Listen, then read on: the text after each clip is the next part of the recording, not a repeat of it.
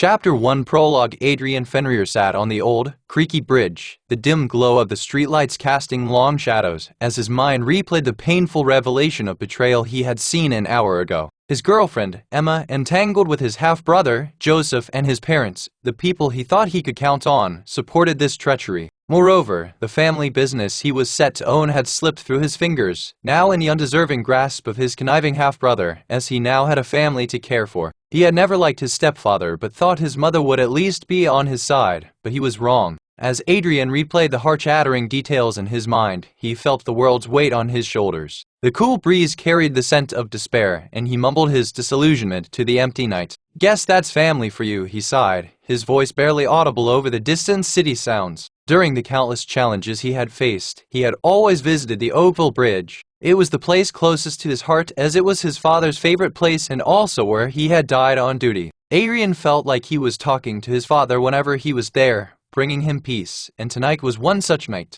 "Well, it is what it is," Adrian shrugged and chuckled. "Can't let my old man see me crying over girls and money, can I?" After a while, a newfound determination sparked within him. Adrian decided it was time to move forward and rebuild his life. He stood up, brushing off the invisible remnants of his shattered past, and headed towards his home, promising to see his father some other day. However, fate had a different plan for Adrian. As he strolled back, head held high, a banana peel appeared out of nowhere on the sidewalk. Adrian, oblivious to the yellow hazard, stepped on it with grand optimism. The next moment, his feet instantly flew out from under him. He staggered, trying to hold the railing to balance himself, but his momentum proved too much and he got flung over the bridge instead. Arms flailing, he tumbled down the bridge, waiting to meet his maker. But even then, he didn't yell at God for ruining his life again and again. "Dariatle," he sighed, the world spinning around him as he descended to his certain death. "This is how I die. On the bridge where Dad died." Resigned to his fate, Adrian closed his eyes, waiting for the cold embrace of the water below. But nothing happened. Frustration building, he opened his eyes to find himself in a bizarre and unfamiliar place. Confused, Adrian raised his hands to grasp onto something, anything, to steady himself. Suddenly, a shrill female shriek pierced the air. Adrian realized his hands were about to grab a woman's chest.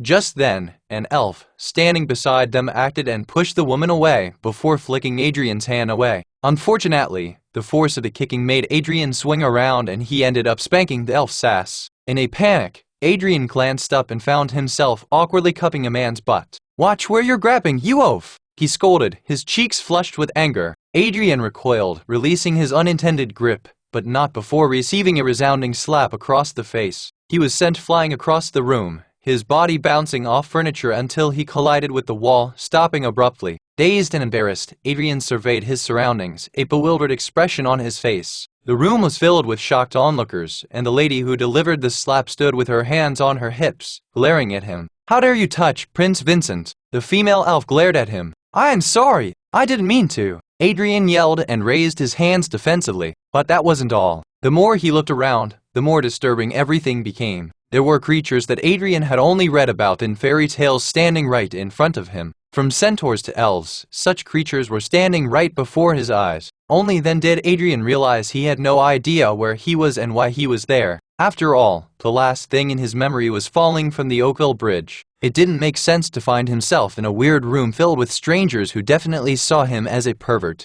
"Am I hallucinating before death or something?" Adrian thought. "But that slap, I can still feel the stinging pain. Where am I?" he mumbled, hoping to get some answers from strangers. But the doors to their chamber were flung open before anyone could answer, and a chaotic scene was revealed as armed individuals rushed inside, causing panic among those present. Still recovering from his slap-induced disorientation, Adrian glanced around as confusion and alarm filled the room. "What the heck is happening?" a man akin to a gorilla asked, puffing his chest as if ready to take on the armed people. "Wait, I was promised treasures, not this," another human shrieked. "Treasure? The man promised me a lifetime supply of coffee," a frail-looking lamia mumbled, nervously smacking her tail around. "I just wanted coffee, not a sword fight. Did I just trade family drama for a war zone?" Adrian thought, wondering how back his luck could get. Strangely enough, the commotion swiftly subsided as a stunning maiden entered the chamber. Her grace and elegance captured everyone's attention, and the room fell silent as her raven hair cascaded behind her. Thank you, oh, thank you, my lord, she whispered, her words carrying a sense of reverence before turning her ocean blue eyes toward the crowd gathered inside the room. Feeling a strange mix of awe and curiosity, Adrian peered through the dispersing crowd to catch a glimpse of her. The maiden's aura exuded purity, and her mere presence seemed to bring a sense of calm to the chaotic atmosphere.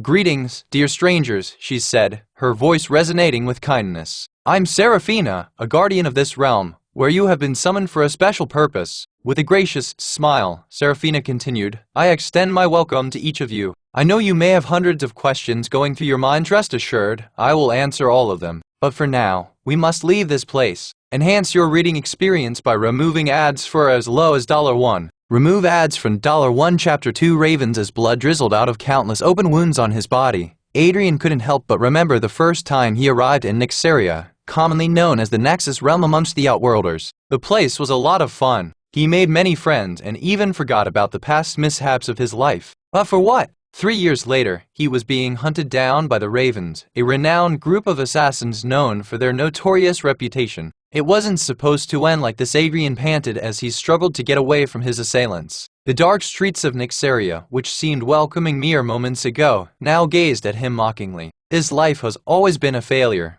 but Adrian thought his life in Nyxeria wouldn't be the same. Come just a few more steps, but taking those few steps seemed a Herculean task. The adrenaline that helped him escape from the assassin's clutches was now working against him as it contributed to increased blood loss. Sooner or later, his legs would give away, and he would be at the mercy of his assailants. Those damned bastards! Adrian's mind wandered to when Seraphina gave him an important task. He was supposed to negotiate with the Ravens for their help in the upcoming subjugation quest. However, as soon as he walked into their den, Adrian realized something was wrong. His analysis skill warned him, yet he foolishly thought everything would be fine. The moment he turned his back toward the Ravens, they struck him with all sorts of poison weapons. From daggers to swords, arrows to spears, it was a miracle he managed to rush out of there. But things were looking grim. He wasn't safe until he exited their domain. Until then, no matter how much it hurt, Adrian had to keep running. The echoing footsteps of his pursuers reverberated behind him, closing in on his location. Fuck, they must have used a tracking spell. Adrian had hoped the narrow twisting and turning pathways would be enough to buy him some time, but it seemed he had run out of his luck. Upon hearing those footsteps behind him, his pulse quickened as he felt the sting of cold sweat on his forehead. The assassins were closer than Adrian had expected, but he could do nothing except run. Come on, just a little bit more. In the distance, a faint glow marked the exit, a chance at escape, the chance he was looking for all this time. The sight of his goal gave him a sudden boost. The irony of the assassin's attack was that all the poison injected in his blood was helping him numb the searing pain, or else he would have collapsed long ago. With his goals in sight, Adrian pushed his body to his limits, muscles burning with exertion. The adrenaline coursing through his veins granted him a temporary burst of speed, but his gasps for air revealed the toll it was taking.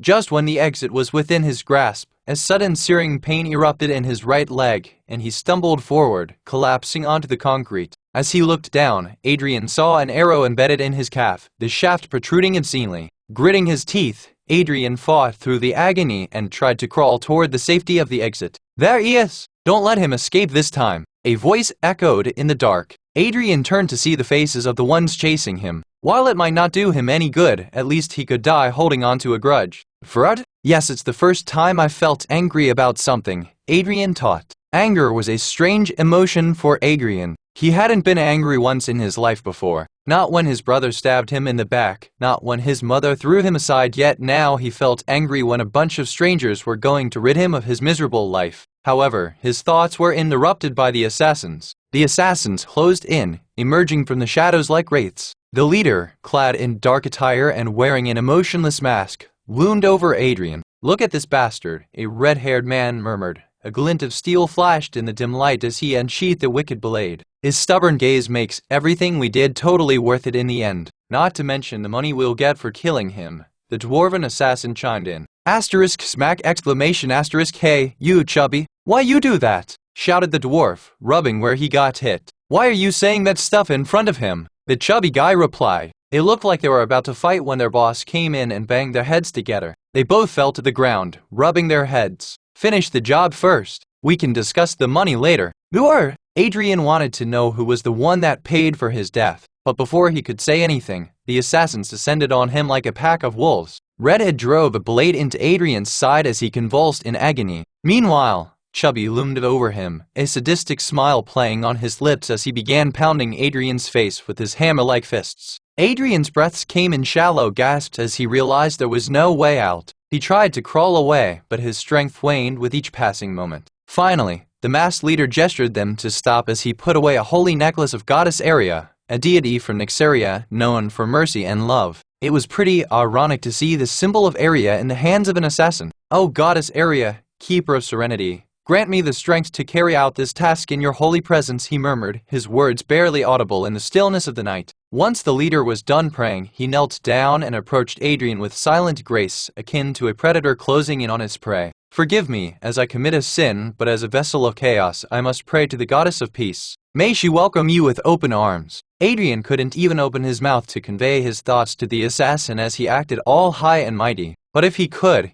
he would have yelled, "Fuck you and your goddess," at the top of his lungs. A second later, the assassin's gloved hands encircled Adrian's neck, grabbing onto it with a cold and remorseless grip. And then, with a swift motion, he snapped Adrian's neck in half. Adrian's lifeless form crumpled to the ground, and the assassin stood over him, his hands folded as if he were asking for someone's forgiveness. Once done, he turned to his underlings. "Take the corpse to Doc," he said. "He's been asking me for another one lately, and be sure to get some money from him up front." "Roger that, boss."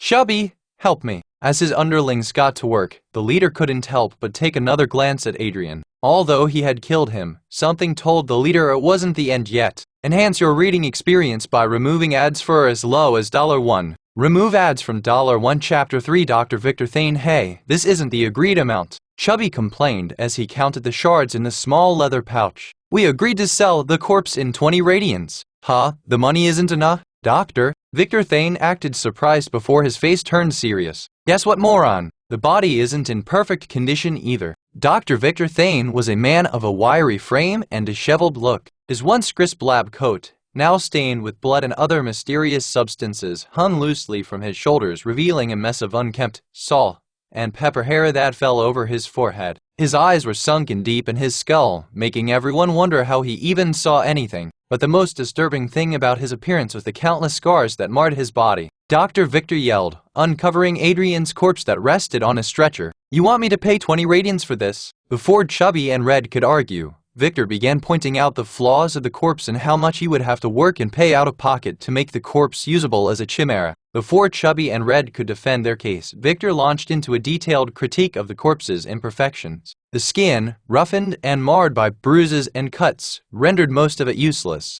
Victor then showed them the massive gaping wound on the side of the body. The wound was deep, puncturing one of the lungs, further diminishing the value and usefulness of the corpse. But boy, Victor wasn't done yet as he grabbed Chubby by the collar and pointed vehemently at the corpse's shattered face. "You did this, didn't you?" Victor's voice was strangely polite, and Chubby couldn't help but admit as he weakly nodded, and it pissed Victor even more. "Why the fuck did you shatter his face?" Victor's anger ceased. "You morons even destroyed his eyes as the shattered pieces of his face popped them out. Who do you think will have to replace all that?" "Oh, come on, Doc." Red tried to pacify the situation. "You know our line of work, and sometimes things get a bit out of hand. Shit like this happens all the time. But that's no reason to dock more than half the pay." Victor, in response to Red's confident attitude, snapped and delivered a resounding smack to Red's head before dragging him to the corpse by his ear. Usually, no one would treat a raven like that, but since Victor had raised Red and Chubby, they treated him as a father figure. But that meant Victor got away with anything he did to them.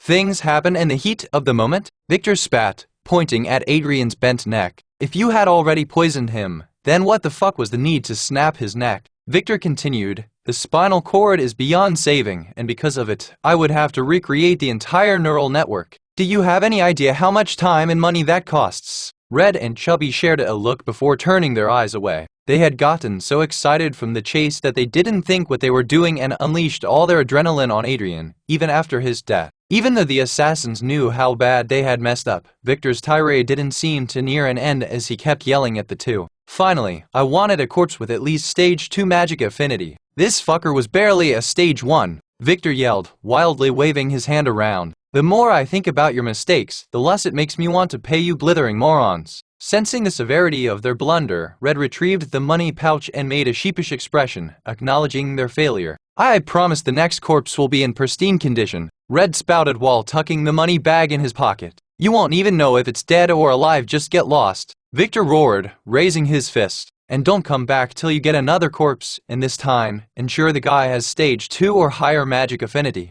All right, the duo exclaimed before making a hasty retreat. What will I ever do with those fools? Victor chuckled and shook his head before focusing on Adrian's corpse. You'll have to do for this order. With the distractions out of the way, Victor pushed the stretcher into his lair. Beakers bubbled with elixirs that emitted faintly phosphorescent glows while strange contraptions hummed and whirred everywhere. The only things kept in order in the lair were books, papers, and peculiar specimens preserved in jars. But that wasn't the destination for Adrian's corpse as Victor wheeled the stretcher even deeper into his lair. The hidden room was the place Victor loved the most, a dungeon marked with the blood of countless beasts. However, the most bizarre thing in the room was the hanging remains of corpses of various creatures. That was where Victor worked his magic to create chimeras for various purposes. From combatants to housework, he could make a chimera for everything, even for pleasure, though he had only done that a handful of times and for exceptional rewards. Once celebrated for his groundbreaking work in genetics, Dr. Victor Thane had descended into a realm where the boundaries between ethical restraint and scientific curiosity blurred. However, money and fame meant nothing to a man who had given up everything in his life to achieve immortality. Unfortunately, even the brightest brains needed money for a plethora of reasons. That's why Victor decided to use his knowledge to make chimeras, as they fetched quite a lot of money. With well-established connections, acquiring the necessary raw materials for his enterprise became seamless and cost-effective.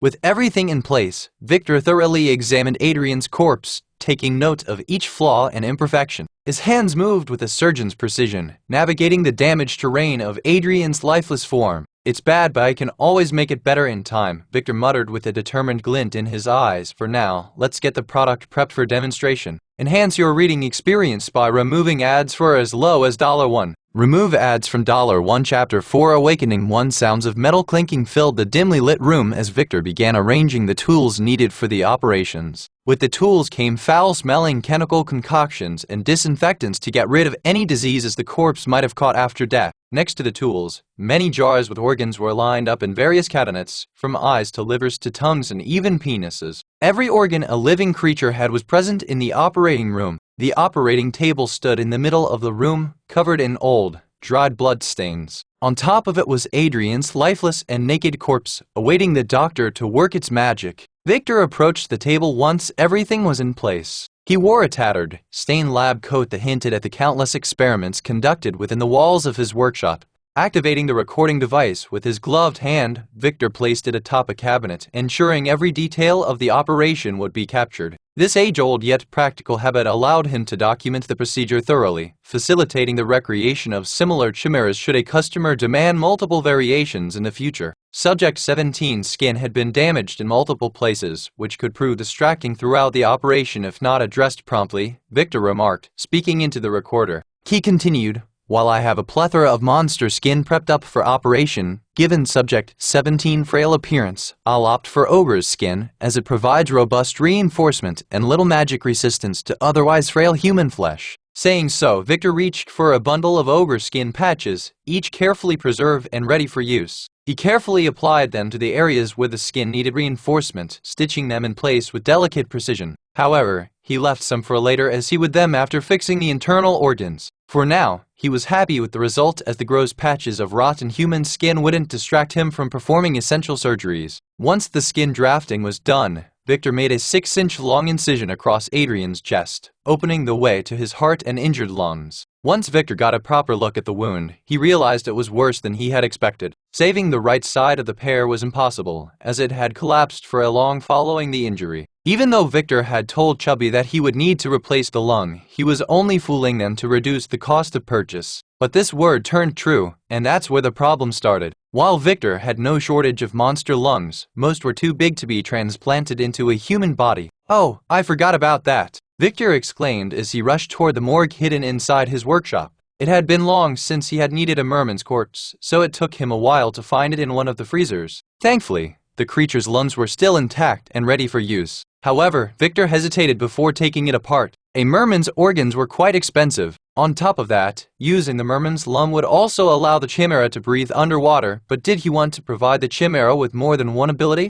Be as it may, I don't have a choice here, Victor sighed, extracting the lungs. Besides, I know the client has a knack for expensive things, so it would be easier to sell Subject 17 at a higher price. Even after his successful implant, Victor didn't close the chest as he wasn't done playing around with it. But at the moment, there were more pressing matters to deal with, such as Subject 17 crushed skull. He had a blighted skeleton skull ready to replace the original skull. Besides, the blighted skeleton was a monster that closely resembled humans, so it was the go-to option for Victor as it would help the chimera maintain a human appearance. On top of that, since the bones of any blighted creature were at least 10 times stronger than an ordinary human skull, it could also be considered a worth it investment. Victor carefully replaced the damaged parts of Adrian's skull with blighted bones, giving the mashed head a new look. Now, for Subject 17 eyes, Victor mumbled as he retrieved a collection of monster eyes from the cabinet. He looked at his collection of eyes, some common, others rare and valuable.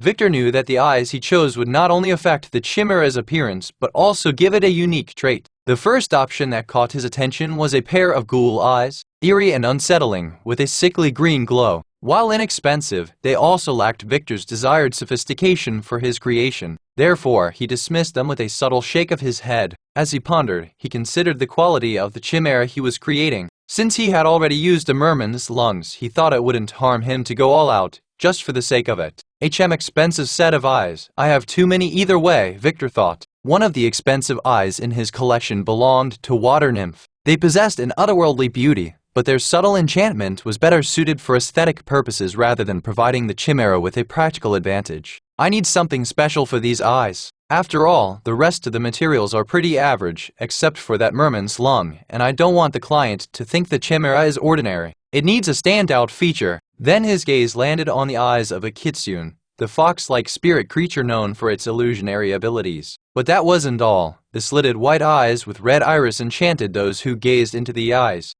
These kitsune eyes are both expensive and unique. They can create illusions, a special trait that could be useful for certain jobs. Besides, it also adds a touch of magic to the chimera. The client might appreciate the extra flair and even pay more than agreed. Victor nodded, satisfied with his decision. With the organs seamlessly integrated, Victor shifted his focus to enhancing the corpse's magic affinity.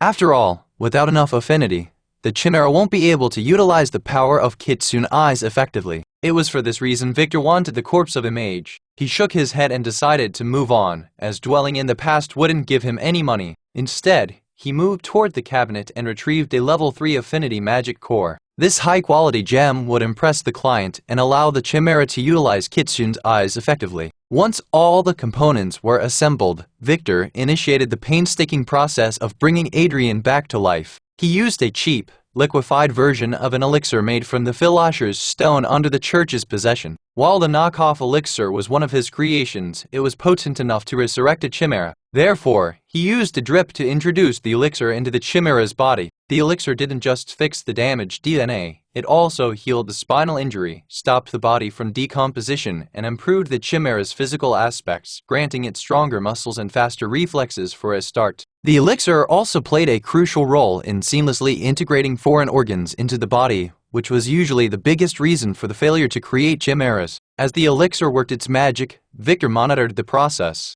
However, the transformation could take hours, providing him ample time to update the client on the progress and hopefully secure an advance payment to cover the expensive materials used. While I'm at it, I should also commission a tamer to make a slave contract with the chimera, Victor excitedly said, rubbing his hands together. Slave contract was essential as it would ensure the chimera's loyalty to its master and help Victor to transfer ownership of the chimera without any hassle. I can't wait to have my name spread around the realms. Exiting the chamber, Victor locked the door behind him. Unbeknownst to him, a surprise would be waiting behind those closed doors upon his return. Enhance your reading experience by removing ads for as low as $1. Remove ads from $1 Chapter 5 Awakening to Chubby. I need you to contact the client. Inform him that the reanimation process is underway and I'll require an advance payment to proceed with the final steps, Victor instructed. At the same time, he looked for his regular tamer's contact info. Sure thing, Doc. I'll get right on it, Chubby replied with his typical cackling voice. As much as Victor hated employing his sons into his business, they had a way of dealing with customers and could negotiate prices relatively well. While it might not seem like it after their interaction with Victor, they only bowed before him because of their relationship. For anyone else, they never gave up, and as a result, Victor always paid them quite well as their commission. Since Chubby would deal with the customer, I should go ahead and call Brocco, Victor mumbled as he called the tamer. Unfortunately, the call didn't connect, and after trying for the 7th time, Victor gave up. Brocco was probably on some other quest and hence wasn't answering his phone. Brocco's absence meant it would take a while before he'd be there to form a slave contract with the Chimaera. But Victor couldn't let the Chimaera be like that, nor could he call another tamer in Brocco's stead. Firstly, calling someone else might cause trouble for Victor as he was doing illegal work by procuring corpses of his experiment through illicit means. The revelation could get him into trouble with the Salvation Church and the Nixerian military. Finally, using another tamer might sour his business relationship with Brocco, and who knows how the mentally sick bastard would retaliate. For someone like Victor, certainty was everything. Even the tiniest bit of uncertainty frustrated him beyond anything. I should have booked Brocco's services in advance, but what can I say? Victor sighed as he headed back toward the operating room. For now, I should change subject 17 and wait for Brocco's reply. Victor continued down the corridor, his mind already calculating the potential profits from his venture. But as he neared the operating room, he heard something. A faint sound of walking could be heard from within the operating room. But the sound only confused Victor. The Chimaera couldn't have woken up on its own, not till the elixir transfer was completed. The drip should have lasted for another hour or so, Victor mumbled as he contemplated what to do. While contemplating the possibility of an early awakening, a stray thought hit him. Could someone have sneaked into the workshop without him noticing? While the possibility of such an event was low, the probability of an early awakening was even lower. Clouded with doubts, Victor approached cautiously, unlocking the door and entering the chamber. At first glance, everything in the room seemed in place until Victor's eyes fell on the operating table. The corpse was nowhere to be seen. Before Victor could process the sight before him, he heard the taping sound again. His attention went to the far corner of the room, where a naked figure was standing, fidgeting with his tools. Adrian's once lifeless body was now moving. What in the name of science is going on here? Victor mumbled under his breath. Even though his voice was as quiet as possible, it turned out to be the worst decision on his part. Subject 17 heard his voice and turned towards him like a lightning whip. As soon as the Chimaera turned to face Victor, the first thing he noticed was Subject 17's eyes. Those white eyes and red iris never seemed as threatening as they did at that moment. But Victor's attention slowly shifted towards Subject 17's overall appearance. The elixir seemed to have done an outstanding job. Subject 17 was showing exceptional muscle growth compared to his previous frail appearance, as well as good reflexes. However, Victor realized it wasn't the time to marvel at his creation. A Chimaera had woken up prematurely, which meant there was a chance that it had retained memories from its past life, and given the circumstances of its passing, it would be angry, very angry. It wasn't the first time it had happened to Victor, and as usual, he had prepared for the situation. The only issue was the so-called solution. Anesthesia was in the hands of the subject. First, I forgot to chain him, and now this. What's wrong with me tonight? While the subject stared him down, an idea struck Victor. The operating room was strong enough to hold the Chimaera in place. As long as he managed to get out of the chamber and lock it, the Chimaera wouldn't pose a threat to him. Once I'm out, I can contact those moron sons of mine to deal with this mess, Victor thought, and with a plan made, began taking little steps backwards. Victor took a step back, his gloved hands trembling. But it seemed the creature wasn't as stupid as Victor thought as it lunged toward Victor. Victor barely had time to react as Subject 17 fingers slashed through the air, narrowly missing him. But the attack made him stumble backwards, knocking over surgical instruments. Victor grabbed a handful of tools and began throwing them toward the Chimaera, hoping it would be enough to stop it. However, the ogre skin he had grafted over the subject ensured no harm came to Subject 17. In a desperate move, Victor reached for a nearby shelf, grabbing a vial of potent acid from a toxic spitter, a venomous plant found in the wetlands of Nexaria.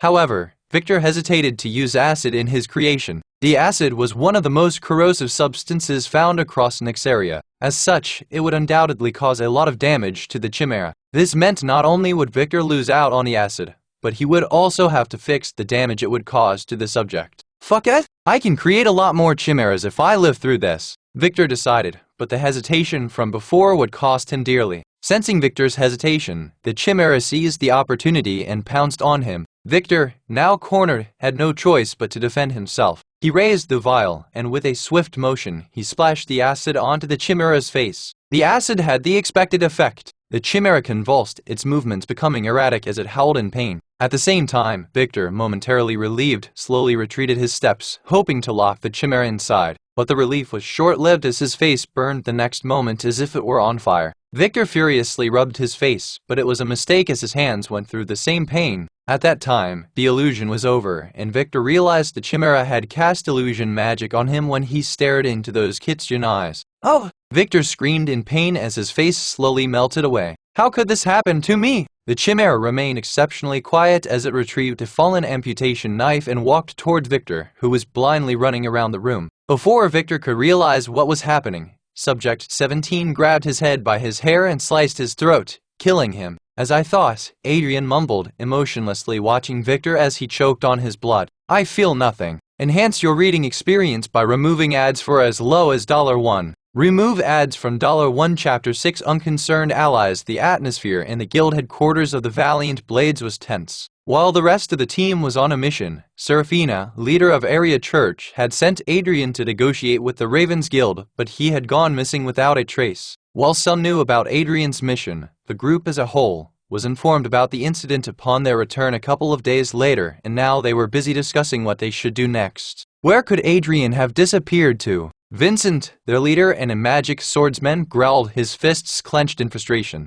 "That fucker always causes trouble for us." "I agree. This is ridiculous. Adrian has been missing for days, and we still don't have any clue about his whereabouts." Amelia, the fiery redhead and the team's archer, paced back and forth. Lady Serafina should have known better than to trust him with such a crucial mission. The group's mage, Sophia, was quick to respond. "He contacted me as he entered the Ravens Guild building. I'm sure they had done something to him." "Sophia," Vincent mumbled, scratching the scar on his face. "You already know that they claim Adrian never arrived. I know they are denying he was ever there, but I'm certain he was," Sophia yelled, slamming her hands on the table. The other members of the team exchanged glances. They didn't believe her, as it was clear on their faces, yet none of them wanted to offend the strongest member of their party. "So, Clara, Sophia's best friend and a warrior, interjected. "Are you sure, Sophia? Maybe you misheard him. Adrian's been known to get things wrong," Clara said, moving her auburn hair out of her face as she got up to hug Sophia.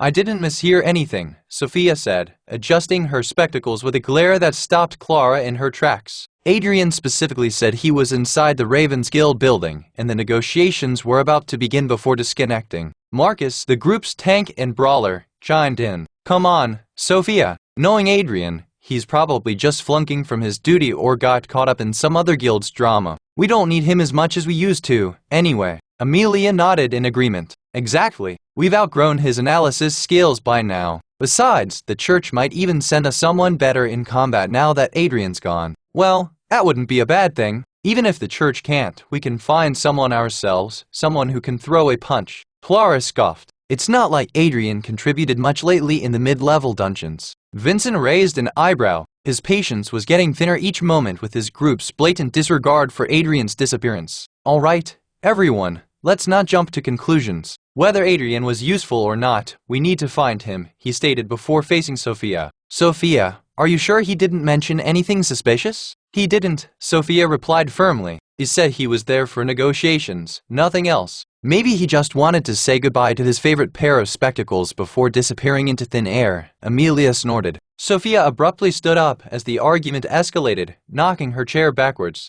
"I can't believe you're all so indifferent. Adrian's missing, and none of you fucking care," Sophia exclaimed. "Maybe you don't need him, but I sure as hell do. I'm going to find Adrian, with or without your help." Before anyone could react, Sophia stormed out of the guild hall, leaving the team in stunned silence. Vincent rose to follow Sophia, but Clara touched his shoulder, stopping him. "Let her go," she said. Adrian was her lover. She obviously took his disappearance hard. "Give her some time, will you?" Marcus added, and Amelia, "It wouldn't hurt if you showed a bit more empathy. Adrian might have been a pain for us, but he meant a lot to Sophia." "Does it look like I care about human emotions?" Amelia rolled her eyes as her elf ears poked through her hair. "Anyways, I'm leaving. You guys can do as you please with Adrian's issue." Vincent sighed angrily, feeling a mixture of frustration and disappointment. He had hoped Adrian's death would open up new opportunities for him, especially with Sophia. But it seemed like Adrian's ghost continued to haunt him even in death. Meanwhile, in Victor's hideout. After hiding Victor's corpse, Adrian turned around and a mirror caught his attention. He had noticed the ogre's skin patched all around his body and wondered what else had changed about him. He hesitatingly walked to the mirror, not knowing what to expect. His reflection stared back at him, but it was not the familiar face he expected. Like his body, there were several small patches of ogre skin around his face. But that wasn't all. He could feel something different about his face. The shape was a bit off, as if a part of his skull had been replaced by someone else's. As he stared at his face, he realized his eyes were slightly off. But he wasn't surprised. After all, he had used a skill he never had before on the stranger mere moments ago. It was because of the eyes Adrian sighed, his fists clenched. Suddenly, Adrian felt a surge of rage inside him. He had always been a rational pacifist, but his death had messed him up. He couldn't control his anger anymore and struck the mirror with a force that shattered it. Breathing heavily, Adrian surveyed the remnants of the mirror scattered on the floor. The reality of his situation gnawed at him, but he knew he needed to regain control. He had a lot to think about, and he couldn't lose his rationality on trivial stuff, or else he would waste the opportunity he had been given to exact his revenge. I can think about who or what after I escape this place, Adrian mumbled, taking a deep breath. I need to get out before someone comes looking for whoever I just killed. Taking a moment to collect his thoughts, he searched the chamber for clues or tools to aid him. But as he did, he heard a similar notification sound of the system. It surprised Adrian as he had thought the system would have disappeared after his death. But he was wrong. Let's see what we got here. Enhance your reading experience by removing ads for as low as $1. Remove ads from $1. Chapter 7 New Class. Adrian's surroundings shifted as a translucent screen materialized before him. The screen was filled with floating holographic symbols and intricate lines of words depicting his newfound status. Due to changes within the user, you will be allotted a new class. Oh, I can't lose my analysis skill. Adrian panicked, trying to revert the change. When someone's class changed, they would usually lose their existing abilities and be provided new ones. While in typical cases, the replaced skills were better than the existing ones, Adrian wasn't sure what kind of class or skill his new body would give him. That's why he was opposing the change, as he had gotten used to his analysis skill, which he had maxed out. Unfortunately, it didn't seem like the system intended to listen to his pleas. The change cannot be cancelled or interrupted. Please wait till said changes take place. This stupid luck won't leave me even after dying. Adrian sighed, smacking his head. System has been updated. It is suggested that the user familiarizes themselves with the changes. It's not like I have a freaking choice in the matter, do I? Adrian shook his head and swiped to open the status page. Status page flashed in bold, luminescent text at the top of the panel. Intrigued and wary of the changes the system might have made to his former stats, Adrian took a peek at it. However, he was surprised by the myriad of new options that appeared beneath his existing skill. What is all this? 1. Status, active. 2.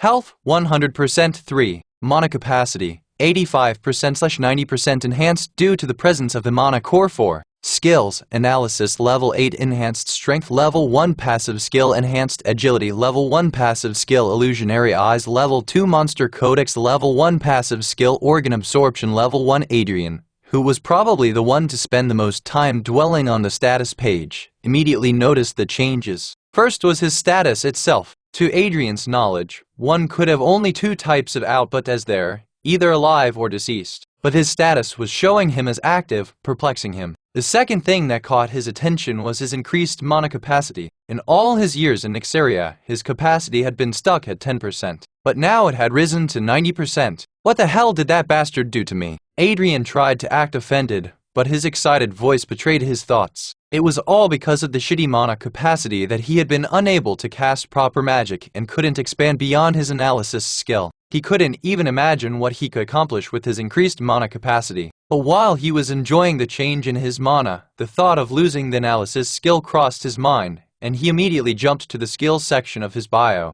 Thank God it's still here. Adrian sighed in relief. Although the skill level had taken a bit of a hit, going down from level 10 to 8, Adrian was happy he hadn't lost the skill entirely. His happiness was increased even more when he saw the 5 new skills he had obtained. While most were passive skills, someone like Adrian, who only had one skill his entire life, was on cloud 9. Enhanced strength and enhanced agility were skills he needed no explanation about. It was the same with illusionary eyes, as Adrian had already used the skill once an hour or so ago. However, the skill's monster codex and organ absorption were foreign to him. Intrigued by his new skills, Adrian selected them, and a short summarized description appeared on a second page before his eyes. Skill: Monster Index records information about encountered and defeated monsters. Recording more monsters will increase its level and provide more detailed options later. Upgrade requirement: register 10 monsters in the index. Progress: 0/10 skill. Organ absorption is the ability to absorb the organs of defeated monsters. Organs must be absorbed immediately after a monster's demise to extract their essence fully. Absorbing more organs would upgrade the skill to unlock better options later on. Upgrade requirement: absorb 5 organs from different beasts. Progress: 4/5. Adrian was a bit surprised with the skills he had received, but the organ absorption skill creeped him out a bit. While he could guess it was an overpowered and rare skill, he was worried that he would have to eat monsters to absorb them. "I'll cross that bridge when I have to," Adrian mumbled as he selected the first option, status. Instantaneously, a holographic projection appeared before him, depicting an avatar representing himself. It was an animated rendition of his patched-up form, with overskin and kitsune eyes. The avatar would have looked cute if not for the strangely misshaped skull. Underneath the avatar, a detailed breakdown of his status appeared. Current status: name, Adrian; race, Chimaera; human; former class, Devourer; analyst; former affiliation, none; level 1; attributes: strength, 31; agility, 34; precision, 32; intelligence, 45; magic affinity, 55; defense, 36; luck, 15; charisma, -32. A human in Nexaria on an average had 10 stat points in each attribute. So, a cumulative stat of 70 points was considered level 10, but Adrian suddenly had more than thrice of that, ignoring his charisma for obvious reasons. Charisma took a hit, didn't it? Adrian chuckled, scratching his deformed face. But other than that, those are the stats of a level 30 beginner, not someone level 1. Wait, level 1. Adrian grabbed his head. How did he go from level 47 to level 1? While he had better off stats than previously, some dungeons and quests required high level, not high stats to be admitted into. Wait, why am I even worried about such things? Adrian sighed, realizing his situation. It's not like someone like me would be able to enter such places anymore. It was essential to get stronger for his revenge as he remembered the level of those assassins. With his current stats, he won't be able to defeat even the weakest of the three, the one with red hair with a level of 50. I have to grind my attributes and upgrade my skills to go up against him. Adrian shrugged. The easiest and quickest way would be to enter a free dungeon for beginners and grind.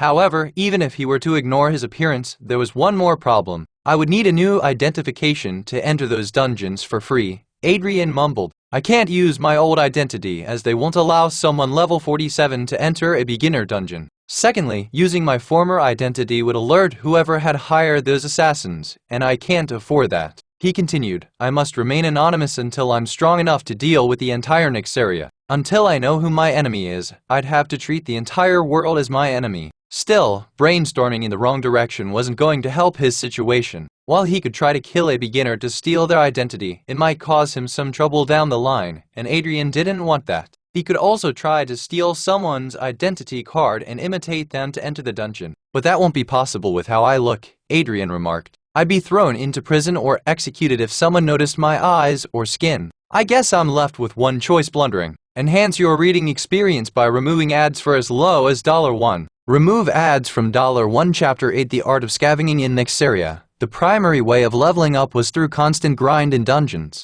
It was pretty simple. You enter a dungeon, find monsters to kill, take their loot, and get out. Once outside, you could either sell the goods or keep them for yourself. Either way, the loot would come in handy and was a bonus for killing the monsters, but the primary objective remained the same: gaining levels. After all, the higher one's level was, the stronger they were, and one often had access to a plethora of skills unless one had a singular skill-focused class such as an analyst. While the workings of a dungeon were pretty simple, getting a light out of one was a challenging task. Even if one survived the monsters within the dungeon, there were other dangers one had to consider. But to understand that, one had to be aware of different participants in a dungeon. First came the divers. These were the official participants allowed inside a dungeon through legal means, either by paying a fee or being commissioned for specific quests, such as exploration or subjugation. Porters were the group that followed the divers inside the dungeon. While they lack combat capabilities, they more than make it up in other sectors, primarily resource management and as an information broker.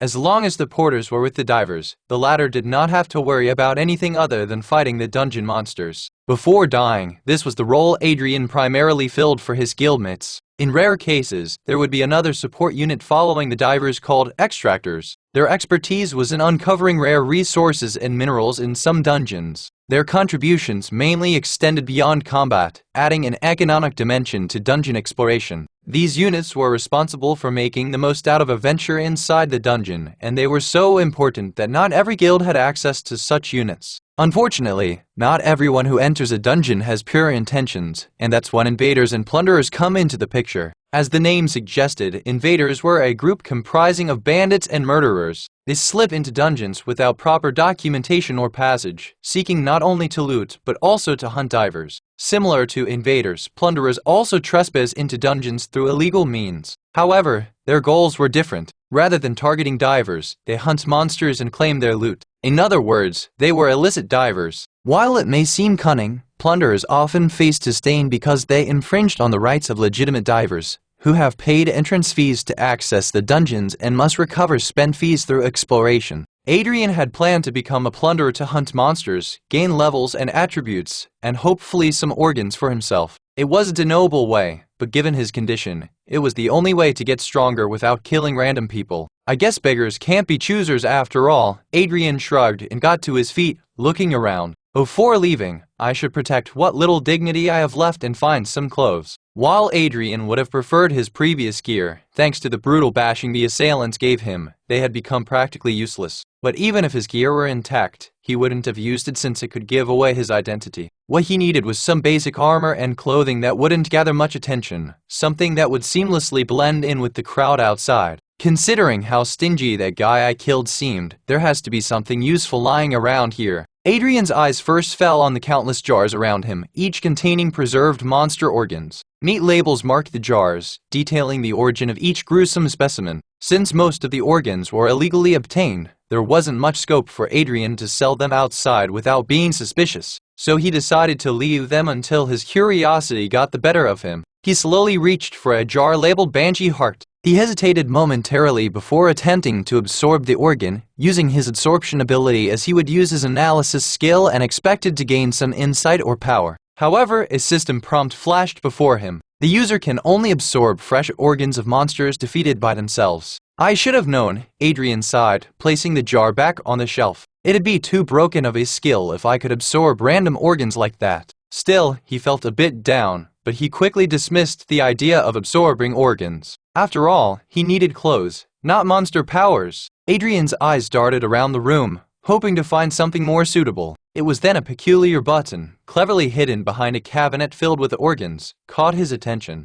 Since Victor didn't operate any legal business there, Adrian was sure the deceased doctor would have a few hidden rooms in his workshop for storage or other purposes. "Let's see what you got for me," Adrian mumbled, pressing the button. The button revealed a secret passage below, with a metal door blocking the path ahead. The door looked sturdy, so Adrian was hoping it was unlocked, or else he wouldn't be able to check it out. Thankfully, his wishes came true as the door wasn't locked. A blast of cold air greeted him as he stepped through the door. The temperature in the morgue was freezing, but surprisingly, Adrian felt nothing despite being naked. "I can feel the cold, but it isn't as uncomfortable as I'd expect," Adrian said and got to work. Upon first glance, he realized it was some corpse storage facility, like a morgue. With nothing else to do, Adrian began pulling them open one by one. However, his hopes of finding clothes and armor dwindled as each drawer revealed only naked bodies. Some of the corpses were covered in white stains, mainly the female corpses, and the discovery disgusted Adrian. But it didn't surprise him. After all, it was obvious someone like Victor, who was fascinated with corpses, was a necrophile. Suddenly, I felt like I should have tortured him more. Fucking bastard. After that, Adrian stopped looking inside the drawers, not wanting to accidentally stumble upon something even worse. But he was still hopeful to find something useful. There was no way a hoarder like Victor would throw away anything. Just then, his eyes landed on another cabinet tucked away in a corner. Bingo! Opening the cabinet, Adrian discovered a disorganized pile of clothes and armor. It was just the thing he was looking for. Though most things were beyond saving due to negligence, he managed to find some helpful stuff. By the time Adrian was done going through the cabinet, he had managed to get a tattered hooded robe to conceal his deformed face, a decent chest plate, bracers, and a pair of worn pants. While Adrian's attire looked more like a beggar than a warrior, it was the perfect disguise for him as he looked homeless, so no one would bother him. Secondly, it was perfect for him to blend in with the beggars often found around the dungeons, hoping to gain a shard or two from the divers. However, his find didn't end there. Hidden behind the clothes, he discovered a small chest. Eager to uncover its contents, he forced it open and revealed a treasure trove of currency, coins, shards, and notes from various realms. Adrian's eyes widened in disbelief and he pocketed the money, storing it inside the system's inventory. Getting money was one of his main concerns, and now it was solved for a while at least. It seemed that Victor's dealings extended far beyond Nyxeria, and Adrian was a bit worried about it. Someone who had relations with realms outside Nyxeria would be a big shot, and he had killed someone like that. I just hope no one comes after me while I'm weak. Adrian sighed and decided to get out of there as soon as possible and make it look like there's been a burglary. The best way to do that would be to steal some of the organs and cause a ruckus everywhere. With a plan, Adrian moved to action, destroying most things he could get his hands on while storing some in his inventory. While on his rampage, Adrian stumbled upon another chest, but it was bigger and sturdier than the one he had found earlier. Since he was staging a burglary, it would be weird for a thief to leave a chest untouched. So, he got to work and pried open the chest with his newfound strength. Opening it revealed a collection of rusted and blood-stained weapons. Most of them were far beyond any hope of restoration. Since I'll be going to a dungeon, I would need a weapon regardless. Adrian shrugged before dumping the contents of the chest on the floor. After carefully scavenging through the pile, Adrian managed to find some small throwing knives and a usable crossbow. He had never used such weapons before, but it wasn't like he had a choice but to adapt to the cards he had been dealt. After equipping the clothes and securing the weapons in his inventory, Adrian took a final look around Victor's workshop. He had thrashed the place as much as he could, so there should be no signs leading anyone to him. Satisfied with his findings, Adrian made his way toward the exit. Unbeknownst to him, someone was already on their way to the workshop. Enhance your reading experience by removing ads for as low as $1. Remove ads from $1 Chapter 9. Let the hunt begin. One chubby hurried toward Victor's workshop. His shallow breath suggested he had been walking for quite a while, which wasn't something he usually entertained. But given the situation, he needed Victor's advice as soon as possible. He had been trying to reach Victor, eager to inform him about the buyer's approval for the advance payment. The buyer, however, insisted on inspecting the Chimera in person before sealing the deal. It was a problematic request since it would require them to capture a monster alive or kidnap a diver to fight the Chimera. Both the tasks were equally complex, so Chubby wanted Victor's opinion on the matter before agreeing to anything with the buyer. However, despite trying 1,000 times, there was no response from Victor. Chubby had gotten worried and decided to meet Victor face to face. "Victor, are you there?" Chubby mumbled to himself, hoping for a response that never came. "Victor!" He called again, but the result remained unchanged. "Victor! Hey, Victor! Open up!" Chubby yelled and began pounding on the door. Still, there was no answer. "But where's the key?" Fumbling for a set of keys Victor had entrusted him with, Chubby hastily unlocked the door and pushed it open. But nothing could have prepared him for what he was about to witness. The once religiously organized workshop was in disarray, with shattered glass and strewn tools everywhere. It didn't take long for Chubby to realize something had to have gone down there. "Victor, where are you?" Chubby felt panic as he rushed inside, calling out for Victor. "What happened here?" Chubby's voice echoed through the dimly lit halls of the workshop, but there was no response. At this point, Chubby knew Victor was in danger and rushed inside the rooms, something Victor had warned them not to do 1,000,000 times. But now, Chubby didn't care about Victor's warning. As long as he found Victor safe and sound, he was willing to get scolded for the rest of his life. As Chubby frantically broke into the operation room, looking for any sign of Victor, his eyes fell upon a chilling sight: a puddle of blood on the ground. A chill ran down Chubby's spine as he inspected the scene. "Oh no, no, no! This can't be happening!" Chubby exclaimed, his heart banging against his chest. He scanned the workshop, desperately hoping to find Victor unharmed. But the silence of the workshop only heightened his anxiety. "Victor, please be okay." Despite his best efforts, Chubby failed to locate Victor. Running out of options, he stumbled out of the workshop, clutching his phone tightly. He needed help and dialed Red's number with trembling hands, hoping he would know where Victor could be. "Oh, Red, it's Chubby. Something's wrong at the workshop. Victor's not here, and there's blood, too much blood. I don't know what to do." You need to come right now. Slow down, Chubby, and tell me what happened. Red's voice came through the speaker, intertwined with much noise because he was in a club. I don't know, Red. The workshop is trashed and there's blood on the floor. Victor's not answering his calls, and I'm scared something bad happened to him. Relax. The old man could have gone for a walk or something, Red scoffed. As for the blood, you know the type of work he does. Maybe he accidentally spilled some and left to get supplies to clean it up. Then why is everything a mess inside? In the years Chubby and Red had known each other, Chubby had yelled only thrice. First, when they found out Victor wasn't their actual father. Second, when a girl he liked kicked him in the balls. And third, when Red almost died. That's why, after hearing him yell again, Red knew something serious must have happened, or else his brother wouldn't have reacted in such a manner. I'll be there in a few minutes. Don't touch anything, Chubby, Red replied after a while. We'll figure this out together. Chubby nodded, even though Red couldn't see him through the communicator. Hurry, Red. I don't know what to do, and I'm really worried about Victor. Yeah, don't act like a kid now. After disconnecting the call, Chubby waited for Red outside the workshop. As he looked back at the entrance, Chubby couldn't shake the sense that something horrible had happened inside the workshop. Asterisk. Meanwhile, Adrian slowly made his way toward the nearest dungeon he remembered. Since he had only been inside the slums a couple of times, it took him an entire day to get outside and enter the central city. Since it was already nighttime, Adrian decided to push his luck and keep heading towards the dungeon. After all, no one should be able to see his face in the dark since it was covered. Besides, there would be fewer divers around, so his chance of stumbling into a party was low. But it also meant the Inquisitors, the dungeon guards, would be alert. Fooling them would be a challenge, Adrian mumbled as he walked along shadows. But it shouldn't be a problem with my eyes. Upon reaching the entrance, he noticed an unusual absence of guards. While initially Adrian was a bit taken aback, he realized it was his opportunity to slip into the dungeon undetected. However, fate had other plans. Just as he reached for the entrance, a tap on his shoulder jolted him. Adrian knew it was a guard behind him without even turning around.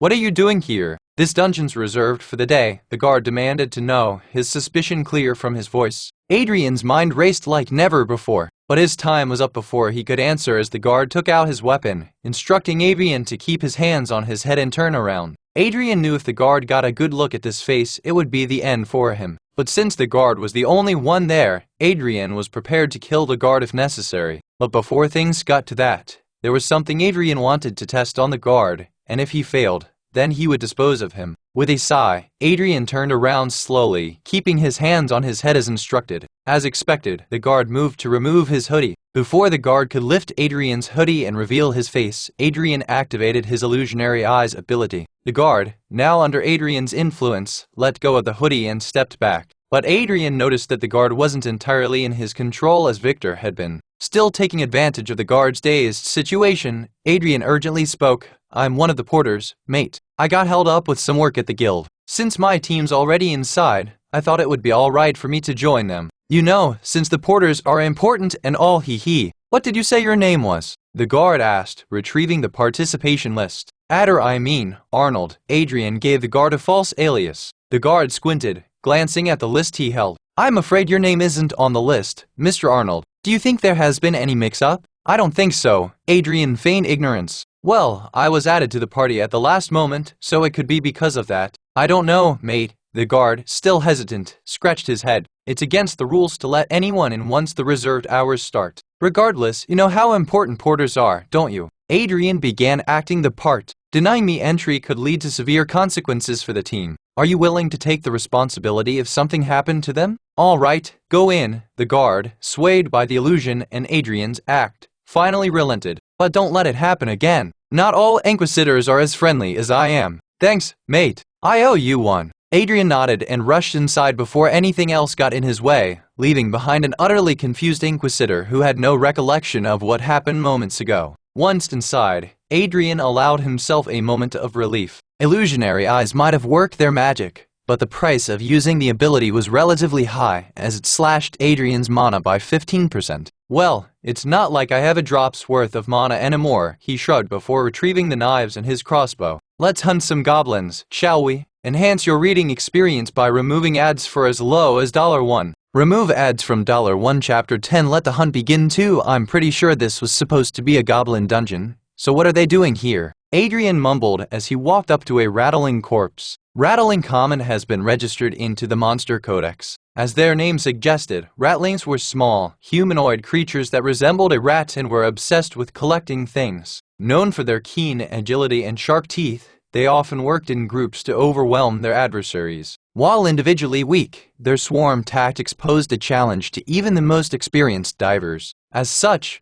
beginners aren't allowed anywhere inside such dungeons. Anyone below level 25 is strictly instructed to keep away from them. That's why Adrian was surprised to find Rattling's corpse in a beginner dungeon used by those with level 20 or below. "It's not like I'm safe from rattlings either," Adrian mumbled, shaking his head. While Adrian had the stats of a level 30 diver, he lacked the skill and experience to deal with a rattling horde alone. After all, having stats doesn't equate to having experience. But more importantly, Adrian lacked the means to deal with the horde. Since the best and easiest way to deal with rattlings was to use a fire-based area of effect attack. While Adrian now had the mana required for such an attack, he did not possess an area of effect skill to dispatch the rattlings. Wouldn't it be better to leave this dungeon then? Adrian wondered. The more he thought about it, the more he leaned towards leaving the place. However, it would have been a waste if he had come all the way there and fooled the guard only to leave empty-handed. It wouldn't make sense for him not to scavenge what he could from there and leave afterwards. It's not like anyone would notice a couple of missing rats. With that in mind, Adrian used his analysis skill to check whether the corpses were worth his time. But what he got instead was a surprise.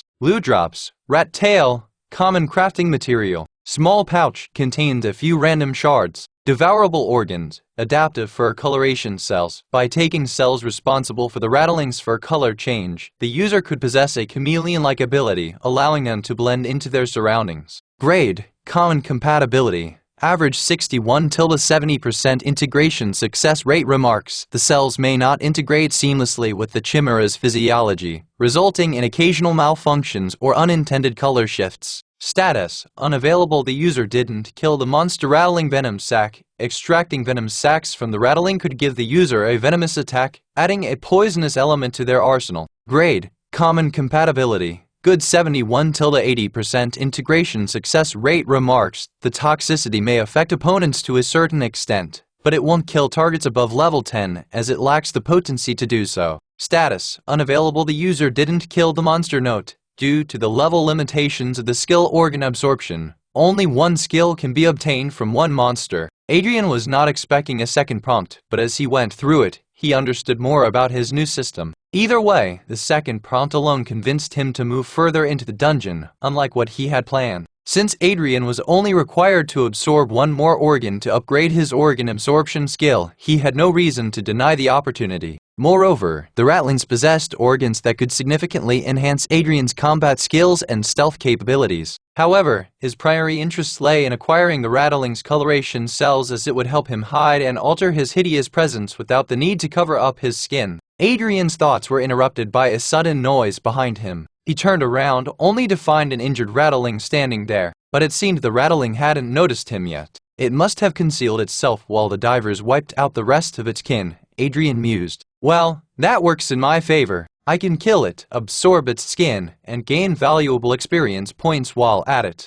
Not wanting to alert the beast, Adrian quietly reached into his inventory, pulling out his crossbow, trying his best not to make any noise. He then proceeded to aim at the injured rattling. Satisfied with his aim, Adrian released the arrow. However, he wasn't prepared for what happened next. Despite being injured, the rattling proved to be quite agile and jumped sideways, narrowly avoiding the arrow. But it'll get away, why isn't it running? Typically, a rattling would have fled upon being attacked, especially if it was alone. However, the corpses of its kin seemed to trigger a feral response within the monster as it charged toward Adrian instead of fleeing. Caught off guard by the unexpected aggression, Adrian swiftly notched another arrow and fired away. The arrow found its mark this time, hitting the rattling's injured arm. However, despite being hit, the rattling kept rushing towards Adrian. Adrian realized that reloading and firing the crossbow took too long and decided to abandon it. In its place, he drew two knives. Though inexperienced in close-quarter monster fights, Adrian, like every other summoned warrior, had been trained to wield basic weapons. Even though his training was cut short when he gained the analyst class, Adrian was confident in taking down an injured Rattling. Besides, his stats were higher than the beast's, adding to his confidence. As the Rattling closed in, Adrian prepared himself.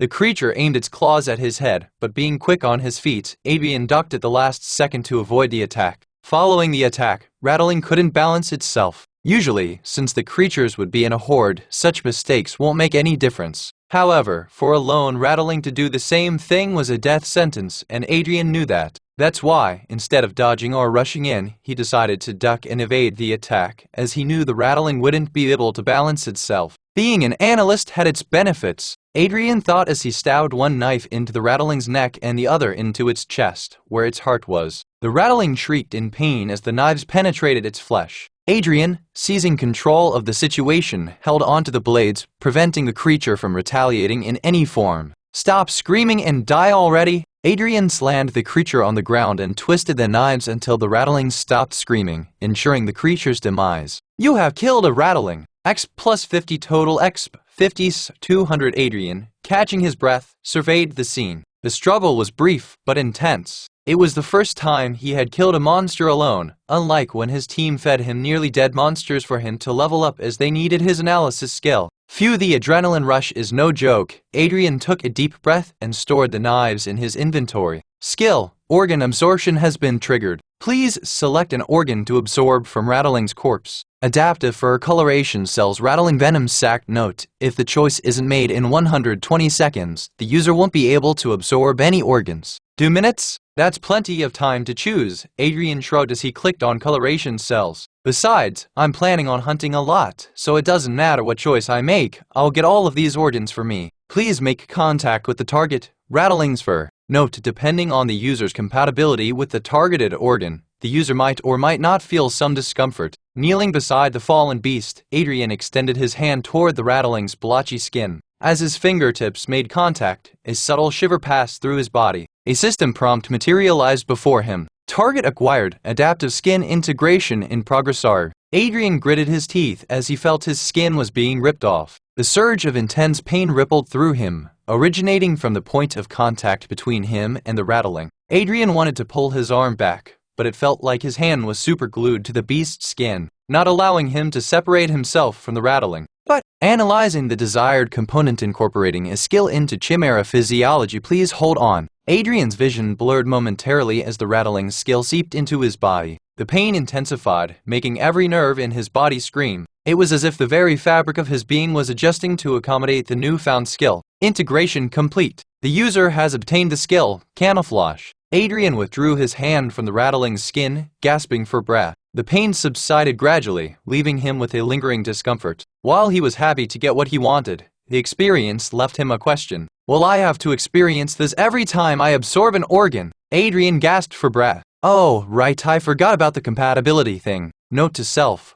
only absorb organs with good or higher compatibility. Fuck, I feel drained. Enhance your reading experience by removing ads for as low as $1. Remove ads from $1. Chapter 11. Hunter hunted 1. 2 types of dungeons were primarily found in Nexaria. The regular, one-time dungeons disappeared once all the monsters inside the dungeon had perished. However, if not cleared in time, the monsters from within could break out and cause havoc. For this reason, one-time dungeons are often dealt with on a priority basis. The second was timed dungeons. Timed dungeons didn't disappear once all monsters had been killed. Instead, they undergo a phenomenon called dungeon reset, in which, after some time, the monsters within the dungeon respawn, ready to be served to another group of divers. However, differentiating between the two dungeons is next to impossible, as there's no definite difference between the two. The only method of identifying a dungeon's type is to clear it. Once the dungeon is cleared, if the portal remains open for more than a day, then that dungeon is a timed dungeon. If not, it is a one-time dungeon.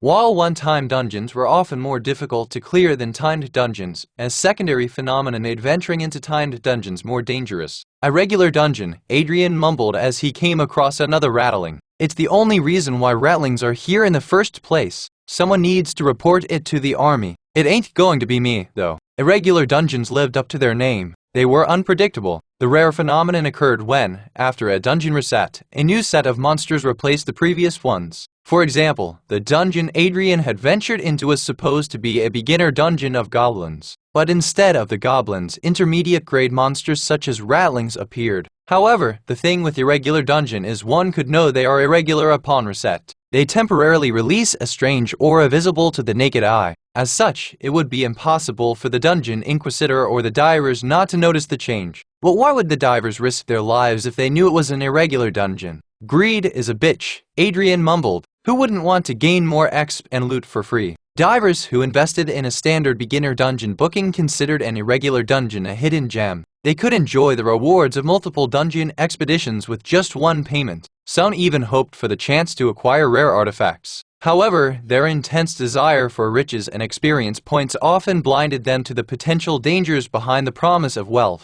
Can't blame them, really. It's all thanks to that ridiculous protocol of notifying the army about every irregular dungeon.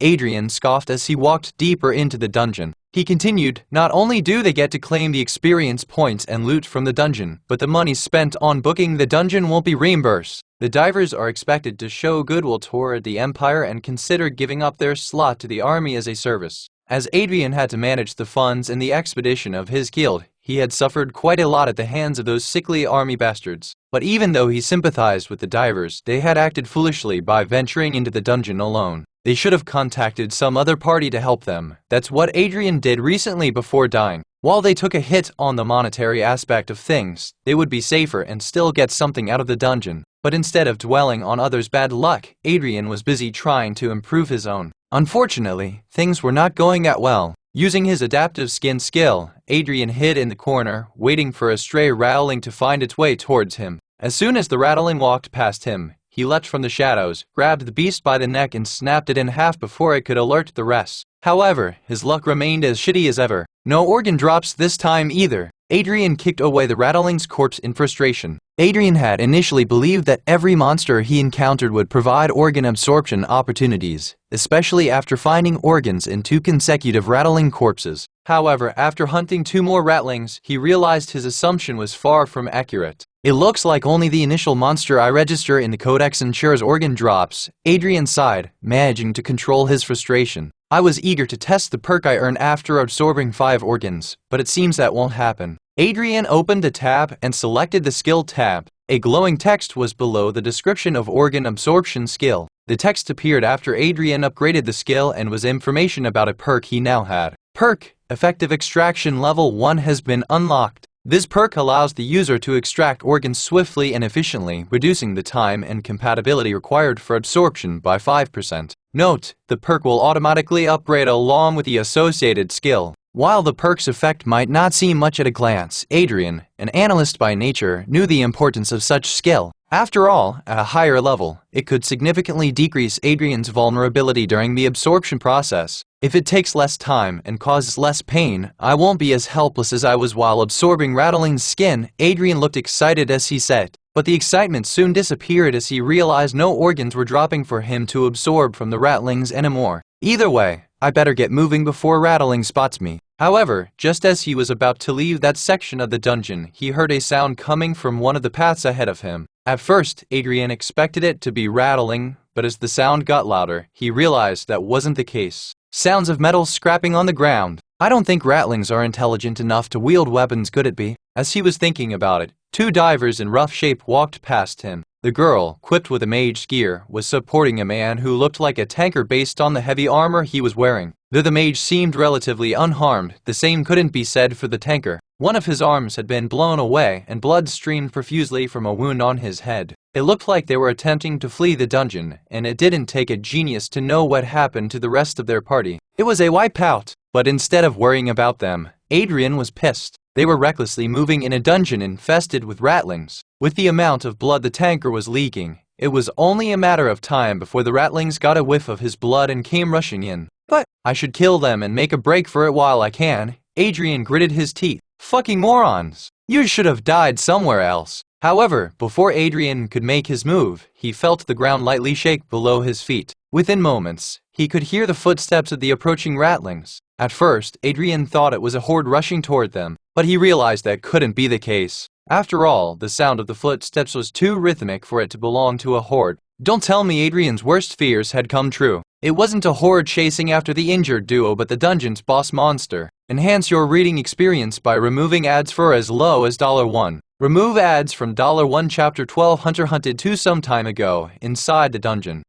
Stay with me, you fucking bastard. Alina, a freelance mage, cursed under her breath, dragging a man in a bulky armor with her. I warned you to eat less, but no, you just had to turn into a blob. Leave me, Jackson, the man in the armor mumbled, his mind slowly fading. Alina and Jackson were level 15 freelancers who worked with guilds on a contractual basis. Since they had the same circle, they would often be teamed up and over the years had gotten to know each other quite well. Today was supposed to be just one of the many times they entered a dungeon together. Only this time had they stumbled upon in a regular dungeon. Jackson had opposed the idea of entering the place, but under Alina and the rest of the party's insistence, he joined them. It was a mistake he immediately regretted once they encountered ratlings. Once again, Jackson suggested they should leave, but everyone else, including Alina, declined. While he was dead set on going, he did not want to leave Alina alone and continued with the expedition. However, their luck got worse and worse. They knew it was the end when they encountered a level 27 Minotaur as the dungeon boss. The Minotaur looked famished and on the verge of dying. That's why the party decided to take it on, sell its corpse to the Scribes Guild for research, and get some money from them. It didn't take long for them to realize that even a weak Minotaur was still a Minotaur. 3 minutes, that's the time it took for the boss to kill most of their party with only Alina and Jackson alive. But even then, their condition wasn't any better. While protecting Alina, Jackson had one of his arms blown away. Even then, he couldn't protect Alina entirely as she got hit in the abdomen, breaking a couple of ribs.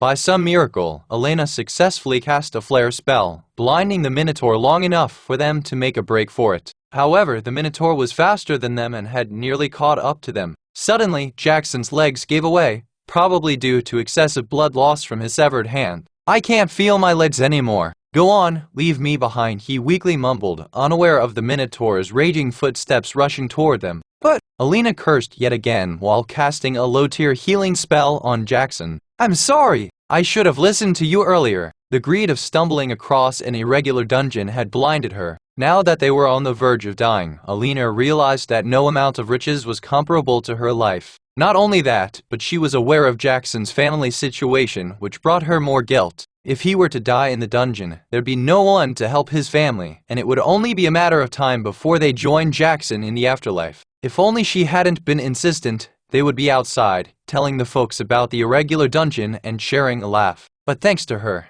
everything was officially fucked. How could I leave someone who didn't leave me? Alina spoke bitterly, realizing she had run out of mana. She took Jackson's sword and prepared to face the Minotaur by herself. Alina knew she was only putting up a fight in vain. Even if the Minotaur was weak, she had no chance against it. Yet, she stood there, waiting for the beast to appear. She didn't have to wait for long. A slow huffing sound came from the direction they had just escaped from. Alina peeked through the tunnel and saw the Minotaur slowly approaching them. Its glowing orange eyes had locked on her. As soon as the Minotaur's eyes found them, it uttered a guttural scream before rushing toward them. Alina might have taken the sword to fight the Minotaur, but after hearing it scream, she fell to her knees, blankly staring ahead. Within a moment, the Minotaur stood over her, mere moments away from bringing her weapon down. Scared of death, Alina closed her eyes and waited for the blow, but it never came. The only noise that came was a loud thud of something falling. Still scared, Alina slowly opened her eyes, only to find a strange sight. The Minotaur's sword was on the ground,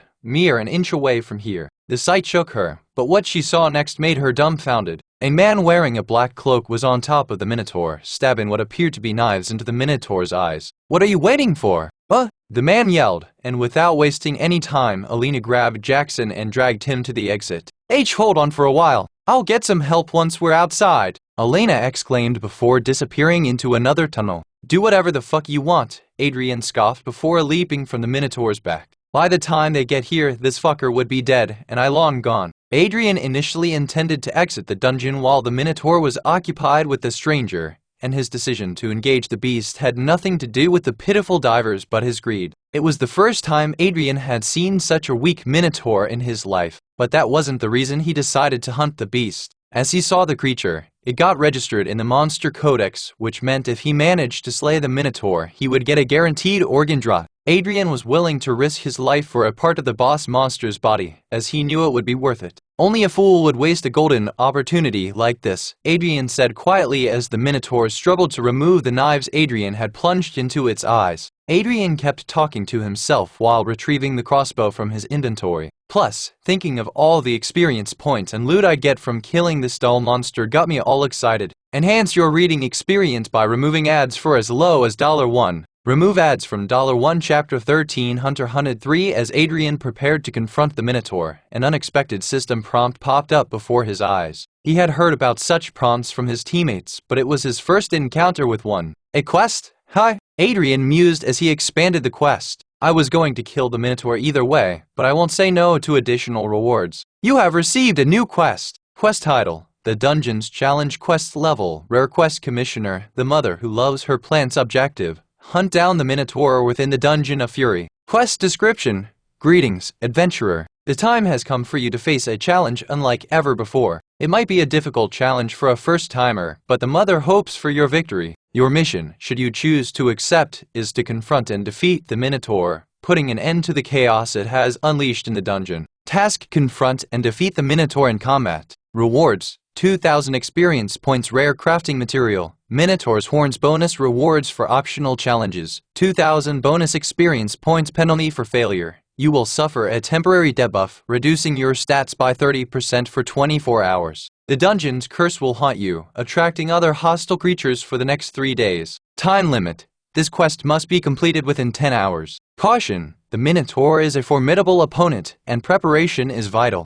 If you don't want to be bonked into the nether, although the sight would be pretty hilarious, Mother wishes the user would prove themselves against a Minotaur and earn her trust. Will the user accept the quest? Yes/no is the option to accept the quest. Blinked before his eyes. Adrian found his attention elsewhere. Who is this mother? Adrian scratched his head. While he had heard about the quest prompts before, he had never heard about anything like a commissioner or a mother who loves her plants. Adrian thought he was seeing things and shook his head before rubbing his eyes. Yet even after that, the prompt remained unchanged. I can think about this later. Adrian hastily accepted the quest and prepared for the fight. If I waste more time, the army might get here before I can defeat the Minotaur and everything will get fucked. Adrian lifted his crossbow and aimed for the Minotaur's neck, but as he did, the beast heard the sound of a bow getting notched and blindly swung its broadsword with sluggish speed. The speed wasn't slow, but since Adrian had been fighting ratlings, the Minotaur's speed felt relatively slow to him. Despite that, Adrian shot the arrow at the Minotaur's neck, but the low whistling sound of the arrow alerts the creature. Even though the weakened and blind monster couldn't dodge the attack, he exchanged the area impact, taking a hit on the palm of its left hand instead of its neck. Damn it! Adrian cursed under his breath. Since he came straight to the dungeon after looting Victor's workshop, he was running low on arrows and only had 4 left. The negligible number of arrows was why Adrian aimed for a vital spot. However, the Minotaur seemed aware of Adrian's intent and, even though blind, instinctively protected its neck. This isn't going to be as easy as I thought, Adrian sighed, aiming for the beast again. This time, Adrian aimed for the beast's heart. However, the Minotaur turned sideways, and the arrow hit it right below its ribs. While the Minotaur saved its heart, the pain was still too much for his weakened self to tolerate. If only the creature had been in its prime, its fur would have been impenetrable by a flimsy crossbow. But in its weak and malnourished state, it had to shed it considerably, revealing its skin to the opponent. Yes, Adrian explained, punching the air and preparing another arrow. After seeing the Minotaur's reaction, Adrian grew overconfident and stepped in a bit too close so that his arrows could deal with a more devastating attack on the Minotaur. However, the Minotaur, blind, hungry, and in pain, began thrashing around unpredictably. As the beast wildly swung his blade, Adrian got caught in the storm of the beast's swings. Adrian tried dodging the attack like before, but he forgot to take his surroundings into account and got backed into a corner with his back against the dungeon's walls.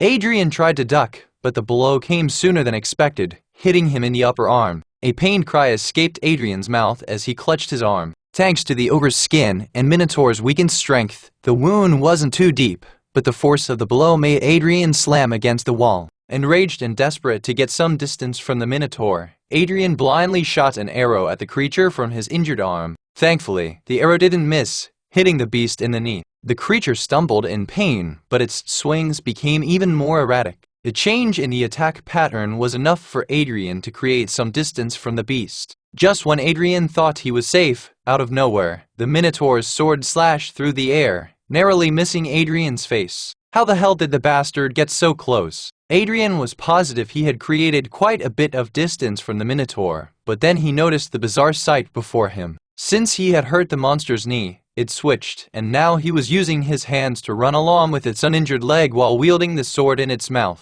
Just like Adrian, it seemed the Minotaur refused to die. It wasn't surprising, as the creature was known for its tenacity. The instructor, Sir Gerald, who trained Adrian and his group, always said they should be as tough as a Minotaur. Funny enough, the instructor ended up dying in a mission to defeat a Minotaur. Just die already, damn it! Adrian cursed, pushing away the thoughts from his past. Without wasting more time, Adrian fired another bolt, hitting the Minotaur's shoulder. The creature bellowed, bewildered from the continuous attacks, yet refused to yield. Adrian used the opportunity to retreat, clutching his bleeding arm. With only one arrow left, there wasn't much he could do anymore, but he knew the Minotaur wouldn't let him go. A fight to the death, huh? Have it your way then! Enhance your reading experience by removing ads for as low as $1. Remove ads from $1. Chapter 14 Generosity 1. Adrian's arm throbbed with pain as he clutched onto the bleeding wound. He knew he had to end the fight ASAP and escape. Treating the wound was his concern, but only after beating the Minotaur. With only one arrow left in his possession, he had to make it count. That's why shooting the arrow was out of option. He couldn't risk the Minotaur dodging the arrow, but he could do something else with it. It was a risky move. It was so dangerous that Adrian wondered if Vicar had done something to his brain for him to act so rashly. But desperate times called for desperate measures, so Adrian steeled himself for what he was about to do next. With one of the Minotaur's legs incapacitated, Adrian focused on the creature's mouth, which clutched its sword.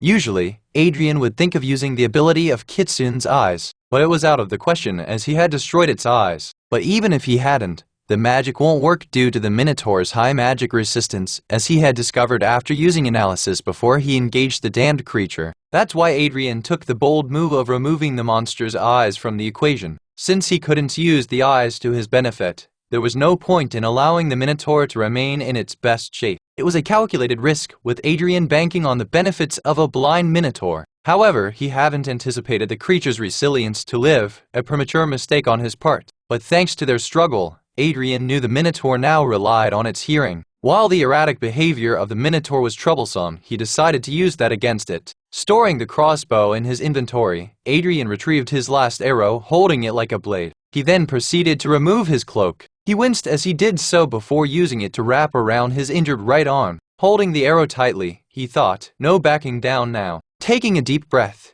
Adrian grabbed a rock and threw it away from the Minotaur to create a distraction. As the creature turned toward the noise, Adrian sprinted, utilizing his enhanced agility to its maximum potential. The Minotaur, however, didn't ponder on the stone Adrian threw for long and, sensing Adrian's movements, swung its sword. Adrian narrowly dodged the attack, sliding underneath the Minotaur as the sword whizzed past his neck.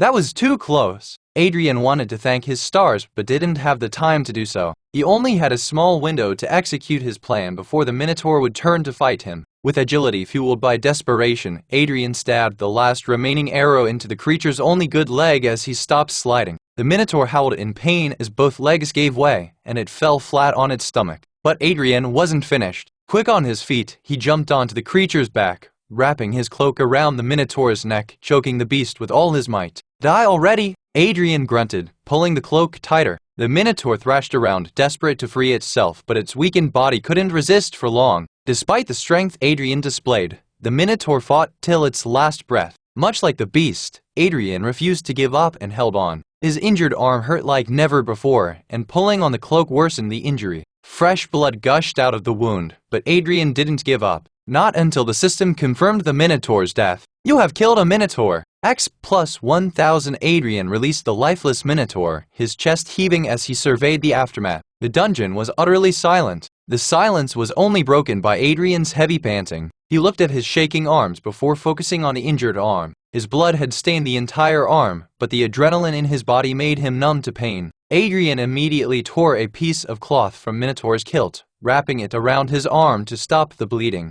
"Guess that's the price for underestimating a blind beast," he muttered to himself. "Congratulations! Quest completed. The dungeons challenge, you have defeated the Minotaur, proving your strength and resilience. As a reward for your bravery, you have earned 1. Minotaur's Horns 2. 2,000 experience points bonus reward, plus 2,000 bonus experience points for dealing the killing blow without a weapon." Adrian sighed in relief. The battle had been fierce, but it made his win even more special. Not to mention, he gained 5,000 experience after killing the creature that made him jump from level 1 to level 9. You have leveled up. Current EXP 750/1008 attribute points have been allotted to the user. 1 point per level scale. Enhanced strength is in effect. The user will gain an additional point in the strength STR attribute every time they level up. Skill Enhanced agility is in effect. The user will gain an additional point in the agility AGI attribute every time they level up. Ignoring the prompts, he crouched next to the fallen Minotaur, his eyes studying the once formidable creature now lifeless on the cold floor. "I should have known better." He shook his head, touching the Minotaur's lifeless body. "Aligned or not, these creatures don't give up easily. I nearly died twice, even with all the enhancements." With that, Adrian retrieved the weapon from Minotaur's jaws and claimed it as his own. Although the sword was a bit too big for Adrian, it was light and could be used by him. "This will solve my weapon situation," Adrian mumbled before using analysis on the sword to reveal its stats. Minotaur's broadsword weapon type, broadsword quality, rare damage, 120-150 physical damage bonus attributes, plus 20 strength, plus 15 agility, plus 100 HP special ability. Minon Fury unleashes a devastating whirlwind attack when activated, dealing an additional 50% damage to all enemies within a 5-meter radius. Cooldown 60 seconds. Enchantment slots 3/3. Current enchantments: 1. Maze Walker grants the wielder an increased movement speed for 10 seconds after a successful dodge. 2. Minotaur's Resilience provides a 15% chance to resist incoming debuffs and status effects. 3. Fear intimidates enemies, reducing their attack power by 10% for 5 seconds upon a successful critical hit. Requirements to wield: 1. 30+ strength, 2. 20+ agility, 3. 30+ intelligence. Note: the user has fulfilled the requirements to equip and used the weapon. "Good trade-off, I suppose," he muttered, sheathing the sword and securing it in his inventory. But his eyes betrayed his passive words as he broke a smile after obtaining not just any weapon, but an enchanted one. However, as he stored his newfound weapon in his inventory, a unique system prompt surprised him. "Quest Commissioner, the mother who loves her plants is pleased with you and wants to grant you an additional reward. Will you accept it? Yes/no. Enhance your reading experience by removing ads for as low as $1. Remove ads from $1. Chapter 15. Generosity 2. The thought of gaining an additional award seemed too good to pass. But Adrian knew better than to trust a mysterious entity he knew nothing about. Besides, he had never received a gift in all the years he spent in Nyxeria. Sure, he never played much role in the front lines, but it wasn't like he was a dead weight. He did everything for his party, from gaining dungeon permits to planning a route, excavation, and management. The way he saw it, he was doing more work than anyone else on the team, yet none of these so-called entities gave him anything. The more Adrian thought about the situation, the more he realized why he was so weak. God knows how many gifts his team received from the entities during their mission, and yet none of them bothered telling him about it, not even Sophia. The bubble of rage once again popped into his head, and he was about to make an emotional decision and reject the request. However, at the final moment, he gained some clarity and didn't make a hasty decision. "I can't keep dwelling on my past," Adrian mumbled. "All that matters now is revenge. As long as I achieve that, it doesn't matter whose assistance I must get." With that thought, Adrian selected yes on the screen, and a moment later, another prompt appeared before him, informing him about the gift he received. Title acquired. Chloris's Blessing Effect grants the user the ability to heal gradually when near plants. The natural energy emanating from plants and trees rejuvenates the user, accelerating the healing process and restoring vitality over time. A smile broke across Adrian's face, realizing the potential of his newly acquired title. While each dungeon was different, each had some floral life in them. It meant that being in a dungeon should heal him as long as he could find a plant or even grass there. As he was pondering about the title, Adrian felt a stinging pain in his arm, reminding him of his injury. But instead of worrying about it, Adrian smiled. After all, he finally had a way to deal with the wound without worrying about exposing himself. I think some plants were near the entrance, Adrian mused. I should deal with things here and head there to heal before the dungeon closes. But first time for the main reward. Adrian's eyes shone as he used analysis on the Minotaur's corpse. After all, his intention after fighting the Minotaur wasn't a quest but the bull's organs. I don't know what kind of organs I'll be offered this time, but they are bound to be good. It's a dungeon boss, after all. Unfortunately for Adrian, he seemed to have forgotten about his bad luck, which was displayed in the list of organs he was offered for absorption. Devourable organs. 1. Bull's balls. By absorbing the Minotaur's testicles, the user will gain heightened reproductive abilities, resulting in an increased chance of success in mating. It will also boost the user's charisma CHA. Grade. Rare compatibility. Low 41-50% integration success rate. Remarks. The users may experience unanticipated side effects, including heightened aggressiveness during mating season. Status. Available to Minon Ding Dong. Assimilating Minotaur's penis grants the user the ability to alter the appearance of their reproductive organ at will, assuming various shapes and sizes. It will also boost the user's strength SDR, stamina SDA, and charisma CHA. Grade. Rare compatibility. Average 61-70% integration success rate. Remarks. Users are advised to exercise caution and maintain societal norms during public appearances. Unless they live in an exhibitionist society, it is recommended to change the appearance of the said reproductive organ before engaging in intimate activities, as doing so during the act itself might cause discomfort for the partner. Status. Available 3. Vital Core. Absorbing the Minotaur's heart gives the user unparalleled strength and resilience, enhancing physical abilities to powerful proportions.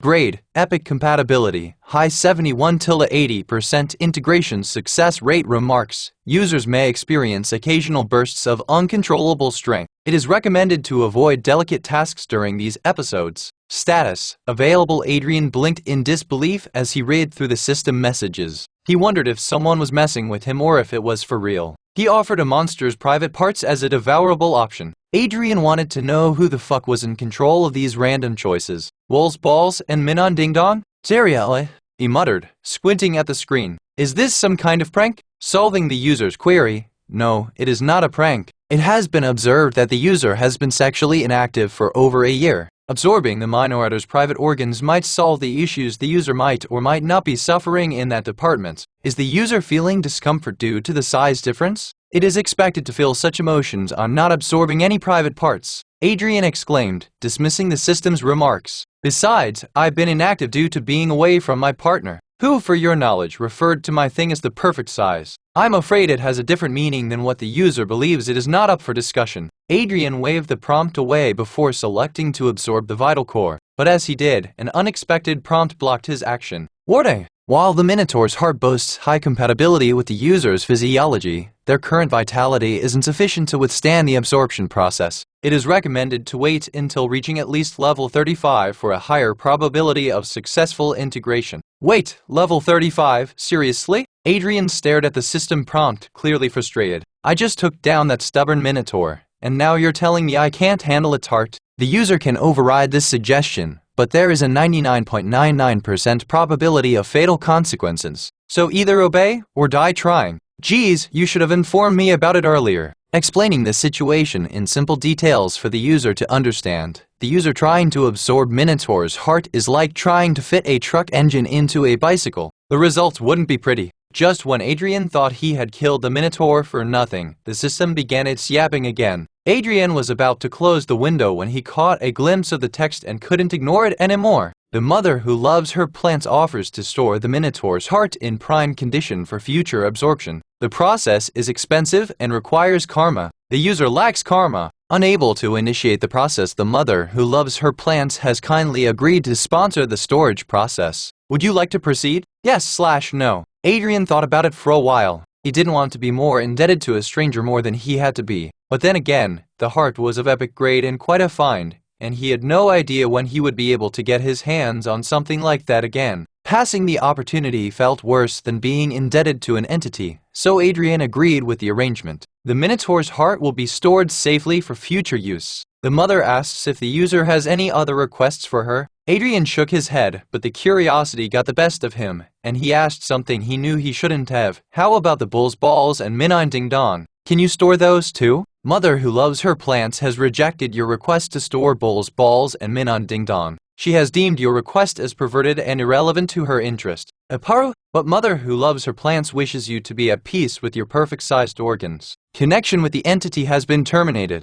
I'm Aparu. While Adrian was talking to himself, he noticed rapid footsteps coming his way. Without wasting time, he immediately camouflaged himself and hid behind the Minotaur's corpse, waiting for the new arrivals. Adrian was expecting it to be the Nexarian army, but his eyes almost fell out of their sockets when he realized who it was. Sophia, enhance your reading experience by removing ads for as low as $1. Remove ads from $1 Chapter 16 Close. Yet so far roughly an hour ago, at the headquarters of the Guild Valiant Blades, Sophia tossed and turned in her sleep, her nightwear tangling with the sheets. The moonlight filtered through the window along with a cool, gentle breeze, but nature couldn't bring solace to her mind as beads of sweat formed across her face and she found herself trapped in a nightmare. In her nightmare, she saw Adrian being tortured by several masked men. Sophia rushed to help him, but no matter how hard she tried, she couldn't reach Adrian as she kept calling her for help. By the time she got to him, it was already too late. Adrian's eyes were void of life as he stared at her. Sophia reached for his face, cradling it, but before she could do anything, Adrian's corpse came alive, pushing her aside. Adrian's corpse told a lot to her, but Sophia couldn't make out what he was saying until she realized Adrian blamed her for his death. Sophia tried apologizing for leaving him behind and going on the subjugation quest. Still, Adrian had none of it and pushed her into a pit before leaving her alone in the darkness. Never reach out to me again, Adrian warned her before everything disappeared. Asterisk, asterisk, asterisk, Adrian. Sophia woke up with a start, gasping for breath. Disoriented and still confused between the nightmare and reality, Sophia reached for Adrian, her hand grasping empty air. She frantically looked around, only to realize she had been living a nightmare. Drenched in sweat, she looked outside the window, hoping to see Adrian sitting in his favorite spot, but she knew he wouldn't be there. Where are you, Adrian? Sophia sighed as she walked up to the massive window and gazed outside. Despite what anyone told her, she knew Adrian better than anyone and that he wouldn't abandon his teen and her. Something had to have happened to him, but even then, Sophia didn't want to admit that he could be dead like her dream suggested. She wiped the sweat from her forehead, trying to shake off the lingering horror of the dream. The silence in the room was broken only by the winds outside. As Sophia regained her composure, she noticed her phone vibrating incessantly on the nightstand. She decided to ignore it. Between subjugations and looking for Adrian, she was drained both physically and emotionally and didn't want any more trouble. However, just as she was about to turn off the device, Sophia remembered something Adrian used to say. We should always take a moment to lend a hand to those in need. Sophia chuckled as the memory flashed through her mind. For you never know how a small act of kindness might change the course of someone's fate. Remembering Adrian brought some peace to Sophia's heart as she picked up the phone to answer and saw a barrage of missed calls. The church is calling me at this hour? It must be something serious. Wait, did they find Adrian? Excited by the thought, Sophia hastily called the church. However, it didn't seem like the goddess was answering her prayers. An irregular dungeon has spawned? She asked, and the voice confirmed. Duh, I mean, may the goddess have mercy. But since when did the church undertake the task of cleaning irregular dungeons? Isn't the army supposed to deal with this mess? The voice from the other side replied, and Sophia continued, the army is dealing with another breakout far north. I see we'll be there shortly. Please ensure no one enters the dungeon in our absence. What? Someone is already inside? Asterisk, asterisk, asterisk, back to the present, inside the dungeon. Sophia! Adrian was bewildered and surprised to see her in the dungeon, but she wasn't alone. Vincent and Clara, neither of whom liked Adrian, were with her. Other than them, the lady Adrian and Saved was there with them. Adrian had expected the army to show up as usual, but seeing his teammates relieved him. But that warm feeling was short-lived as he realized that they could be a part of the ploy that got him killed. While he was confident that Sophia wouldn't hurt him, the same couldn't be said about Vincent and Clara, who despised his and Sophia's relationship. It was no secret to Adrian that Vincent liked Sophia and would indirectly press her to leave him. However, he couldn't get why Clara would want the same. Either way, Adrian, camouflaged against the walls, shook his head. As much as he wanted to meet Sophia and tell her about everything, he knew it was not the time for it, especially when two of his potential killers were around her. Are you sure that man was here? Clara asked the mage, who had a blanket wrapped around her while she guided the party. Why yes, When the Minotaur attacked us, he appeared out of nowhere to save us, the mage replied. Even though she was shaken by the things that had unfolded in the dungeon, she was more worried about her savior. It was rare for someone to be that kind to a stranger. Hence, Adrian was suspicious of whether she had an ulterior motive.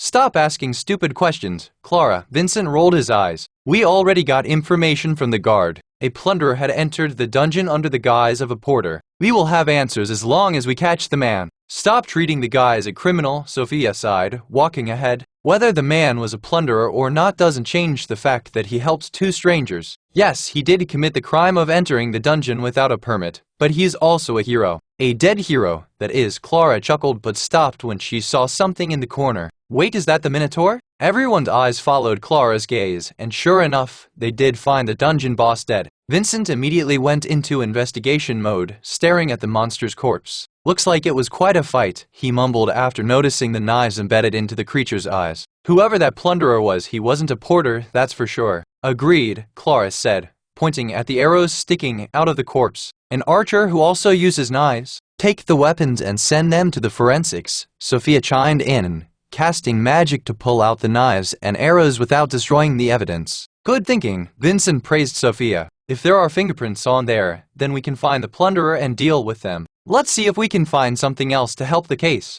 However, Sophia wasn't listening to anyone. Instead, she turned around, staring at the wall behind her. There wasn't anything there, but it felt like someone was watching her. That thought should have creeped her out, but she felt calm and peaceful for some reason. Sophia slowly raised her hand and began walking toward the spot where Adrian was standing. Adrian thought of moving away, but realized doing so wasn't the brightest move as it might mess with his calmness scale. Instead, he got as close to the wall as he could, holding his breath. No, like this, Adrian thought and closed his eyes as Sophia's hand was about to touch his face. Sophia, come check this out. Vincent called for her, pointing at the strangling marks etched on the Minotaur's neck. Puppet, Sophia mumbled, turning away after taking a final look at the walls. Watching Sophia walk away raised a weird feeling in Adrian's heart. Looks like a part of him wanted to reveal the truth that he was alive and hold her, and watching her leave made Adrian experience a pang of sadness. However, Adrian knew there was no time to waste as he slowly walked out of there while his former teammates were busy analyzing the Minotaur's corpse. Enhance your reading experience by removing ads for as low as $1. Remove ads from $1 Chapter 17. Not interesting enough as Adrian left the dungeon,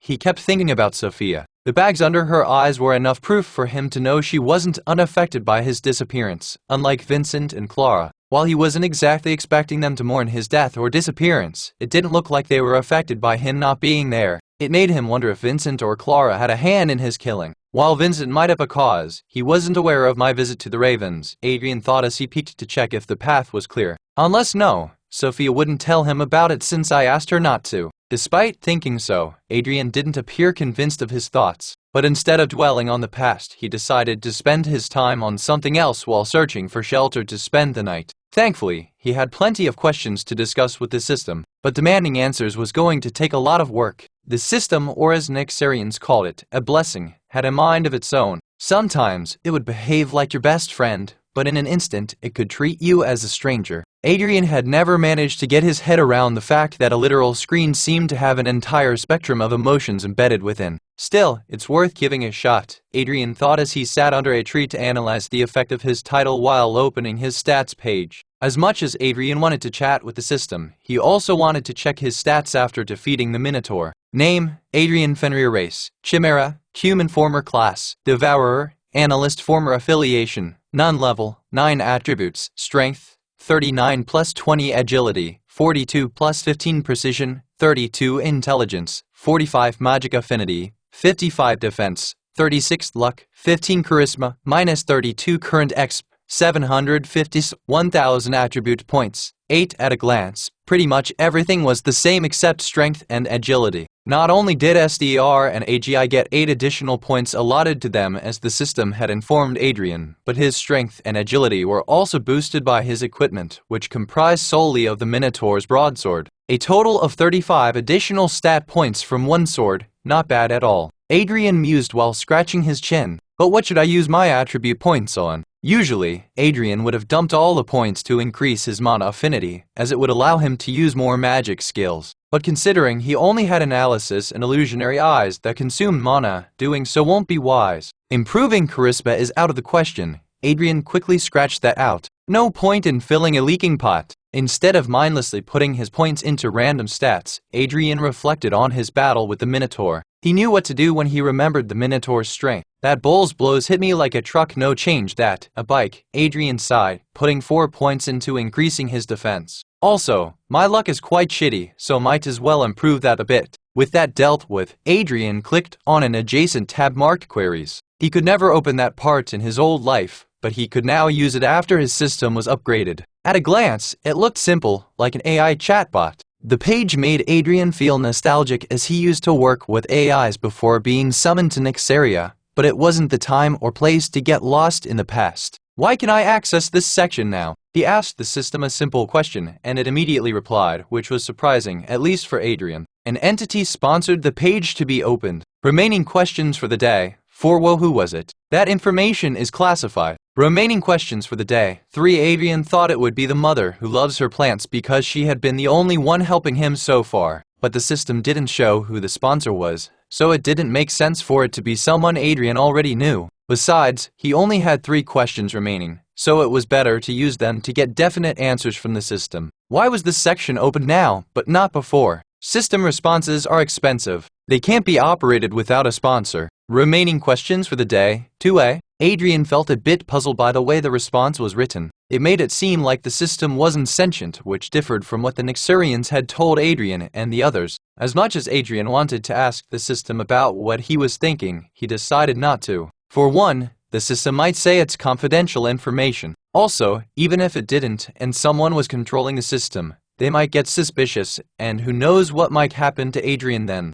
I already had too many enemies. It won't do me any good to gain a new one, Adrian thought, asking a different question. Why wasn't I sponsored earlier? I mean, in my previous life as a human? The user wasn't interesting enough for an entity to spend money on. Remaining questions for the day. 2. Adrian was about to blurt the loudest what? Of his life, but held himself back as he didn't want the system to think of it as a question. But what the system replied had dealt a blow to Adrian. Was he only lacking the strength the others had because he was deemed not interesting enough? What kind of bullshit logic was that? People might expect that the heroes brought into this world would get all the help they need to defeat the monsters. But these sponsors, who are supposed to help, held back powers from someone just because they didn't find them interesting enough. In what world did it make any sense? The realization that he died because someone didn't find him interesting enough weighed heavy on Adrian as he quickly closed the prompts before him. He didn't want to ask anything stupid in his emotional state, but more importantly, he didn't want to read that sentence again. Not interesting enough? You got to be kidding me! Enhance your reading experience by removing ads for as low as $1. Remove ads from $1. Chapter 18 Twisted Pleasure. Adrian's injuries took a little time to heal under the tree, and he left the place as soon as his hand had recovered. While the system didn't leave any stone unturned to deal a blow to his self-esteem, he couldn't let the revelations hold him down. I have more important things to worry about. After what happened in the dungeon, things would take a while to calm down. In the meantime,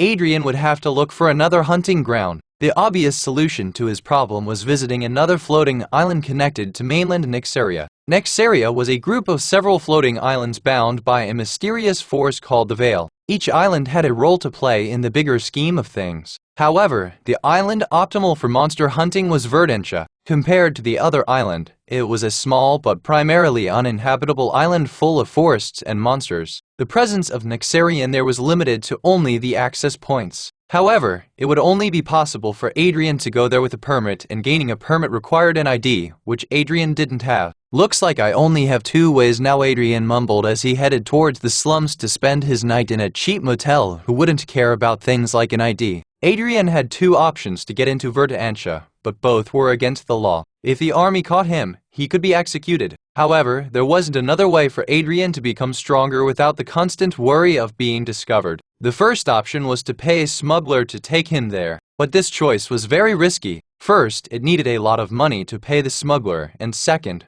there was a greater chance of getting caught compared to other ways. That's why Adrian was left with one choice. He wouldn't go directly to Verdantia, but to some other island first. That way, he could get away from the mainland and live peacefully until he was strong enough to take his revenge on the assassins and gain information. If he played his cards right, he could start a new life altogether. In any case, Adrian knew he had to get out of the mainland as soon as possible. But Adrian's plans changed when he reached the slums. Even though it was usually chaotic, there was something different in the air. People were running towards a specific spot, and judging by the direction they were headed, it was a place Adrian knew very well. That workshop, Adrian whispered and blended into the crowd before heading toward the workshop. Even though he didn't want to be near that place, he had no other option. The slums didn't usually get loud to attract everyone's attention, and if he ignored what was happening, he'd stand out even more than if he joined the crowd, which could potentially blow his cover, and the rest would be history. As Adrian approached the workshop, hidden behind the bustling crowd, he noticed an unusual scene. The Ravens, the notorious assassin guild responsible for his death, had set up a perimeter around the workshop, preventing anyone from getting close. The presence of Ravens there was a common. Just like the army ruled much of the city, the Ravens were in charge of keeping order in the slums. Someone may ask why anyone would trust assassins, known for notorious crimes, to be authorized by the people of the slum. Well, the answer was pretty straightforward. The slum dwellers were treated less than filth in the central city. As such, enmity was bound to be raised between the two sections of society. The hostility between the slums and the central city, and by extension, the army, was evident. Safe passage for the army was a luxury the slums refused to grant, even for matters such as crime. That's where Ravens came swooping in to establish control over a section of the city. While those living in the slums might treat the Ravens as heroes, the Assassin Guild did not think of them as friends. For the Ravens, the slum was a shield that would protect them from the Nyxarian army and the other factions of Nyxaria. However, the people of the slums refused to see reason, and for them, the word of the Ravens Guild was the word of the Messiah. It looks like they found out about Victor, Adrian mused while looking at the workshop's front door. Adrian wanted to leave the place but didn't want attention on himself by leaving first and being spotted by a raven. Thankfully, he didn't have to wait long as the crowd quickly dispersed when the ravens instructed them to. However, as Adrian started to leave the site, something caught his attention. There, among the ravens, were the three assassins who had killed him. Anger surged within Adrian, a natural response to the sight of those who had taken his life. No, not yet. Adrian calmed himself as he knew better than to act impulsively. Engaging in a fight here could lead to his second death, something he desperately wanted to avoid. Suppressing his anger, Adrian decided to stick around and observe his killers from a distance. Also, it made him wonder why his assassins looked distraught, unlike the rest of them. The one called Chubby was visibly distraught, crying, while the one referred to as Red had a comforting arm on Chubby's back. As for the man, Adrian knew as their boss was reading a prayer for the departed. Were they related to Victor somehow? Adrian thought, his curiosity piqued. Suddenly, it dawned on him that Victor, who had turned him into a chimera, might be connected to assassins in more ways than that of consumers and providers. It won't make any sense to be this saddened if that wasn't the case. However, Adrian wasn't worried about anyone finding out about him. After all, he had gotten rid of Victor's corpse already and turned the place upside down to cover his tracks. With nothing more to do there, Adrian turned and left the place with a smile. After all, seeing the mourning faces of his killers brought him all the joy to forget about everything that happened earlier with the system. Enhance your reading experience by removing ads for as low as $1. Remove ads from $1. Chapter 19. Evidence an hour ago being absent from work was looked down upon, even in a notorious organization like the Ravens. That's why someone was sent to look for them when Red and Chubby didn't appear in the guild for their assigned missions. While it may seem that it was done out of concern, it couldn't be any further from the truth. Instead, the guild was worried that the army or some other faction had captured the two. While the order had been given to look for them, it was essentially an assassination permit, but only if the two had been captured. It was to ensure their silence, even though every member of the Raven Guild was trained to endure pain to incomprehensible limits. Thankfully, the two were found around Victor's workshop, their usual hanging spot. But the news Red shared with them wasn't good at all. Victor had deep dealings with ravens and knew some secrets, but due to the knowledge and skill he brought to the table, Victor was never trained. As such, his dealing with the ravens was a secret that even Red and Chimaeras were unaware of. The secrecy around Victor's involvement was a security blanket to protect Victor and the guild. Since Victor's experiments were unconventional, to say the least, the guild provided him with security in the slum where no other faction dared to enter. In return, Victor not only shared the profit from his business with the guild but also gave some of his creations to the Raven for specific missions. In fact, the client he had been working with recently was introduced to him by the guild. That's why the news of Victor's disappearance shook the guild's higher-ups. People were immediately deployed to search for clues regarding his disappearance, and thankfully, Red and Chubby hadn't tampered with anything. While the Ravens searched for clues, the higher-ups had called the Watchers, a group of trained assassins specializing in hunting down high-value targets. As usual, they were tasked to hunt down Victor or anyone who could have taken him out. Since Victor's chimera-making skills were quite valuable, the Watchers weren't allowed to kill him. For the first time, they were asked to bring a target alive, and while it would be a difficult mission, the Watchers readily accepted and left to search for Victor. At the same time, residents of the slums were called in for interrogation. It went without saying it was hellish for those living near Victor's workshop. The Ravens were trying really hard to find out anything unusual. Unfortunately, the slums were a spot where strange things always happened. Especially when it came to Victor, no one had much information to share. He was a brooding old man often seen dealing with corpses and mumbling to himself like a madman. Even the slum dwellers, used to interacting with troublesome folks, kept their distance from him. Besides, it wasn't like Victor was exactly a lovable man. There were rumors of how he had once killed his wife and children to see if he could resurrect them. However, he failed, and that incident broke him and made him the madman he was known to be. But those were just stories Victor made up so no one would bother him. Still, those stories were now giving trouble to the Ravens. As for the crime site itself, it was utterly destroyed. Aside from a small pool of blood and rotten flesh that belonged to Victor, there weren't any clues for the Ravens to follow. Not to mention, the chemicals strewn around the place had masked any potential leads, such as fingerprints, to help aid the investigation. Whoever did the job had been thorough, not leaving anything for the Ravens to work with. Eventually, the Ravens had to wrap up the site, and that's when the crowd approached the workshop to see the drama but were soon shooed away. Goddess Aria, watch over your lost lamb in his journey. May your grace shield Victor from harm and guide him through the shadows. Keep him safe under your divine embrace. Upon saying a quick prayer, Timothy, the one Red and Chubby referred to as the leader, turned to face Victor's sons. I understand it's a tough time for you, but you need to do your work, he said. Ravens don't like weakness. You both understand that well and what the consequences could be. Chubby sniffled while Red maintained a straight face. Red's reaction caught Timothy's attention as he looked into his eyes. It seemed Red was hiding something from the rest of them, and if that was the case, it wouldn't end up well for him. Suspicious, Timothy asked, Red, is there something you want to inform me about? Something in regards to Victor? Timothy had expected Red to drop the act, but maintained his straight face as he replied, Nothing that you're not already aware of, I'm afraid. He continued, I'm just shaken by Victor's disappearance and by the amount of the blood spilt inside. It's no secret what might have happened to him. Chubby immediately shot Red a dirty, enraged look that shut him up quickly. While Red always controlled his brother's actions, he knew better than to cross Chubby as he was much stronger than him. Don't you dare, Red! This is your only warning! Chubby yelled, and it looked like he was on the verge of killing Red as he stared at his brother with bloodshot eyes. Noticing the rising tension, Timothy intervened between the two. Come on, now.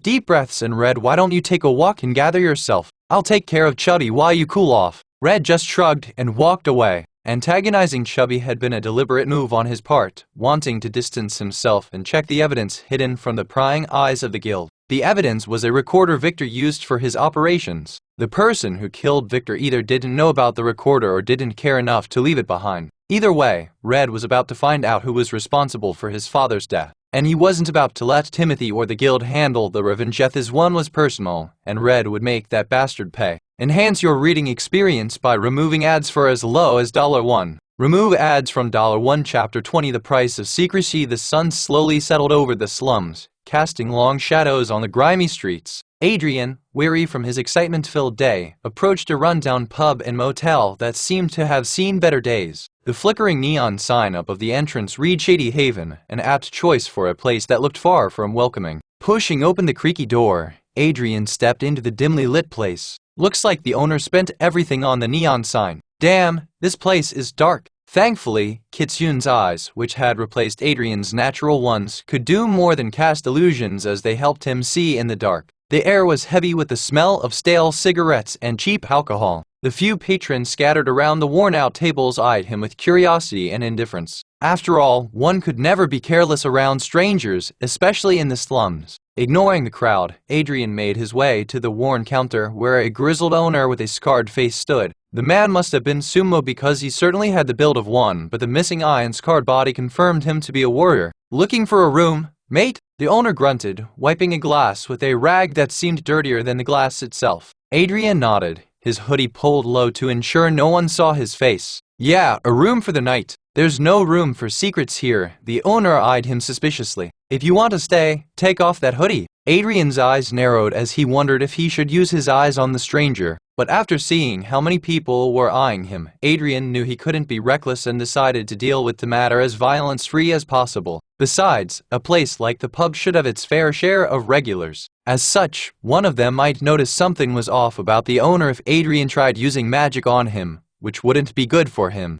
I prefer to keep some things to myself, Adrian finally replied. Fair enough, the owner chuckled. But you see, in my establishment, keeping secrets comes with a price. Adrian leaned in so no one but the owner could hear him. You're one greedy bastard, aren't you? The owner burst into laughter, slamming the glass on the counter. You've got spunk, lad. A mystery. I like that. But what I said before remains true. What or who I am shouldn't be your concern. Adrian didn't make eye contact, but he shook his head slightly. Be a good business owner and focus on making money, not where it's coming from. Well, mystery man, if you want a room in Shady Haven, it'll cost you a radiant shard a day. No exceptions, the owner declared, his grin revealing a few missing teeth along with a couple of rotten ones. A radiant shard? You're charging premium rates for a dump like this? Adrian raised an eyebrow. I could get a room for a week in the central city for that amount. The owner shrugged, pouring a drink for a nearby patron. You can try your luck in the central city, see if they let someone like you inside the fancy buildings. But here in the slums, a radiant shard gets you more than just a roof over your head. It buys you some privacy too, something you seem to be in dire need of. Adrian sighed. The owner was correct. In the slums, there was a price for everything. I need to work on my act a bit more if I don't want to end up broke in the month. Reluctantly, Adrian fished a radiant shard from his pocket and tossed it onto the counter. The owner caught it swiftly, with triumph in his eyes. Pleasure doing business with you, mystery man. Room 203 is yours, the owner said, sliding a key across the counter. Adrian snatched the key, his frustration evident. Duh. If I want a drink, it's on the house, right? The owner chuckled again. You catch on fast, lad. For the price you paid, I'd be more than happy to accommodate your request. Enjoy your stay at Shady Haven. As Adrian ascended the creaky stairs to his room, he couldn't shake off the feeling of being played. He couldn't have paid more than 10 lumen shards for this mess of a place, yet he paid 10 times that price. But since he got a lot of money from Victor's vault, spending that kind of money for a day or two should be fine. Unbeknownst to Adrian, the pub owner had a knack for extracting shards from dwellers with an almost admirable charm. At least Adrian knew the pub owner wouldn't betray a customer. What? Because establishments like these were notoriously known for their discretion. It was almost an advertisement that added prestige to the pub. The higher the price, the more likely they were to keep secrets. After all, if word got out that a guest was sold off, it could tarnish the pub's reputation. Depending on the severity of the scandal, patrons might lose faith in the establishment, and then everything would go downhill for the owners. No point dwelling on it, Adrian mused, putting the key into the lock. The worn key turned in the rusty lock, and Adrian entered the dimly lit room. The old bed creaked under his weight as he slumped onto it. Shady Haven, huh? More like shady extortion, he muttered, glancing around the sparsely furnished room. At least the sheets look fresh. But before falling asleep, Adrian emptied the loot he gained from the dungeon. While his organ absorption skill didn't allow him to acquire organs from monsters he hadn't killed, it was a different case when it came to butchering the monster corpses for loot. 10 rattling claws, 7 rattling tails, and finally, the prime jewel, the Minotaur's horns, Adrian mumbled, examining the horns. The horns would have fetched a good price. Sadly, I can't sell them yet. Since his own guild was investigating the dungeon incident, they would probably watch for someone to sell the horns. It meant Adrian couldn't sell the loot through a legal channel, as he would be caught as soon as he tried. That leaves me with the stores in the slums, Adrian sighed. It's not much of a choice, if I'm being honest. Much like the pub owner, the stores in the slums would also likely try to rip him off. Therefore, seeing the horns was a no-no, as Adrian wanted to keep the dozen radiant shards he could get from selling the horns. However, the loot he gained from the rattlings was a different matter. Even though they weren't beginner-level mobs, they were far too common for anyone to notice a drain selling them. Still, I should be careful and sell them in the slums, Adrian mumbled as he stretched his stiff neck. I'll think about this later. For now, let's get some sleep. Enhance your reading experience by removing ads for as low as $1. Remove ads from $1. Chapter 21. Lily. Adrian yawned as he stretched out on the creaky bed. A resting wasn't in his fate. As the moment he closed his eyes, someone knocked on his door. His eyes snapped open, and he groggily sat up, rubbing his temples. Who the hell is it? He called out. Room service here with the free drinks you requested, came a smooth and rehearsed reply. Adrian couldn't help but laugh. His request for free drinks was a mere sarcastic comment, and he did not intend to consume anything from their murky selection. However, if the owner was going as far as accommodating his request, it would be rude of Adrian not to entertain the owner's kind gesture. The fucker is too nosy for his own good, Adrian mumbled. He swung his legs over the side of the bed, reaching for his hoodie on a nearby chair and pulling it to cover his face. Once done, he went for his sword, lying by the bed. After all, one could never be too careful of what could happen there. Gripping the sword tightly, he swung the door open. Without thinking, Adrian swung his sword at the one behind the door, who turned out to be a girl. Adrian immediately stopped the blade before any harm could come to the girl. The girl, dressed in ragged clothes, stood there without batting an eye on the sword, holding a tray with a bottle of misty liquor and a musty glass. Despite the condition of her clothes, she looked exceptionally beautiful, her red hair slowing over her shoulders and her blue eyes locking onto his. Put this away first, can you, sir? The girl asked while balancing the tray in one hand and pushing the sword with the other. Right, one can never be too careful, Adrian replied, quickly tucking away the sword. Hope you don't mind the unprompted attack. Oh, not at all, sir, the girl cheerfully replied. Believe it or not, it's not the first time someone swung their weapon at me. Where should I put the liquor? Adrian gestured to the wooden table, closing the doors behind as the girl entered the room. As the girl swayed her hips, walking inside, a thought crossed Adrian's head. A perfect distraction for shady assholes. She should work as an assassin, which she probably is. I'd better be careful. After setting the bottle and glass on the wooden table, the girl turned to Adrian, pulling a note from her cleavage and handed him a note. What's this? He asked, feeling a bit annoyed. The owner asked me to deliver this to you. The girl smiled before walking toward the bed. As he got busy with the note, Adrian didn't notice the girl undressing and making herself comfortable on the bed. How could he when the content of the note was so intriguing? The gist was that the owner felt a bit bad for overcharging a client and hence had sent the girl and the best liquor he had to offer, hoping it would be enough to make up for it. If you feel so bad, then give me the money back, balding asshole. While Adrian couldn't care less about the owner's feelings, the backside of the note caught his attention. The Ravens were looking for suspicious people in the slums, so the owner requested Adrian leave for a while after the girl was done helping him. While the owner wouldn't inform the Ravens about him, he couldn't say the same for the others who had noticed Adrian before. Seems the Radiant Shard won over the owner. Adrian smiled before tucking away the note in his inventory. Adrian lifted his head, realizing the girl was now posing invitingly on the bed.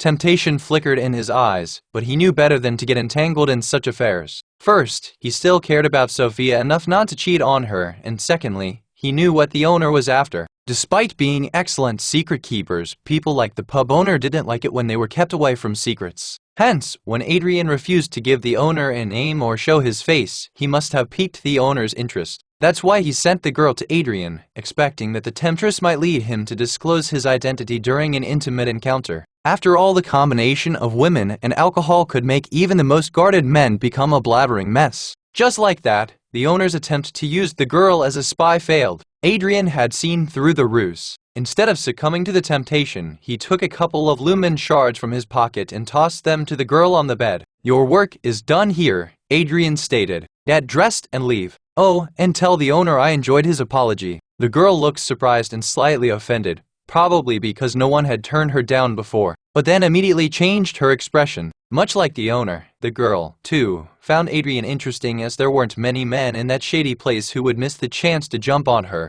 I was hoping to get to know the mystery man a bit more intimately, but I guess these will do fine. The girl smirked, glancing at the shards. My services will be available to you for free next time. I look forward to crossing your path again, sir. Adrian watched as she hastily dressed, walked up to the door, and blew him a kiss. But before she left, Adrian noticed the girl had left a piece of her undergarment behind with the name Lily written on it. Hey, you forgot something, Adrian called, holding up the lacy garment with the tip of his sword. Lily turned back, grinning. Consider it a token of the time we spent together, By Tilda, why do I always get involved with the crazy ones? Adrian mumbled, rolling his eyes. Without a second thought, he promptly threw them out of the window before jumping out himself. He didn't want to cross paths with the ravens and thought it would be the perfect time to sell the loot and make some money. Enhance your reading experience by removing ads for as low as $1. Remove ads from $1 Chapter 22. The more, the merrier. One, I messed up, didn't I? Adrian mumbled, scratching his head. He had hurriedly left the pub, heeding the pub owner's warning regarding the raven. But unfortunately, Adrian forgot he barely knew the layout of the slum. The revolting, filth-filled streets all looked uncannily similar. The place was like a maze Adrian hadn't entered before. Besides, he had no idea where he would find a shop in the mess of a place. Adrian scratched his head, realizing he had to ask someone for directions. But he was in the slums, not the central city. People around here didn't hand out help for free. So it boiled down to paying strangers to open their mouths or pounding them till they did. As much as he liked the idea of roughing up strangers, Adrian knew he'd attract attention, the kind he didn't want on himself. Moreover, he preferred to avoid making more enemies in unfamiliar territory. Don't want anyone snitching about me to the ravens. It's better to pay someone, even though I don't like the option. Opting for the second approach, he spotted an elderly man sitting on a rusty metal crate, his eyes clouded with age. As Adrian approached the old man, he waved Adrian off like he was some pest. Adrian's anger flared up a bit, but given his tattered attire and the shady neighborhood, he couldn't blame the old man for being dismissive. So, he took a better approach. The old man's face completely changed as Adrian retrieved a lumen shard from his pocket. Instead of looking repulsed, the man's eyes now invitingly shone over Adrian as he walked up to the man. Looking for something, lad? The old man inquired, showing off his toothless grin. Just directions, Adrian nodded, holding out the lumen shard. Can you point me to the nearest shop where I can sell some rubbish I plundered from a dungeon? While merely mentioning being a plunderer would have gotten Adrian thrown in prison had he been in the central city, the slum dwellers did not care about such things. After all, most of them were themselves, either plunderers or worse. Besides, telling the old man about his activities would decrease the chance of him trying to fool a plunderer and keep his nose out of Adrian's business. The elderly man's eyes twinkled upon seeing the shard, and he was more than happy to be of service. Head down that way, he gestured, turn left, and you'll find a shop run by a fellow named Gideon. He'll take care of your loot. If you tell him Robbie sent you there, he might even offer you a discount. Thank you. Adrian nodded and tossed the shard toward the old man before disappearing. Little did he know, the friendly elder had just sent him into a trap.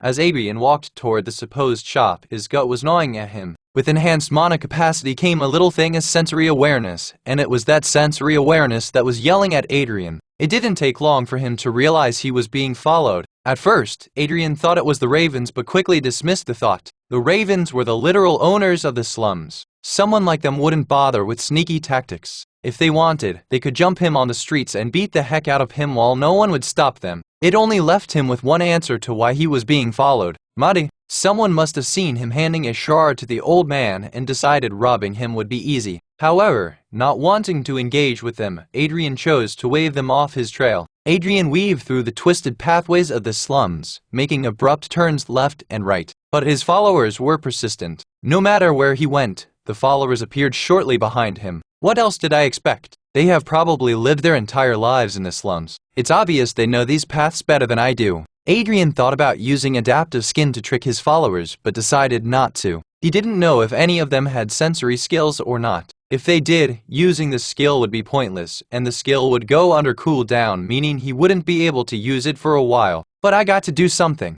I can't keep running from them forever. Frustrated from the chase, Adrian decided it was time to face the music and lured them into a narrow alley where he planned on confronting them head-on. Watching Adrian disappear into the alley, the pursuers rushed in, expecting to corner him. However, they were in for a surprise, and when they entered the place, it was entirely empty. Where'd he go? One of the 7 followers asked. Keep your eyes peeled. He could be anywhere. Another one instructed. The gang's leader, a burly guy with a scarred face, barked orders. Spread out and find him, you idiots. Adrian chuckled to himself as the gang scrambled to locate him. He used the adaptive skin skill to make his presence scarce as he sat on a rickety set of stairs above them. Unable to find him, the gang members grew frustrated, and Adrian could hear their grumbles. At first, Adrian had planned to deceive the group and carry on his way. But after realizing the group's leader had some decent gear on himself, Adrian decided to teach them a lesson. the gang heard a whistle out of nowhere, drawing their attention upwards.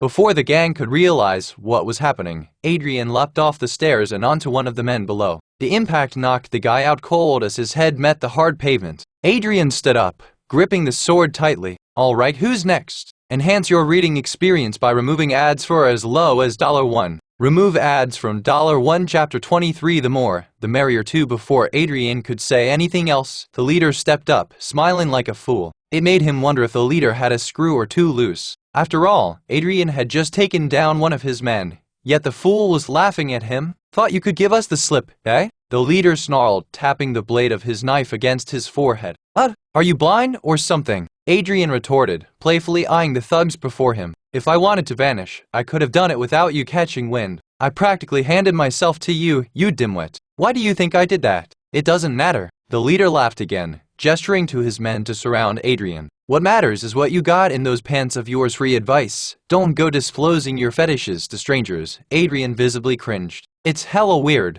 The smile disappeared from the leader's face as he realized what Adrian was saying, replaced with anger. As for the thugs around him, they sighed heavily that it had taken this long for their leader to finally realize the weird things he was saying all this while. You are making a fool out of me, the leader yelled, wildly swinging his knife after each word. However, Adrian didn't bother replying. Instead, he used the opportunity to use analysis on his opponents and was surprised to see how low-level the opponents were. Everyone except the leader is stuck at level 4, Adrian wondered before his concealed eyes turned toward their leader. Level 7, this will be easier than I thought. The leader, arrogant as ever, took Adrian's silence as his will to submit and go back to boasting. What happened to your tongue? Why don't you try running it more? I am jealous of you, Adrian smirked, reaching behind him and sheathing the Minotaur's broadsword. Jealous of how naive you are. Using a weapon like the broadsword would have been an overkill for the thugs. Besides, Adrian didn't want to end the fight quickly as he hoped to get used to his strength, as he had never been able to get so many attribute points before.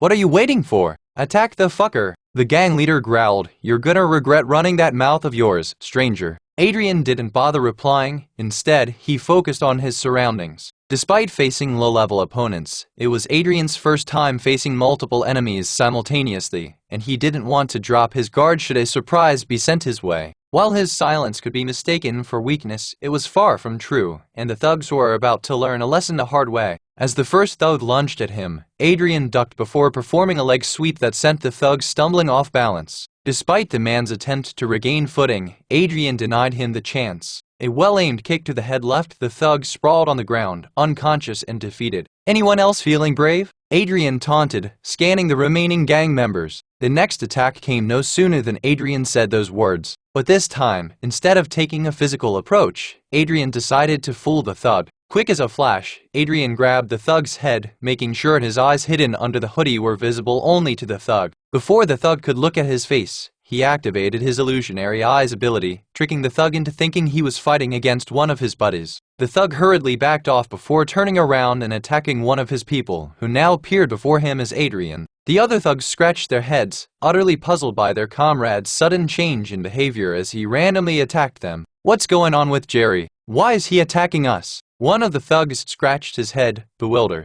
Another thug shouted, someone break his hands before he gets us all killed. Phase 1 complete. Adrian thought as the thugs scrambled to get the situation under control. While they were busy trying to figure out what was going on, Adrian seized the golden opportunity. Without wasting a moment, he cast camouflage, fading into the surroundings while the thugs were occupied. During the confusion, a thug finally realized Adrian's absence. However, his gang mates already had their hands tied dealing with Jerry. Even the leader was helping them, but Jerry's blind swings kept them all occupied. Hey, where'd the guy go? The one with the hoodie? The thug tried to get the gang's attention, but in vain. Just then, Adrian reappeared behind him. The thug turned to strike Adrian, but he was quicker and struck the thug on the back of the head with the hilt of his sheathed sword, knocking the man out. Meanwhile, the thug, under the influence of Adrian's illusionary eyes, managed to create chaos among his allies. He swung punches and kicks, believing he was fighting against Adrian. One of the thugs fell victim to his relentless attacks, hitting the ground before the leader knocked him out, ending the illusion-induced fight. However, when the leader and the remaining thug turned around, they had a surprise waiting for them. What the hell happened to them? The remaining thug blurted out before Adrian rushed at him, and a moment later, the thug joined his unconscious comrades on the ground. Looks like your team needs better coordination, huh? Adrian smirked, surveying the scene. You won't get away with this, stranger. Try saying something new for once. Adrian rolled his eyes. This ain't fucking Skyrim, for fuck's sake. However, before the leader could reply or do anything, a quest window popped open before Adrian, and after going through its contents, he suddenly rushed out of the alley, using the leader's shoulder as a stool to grab onto the ledge over them. But, come back! I wasn't done with you. Oh, but I am, Adrian replied, nonchalantly letting a potted vase of decayed flowers fall from the steel steps of the building he was ascending, hitting the leader's head and knocking him out. Enhance your reading experience by removing ads for as low as $1. Remove ads from $1 Chapter 24 The Arbiter. You have received a new quest. Quest title, Runners Break Quest Level, Common Quest Commissioner, the Not a Pervert in Running Shoes objective, get away from your current location as fast as possible. Quest description, an unknown evil is on your tail. Shake it off. Task, avoid getting attention from the noir. Rewards, none bonus rewards. Unknown penalty for failure, none time limit, 2 minutes caution. Something terrible might happen to the user if they don't run away. What the hell is wrong with these entities?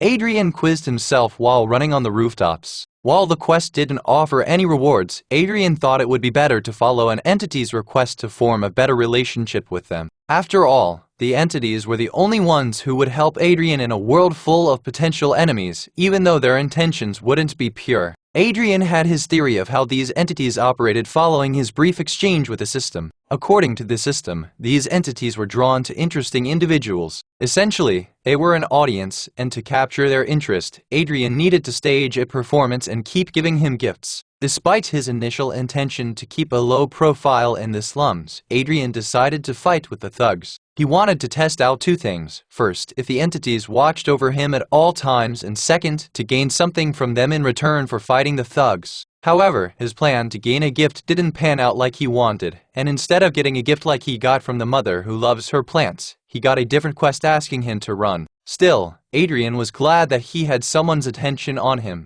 As long as he was able to get some eyes on him, there was a chance of getting stronger, and Adrian desperately needed strength to confront his past killers. The speed he had leveled up was good, but not good enough if he wanted to fight his 3 assassins from the Raven Guild. All this mess for a gift. It better be worth it. Adrian was initially a bit bummed out to find there was no guaranteed reward for completing the quest. However, there was a bonus reward, and as long as he fulfilled the hidden condition or made his escape entertaining, he should be able to gain something from the quest. But how could he make the simple act of running interesting? That's when an idea hit him, and he decided to spice up his escape by parkouring through the rooftops and entertain the entities to give him a gift, no matter how small it was. Heck, I feel like a monkey in a circus, but if it strengthens me, I'll gladly do it. That said, parkouring was a bit more complicated than Adrian had anticipated. Just like experience mattered more than stats in a fight, the same held true for parkouring. He had high enough agility and stamina to run on a level compared to a hare for prolonged distances.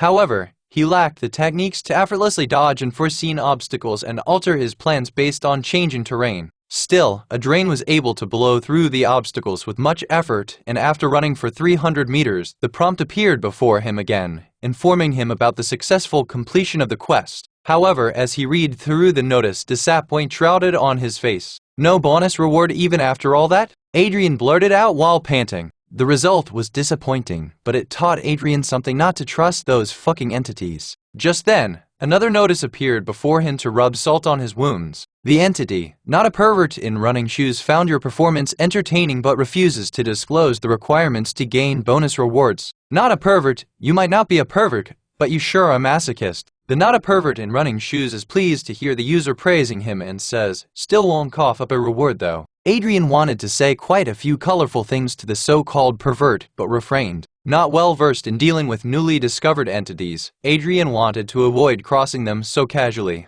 unaware of their capabilities. Just blame your shitty luck and get going as usual. While Adrian had gotten away with whoever the unknown evil on his tail was, the thugs he beat up were not as lucky. Asterisk, asterisk, asterisk, the gang leader groaned, slowly regaining consciousness in the dimly lit alley. His head throbbed, and he tried to piece together what had happened. The last thing he remembered was the stranger and the flower vase that hit him on the head. Fuck, that cheeky bastard was better than I thought, the leader thought, caressing his forehead. As his blurred vision cleared, he noticed a figure in front of him. A woman dressed in an unfamiliar and expensive black dress stood with her back turned to him. He didn't know who the lady was but knew enough to mess with her. The power she exhibited was off the charts. Besides, the previous encounter had left its mark on the leader not to underestimate anyone. Unfortunately, she was standing between him and the exit, and the only way out was by either distracting her or taking her by surprise. With a grunt, he managed to rise, preparing to grab his weapon. But before he could reach it, the woman swiftly turned around. In a flash, she pinned his hand to the ground with her pointy heels, a cruel smile on her lips. The woman squatted to get a good look at the leader. Her dark eyes pierced through the mask, concealing the upper half of her face. Well, what do we have here? A witness, she said while delicately caressing the leader's cheeks. He's still too soft-hearted to test. It wasn't until then that the leader saw his dead gang members sprawled across the cold floor. Who the hell are you? The leader gritted his teeth, glaring up at the woman. Why did you kill my men? Ignoring his question, she leaned in closer, scratching the leader's face so it began bleeding. SHH dead men don't ask questions, she whispered in his ears before snapping his neck in half. The lady stood over the lifeless body of the gang leader at her feet for a moment, erasing the evidence of her presence. A moment later, her gloved hand snatched the leader's phone from his pocket and dialed a number, holding the phone to her ear. Beak! After a few rings, an electronic voice answered on the other end. The Chimera, he spared the thugs, she sighed. In other words, your beloved pawn failed the test. Is that so? A low chuckle resonated through the phone. Let him be. Soon enough, he'll have no choice but to abandon the last shred of humanity he so desperately clings to. The lady in black scowled. Her annoyance over the matter was clear and the sky above. Just hope he doesn't become a liability when we want him to be a weapon. He'll figure it out eventually, the voice replied. Just keep an eye on things and make sure he doesn't get anywhere close to the Ravens. With that, the call ended abruptly, much to the lady's annoyance. She clenched the phone in her hand and in a fit of anger, dropped the device before stomping on it, destroying it. I'm an arbiter, not a fucking babysitter. She left the shattered phone behind and strode out of the alley. Slowly, her sleek attire blended into the shadows, concealing her presence as she left the lifeless bodies of the thugs sprawled around the alley. Enhance your reading experience by removing ads for as low as $1. Remove ads from $1 Chapter 25 Enmity. The massive confessional inside the area church was shrouded in darkness. Saintess Seraphina stood in the center of the room,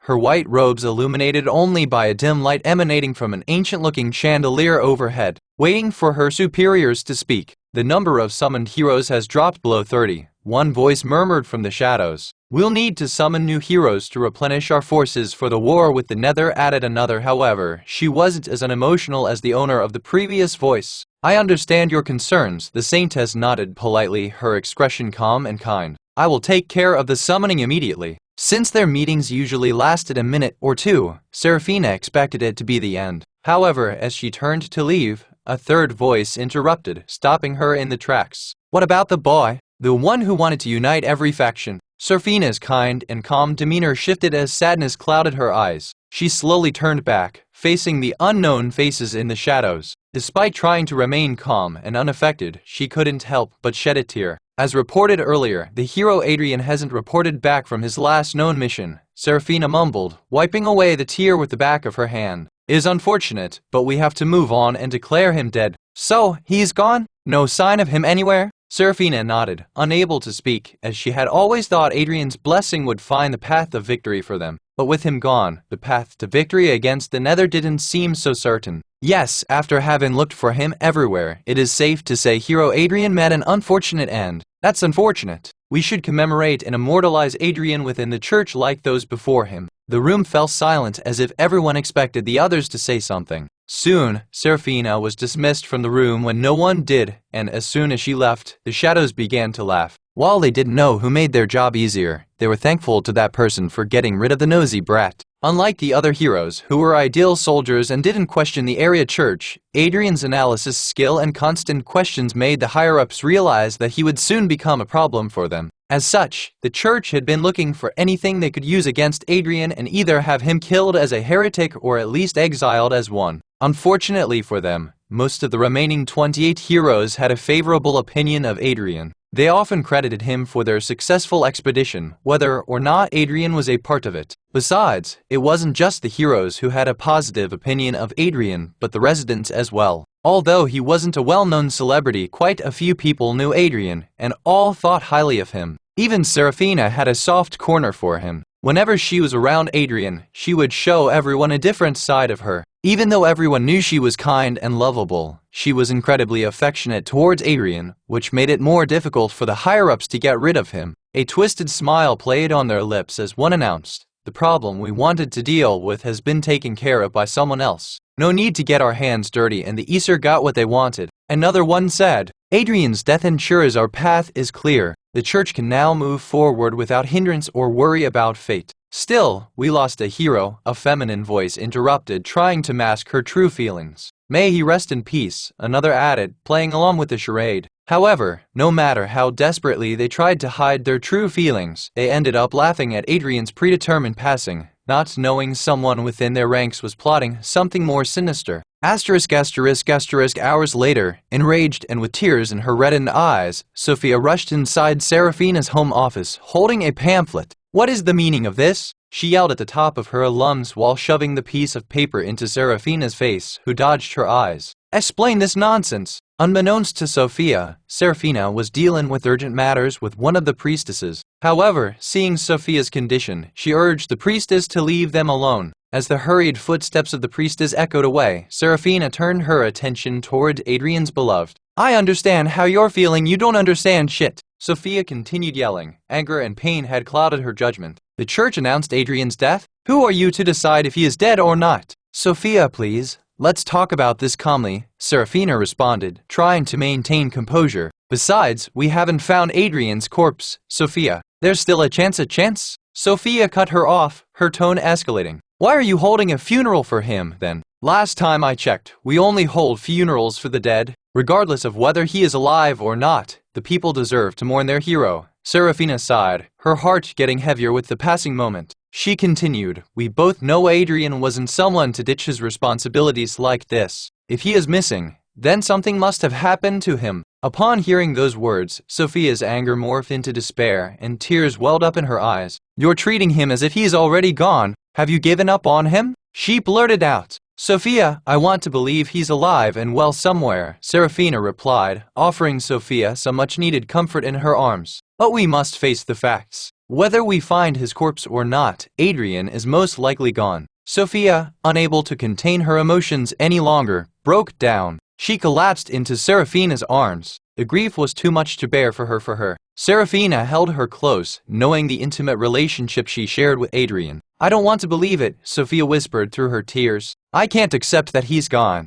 I know. Lost in her grief, Sophia clung to Serafina, allowing the tears to flow freely. The pain of losing Adrian gripped her heart. However, there were some who couldn't be more elated upon hearing the news of a funeral, and Vincent was one of them. Enhance your reading experience by removing ads for as low as $1. Remove ads from $1. Chapter 26 Faux Funeral 1. Adrian walked through the worn-down streets of the slums for the shop the old man had pointed him toward to sell the rattling tails and fangs he had acquired. "This looks to be the place," Adrian thought while scratching his cheeks. The shop he stumbled upon appeared to have seen better days. Broken roof and dirt-stained glasses that not even light could penetrate. It looked like any other shop the slums had to offer. Still, Adrian looked other ways to see if there were other shops around, but those he found were all destroyed. It didn't take a second for him to realize someone had intentionally taken down all the shops, and the likely culprit was the owner of the shop left standing. Regardless, since he was out of options, Adrian pulled the hoodie low to conceal his deformed face and stepped inside. His eyes fell on the guy standing behind a wooden counter as he did. The shop owner, a grizzled man with a hunched back and graying beard, was in the middle of a heated argument with a customer. Judging from the conversation, it appeared to be a dispute regarding the selling price of materials. Since the argument had nothing to do with him, Adrian decided to linger near the entrance, focusing on the unfolding dispute before him. The seller, most likely a plunderer, was eager to sell some slime cores. However, the price the owner had offered was too low for the seller's liking. "You're just doing whatever the hell you want because everyone else shut down, huh?" the seller barked. "1 lumen shard for 3 slime cores? Are you out of your damn mind?" Whoa, the owner smiled, but it wasn't one of good gestures. "You should watch your tone, boy, or else the ravens might come flocking for your flesh." You're the one who should be worried, you old fuck." The owner, unimpressed, burst into laughter before grabbing the man's collar, his voice low and threatening. Listen here, pal. You can take your business elsewhere if you don't like my prices. Don't cause trouble in my shop and get lost. Reluctantly, the disgruntled man agreed, delivering the goods and taking the money he was owed. However, that wasn't all the man did as he left the shop with a parting gift, a mouthful of spit that fell on the owner's shoulder. This son of a bitch, the owner, infuriated, reached for a broom, ready to give chase. However, his demeanor changed abruptly when he noticed Adrian lingering around the entrance. Welcome, welcome, the owner chimed, rubbing his hands together, eager to do more business. What can I do for you? Adrian sighed inwardly, knowing that dealing with this shopkeeper wouldn't be easy. The guy would probably dismiss the loot as low standard or some other bullshit to lower the asking price of the goods. Let's see what deal the guy has to offer, Adrian thought. If he tries to scam me, then being the kind stranger I am, I'll teach him a lesson in the art of scamming. With that, Adrian presented the loot, rattling tails and fangs, all in pristine condition. The owner, however, scrunched up his face in disgust as his scrutinizing gaze stared at the loot Adrian offered him. Look at this, a scratch here, a dent there on the fang, the owner muttered, examining the items. Alchemists are a pain in the butt who want everything in great condition. Unfortunately, that means I can't offer you much for these, you know. Adrian smiled, knowing the owner was a piece of shit. But more than that, he was happy because he saw through the owner's scheme. He knew the man was about to use some excuse to lower the price and then turn around and sell the perfect loot at a higher profit. While the owner kept analyzing the loot, waiting for Adrian's reply, the latter used his illusionary eyes skill. Suddenly, the shopkeeper's eyes blurred, and when they turned to normal, he was looking at exotic loot valued well over 7 radiant shards. I understand your concerns, Adrian declared, maintaining a stoic expression as he slowly gathered the loot. I won't bother you anymore. And oh, please wait, the owner explained, hastily putting his arms on the basic loot materials. Something must have gone into my eyes. I mistook the loot for something else. Oh, is that so? So what can you offer now? How about 2 radiant shards? 3, and you got yourself a deal. Under the illusion's influence, the owner hesitated before reluctantly agreeing. Fine, fine. 3 radiant shards it is. Adrian nodded, looking pleased with the result. He quickly pocketed the shards and made his exit as the owner, still under the illusion, rubbed his hands together, thinking he hit some lottery. As Adrian left, his attention was snagged by a conversation nearby. 2 slum dwellers were discussing someone's funeral. Adrian found it odd, so he stood there, hearing more about it. Yeah, I heard they're having some hero's funeral tomorrow. What a waste of time, one remarked, dismissing the news. They expect us to mourn a fucker's death, as if those heroes did any good for us in the slums. Yeah, true, the other shrugged, tossing a crumpled sheet of paper aside. All they do is cause trouble for us and then disappear like they don't know shit. The more heroes that die, the better off the rest of us will be. Good riddance. Adrian knew the slums hated the heroes, but he didn't expect the resentment to be on this scale. It felt weird to see things from the other side. Not like I'm a hero anymore. Adrian smiled wanly and was about to leave when his eyes fell on the crumpled paper. Curiosity piqued, he picked it up, and as he unfolded it, his eyes widened in surprise. His heart skipped a beat when he saw his face on the pamphlet. The announcement detailed the time and location of his supposed funeral. A funeral for me? Adrian rolled his eyes. Well, that was quick of them. It would be rude of me not to attend my own funeral. I guess I'll have to postpone my plans for tomorrow. Enhance your reading experience by removing ads for as low as $1. Remove ads from $1 Chapter 27 for Funeral 2. The next day, Adrian left the motel early after a quick nightcap. Of course, his return from the shop wasn't as swift as he learned the news of the death of the thugs he had fought earlier. Moreover, his little park-ring stunt hadn't gone unnoticed by the residents, which got him branded as the killer of 7 thugs. Thankfully, his shabby gear had helped him a lot, as innumerable people looked like him, and no one could identify him to the Ravens. Adrian wasn't worried about the allegation, but he was pissed. After all, he didn't even get exp points or anything from them, and yet he was being blamed for killing them. Had he known this would be the case, he would have killed the thugs just to get some benefit out of it. Still, with a warrant on his deformed head, Adrian didn't want to take any chances and sought the pub owner's help. For another radiant shard, the pub owner got him a change of clothes along with a new set of light armor to wear under the clothes. But Adrian's actions made his secrets irresistible to the pub owner as he sent 2 helpers along with the dress just in case Adrian needed their help wearing clothes. Unfortunately for the owner, Lily knew Adrian too well to try to fool him. Instead, she informed Adrian about the owner's plan, which Adrian was more or less already aware of. Still, he paid the girls a couple of lumen shards to keep their mouths shut and deceive the pub owner by giving him a glorified fake description of the mystery man. That way, the pub owner would stop causing trouble for Adrian while having false information about him. Also, even if the Raven somehow managed to make the owner speak, he would give them the wrong information, indirectly helping take some heat off Adrian's shoulders. The clothes might have been worn out, but at least they were comfy, unlike this mess, Adrian mumbled as he walked toward the church. Anyway, better get moving if I don't want those Raven jerks tailing me. While the slums were as chaotic as one could expect, the city's atmosphere was strangely different. The roads that were once filled with people were strangely empty. Even the loud market remained quiet. As Adrian got closer to the church, he began seeing people dressed in azure dress, the color of mourning in Nyxeria. Only then did Adrian realize that the church, along with the Empire, might have declared national mourning on his death. I had no idea I held so much importance for them, Adrian murmured with a touch of sarcasm. Adrian knew very well how little he meant to those around him. Yes, he didn't have any skill that would make him a valuable soldier, but he more than compensated for it through other means. The summoned heroes had particularly negative image before Nyxeria, thanks to those summoned before Adrian's batch. It was because of his leadership and work that the Nyxerians changed their view when it came to heroes.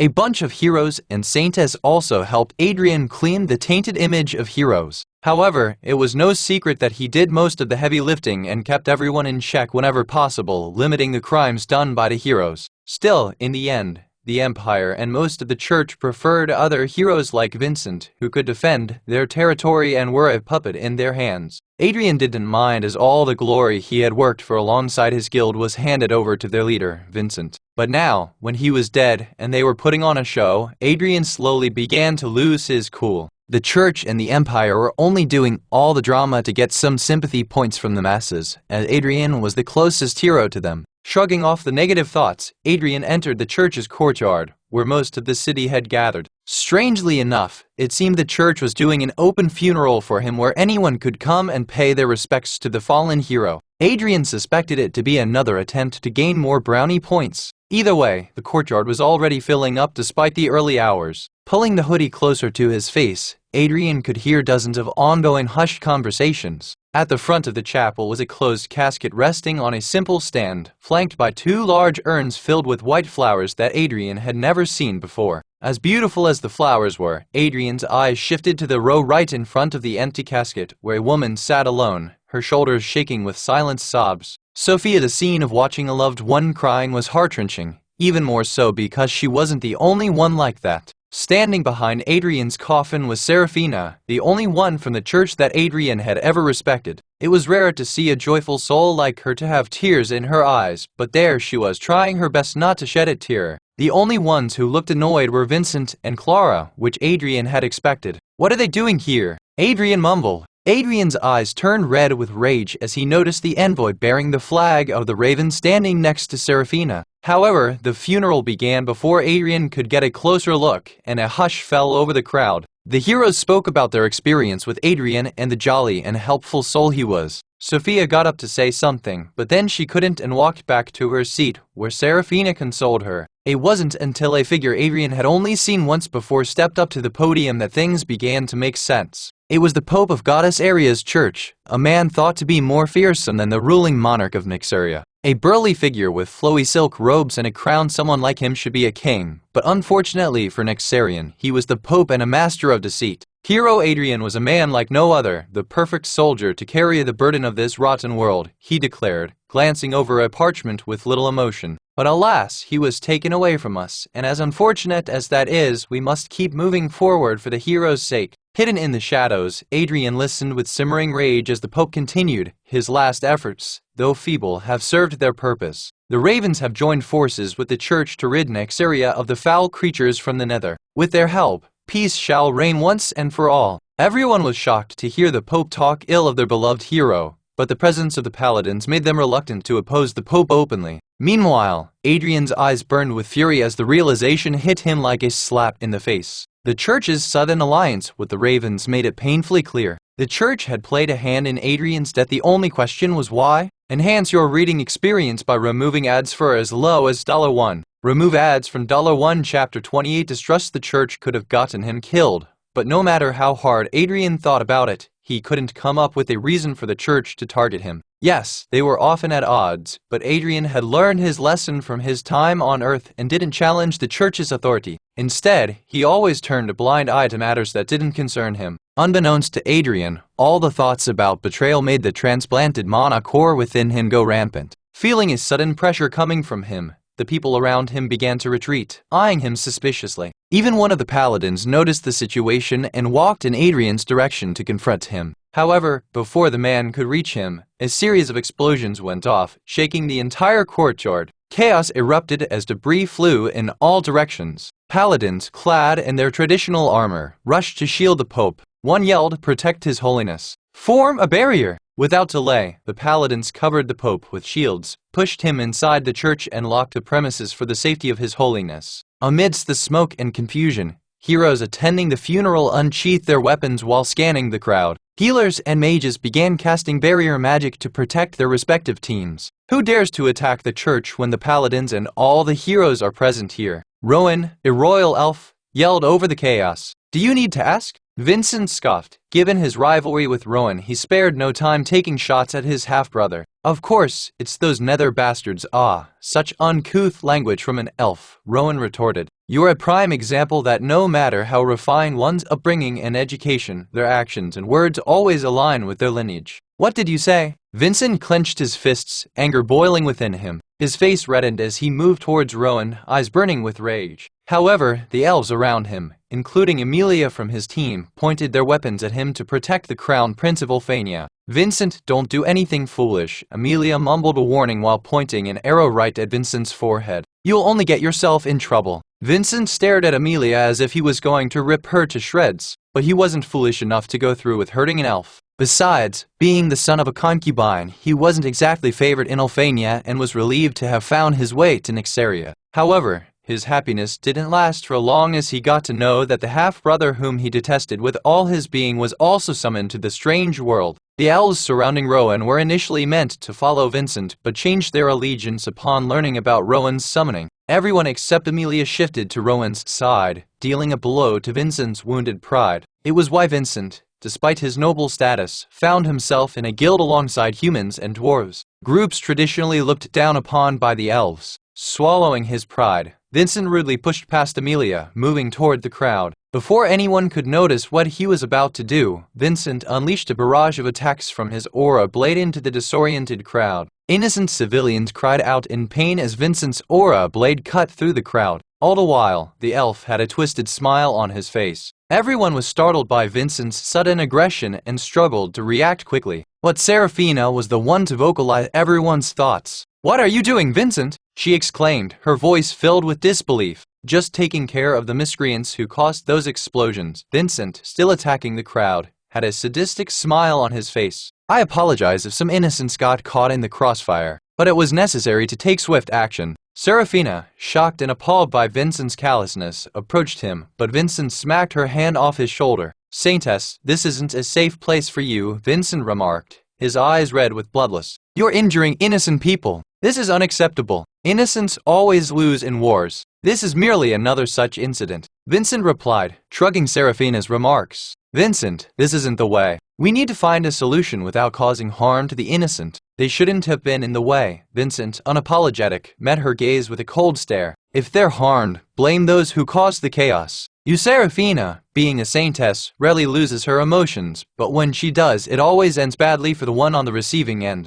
And it seemed the emotions surrounding Adrian's funeral had gotten into her as she raised her hand to cast a curse on Vincent. But at that moment, Sophia stood between the two, wanting to stop the infighting. "Rut, we can talk about this later," she yelled. "We first need to get rid of the assailants." Without further ado, the heroes jumped down from the stage, charging into the disoriented crowd, their weapons at hand. However, the people, still reeling from Vincent's unexpected assault, refused their help. The distrustful eyes of the crowd regarded the heroes with suspicion and disgust. "Come on, we're here to help." Emilia tried convincing a lady by handing her a potion, but the lady smacked it away. "Oh, that's what you call attacking us," the lady retorted. However, Emilia wasn't the only one facing the crowd's rejection. Every single hero was being shunned by the public. In contrast, whenever the ravens, clad in dark attire, approached the crowd, though initially hesitant, they accepted the ravens' assistance. The heroes were taken aback by such development. Little did they know, while they were occupied sorting out their disagreements, the ravens had taken the opportunity to react to the attack and win the favor of the public. That, along with the Pope's words, made the public see the ravens in a positive light. Besides, the ravens' aid and Vincent's attack on the innocents had a compounding effect on the crowd, as the carefully crafted image that Adrian had painstakingly upheld was now unraveling right before the hero's eyes. Enhance your reading experience by removing ads for as low as $1. Remove ads from $1. Chapter 29. Zodiacs, forget about them. Vincent roared over the chaos as the Nexarians kept refusing their help. Instead of wasting his time on them, he charged towards one of the masked people. However, he abruptly stopped when he got a good look at the golden-black masks the assailants were wearing. "Zodiacs!" Vincent exclaimed, and his entire demeanor changed along with his fighting stance as he got in a defensive position. "What? The Zodiacs?" No one could believe it, but the truth was right before their eyes. A notorious terrorist organization was there. But why? They came for the Pope. Who else? Rowan scoffed at his brother's stupidity as the heroes formed a defensive wall between the Zodiacs and the church. While the ravens were often held responsible for most of the crimes in Nexaria, in front of the Zodiacs, they were nothing more than class clowns. While there were only 13 members in the Zodiacs, they were far more dangerous than any other organization on Nexaria and the surrounding realms. As their names suggested, their members represented 12 constellations known to mankind. Among the known dozen were figures like Leo, the charismatic and strategic planner; Scorpio, the covert infiltrator skilled in sabotage; Gemini, notorious for their shape-shifting abilities; and many more who were a mystery to Nexaria and rarely showed themselves. Regardless of the enigma surrounding them, each Zodiac member operated with ruthless efficiency, leaving a trail of chaos and fear in their wake. But none of them were as mysterious as their leader. The 13th Zodiac member, the group's elusive leader known only as the Nameless, was someone no one had seen before, and most even doubted the existence of the 13th Zodiac. Thanks to their mysterious ways, the Zodiac's motives remained a big mystery. Even the most brilliant brains couldn't decipher their motives, as their actions were unpredictable, and their targets varied from street vendors to royalty. That's why their presence in the church was highly concerning, and Rowan immediately thought they were there for the Pope. The heroes had faced a few of the Zodiacs before, but this was the first time anyone saw the 12 of them assemble in one place. Fighting a single Zodiac was a pain in the butt, and now that their entire squad had gathered there was little confidence in the heroes' eyes. "What are we waiting for? Attack them!" Rowan roared, and everyone went into action. Sophia began casting her strongest magic and unleashed a searing fire spell aimed directly at Gemini.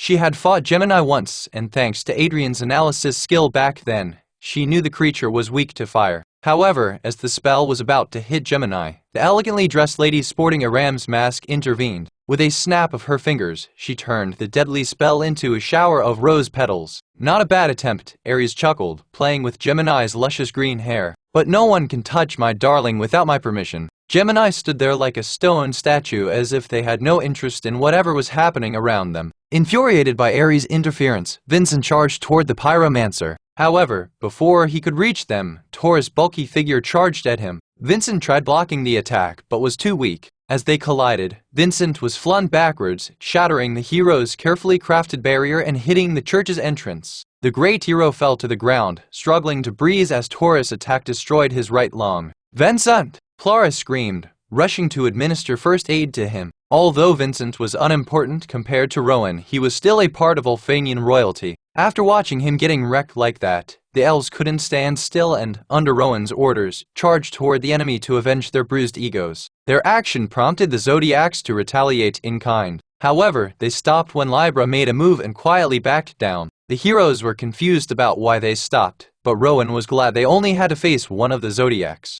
Since no one had faced Libra before, the heroes were unaware of his skills. But Sophia had a bad feeling about it. "Stop!" Sophia tried her best to get her allies to halt, but she failed. Libra slowly opened his eyes after undoing the blindfold, and there was a bright flash before the heroes fell to the ground. Their mana, energy, stamina, they were drained of everything. They couldn't do anything but stare at Libra in horror. One move was all it took to bring the mighty heroes to their knees. Desperate for help, Sophia looked around, only to realize the ravens who had been there moments ago were nowhere in sight. They must have slipped inside the church while the heroes engaged the Zodiacs. "Fucking coward," Rowan panted. While what Rowan felt could be true, the ravens were wiser not to indulge with the Zodiacs. After all, despite their numerical advantage, the heroes found themselves outmatched by their adversaries' sheer strength and skill. If the heroes were in such a pathetic state, the ravens would have most likely ended up in a worse situation if they had stayed back and fought the zodiacs. In other words, the ravens chose the path that ensured their safety, unlike the so-called heroes. Meanwhile, the other heroes exchanged wary glances, silently acknowledging the dire situation they faced.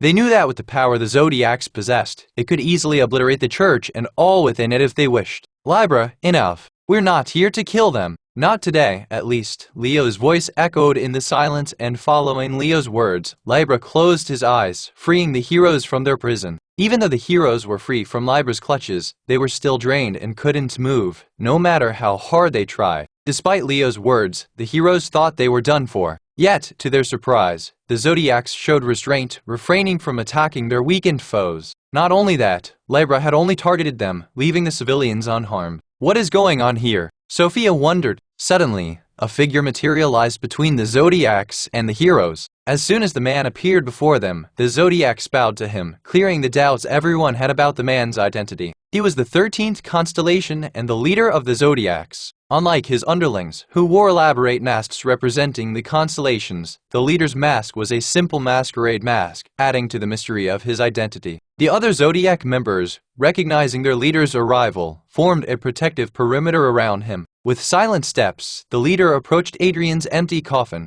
The 13th constellation reached into the folds of his dark cloak and retrieved a bouquet of peculiarly dark flowers that only grew in the nether. Silently, he placed the bouquet on the coffin as the heroes watched him, wondering what kind of relationship the leader had with Adrian to show himself to the public to attend his funeral. The 13th constellation stood there for a moment as if praying for the departed. Without uttering a word, the 13th constellation turned away from the coffin and began walking toward the outskirts of the battleground. The other zodiac members, in disciplined unison, followed their leader, who created a portal. One after another, the zodiacs left through the portal, but before the leader's turn, he turned to face Adrian, hiding in the crowd. Their eyes met for a fleeting moment, and Adrian saw a smile on his face before the leader vanished into the unknown, leaving a confused crowd behind. Enhance your reading experience by removing ads for as low as $1. Remove ads from $1 Chapter 30 Misunderstanding. Adrian stood there, kind of surprised and confused. The 13th constellation, the leader of the zodiac, looked right at him as if he knew the man hiding behind the hoodie. But why was he smiling?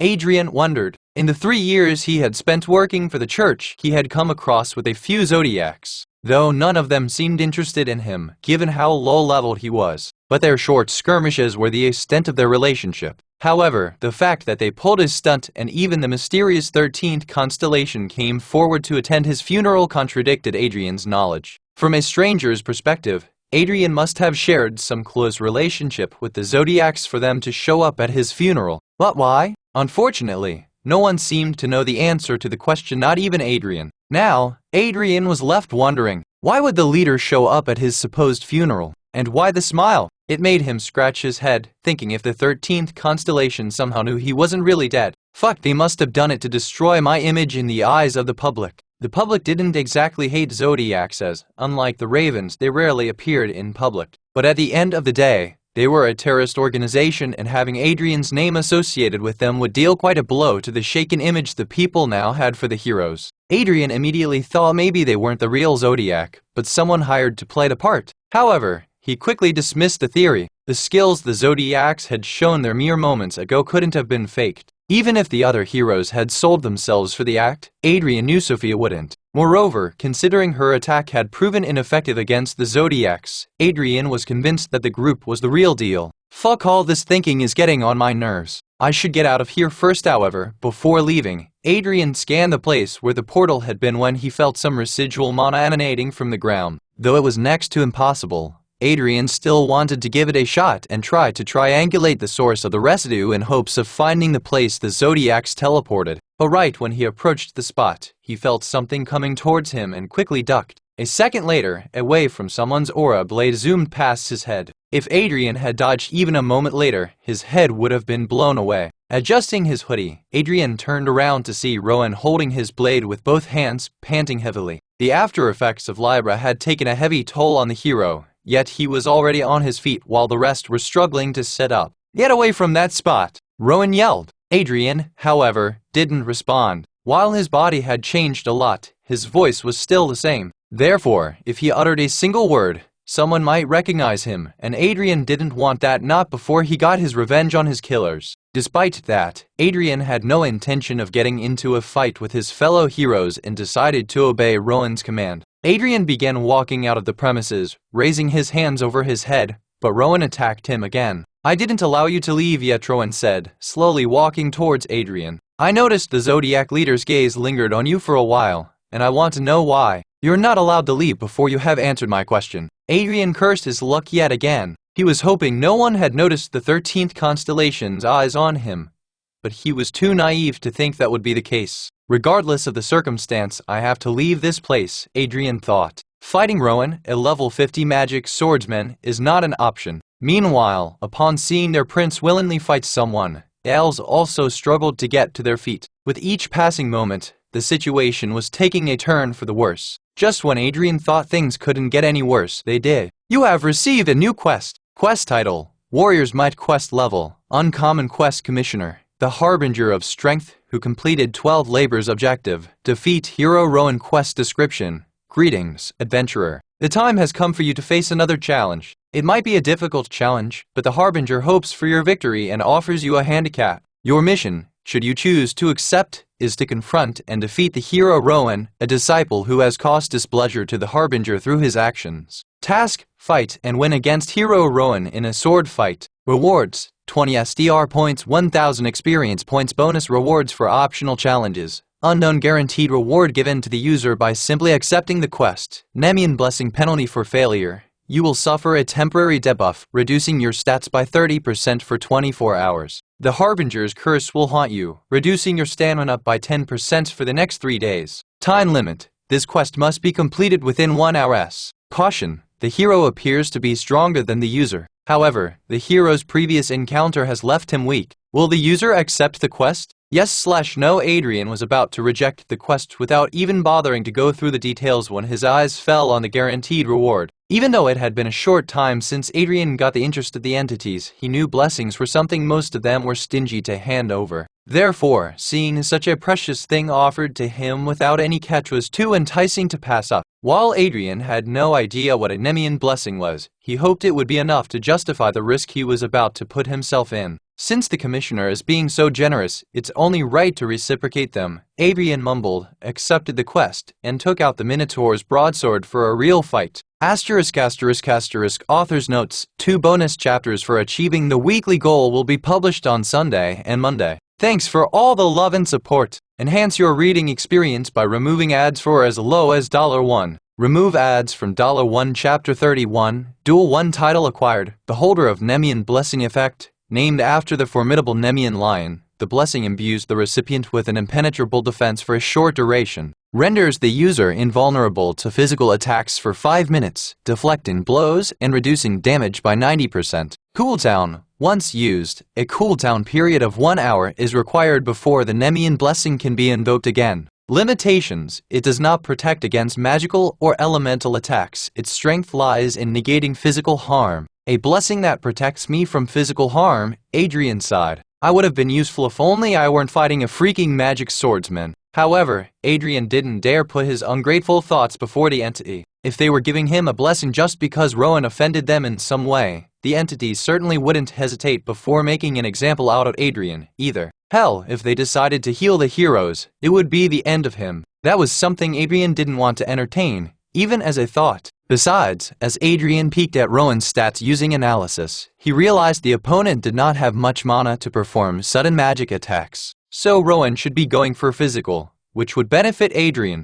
That Libra guy messed them up pretty good, Adrian thought. I better not cross paths with him anytime soon, or it would end badly for me. Adrian also noticed a sharp decline in Rowan's attributes. He wondered which entity had sponsored Libra with such a broken skill. It was no wonder the Zodiacs could challenge the church so blatantly. With a skill like Libra's, they were basically unstoppable. This isn't the time to fawn over them, Adrian thought, trying to shake off his memories of the past events. Regardless of what Libra did to the heroes, Adrian was still way over his head. Despite his stats being reduced to a mere 30% of their actual value, Rowan was still a formidable foe. Logically, I have more attribute points than a swordsman with reduced stats akin to level 17. However, I lack the experience that Rowan has. Defeating him would still be a bit of a challenge. However, while Adrian was busy devising a strategy to defeat Rowan, the latter rushed towards him. Adrian instinctively brought forth the Minotaur's broadsword to block Rowan's attack. Asterisk clang asterisk. Following the clash, both Adrian and Rowan had to take a couple of steps backwards to regain their footing. The heroes spectating their fight were surprised. However, they weren't surprised at the unknown man stopping Rowan's attack. They were taken aback because they noticed the sword the strange man was wielding. "Is that Clara?" mumbled, but was interrupted by Vincent. "Minotaur's broadsword," he mumbled, turning towards Sophia. "Looks like we found our little plunderer." "It can't be him," Sophia mumbled. On the other hand, Sophia wasn't interested in the sword, but in the technique the stranger used to deflect Rowan's attack. During one of their earliest expedition as heroes, Sophia stumbled across a skill scroll, an artifact through which anyone capable could learn a skill. Upon inspection, they realized the skill engraved on the scroll was called Blade Parry. Since Sophia was a mage and didn't require such a skill, she had given it to Adrian, who had gotten injured while fighting a goblin earlier that day, for her sake. Besides, it was a skill that didn't require mana use, so the skill was perfect for someone like Adrian, who had little to no mana. As it was the only combat skill Adrian had, Sophia had seen him use it countless times. That's why when she noticed the stranger using the same skill, her mind immediately went to Adrian. However, Blade Parry was a common skill thousands had already mastered. Logically speaking, the skill could have belonged to anyone from Nyxaria, but somewhere in Sophia's heart, she wanted the person in the hoodie to be Adrian. Asterisk asterisk asterisk. "What is a blade like that doing in your hands?" Rowan questioned Adrian, but got no response. Unlike before, when Rowan acted confidently, he looked strangely taken aback as soon as his eyes fell on the Minotaur's broadsword. Adrian held the sword tightly. He knew using the blade before Vincent might reveal his identity as the plunderer they were looking for. But that sword was the only weapon Adrian could use against Rowan. Taking advantage of Rowan's confused state, Adrian quickly activated the sword's unique ability, Minon Fury. In the blink of an eye, Adrian raised the blade, swinging it around him like a whirlwind. Rowan was within the skill range and got hit twice before disappearing from Adrian's sight. Adrian stopped momentarily to look for Rowan, but as he did, he felt his opponent's presence behind him. Adrian raised the blade again to block Rowan's sword, but Rowan kicked Adrian in the chest instead of swinging his weapon. Only after rolling on the ground a few times did Adrian manage to balance himself. As he got back to his feet, Adrian got a look at Rowan's injuries. The hero's sword arm was bleeding from two places, both where Adrian had hit him. Adrian was lucky the heroes were attending a funeral and not carrying their armor, or else he'd be lucky to make a dent in Rowan's armor. "That sword fucking hurts!" Rowan yelled, quickly pouring a healing potion on his wounds. "I swear I'd take your head along with that filthy sword of yours." Adrian still didn't respond, hoping to get a rise out of Rowan. If he had learned anything about Rowan from the few expeditions they did together, it was his easily irritable nature. With the right choice of words, or in this case, actions, Adrian could make Rowan lose focus, and when that happened, the duel would be his to win. A few more insults should do the trick. Besides, I can't waste much time here. The rest of them would get up soon, and I can't stay here for that. Gotta wrap this up soon. Enhance your reading experience by removing ads for as low as $1. Remove ads from $1 Chapter 32, Weekly Bonus Chapter 1-2, Duel 2 roughly 10 minutes. That's all I got before the rest of them get back to their feet, Adrian mused upon checking the status of the heroes. Meanwhile, it seemed Rowan had finally gotten serious about Adrian. A cold breeze blew, gently tugging his long black hair, tied in a ponytail, as he adjusted the grip on his katana. A thin, murderous smile curled on his lips as his blade shimmered with a faint aura. It was the strength bestowed upon one of the 7 rare classes in Nyxaria. The aura surrounding Rowan's blade was weak because of his weak mana and after effect of Libra's attack. Still, it was strong enough to manifest before their naked eyes, alerting Adrian. Suddenly, Rowan lunged forward with a lightning-quick strike, aiming for Adrian's chest. The latter deftly parried the blow, but Rowan wasn't done. Roa, wielding a katana, had a speed advantage over Adrian's broadsword. In his capable hands, Rowan could attack Adrian from several different directions while Adrian would only manage to block a few.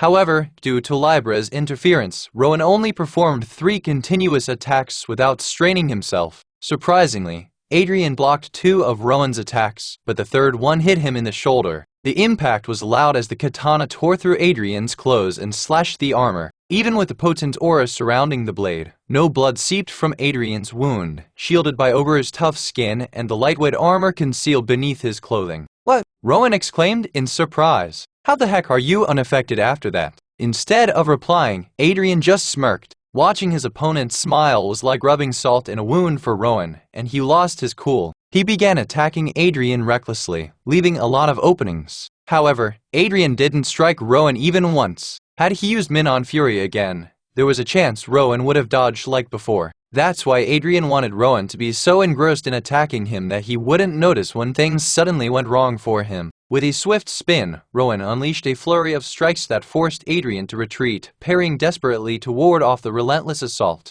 However, it wasn't like Adrian wasn't getting affected by the attacks. After all, the ogre's skin patches only covered some of his body. The rest of his skin was still vulnerable to Rowan's attacks, and there were plenty of moves to pin him down. The church courtyard seemed to shrink as the two swordsmen moved with astonishing speed, their forms a blur to the unskilled eye of the commoners around them. Despite all that, Adrian's confidence remained unmoved. Blocking the strikes, he was bidding his time to strike. Rowan's agitation and Adrian's calmness clashed like a song of fire and ice. Slowly but surely, the icy coldness of Adrian began overpowering the fire behind Rowan's strikes. Then, at the opportune time, Adrian released Minon Fury right into Rowan's face. The latter tried dodging the attack like before, but Adrian was already prepared for it. He interrupted the sword's flow and changed tactics to take down Rowan by surprise. With a calculated sidestep, he jumped before Rowan and struck him with a precise thrust. The blade met its mark, grazing Rowan's shoulder and drawing a thin line of crimson blood. A tinge of pain reflected in Rowan's eyes as he gritted his teeth in frustration.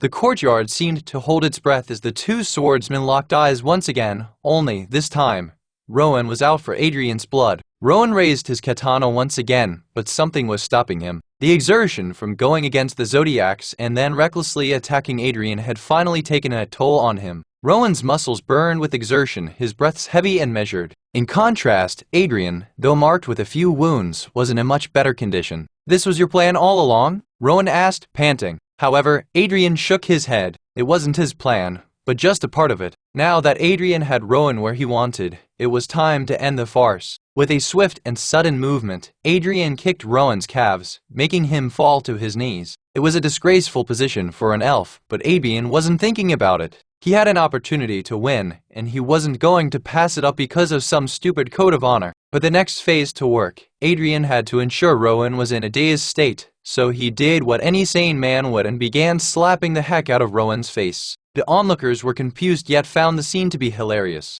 The so-called Ulfanian prince was getting smacked like a brat right before his beloved followers, and none of them could help their prince. Soon, Rowan's pearl-white cheeks turned red as a lantern and swollen like a puffer fish. One of his eyes was bloodshot, making Adrian wonder if he had gone overboard. No backing down now, Adrian mused and was about to use illusionary eyes on Rowan when a notification got his attention. The Harbinger of Strength who completed 12 labors makes a special request from the user. "You forgot the other cheek," he says, laughing wildly, and sponsors 5 attribute points to the user. "The elves are going to kill me," Adrian thought and closed his eyes before he began slapping away. It was a humiliating sight for the elves, except for Vincent, who was slowly returning to his senses. He didn't know who the stranger was, but the man was undoubtedly worthy of his acknowledgement. "That man, he seems familiar, though it must be my imagination. No one I know would dare humiliate an elf like that in a public setting." After all, the stranger did something he had been trying to do for years, making a considerable dent in Rowan's public image. If Vincent played his cards right, he could gain his fellow elves respect and acknowledgement, but for that, he would have to stop his benefactor first. Grabbing Amelia's discarded bow and arrow, Vincent took aim for Adrian's legs and fired away. However, at the last moment, Adrian kicked Rowan instead of slapping him, dodging the arrow. But Rowan wasn't that lucky, and the arrow hit him straight in his manhood, forcing him to let out an abyssal scream. Enhance your reading experience by removing ads for as low as $1. Remove ads from $1 Chapter 33. Narrow escape. 1 Rowan was overwhelmed by the pain in his lower regions, making his swollen cheeks a secondary concern. Clutching his aching manhood, he curled into a fetal position, tears streaming down his face. "Looks like even heroes are vulnerable to low blows." Adrian shrugged and decided to make a break for it. "I'm pretty sure this was Vincent's doing. Too bad I can't hang around to thank him for creating a distraction." Seeing how hurt Rowan was acting, it was unlikely the rest of the heroes would chase him instead of helping their fellow teammate. Still, just in case, Adrian activated Nemean Blessing as he rushed out of the church, hoping to negate any attacks that might come his way. As Adrian expected, the elves rushed towards Rowan at snail-like speed to check his condition. The arrow had struck Rowan at the worst possible place and was lodged right in the middle of his personal asset. "Damn, that looks painful," the males mumbled, not wishing for such an accident to happen even to their worst enemies. "But who shot the arrow?" "It wasn't the intruder, that's for sure," Amelia responded. "He was too engrossed in slapping the prince to have done anything." "Did he have a partner hiding somewhere?" Thuron Hoofstride, a centaur, suggested. Taking charge of the conversation, Rowan's closest aide, Lyris Silverleaf, clapped twice to get everyone's attention. "If anyone had noticed anything, please come forward. Even the most insignificant clue could be of help here." One after another, everyone shook their heads. Since the heroes were struggling after Libra's attack, none of them had the strength to look around when the incident happened. Besides, they were way too engrossed in watching Rowan being slapped into silliness to detect anything. But they did notice something. One after another, everyone mentioned they saw the arrow fly past them. Although they didn't point to any names, elves immediately thought it had to be Vincent. After all, he was the furthest away from everyone, so he could have shot the arrow without anyone noticing. Besides, Vincent also had a motive to do something like that. He was detested by the elves only because there was someone better suited for the throne of Ulfania. If he could eliminate the competition, the elves would have no choice but to accept him as their new crown prince. With that, Vincent had a motive and a placement to shoot Rowan. It was all a proof the elves needed to make Vincent a target, and soon, the elves turned toward Vincent with a murderous glare. Vincent was planning to come clean earlier and say that he was aiming for the stranger to save his brother's life, but upon noticing their glare, he knew they would not give him any time to explain himself and probably get him arrested or worse, exiled into the Nether. If only that fucker had stuck to slapping this rascal, none of this would have happened. Vincent thought as his mind raced to give his fellow Ulfanians an explanation. However, help arrived from an unexpected source as Clara stood in between Vincent and the rest of the elves. "You fools have some guts to question Vincent," she scoffed, placing a hand on her hips, enhancing her figure. "Let me remind you, in case you forgot. Vincent took a direct hit from one of the Zodiacs while trying to help when all of you are stuck to the ground like trees." She continued. "The impact knocked him out cold and left him injured, so how on earth could he have attacked Rowan? Has your hatred towards him blinded all of you into mindless fools?" The elves got fidgety after hearing Clara's words and avoided each other's gaze. Regardless, Vincent was thankful that Clara covered his ass. After all, she was by his side when he shot the arrow. She could have thrown him before the elves like a goblin in front of a pack of wolves if she wanted. Yet she didn't. Vincent smiled as the signs surrounding Clara's feelings for him were blatantly obvious. As an elf, he had always seen Clara and Adrian as nuisances, but tolerated them for Sophia's sake, who, despite being a human, had caught his eye since the earlier days of their training. But now that Vincent was sure of Clara's loyalty and even eager to use her in the future, but for now, he wanted to enjoy the favor she had done for him. After all, Clara involuntarily gave Vincent some much-needed ammo to shoot at the elves who had gotten so used to looking down upon him. "Rowan and I might not see eye to eye, but to believe that all of you would hold such a low opinion of me," Vincent murmured, perfectly portraying the role of a hurt and betrayed prince. "I'm sorry, but I need time to gather my thoughts and consider whether I wish to continue associating with you." The cunning elf was also using the tragedy to gain sympathy from someone special, and upon saying his piece, Vincent began walking out of the church, but not before taking another look around. "Sophia, could you?" He scanned the crowd, but the mage was nowhere to be seen. "Where's Sophia?" Clara turned around to look for her friend. "I swear she was here a moment ago. She left to do what a hero should," Seraphina interjected. "While all of you were engrossed in petty internal conflicts in plain view of the civilians, she took a hero's path and chased the intruder alone." Hearing that, Vincent immediately rushed toward the exit, only to fall after taking a few steps. The internal injuries from his impact earlier were still holding him back. Thankfully, Clara was there to catch him. "Saintess, please take care of the injured princes," Marcus, the dwarf, requested. "Healers, stay back and assist the Saintess. The rest of us will chase after the intruder and ensure no harm comes to Sophia." "Rut!" The heroes agreed and rushed out of the church. Clara lingered there a bit longer, ensuring Vincent was comfortable, before joining the rest of them. Enhance your reading experience by removing ads for as low as $1. Remove ads from $1 Chapter 34, Weekly Bonus Chapter 2/2 Narrow Escape 2 Congratulations.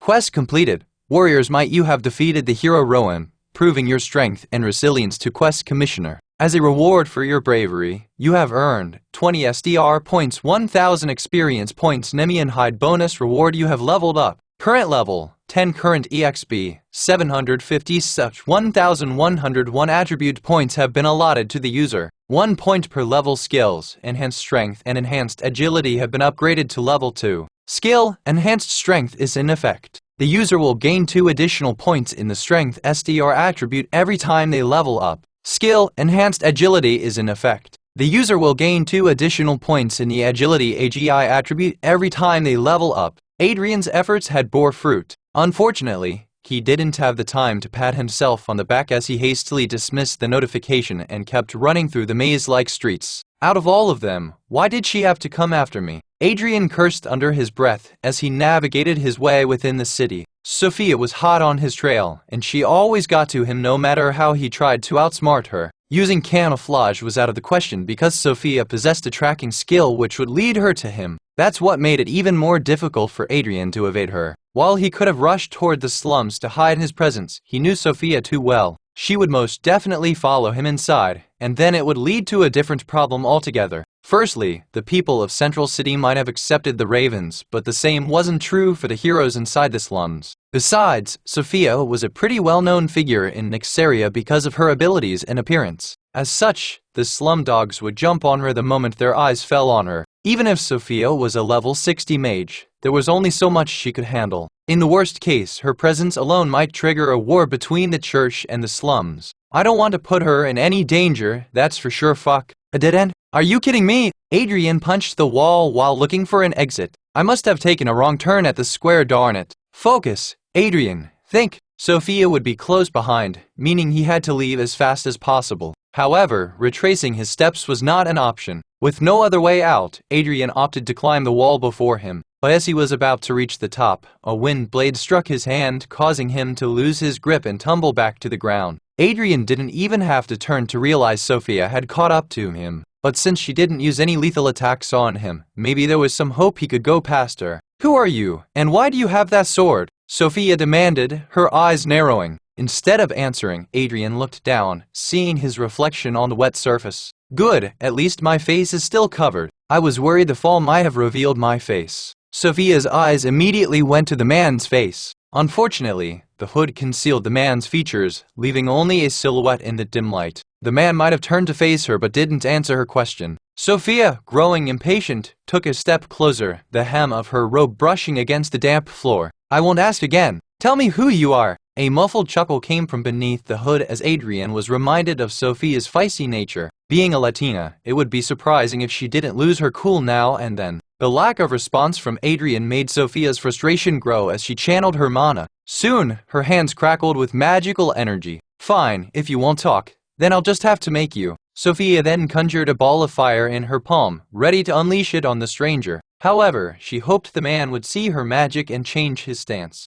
Unfortunately, the man stood there with his hands in his pockets and seemed unfazed by Sophia's presence. The cocky attitude the man showed was infuriating. Without delay, she threw the ball at Adrian, who surprisingly dodged her attack easily. She couldn't believe her eyes. It seemed she was having a bad day. First, the Zodiacs nullified her magic, and now the strange dodged her attack like it was nothing. Little did she know, while it seemed like Adrian was idling, he was instead dumping all the attribute points he had earned into agility to increase it to 50. The sudden increase in his stats was why he could dodge the fireball with ease. As the smoke cleared from her attack, Sophia realized she had broken the wall behind the stranger, giving him the path of escape that he desired. Don't you dare leave, Sophia snarled, but Adrian had already made his way to the other side of the wall. Watching Adrian's retreating form, Sophia launched a barrage of projectiles made of wind, each one trained on the stranger like heat-seeking missiles. Try dodging these. She unleashed the missiles on Adrian. The projectiles whizzed through the air, and Adrian still managed to dodge a few of them, but true to their nature, they didn't let up.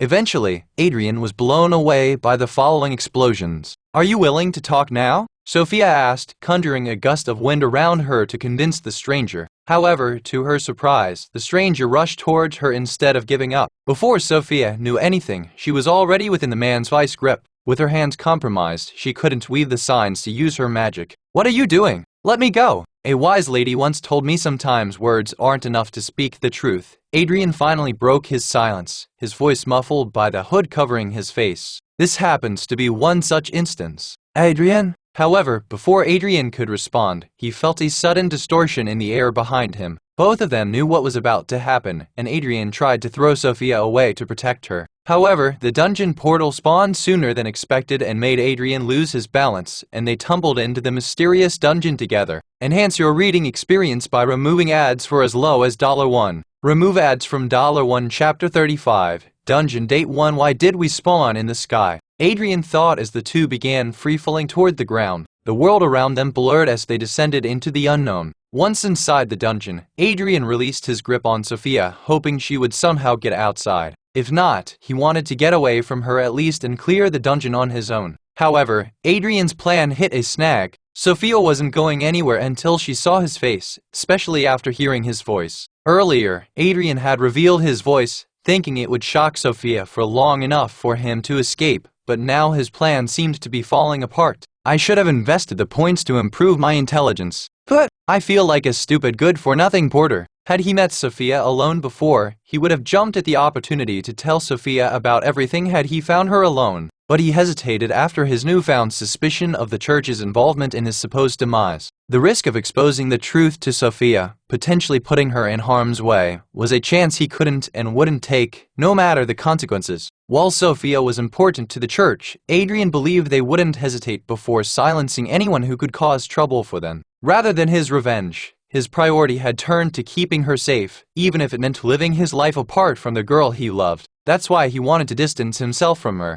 Unfortunately, Sophia was too stubborn and didn't give up. She used her wind magic to tie them together, ensuring Adrian wouldn't escape without answering her questions. After that, Sophia cast a wind spell to soften her landing as they fell into the dungeon. On the other hand, Adrian, relying on his enhanced physique, could only hope that his body could endure the impact of skydiving from another dimension inside the dungeon. But Sophia saved him there as well, which wasn't all that surprising given how she suspected the stranger was Adrian. The portal spat them out onto a sandy beach, and the sound of crashing waves filled the air. But Adrian didn't have any time to admire the beautiful beach. The sudden dungeon travel had left them in a daze, and Adrian, intending to take advantage, decided to make a run for it. However, Sophia, who had been inside countless instance dungeons before, recovered sooner than Adrian expected and saw him escaping. "Oh, you're not slipping away this time." Sophia shook her head. With a wave of her hand, she summoned a gust of wind, swiftly surrounding Adrian and yanking him towards herself.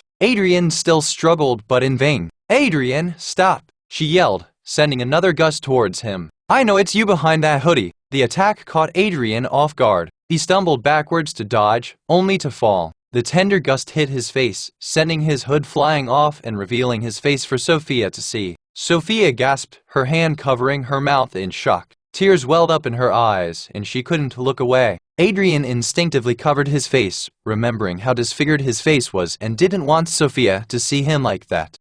Sophia's voice wavered, her hands trembling as she reached out to touch his face. Adrian flinched for a moment, wanting to push Sophia away, thinking she must be disgusted after looking at him. But to his surprise, Sophia gently removed Adrian's hands. Her touch still had the warm and comforting feeling he remembered. She then cupped her hands around his face and, with tears streaming down her cheeks, pressed her lips against his. For a moment, everything stopped as Adrian felt her familiar embrace. It wasn't until that moment that he remembered how lonely he had been in the few days he had lived as a chimera. Pulling away, Sophia lovingly stared into Adrian's eyes. "I thought I lost you. I thought you were gone forever," she said, holding on to him, fearing he might vanish if she released him even for a moment. "I was for a while," Adrian replied, trying to evade her gaze, but Sophia proved to be weirdly strong and tenderly held his face in place. "What do you mean?" "The ravens someone paid them to have me killed," Adrian clarified, unsure what Sophia would think about the truth. Sophia's eyes widened, horror etched across her face, but the horror was soon replaced by a confused expression. "Killed you? But you're here, you're real, right?"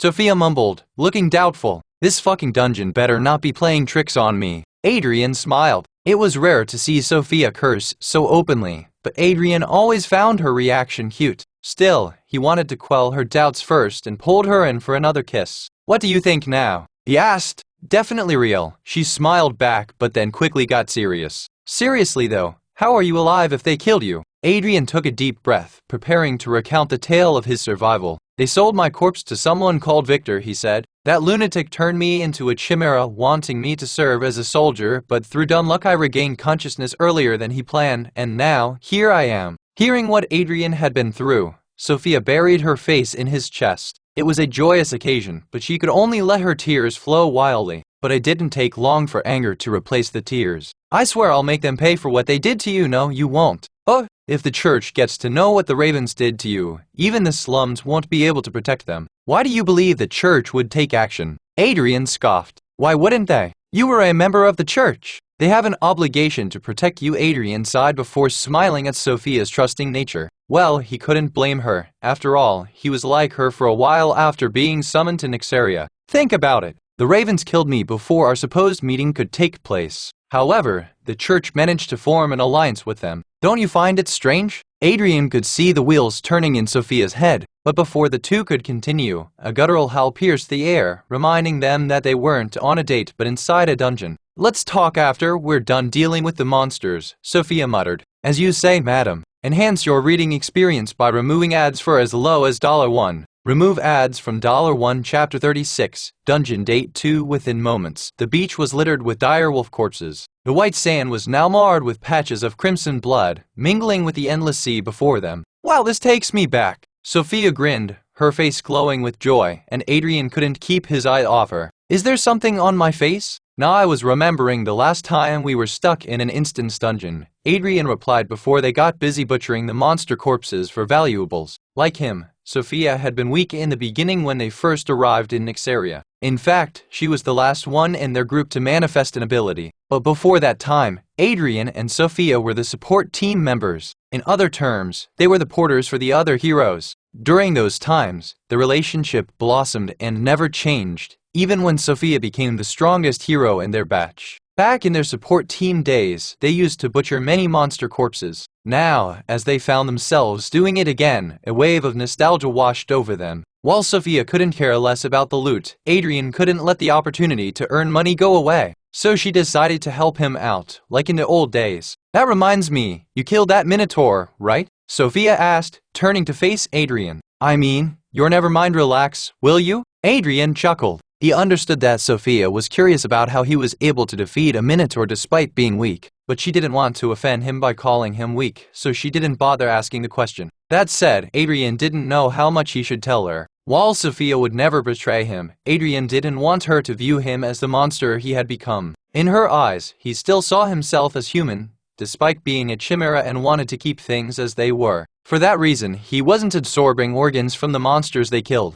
It wasn't like they had anything worth the pain either, so he wasn't losing anything. Back to the topic, Adrian was confident Sophia already knew some of the story from the ones Adrian had unintentionally helped in that dungeon. She probably wants to know how I became strong, Adrian thought, remembering how she was eyeing him with his bare hands while he fought with the direwolves. Still, he did not want to reveal his Devourer class to her, so Adrian went for the subsequent plausible explanation. "Have you ever heard about the entities?" Adrian mumbled, stopping his work to assess Sophia's expression. Sophia smiled at first, but then her expression soured. While Adrian had always been transparent with her, she couldn't say the same. She had kept the knowledge of the entities and their blessings hidden from him. "Yes," Sophia spoke softly. "Well, then you should know." With a smile, Adrian got back to work. Adrian's question and his answer both held deep meaning. Upon discovering the existence of entities and their sponsorships, he knew one of them had to have given Sophia a gift for magic affinity. Otherwise, her sudden rise to power wouldn't make sense. Now that he knew the truth, he didn't know how to feel about it.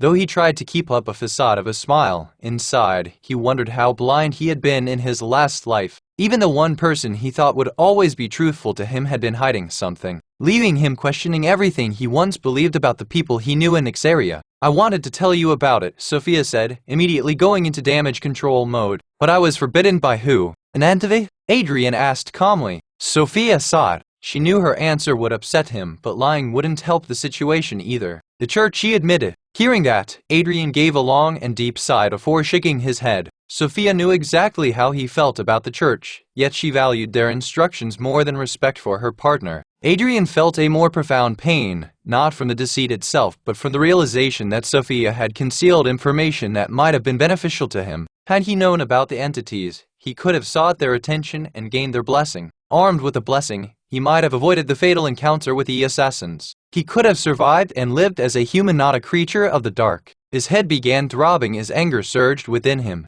Thankfully, Adrian had a perfect corpse before him to take his anger out on, and he began stabbing the damn thing over and over as the wolf's blood splattered all over him. Sophia had never seen Adrian like that before and tried reaching out to him, but Adrian stopped her, stashing the spoils acquired from the mob in his inventory before standing up. "Let's not waste our time here," he said. "The sooner we deal with this mess, the sooner we'll be out of here. I wouldn't want to make your beloved church search for their star." Sophia's outstretched hand hung in the air for a moment as Adrian's words echoed in her mind. She had wronged Adrian, that much was true, but the harshness of his response stung more than she expected. "Come on, let's go," Adrian reiterated as he turned to face her. Adrian's cold gaze met hers, and Sophia could see the resentment in his eyes. Sophia's shoulders slumped, and she withdrew her hand slowly, a silent realization of the emotional distance that had suddenly grown between them. "Adrian, I didn't mean to," she began, her voice faltering. "Sebet, we have more pressing matters to attend to first." Adrian, however, cut her off with a dismissive wave. "Besides, it'll be better if we take some time before talking about this again, all right?" Sophia's brows furrowed as regret and frustration clouded her face. She bit her lip, suppressing the urge to speak up. But in the end, she decided to keep her thoughts to herself for the moment. Enhance your reading experience by removing ads for as low as $1. Remove ads from $1. Chapter 37. Double Date 1. Exiting the beach. The couple found themselves in a forest. Unlike normal dungeons, the layout of Instance dungeons was completely random. As such, the only way to find the dungeon boss was to scan the entire area. But that was easier said than done. While most dungeons resembled some confined space, instance dungeons were often so big they were considered limitless. Moreover, an instance dungeon, at the minimum, had 7 times the monsters than in ordinary dungeons. It meant that as the divers looked for the dungeon boss, random monsters often attacked them. The dungeon's expansive nature and random monster mobs not only wasted their time, but also drained them of energy to continue hunting for the boss monster. That's why even the strongest parties always picked their fights wisely when exploring an instance dungeon. Unfortunately, the confrontation from before had messed up Adrian's senses, and he kept attacking anything and everything that came his way. Thanks to that, he had leveled up to 12. Asterisk roar! Exclamation! Asterisk! Another direwolf jumped from within the thick bushes, charging towards Adrian. "Tesk, why don't you fuckers come at once?" Adrian clicked his tongue before squatting to dodge the beast's claws and grabbed it by the tail. The wolf thrashed about, desperate to break free from Adrian's grasp, but the creature only made Adrian more enraged. His anger surged as he swung the creature forcefully, smashing its head into a nearby tree, shattering both the tree and the wolf's skull. "You have killed a direwolf! X plus 200 total exp. 950/1300. However, the sound of the falling tree only served as a beacon to attract more monsters toward them. Adrian knew this and was disappointed in himself for losing his cool so easily. On the other hand, Sophia got lost in her thoughts after noticing Adrian's strange behavior. For the 3 years she had known him, he had always been the calm and collected one amongst the heroes, but now, it felt as if he had lost his ways. Either way, Sophia knew it wasn't her place to judge him, not after whatever he had been through.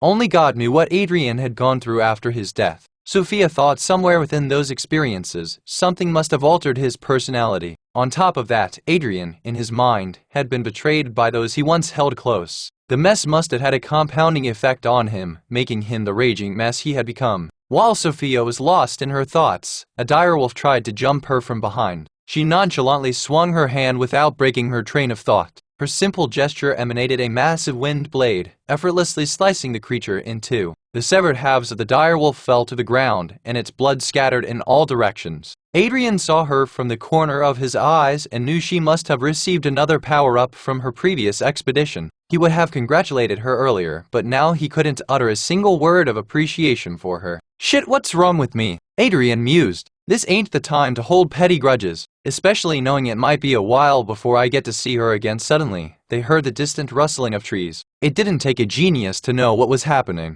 The couple shared a glance and got ready as the horde of monsters neared them. The creatures came, and both of them attacked the horde, but to their surprise, the monsters charged past them without a second glance. Adrian and Sophia exchanged puzzled looks, watching the creatures sprint away as if their lives depended on it. What in the world just happened? Sophia scratched her head in confusion. Adrian shrugged, equally baffled. I have no idea. Maybe they're on a tight schedule, fashionably late for some monster gathering? That's the 9th time I have heard that joke.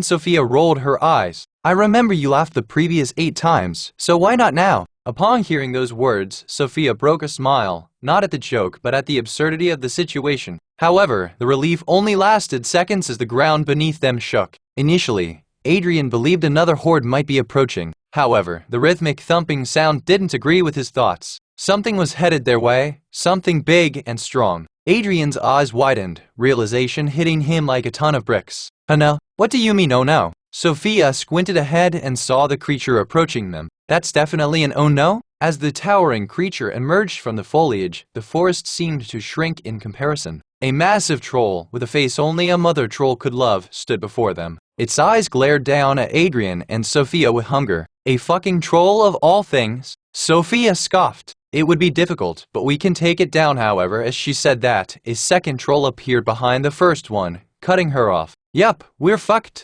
Stop talking and start running, Adrian yelled, grabbing her hand and running wildly through the forest. Enhance your reading experience by removing ads for as low as $1. Remove ads from $1 Chapter 38. Double date 2. The forest echoed with the thunderous steps of the pursuing trolls. The duo raced through the trees, dodging branches and leaping over roots in an attempt to put some distance between them and the colossal creatures. Are you sure running is the best plan here? Sophia panted, her voice strained. Adrian shot her a glance. Do you have a better idea, considering our current situation? The trolls were still in hot pursuit as they burst out of the forest into the beach where they had spawned earlier. The duo sprinted across the beach, thinking the sand would slow the beasts down, which it did. However, the trolls' roars kept echoing behind them, reminding them that danger was never too far away. Darn it, I was hoping those monsters would have headed in this direction, Adrian panted. It would have been simpler to keep the trolls chasing after them instead of luring them ourselves. Forget the what-ifs and think about what we can do now. Maybe we can trap them somehow, Sophia urged as she looked around to see if there was something they could use. But the vast sea and the dense forest were the only things in sight. Trap them, that's it. We could set up a trap near the water. Sophia snapped her fingers. Trolls are heady, and they don't know how to swim. If we can leave them there, we might have a chance. I got something even better. I've got a more natural trap in mind. Follow my lead, Adrian said with the broadest smile. We don't need to set a trap when there's one right before us. What are you going to do, Adrian? Sophia asked as Adrian boldly headed toward the trolls. I'm gonna invite them on a double date with us, Adrian winked at her. Just stay hidden and be ready for my signal. Adrian gestured for Sophia to hide in the foliage of the trees lining the beach. Sophia nodded, trusting Adrian's unconventional plan. But if there was anything Sophia had learned about Adrian, it was never to doubt his plans, no matter how weird they seemed. While it might seem Adrian just wanted to drown the creatures, he had a hidden agenda. Since the trolls were known for their excessively overpowered regenerative abilities, Adrian planned to absorb their trait for himself. But he preferred to keep it hidden from Sophia's eyes. Ever since she revealed that the church was aware of her blessings and she hadn't shared the same information with him, a nagging suspicion kept knocking into Adrian's mind. It struck him that something might be awry within the church. The Sophia he knew wouldn't willingly withhold such significant details, especially about the existence of divine entities, even if the Pope begged her to. The realization led Adrian to suspect that someone within the church might possess a skill capable of manipulating minds. If that was true, then he couldn't brush off the possibility that they could not control only a target's thoughts but possibly actions as well. It might be a long shot, but I'm unwilling to take any risks. With that thought, Adrian dashed toward the approaching trolls, the broadsword gleaming in the sunlight. The trolls, hungry and relentless, turned their attention away from the forest and fixated on Adrian. Adrian swung the Minotaur's broadsword, catching the trolls. Attention! Hut! Over here! The trolls stared at each other and, in a comical fashion, flipped Adrian off before walking toward the forest. It seemed the trolls were wiser than Adrian believed them to be, and upon checking their stats, he realized it was true. Isla Troll, Strength, 65 Agility, 25 Precision, 11 Intelligence, 20 Magic Affinity, 0 Defense, 90 Luck, 11 Charisma, -11 Remarks. The trolls faces seemed like they had a big fight with the ugly stick and didn't win. Their noses were on a quest to explore new dimensions, their teeth played hide and seek in a forest of chaos, and their eyes, well, they seemed to have attended a master class in the art of looking permanently surprised. If ugliness were an Olympic sport, these trolls would take home the gold, silver, and bronze. A full podium of hideous achievements. Weakness mental. All that said, the trolls had a sore spot for their looks and seemed to have traded their looks to the devil and gained the most intelligent bred among trolls. Thanks to their increased intelligence, they had gained an inherent ability to sense when someone was mocking their faces and immediately lose their cool when that happened. Weakness generic. Potent poison. Even the ugly trolls have better charisma than me, Adrian murmured under his breath before yelling at the top of his lungs. Hey, you snot-covered ugly sons of bitches. Stop ignoring me. Silence covered the entirety of the beach as the trolls slowly turned towards Adrian. At a glance, the trolls seemed unaffected by Adrian's attempt to toy with their emotions. What is he doing? There's no way a monster would be affected by such weird taunts, Sophia mumbled, but was interrupted by an earth-shattering roar. Asterisk roar, exclamation asterisk, cow wah wah. Sophie shook her head, surprised that even monsters weren't safe from Adrian's ridiculous tactics. I guess even monsters are self-conscious about their appearance. Without wasting time, they rushed towards Adrian like a couple of maniacs. Their lumbering steps shook the ground as the sand that made walking difficult a few moments ago flew everywhere. Oh shit, not good! Adrian yelled and made a break for the sea. The trolls, driven by their insatiable hunger and rage, followed him without a second thought. But just as they reached the edge of the beach, Adrian leapt into the water, disappearing beneath the waves. Adrian, what are you doing? Sophia's mumbled as her eyes widened in surprise. However, the trolls, now at the water's edge, hesitated. They snarled and growled, seemingly unsure how to proceed and if avenging their honor was that big of a deal. Watching the trolls from her hiding spot, Sophia knew it was her turn to act. Her eyes turned completely white as she channeled her magic into her hands. Soon, a strong gust of wind picked up, swirling into a massive cyclone behind the trolls. The wind howled, creating a vortex that enveloped the unsuspecting trolls. Adrian, still underwater, felt the currents shift around him. His head emerged from the water just in time to witness the colossal cyclone slamming into the trolls, lifting them off their feet and throwing them further into the ocean. Nice one! I'll take it from here! Adrian shouted at the top of his lungs before disappearing into the water to hunt the trolls. Enhance your reading experience by removing ads for as low as $1. Remove ads from $1 Chapter 39. Replace and retry one. While Adrian's plan had worked, it didn't take him long to hit another snag. Once underwater, he found that although the trolls were terrible swimmers, their lung capacity was nothing to laugh at, as they could hold their breaths for more than an hour. Waiting longer to see how long the trolls could hold their breaths wasn't an option, especially with Sophia still missing.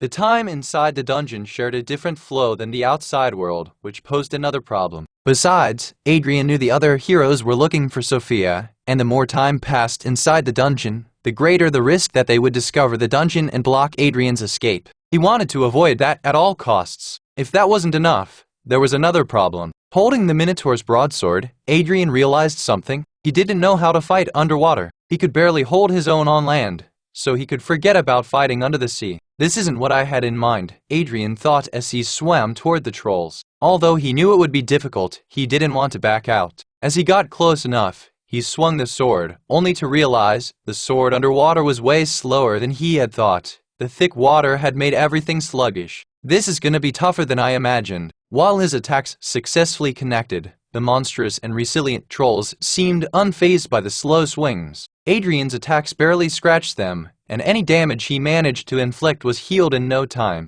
This viscosity is killing my speed, and their healing is making this pointless. Frustration camped on Adrian's face as he realized the underwater battle wasn't working in his favor. Thankfully, the trolls were having a much harder time underwater than Adrian. Not only did they have to be careful about not breathing underwater, but unlike him, they weren't built for underwater battles, and their movements were slow and awkward. As such, Adrian was pretty safe and didn't have to worry about being attacked by the trolls. However, lacking ways to deal with the trolls, both parties were stuck in a stalemate. With nothing else to do, Adrian decided to use his analysis skill once more. His eyes glowed faintly as he focused on the trolls, hoping to find a weakness that could destroy the limbo they were stuck within. Potent poison, that's the one thing I don't have, he thought, recalling a missed opportunity to gain the poisonous edge he desperately needed. I should have absorbed those rattling glands when I had the chance. As regretful thoughts entered his mind, he shook off the doubt, reminding himself of the countless times camouflage had saved him since gaining the ability. However, he needed to do something other than dwell on his past decisions. Then, like a bolt of lightning, an idea struck him. He was surrounded by a vast sea teeming with life, including potentially poisonous creatures. If he could find something toxic, he could use it against the trolls. But there was a problem. If he left the trolls alone,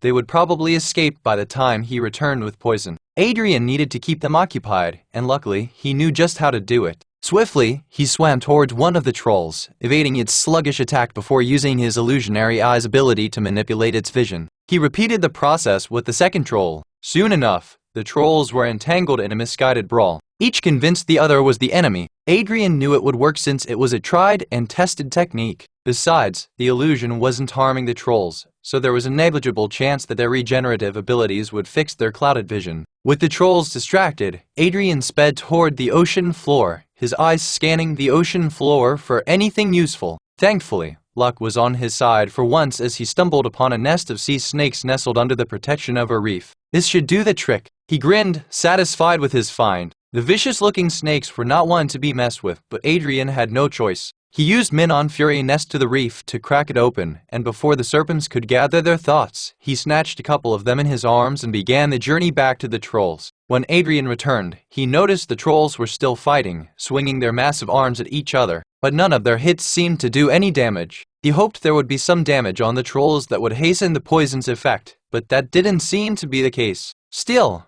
the trolls being preoccupied was a blessing as Adrian proceeded with the next part of his plan. Adrian swam closer, careful not to attract attention, but then decided to use camouflage as an extra precaution. Once close enough, he snatched the shorts made of direwolf fur from the troll's waist and quickly tossed a snake inside it. He did the same with the other troll, ensuring the snakes were trapped. Adrian didn't want those snakes to escape and bite something they shouldn't. After he was done, he swam away, keeping a close eye on the trolls. The dumb fucks were so engrossed in fighting each other that they didn't even notice the snakes coiling inside their shorts. Seriously, they've got the brains to cover their crotch but can't spot a sneaky snake slithering around in there. Adrian scratched his head as he waited for the poison to take effect. As the trolls continued their slow and seemingly endless fight, Adrian noticed their movements turn sluggish. Exhaustion of fighting underwater and the poison were taking effect. He waited a bit longer until the trolls finally dropped to their knees, too weakened by the venom to continue exchanging blows. Adrian knew it was time to finish them if he wanted to gain something for all the trouble he had gone through. With the poison slowing down their regeneration, Adrian's strike, which couldn't even scratch their skin before, was enough to end the creatures. He unleashed Minion Fury once more, swinging the Minotaur's broadsword to chop off the heads of both trolls at the same time. Within seconds, 2 notifications appeared before him, confirming the monster's death. You have killed an Isla troll. X plus 750 current exp,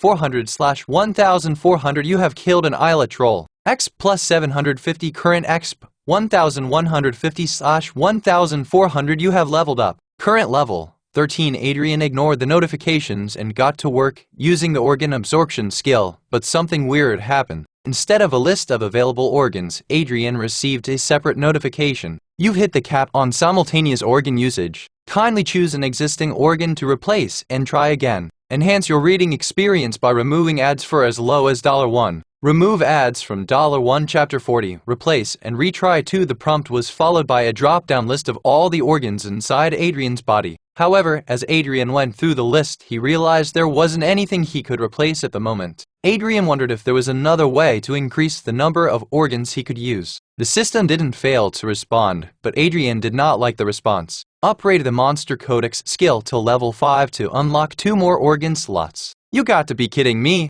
Adrian couldn't hold back and opened his mouth, a mistake he immediately regretted as seawater flooded his mouth, choking him. He immediately swam to the surface to get rid of the salty water in his mouth and coughed to his heart's content before diving into the sea once again. Once back inside, Adrian checked the upgrade requirements for Monster Codex. Thankfully, it was simple enough as he only needed to fight and register different kinds of monsters in the codex. The tricky thing was the number of creatures required for the said upgrade. Merely upgrading the skill to level 2 required Adrian to register 10 unique monsters into the codex, and so far, he was only halfway through it. Looks like I have to sacrifice something to gain the troll's regeneration. Adrian thought and scanned the drop-down list, but deciding was easier said than done. The combination of patched-over skin and rattling skin cells had helped him avoid countless threatening situations. Similarly, he was using the merman lung to breathe underwater, which was quite a handy ability. Sacrificing Kitsune's eyes was out of the question. He loved the versatility of illusionary eyes too much to give it up. That left the partial blighted skeleton's skull that was merged with his own. If I give it up, will the troll blood heal the skull anew?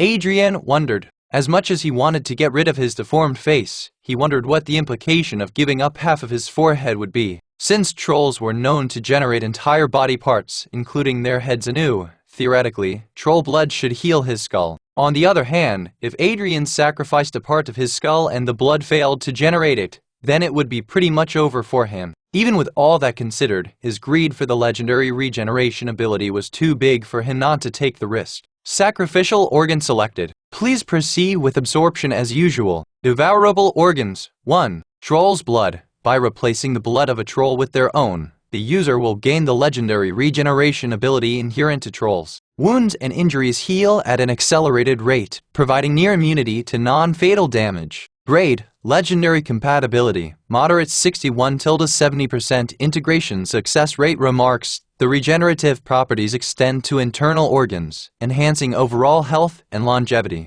However, the reaction against poison and strong magic attacks is slow. The user may experience increased sensitivity to mana. Status, available too. Troll eyes. By ingesting the eyes of a troll, the user gains superior night vision. The eyes adapt to low-light conditions, allowing the user to see clearly in darkness. Grade, common compatibility, excellent 91-99% integration success rate. Remarks, users may notice a subtle change in eye color. Enhanced visual sense may make the user more sensitive to bright light. Status, available 3. Troll's heart. Absorbing a troll's heart enhances the user's cardiovascular system, providing increased stamina and endurance. The user gains fatigue resistance and can sustain physical exertion for extended periods. Grade, rare compatibility, high 71-80% integration success rate. Remarks, users may experience a slightly slower resting heart rate. Emotional resilience may also improve. Status, available. Adrien took a deep breath before selecting Troll's blood. Please make contact with the target. Troll's blood. Note, depending on the user's compatibility with the targeted organ,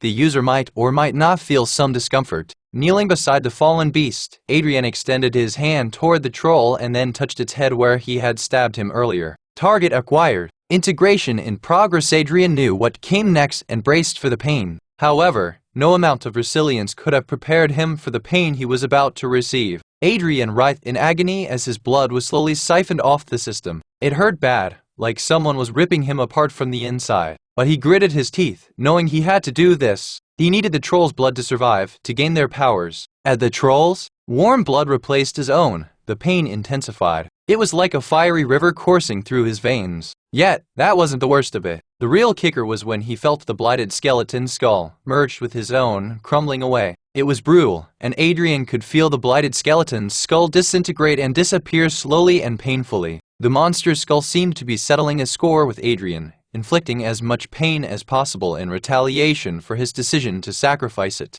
Adrien understood it was just his mind playing tricks, but it sure felt like the skull was seeking revenge at that moment. The pain skyrocketed, and Adrien couldn't help but scream. Amid his agony, he couldn't care less about the salty ocean water flooding his mouth. His lungs, adapted for life beneath the waves, were now filled with water, but pain made him forget about any concern for drowning. His vision went wild, swirling like a whirlpool. Simultaneously, the ocean seemed to come alive, trying to crush him in its grasp. It was all a bit too much for him, and it felt like his life was about to slip away at any moment. However, as he felt like he was about to get swallowed whole, he spotted a splash in the water. Someone was coming towards him. He tried to get a look at his savior, but all he caught was a glimpse of red hair before his vision faded to black. ***** Weekly bonus chapters will be released on Monday and Tuesday. As always, thanks for all the love and support. Enhance your reading experience by removing ads for as low as $1. Remove ads from $1 Chapter 41, Dungeon Interlude 1. As Adrien slowly blinked his eyes open, he felt something soft beneath his head. Ignoring that, Adrien's attention went to the glowing texts floating in front of his eyes. Integration complete. Incorporating a skill into Chimera physiology. Please hold on. The user has obtained the passive skill, Resurgence. Looks like I got it after all. Rubbing his eyes, he realized he was naked, and so was Sophia. Their clothes lay on the beach, drying in the sun. While his head rested on her bare thighs, the softness he felt was from her. Nothing can beat the comfort of a thigh pillow. Adrian chuckled but stopped abruptly. Remembering what happened beneath the sea, Adrian's hand shot up to his face. Relief washed over him as he confirmed the deformity was gone.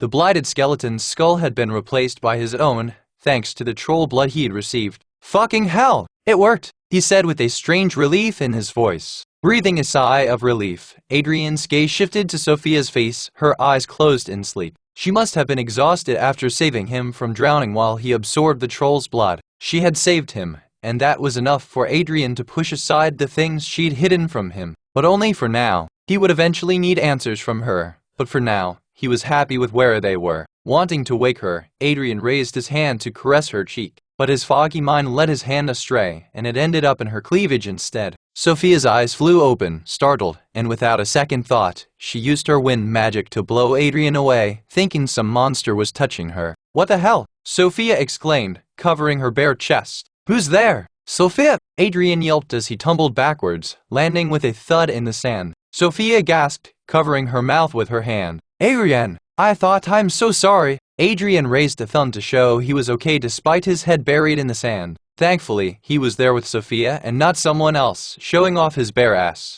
It's alright, he mumbled, spitting out a mouthful of sand. Also, it's good to see that casting time for your spells has significantly reduced. Stop talking about it, you idiot! Sophia rushed over, helping him and brushing the sand off his face. Besides, this isn't the first time I, groped you accidentally, Adrian said with a sly smile, remembering the time he was summoned 3 years ago and accidentally grabbed Sophia's breasts the moment he woke up. If you got a death wish, you just gotta say the word. She trailed off, her cheeks flushing with embarrassment. Thanks for the offer, but no thanks. Adrian grinned sheepishly, shaking his head. Should we get dressed, or why yeah, we should. They both sat in awkward silence for a moment, the sound of waves crashing against the shore filling the air. I'm glad you're okay, Sophia finally said, breaking the silence. I was so worried when you didn't come from the sea. I thought the trolls got the SHH. Adrian put a finger on her lips and smiled, grateful for her concern. It's alright. I shouldn't have caused any worries to you. Besides, thanks for saving me. I gave you my word, didn't I? Sophia smiled softly, her eyes sparkling with relief as she buried her head in his chest. I'll always be here to save you, Adrian, no matter what. Sophia had momentarily overlooked it, but now, seeing Adrian again, she noticed that his deformity had vanished. His head had returned to its original state, but Adrian saw her eyes lingering on his head and immediately responded as if he didn't know anything. Is there something on my face? He asked. No, but your head, it's back to normal, Sophia replied, cupping his head and moving it around to check if it was real.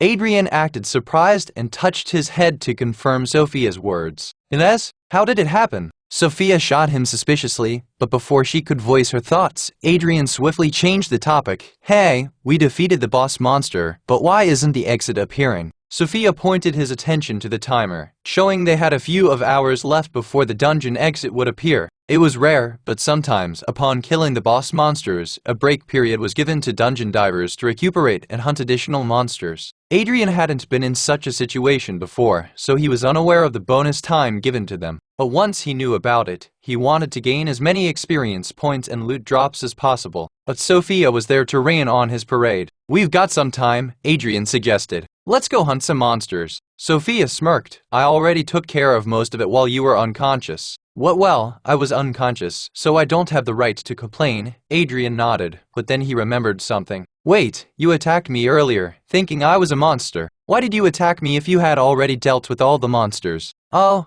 well, it was a reflex. Sophia hesitated, avoiding eye contact. Besides, I'm sensitive there. Hearing her response, Adrian raised an eyebrow. Okay, fine, Sophia sighed. Maybe I overreacted a bit. Adrian grinned. You attacked me just for fun, didn't you? And no, it wasn't like that. Sophia tried to evade his gaze again. Tired of not getting a straight answer, Adrian playfully grabbed Sophia by her waist and pinned her to the ground. Both of them shared a smile, but as their eyes locked, the playful atmosphere took a turn. In the next moment, Sophia hungrily kissed Adrian. As the kiss deepened, clothes started coming off, forgotten in the heat of the moment. The initial playfulness shifted to a more intense connection as they explored each other, the sand beneath them providing a natural, comfortable bed as the two dived to relive the familiar feeling they both had been craving. Enhance your reading experience by removing ads for as low as $1. Remove ads from $1 Chapter 42, Weekly Bonus Chapter 1/2 Dungeon Interlude 2. They lay intertwined as the moon hung high in the sky, casting a soft glow on the beach. The world around them remained forgotten as the two stared at the unfamiliar night sky. Sophia laid her head on Adrian's chest, hearing his rhythmic heartbeat while he caressed her head, something he had grown used to after all the nights they spent together. As they lay side by side, the sounds of the ocean soothed their hearts, giving them the perfect backdrop to enjoy each other's company in silence. But soon, Adrian broke the silence. Well, that was unexpected. Unexpected, my foot, Sophia chuckled. You knew what you were doing from the start. Adrian grinned. I can't deny nor confirm that. Sophia rolled her eyes before planting another kiss on his lips. Unlike how everyone knew him, Adrian had a hidden side to him. A side only reserved for Sophia's eyes, and she loved every moment of it. They stayed on the beach, sharing quiet moments and stolen glances. The timer silently counted down, but in that intimate space, time seemed to stretch, allowing them to savor the moment for a long time. As the timer drew to a close, they dressed and prepared to leave the dungeon. But Adrian had a different plan. The time he had spent in the dungeon with Sophia was the best moment of his life, and he would forever cherish them. However, Adrian knew he had to be the only one to remember their encounter. Chances were, as soon as they stepped out of the dungeon, the heroes and the church official would be waiting for them. Adrian knew he would have to escape quickly. Once he escaped, the church would turn their attention to Sophia and extensively interrogate her until she spilt every detail about their encounter. It was something Adrian couldn't allow to happen, not just for his sake but for Sophia's as well. Sophia was a tough cookie who wouldn't crack and reveal the truth about him to the church. But her actions, or lack thereof, might infuriate the church, and they could resort to torture to force her to spill the truth. That was the last thing Adrian wanted. Adrian, why don't you return with me? Sophia mumbled softly. With your face healed, it shouldn't be a problem, you know what I'm gonna say. Adrian sighed and wrapped his arms around her from behind. Sure, my face has turned back to normal, but it won't count for much if the church had a hand in trying to off me like I think they did. I understand dead it from here in the end. Adrian couldn't help himself and pulled Sophia in for another kiss. His lips met hers, a bittersweet moment that lingered in the air. I'm gonna be here for you, Soph, he murmured against her lips. Always Sophia nodded, her eyes reflecting the turmoil within her heart. On one hand, she knew they couldn't be together for a long time, but on the other, she wasn't willing to give up on Adrian now that she had found him. Can I come with you? She asked with a hint of desperation. In a perfect world, definitely. But you and I both know what kind of world this is. Adrian smiled wanly, his grip on her tightening. No, Sophia, it's a tough life I'm living now. Besides, if you leave the church, they might come after you like they did to me. I can't let that happen. Sophia's shoulders slumped, accepting the reality of their situation. I understand, Adrian, but it's hard. I know, Soph. It's tearing me apart too, he admitted, his gaze filled with regret as he could feel his words were tearing her apart. As they stood there, trying to untangle logic from their complex emotions. But as Adrian was steeling himself to erase Sophia's memories, she informed him of something that instantly removed all the hesitation Adrian had. There's this new priest, she began, her voice a mere whisper. I'm not sure, but I suspect he can mend memories. What if he finds out about us? Don't worry, Soph. I got something to counter him, he smiled, thinking it was fate making his job easier. I can make you forget. Make it all seem like a dream. Sophia looked at him with hope and sadness in her eyes. Can you really do that? She might have said that, but Adrian knew Sophia wanted him to say it was all a lie. Despite the risks, she wanted to remember him and their time in the dungeon. Adrian knew it as well, but he had a better grip on his emotions and knew what to do. What? You don't trust your lover? Gosh, I've only been away for a few days and you're already like this? Adrian teased Sophia before dropping his smile and pulling her closer. I'll make sure you only remember this as a dream where I'm alive. With that, before Sophia could say anything else to sway his mind, he used illusionary eyes on her. Sophia's eyes softened as the illusion took hold, and her memories slowly faded into the realm of dreams. He glanced at her one last time before gently knocking her out, cradling her unconscious body in his arms. His heart felt heavy as they walked out of the dungeon, and he laid her down on the cold floor. Adrian bent down and gently kissed her forehead before concealing his face. Goodbye, Soph, he whispered with a hint of sadness. As he was about to vanish into the shadows, he heard a group of fast-approaching footsteps. Soon, the heroes burst into the alley, their weapons drawn. "It has to be here," Amelia's voice echoed in the empty alley. The veiled disruption was felt right around here. "Look there!" Clara pointed towards the dark corner of the alley. "Sophia!" Sophia stirred, slowly waking up to the chaotic scene around her. The heroes surrounded her, concern evident on their faces. "What happened?" Sophia asked, trying to piece together the fragments of her memory.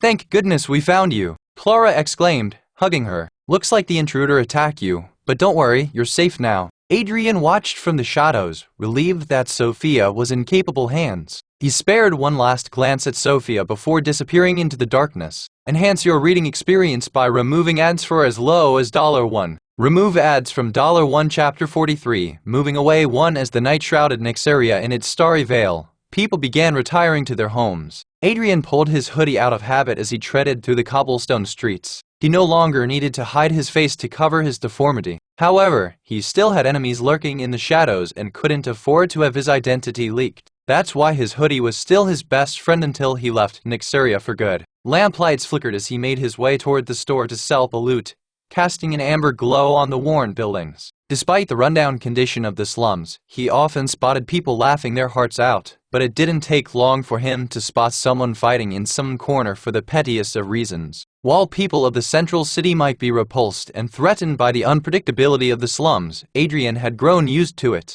Maybe it was because his own heart was in a similar, unpredictable state. However, he wasn't the only one with an unpredictable heart. Red was feeling the same way. How could he not when, even though he knew who Victor's killer was, he was unable to find him? With a deformed head like the Chimera, it shouldn't have been tough to locate him. Unfortunately for Red, the person he sought proved smarter than him and had covered his tracks well. Besides, Red wasn't exactly known for his tracking skills either. It had always been Timothy's field of expertise. The thought of asking Tim for help briefly crossed Red's mind, but he quickly brushed it off. Asking Tim for help meant asking the entire guild. Red spat out his frustrations. "And involving the guild means no revenge for me. No, I have to do this myself. Only killing the bastard with my own hands would bring me peace." Usually, the attire would help him look for someone, but the gear of the Chimera in the footage was way too common in the slums. Unlike the central city, where everyone wore pristine clothes, torn and tattered clothes were most common in the slums. Besides, the worst thing was that Red couldn't remember the guy's face. He was an assassin who saw hundreds of people in a day and killed a dozen. Adrian was supposed to be another such kill, so Red never bothered paying attention to his appearance. Besides, by the time Chubby was done punching him, there wasn't much left to look at.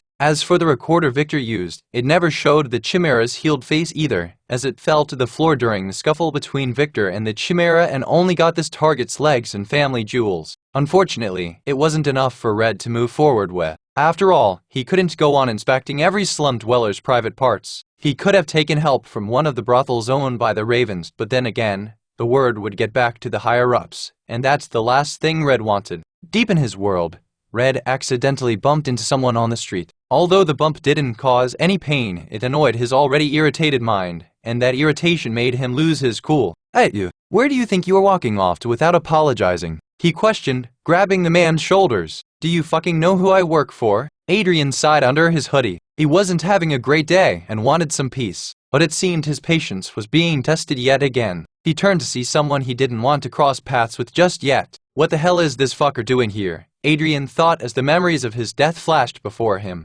Following a lack of response from the man, Red got even angrier, balling his fist to punch the man. But Adrian easily dodged the punch and slipped out of Red's grip. As Adrian backed up, he realized that Red hadn't recognized him yet. As strange as it seemed, the thought made Adrian sigh in relief. If Red didn't know him yet, that would mean the rest of the Ravens were also clueless about his existence. They are clueless for now, but depending on what I do next, they might figure it out soon. As much as Adrian wanted to teach Red a lesson, the timing was off. Firstly, Red was stronger than him in most fields other than intelligence, agility and charm. Adrian's charm stat used to be really low because of his deformity, but it was better now that he got rid of it. While not in the 90s like before, it was nearly halfway through, meaning he could pull some stunts without immediate or long-term consequences. No, I shouldn't take any risks, Adrian shook the mischievous thoughts out of his head. As much as I hate it, it'd be better to apologize and get away as soon as possible. However, there was something Adrian had overlooked: his shitty luck.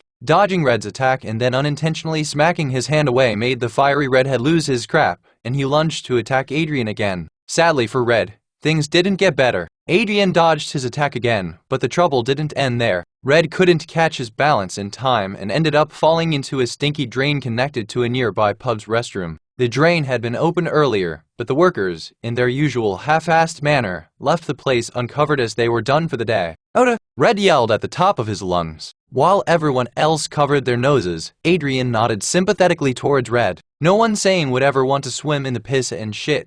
Yet there Red was enjoying his time in a private jacuzzi. Yeah, I think that's a good enough lesson for now, Adrian thought, scratching the back of his head. I should probably escape while I can. Wouldn't want this fucker to approach me while smelling like shit. As he walked away from the scene, Adrian saw a plethora of notifications waiting for him. There were a dozen of them from the entities who enjoyed his interaction with Red and had sponsored him 14 stat points. Thanks for the dono. Enhance your reading experience by removing ads for as low as $1. Remove ads from $1 Chapter 44. Weekly bonus Chapter 2/2 Moving away too. As the night went on, the shopkeeper, Mr. Jenkins, seemed to be in a rush, but his hurriedness only slowed him down as he fumbled the keys. Jenkins cursed out loud, trying to pick up the keys. Come on, those raven bastards could get here any moment for their protection money. This wouldn't have been a problem if I had more radiant shards. A couple of days ago, he had bought some rattling mob drops at a ridiculous rate from a stranger and lost a lot of money because of it. Jenkins was known for being the stingiest trader in the slums. That's why he couldn't comprehend why he bought things worth a few lumen shards for radiant shards. I swear I'll kill that fucker if I see him again. Jenkins gritted his teeth while trying to pull the shutter down. Fuck, I didn't even see his face then. Going somewhere? Gouch. Just as he was about to secure the last latch, a voice behind him made him jump and hit his head against the shutter. Rubbing his head, Jenkins turned around to see who scared him, but his eyes widened when he saw a familiar figure. What are you doing here? He stammered, memories of the past flooding back. Adrian chuckled, leaning casually against the doorway. I managed to get my hands on some decent loot, so I thought I'd sell them to my favorite trader. Favorite? My ass! Jenkins scoffed, pointing a finger at Adrian. You got some guts, boy, showing up here after ripping me off. I don't want anything to do with you. Now begone! I have to close the shop before they show up, all thanks to you. In haste, Jenkins hurriedly pulled down the shutter, but not fast enough. Adrian, still leaning in the doorway, watched with amusement as Jenkins miscalculated and accidentally bumped his head on the descending metal once more. Son of bitch! Jenkins cursed again, rubbing his forehead. Seems like you're having a rough day, Mr. Trader. Mind if I stick around to see if it gets worse? Adrian burst into laughter. But jokes aside, you mentioned something about the ravens. What is it to you? With a scowl, Jenkins shot Adrian a glare, clearly irritated by Adrian's question and the throbbing mane in his head. You're the reason I have these troubles in the first place. Get lost? Sure, I'm the reason, and that's why I'm trying to ease some of your burden. Adrian shrugged. Buy the loot from me, and I'll deal with the ravens. Not bad for a deal, right? Fine, fine. But this time, no tricks. Jenkins reluctantly agreed to Adrian's terms, all the while eyeing him suspiciously. I won't let you fool me again. You hear? Adrian just shrugged, a playful smirk on his face. Sure thing. Can we head inside now? As they haggled over prices for the direwolf fur, two shadowy figures silently entered the shop. One of them must have gestured something to Jenkins but got ignored as he was busy with Adrian, and it was something they didn't like. As a result, they started grabbing random items, making their way toward the counter where Jenkins stood with Adrian. H.A., can you give me a minute? Jenkins looked up, beads of sweat forming on his forehead. I'm dealing with the customer. I'll be with you as soon as I'm done here. Does it fucking look like we care? The shorter one among the two rolled his eyes. The sooner you pay us, the better it'll be for your health. Anxious, Jenkins turned towards Adrian with pleading eyes, expecting him to handle the situation as promised. However, Adrian merely waited, a sly grin on his face. The taller one amongst the two noticed Jenkins looking at Adrian and laughed. He wrapped his hand around Adrian's shoulder, whispering a threat. You better get out if you want to keep your legs intact. You know who we are, don't you? So get lost while I'm being nice, and we won't have a problem, get it? Adrian sighed and took a step back, making it look like he was going to obey. However, the goon's hand was still on his shoulder and without a warning, he grabbed the guy's hand and tossed him over his shoulder. Before anyone could react, Adrian slammed him onto the table, breaking it along with the goon's hand. Sorry, I don't like being touched, Adrian shrugged, stepping on the guy's other hand and crushing it while looking at the remaining miscreant. Consent matters, right? You're gonna regret this, the short king said before throwing a punch. Adrian easily dodged the level 10 thief's attack and countered with a quick jab to his midsection. Not discouraged by failure, the raven lunged at Adrian from the side, aiming to catch him off guard. However, Adrian anticipated the move and sidestepped, causing the raven to crash into a display shelf. Items clattered to the floor as the shelf wobbled and fell over the idiot. The first raven, recovering from the initial blow, swung wildly at Adrian. However, his attacks were as weak as an infant's wobbly first steps. Stop dodging, you coward, the guy yelled, gritting his teeth. Fine, but don't cry about it later, Adrian shrugged. The raven, frustrated, threw a kick, but Adrian deftly grabbed his leg and spun him around, using the momentum to send him crashing into a stack of crates. Meanwhile, the second raven regained his footing and charged at Adrian with renewed determination. Adrian, however, was ready. He ducked under a wild swing, delivering a swift uppercut that left the raven staggering. Adrian performed a spin kick without missing a beat, sending the second raven sprawling to the floor like the first. They lay on the floor, groaning in pain before Adrian knocked them out. The shop looked like a cyclone hit it, but Jenkins wasn't paying attention to the damage. His eyes were fixed on Adrian, who was busy wiping dust off his shoulders. What should we do about them?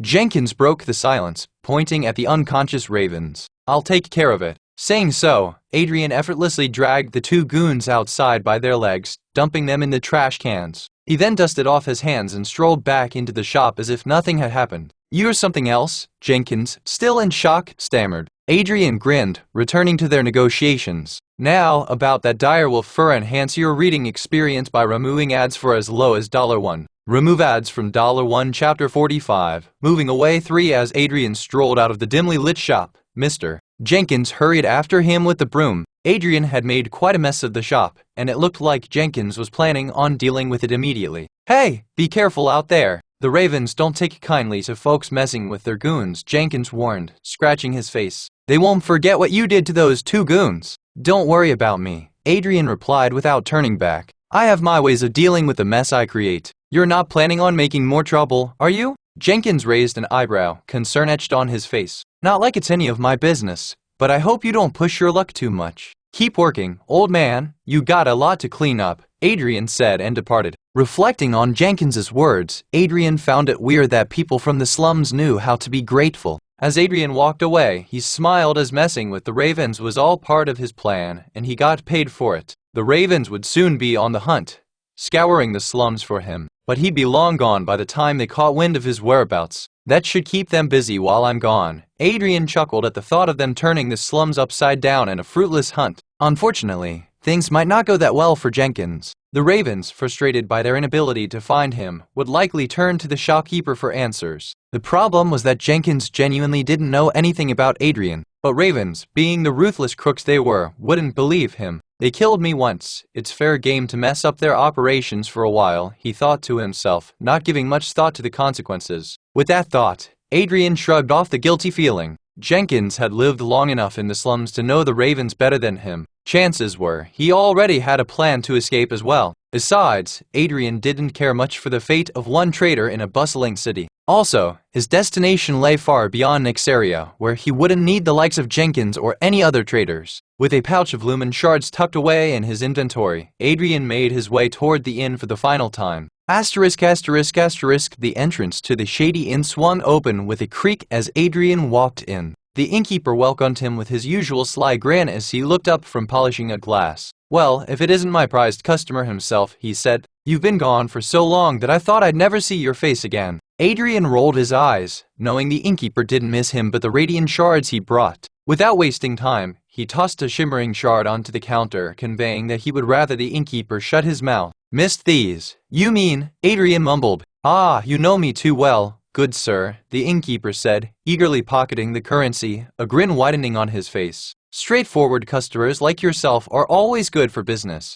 Adrian walked up to speak to the man, but the innkeeper, being the sly bastard he was, immediately pointed toward the lusciously dressed barmaids around the place. Need some entertainment tonight? The innkeeper said with a suggestive wink. No, not tonight. Got some business to attend to. Adrian sighed, uninterested in such distractions, especially after the encounter with Sophia. The innkeeper leaned in, his voice dropping to a whisper. "You're not looking for trouble again, are you?" "Trouble? In slums? Goodness gracious, how can it happen?" Adrian replied sarcastically before getting down to business. "Found the smuggler yet?" The innkeeper's grin returned, and he nodded towards a distant table where a cloaked figure sat, seemingly engrossed in a shadowy corner. "Yup, over there, just like you wanted," he said before returning to cleaning glasses. Adrian made his way to the table, the cloaked figure seeming undisturbed by his approach. As he sat, he pushed a pouch filled with lumen shards across the table. "Enough to get a man out of Nyxeria by dawn?" The cloaked figure remained silent for a moment before reaching for the pouch. The guy weighed the pouch, and then the figure pulled their hood back, revealing not the man Adrian expected but a woman. Adrian's eyes widened in surprise,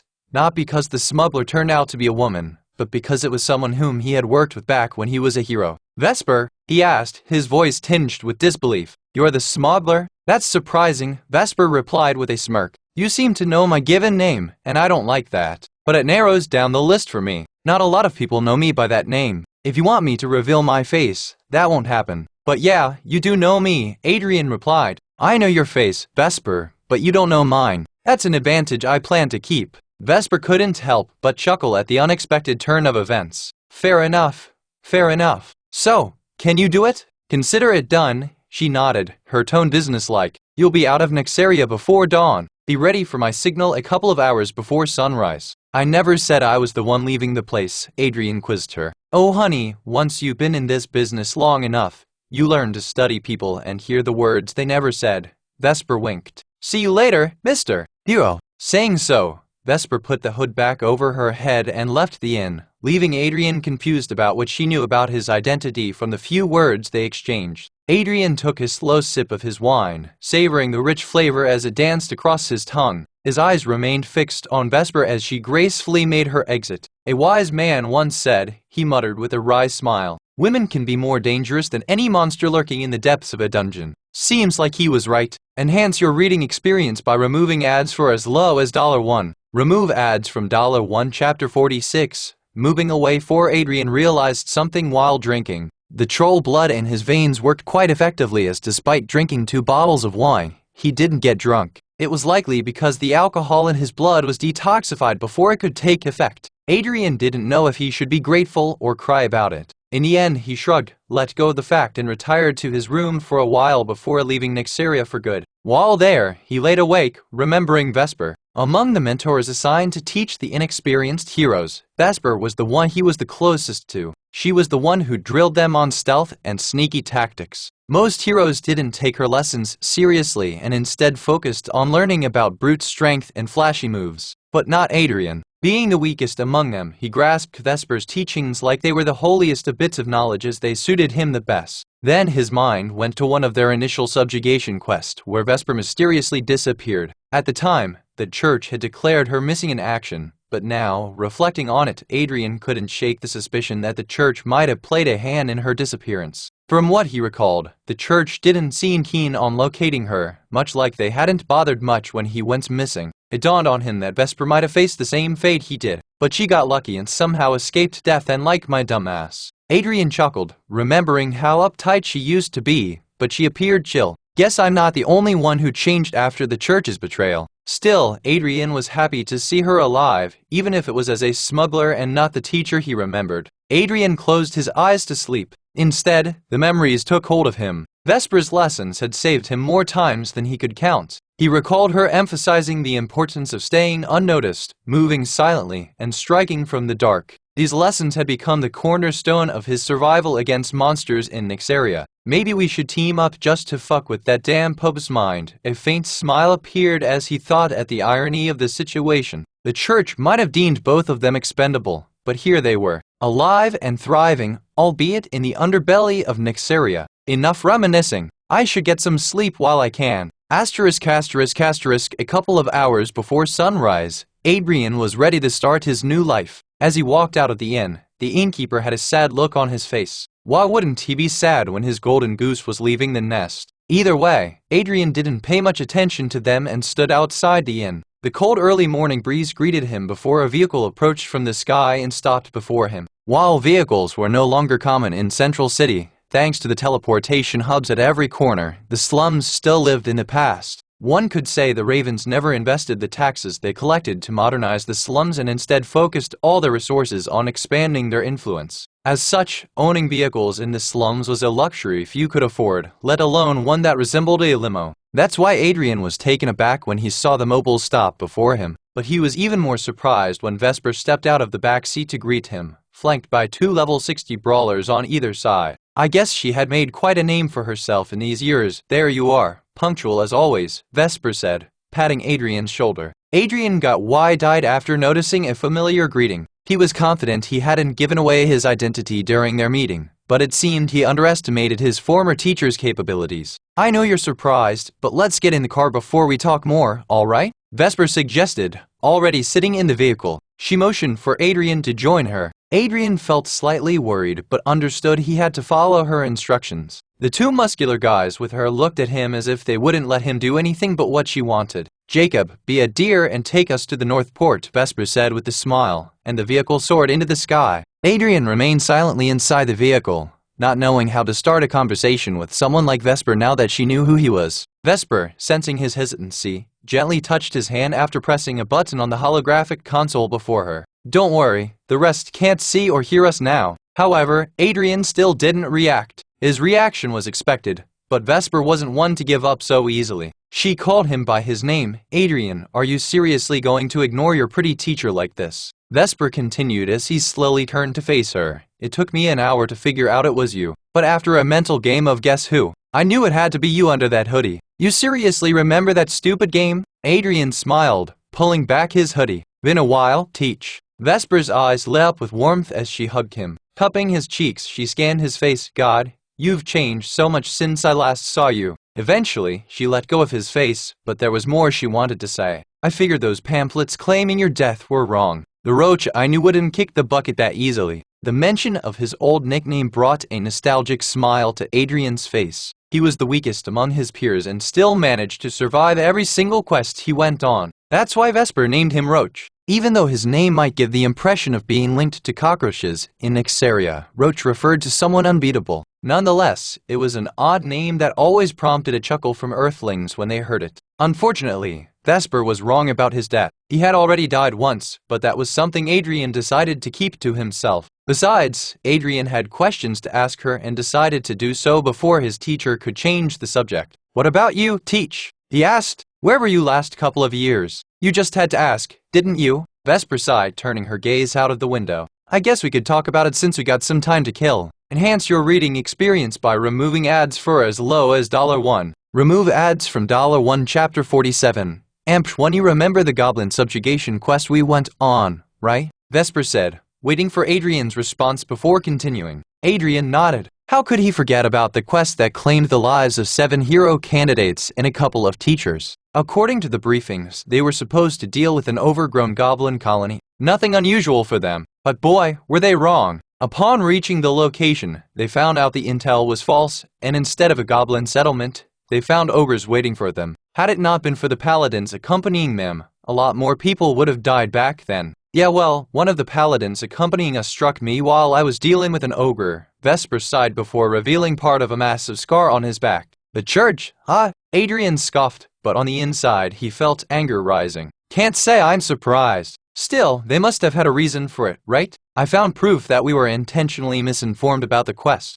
The church had summoned more heroes than they intended, and instead of using their talents elsewhere, they chose to make it look like an accident and get rid of them. Those sick fucks, the Pope was behind it, wasn't he? Adrian expected Vesper to agree with him, but she shook her head. I have no idea, but the orders must have come from high up the ladder, given only a handful of people could deploy the paladins on such short notice. What happened next? I was left to die, but fate had something else planned. The Banner tribe folks found me and nursed me back to health. If it weren't for them, I wouldn't be sitting here talking to you, Vesper explained, with gratitude for her saviors in her eyes. Adrian raised an eyebrow at the mention of the tribe. Countless tribes lived on the foresty islands floating around Nexaria. However, only a few had good relations with the Nexarians, and the Banner tribe wasn't one of them. In fact, they were openly hostile to Nexaria. but it wasn't always the case. The tribespeople even used to trade with Nyxeria and had helped the previous batch of heroes by training some of them. However, in the last few years, things had taken a turn for the worse, and the relationship between Nyxeria and Banner tribes had significantly deteriorated. Well, I wouldn't expect them to be happy seeing their friends being enslaved by the church and the Nyxerian nobility, Adrian thought. Adrian didn't know why or what prompted such a harsh change in stance. But long before he was summoned, the Nyxerian army, along with the church, invaded the land of Banner tribes and forcefully took over their lands while enslaving some innocent folks. However, the tribe wasn't as weak as Nyxerians had predicted, and they soon struck back, kidnapping women and children from Nyxerians' outpost cities. The two groups have been at odds ever since. That's why Adrian was surprised to hear the tribe had saved a Nyxerian, especially since she was in such a state. Looks like some tribes are still trustworthy. Vesper smiled but refrained from commenting on their allegiance. After recovering, I made my way back to Nyxeria, but life had changed and I needed a way to live. So you became a smuggler. Interesting choice of profession. You're telling me, Vesper chuckled. But hey, at least it pays well, and I can't really complain about living the lavish life now. Adrian nodded. He couldn't comment on his teacher's choice of living. After all, he wasn't doing noble things following his resurrection, either. But then Vesper made a ridiculous suggestion. So what are your thoughts about joining my crew? He asked. Your analysis skill could prove very useful in the field. It's tempting, he admitted, but what I seek is strength, not comfort. I doubt I can find that if you're coddling me to death. Well, you saw right through what I wanted, she chuckled, admitting the truth. I have always viewed you as my little brother, especially after you told me about your life from Earth. She continued, I know you're heading for a dangerous path because I was in your position once. That's why I wanted to show you the riches to try and change your mind. But as always, you saw right through my bullshit. Upon hearing her confess her intentions, Adrian couldn't help but smile. He had always been discreet about his path, and apart from a handful of people, not a lot knew about his life on Earth. Why? Because Adrian was afraid that information could somehow be used against him. To be honest, there wasn't much to be used. However, knowing the twisted ways of the church, he wasn't willing to take any risks regardless. Now, thinking back to it, Adrian wondered if he already knew the church would betray him. Well, the door will always be open for you, Vesper said, caressing his shoulder. You'll be the first person I'll contact once I return.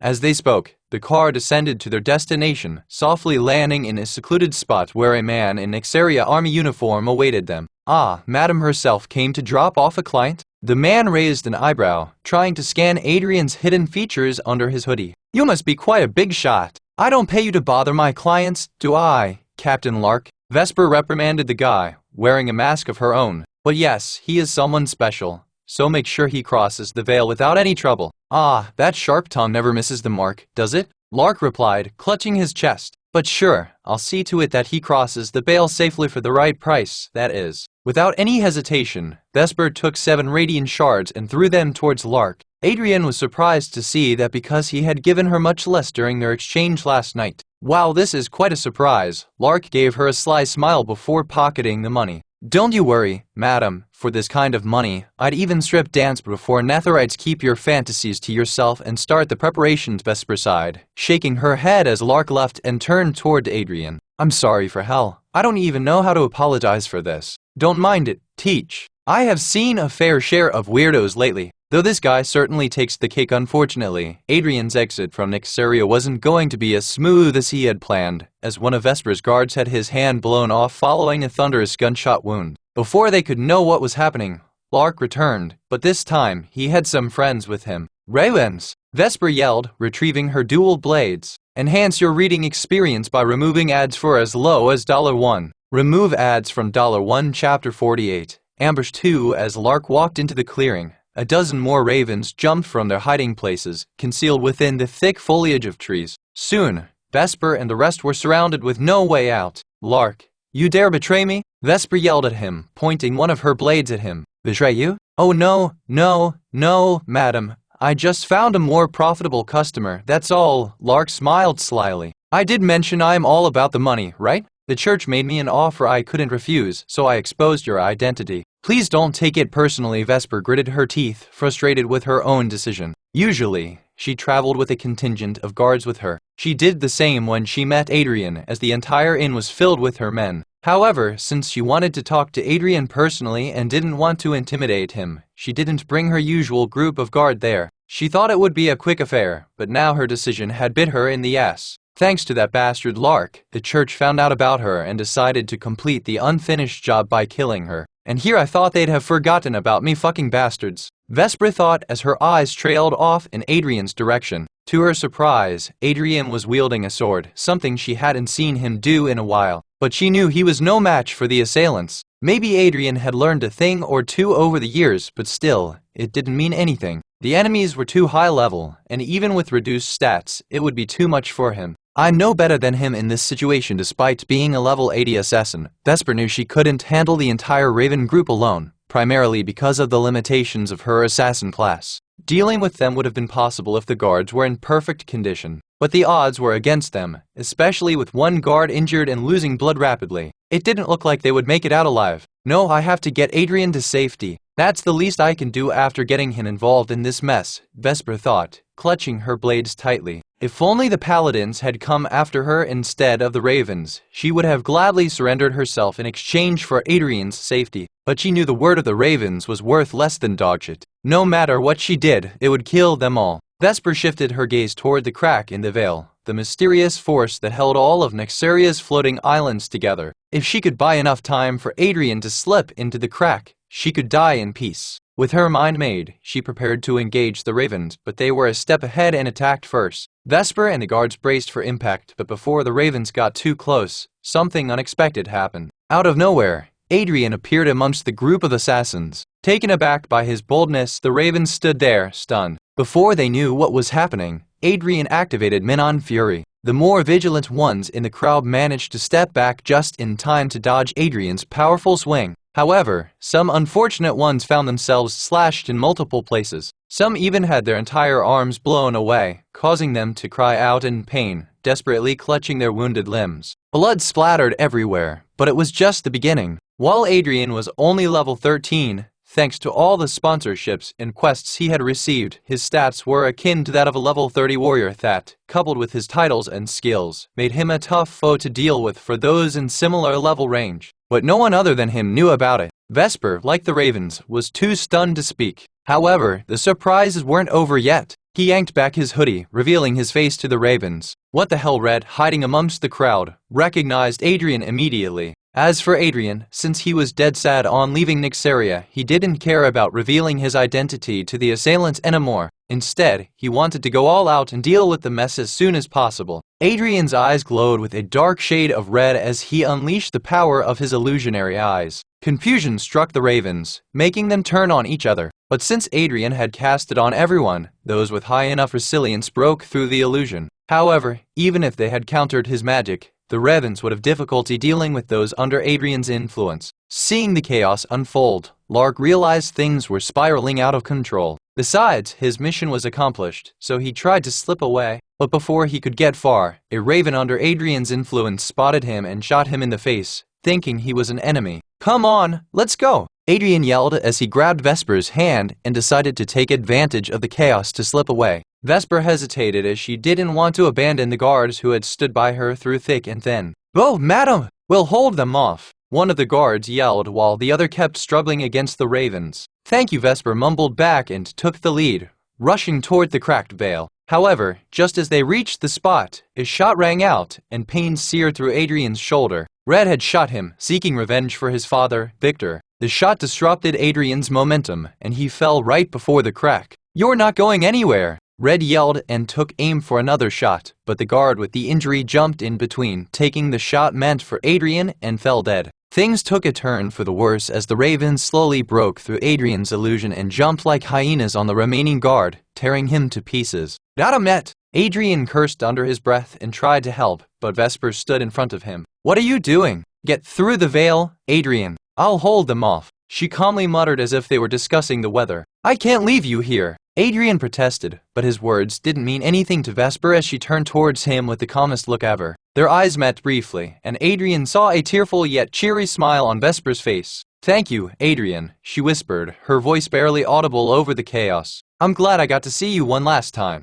Before Adrian could react, she shoved him through the cracked veil. Adrian tried to get back, but the pressure of the veil knocked him out as the ravens rushed toward Vesper. Her fate remained unknown to him. Enhance your reading experience by removing ads for as low as $1. Remove ads from $1. Chapter 49. Prisoner's fate. One darkness surrounded Adrian when he woke up. Confused, he got up and walked around to find anything. It was then he heard a familiar voice calling out to him. Vesper, he exclaimed and ran towards the direction of the voice. However, he wasn't expecting to see the horrifying sight before him. Vesper was surrounded by those Revan bastards as they continuously shot her, all the while laughing their minds off. Leave her alone, Adrian yelled at the top of his lungs and charged towards them. But something was amiss. He tried to reach her, to fight them off, but my movements were sluggish as if stuck in slow motion. It was then he noticed Vesper's eyes. There was no pain in them. Nothing. Strangely enough, she looked happy and peaceful as she stared at Adrian. What are you doing?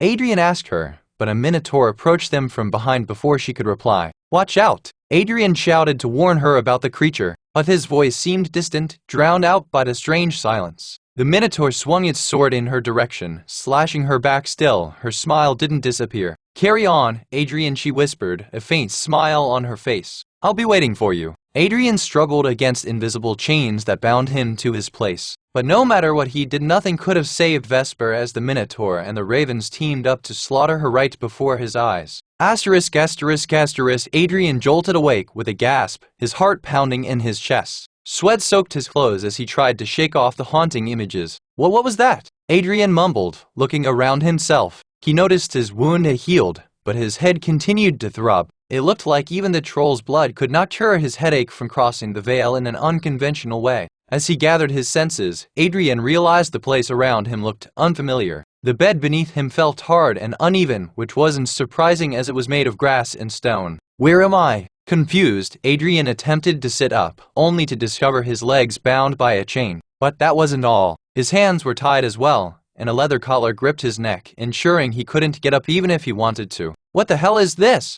He yelped. He was naked and bound by chains and ropes. It wasn't a great feeling for a guy who wasn't into BDSM. Calm down, deep breaths and think about it, Adrian mumbled before looking around the room. The room, if it could be called that, was a tent constructed from various animal skins held together by stitches, while massive wooden columns hoisted the tent and kept it in place. Although not confident, Adrian soon realized where he was. As he did, a sinking feeling settled in his gut. I was caught by one of the tribes. It wasn't a situation Adrian wanted to get stuck in. The tribes hated anyone and everyone from Nyxaria. To them, it didn't matter if one was summoned by the church or not. Any outsider was their enemy, and enemies were swiftly dealt by them. There has to be something I could use to escape, Adrian said, scanning the tent again. But there wasn't anything he could use. It wasn't like one of those movies where the villains would leave the key or a knife or some shit to help the protagonist escape. It was real life, and he was stuck there with no way out. While he struggled to find something to free himself from his chains, the tent flap lifted, revealing a man's silhouette against the solar light. A moment later, the guy entered the tent, and his features became clear. The tribal man had a solid, muscular frame, his bare torso adorned with intricate tattoos that Adrian didn't know the meaning of. But tattoos weren't the only thing that marred his body, as it was filled with scars, both old and fresh. Weathered by the age, the man's face carried the marks of wisdom and resilience. Adrian should have felt endangered, but for some reason he felt calm and at peace, as if he knew the old man wouldn't harm him. The man's hazel eyes didn't seem threatening, which may be why Adrian felt he didn't need to be on guard. Long beaded hair hung down by his shoulders, mingling with his long beard that swayed as he moved. Ah, you're awake, the man said, his tone neutral as he carried a wooden bowl with something steaming within. Wait, did you? Yes, I speak your language, outsider, the man smiled. And so does most of our tribe. I see, Adrian mumbled. Well, since you're here, would you mind telling me what's going on? Why am I here? And most importantly, why the heck am I naked? You trespassed into our territory, outsider. So we captured you, the man said, placing the bowl on the ground beside Adrian and getting up. As for your clothes, we don't know what you're on about, as we found you in your current state. He continued, I know outsiders like yourself have a low opinion of us, but we aren't savage fools who would jump your bones. You were naked when we found you, and judging by your tool I would say you have nothing to worry about from our women. Really? Adrian rolled his eyes. You bind me with chains and rope, then comment about my Johnny and then said you are savages? Color me surprise. I apologize for my rude behavior. The man replied with a straight face. The apology took Adrian by surprise, as it was the last thing he expected from him. It's alright, Adrian replied. If you don't mind, could you tell me what you want from me? I mean, I would like to get out of these chains, but it doesn't seem like you let me do that without wanting something in exchange." The man remained stoic as he replied, "You'll be judged by the elders. Until then, you stay here, naked and bound by chains." "Great." Adrian smiled sarcastically, but the man seemed to have taken the hint. "I'll send someone over with some clothes. Enhance your reading experience by removing ads for as low as $1. Remove ads from $1 Chapter 50. Prisoner's Fate 2. Adrian was let out of his tent the next day. His hands and legs were still tied together, but loose enough to walk comfortably. He didn't enjoy being bound, but there was no alternative. He already tried breaking the ropes every lonely second he got, but despite his efforts, he couldn't break free from the ropes. They seemed to be made of some unique material that even his strength couldn't overcome.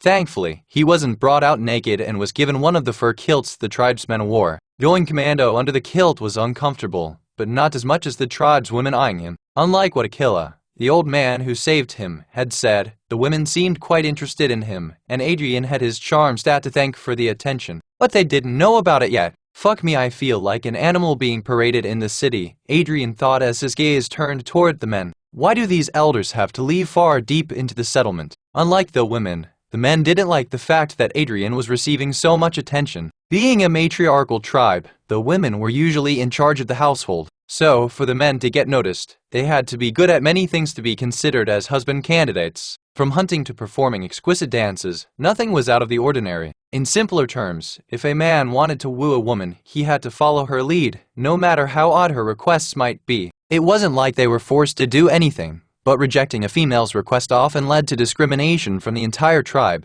On top of that, no other female wanted a rejected male, so their fate was sealed as celibate warriors who were in charge of the tribe's security in faraway regions, never to return home. That's why the men had hostility in their eyes, as Adrian was receiving the attention of the females without doing anything. In their eyes, Adrian's patchy skin made him ugly. Unfortunately, the ladies didn't seem to mind the ogre's skin patches all that much as long as his pretty face was flawless. Adrian never expected to miss his deformed face, but at that moment, he wished he still had blighted skeleton skull embedded on his own. "Keep walking!" One of the frustrated guys shoved Adrian with the back of his spear. Since his legs were tied, Adrian fell over. The guy who pushed him wanted to embarrass Adrian, but it had the opposite effect as the women began awing upon seeing his naked butt. "The fuck's wrong with you?" Adrian got up, embarrassed, and got in the guy's face. However, his reaction prompted the frustrated men to point their spears at him, ready to shove them into his body. It was then Aquila approached them, and the men immediately lowered their spears. While Adrian didn't know Aquila's position in the tribe's hierarchy, he must be pretty high up there because the rowdy men immediately turned docile when he barked at them in their language. After yelling at them, Aquila turned toward Adrian and whispered something in his ears. "Constrict your abs for a moment." Before Adrian could react, Aquila punched him in the stomach, and it hurt like a bitch. The force he felt was unlike anything Adrian had felt before, as the punch alone forced him off his feet. Aquila then turned toward the boys and yelled at them once again before punching the guy who had attacked Adrian previously. Aquila then proceeded to lecture them more before telling Adrian to get up. "Sorry about that," Aquila replied with his characteristic straight face. "But as an outsider, you mustn't get involved with tribals. No matter what they do, heed the advice, or you won't last long." Adrian groaned in pain but didn't respond otherwise. He understood what Aquila wanted to tell him. Even though he didn't say it explicitly, he advised Adrian to keep a low profile. The higher he held his head, the more others would try to bring him down. Although Adrian didn't like the arrangement, there was little he could do about it. For now, he'd have to eat up the Reikul and be on his best behavior till the elders decided his fate, that is. On the way to the hut that served as a council room for the tribes, Adrian saw quite a few interesting things. For starters, he wasn't the only captive in the tribe. He had expected that much, but didn't expect to see elves amongst the slaves. It seemed Nyxarians weren't the only ones the Banner tribe had problems with. Even though it might not seem like it, the slaves working in the homes or helping the tribespeople were in a better position than those whom Adrian saw next. He turned to see a farm where people wearing torn and tattered Nyxarian soldier uniforms could be seen tilling the soil. It was their punishment. They were being used as farm animals and treated as such. But even though their backs showed scars of being whipped, they were alive, unlike the next group he saw. The tribesmen brought him to a place with a massive wooden statue riddled with blades and other weapons pointing outwards. But the thing Adrian noticed first was the dried blood covering the statue. A dozen naked prisoners stood in front of the statue, bound in ropes like him. From what little he understood about the chatter, these soldiers were given the death penalty by the elders. As such, it didn't take a genius to know what would happen to them next. One after another, the prisoners were forced to climb the statue and would earn their freedom if they reached the top.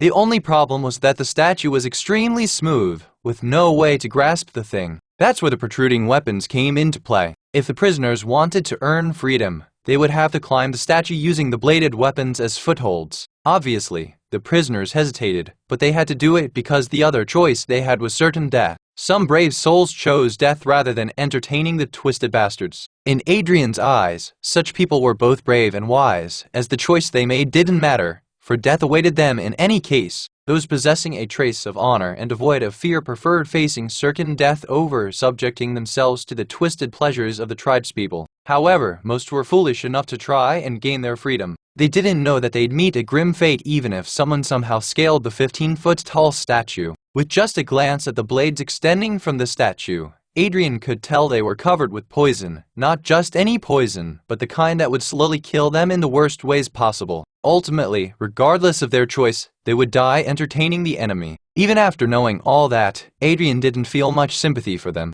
Because Adrian had seen quite a few incidents back in Nyxeria where the captured tribals were exposed to a much worse fate. Depending on who they were sold to, they were often used for twisted experiments or fulfilling the nobles. Twisted players. In a way, the tribals only did what was done to them. Nothing more, nothing less. Some might argue it wasn't the soldiers' fault, nor was it right that they were treated as such. While they were correct, it was a cruel world, and the food chain in the realms was ever-changing. One could be at the top of the chain one day, but then get hunted in the next. Survival of the fittest. That's the only rule applied to everyone, Adrian thought as he was led away toward the council room, where his fate would be decided. Enhance your reading experience by removing ads for as low as $1. Remove ads from $1 Chapter 51. Weekly bonus Chapter 1/2 Prisoners Fate 3. As Adrian was walked through the village by the captors, a strange thought entered his mind. The things he knew about the Banner tribes were mainly from the church's library. While he took the things he read about the tribes with a grain of salt,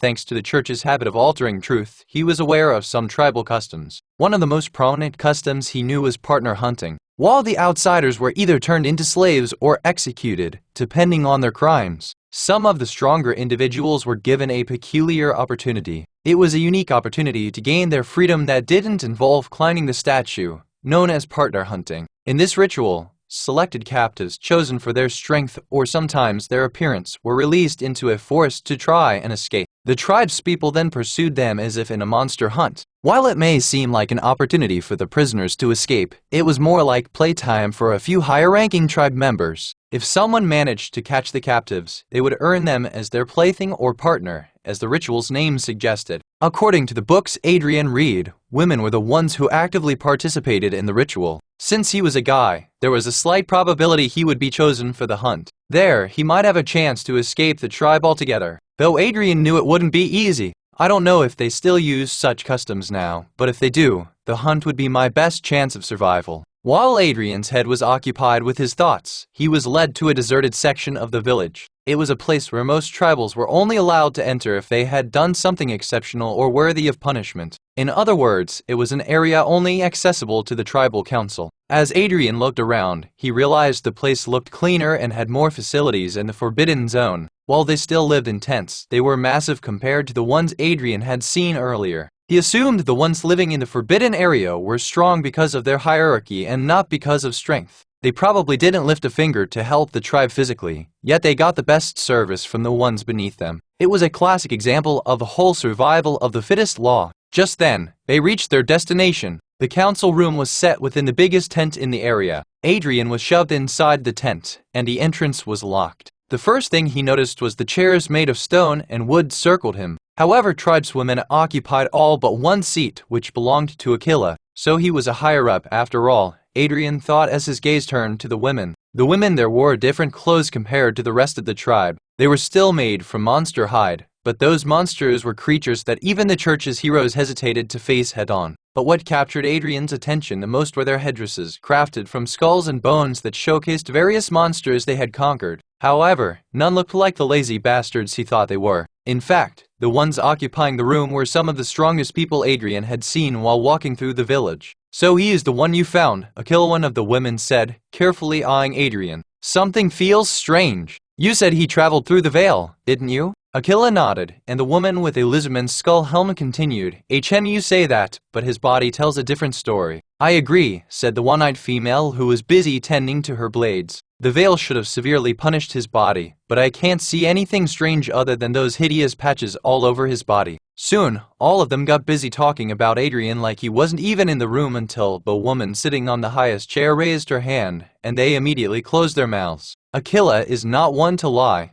The uninterested woman spoke up, and I'm not saying this because he is my brother. As the tribals chatted away in a language Adrian couldn't understand, he figured he'd do something else and sneakily glanced at the woman while she addressed the room. Sitting on the throne, before him was the tribe's matriarch. Adrian was sure about it. On her head was a crown made from a dragonkin's skull, and the furry cloak over his shoulder once belonged to a Cerberus. Both were monsters that the heroes were yet to defeat. What kind of monster is she? Adrian could tell that despite her lean frame, she was the strongest warrior of the Banner tribe. Besides the regal cloak over her shoulder, she wore short clothes showcasing the countless scars covering her body like prizes. Adrian couldn't help but wonder if any of the heroes could take her down, and the answer was a resounding no. Maybe, if half a dozen of them tried simultaneously, they might have a chance against someone like the matriarch, but even that wasn't very certain. Unbeknownst to Adrian, while he was lost in his thoughts, the matriarch caught his eyes wandering across her figure. But instead of scolding him, she decided to play along, giving him an amused smile.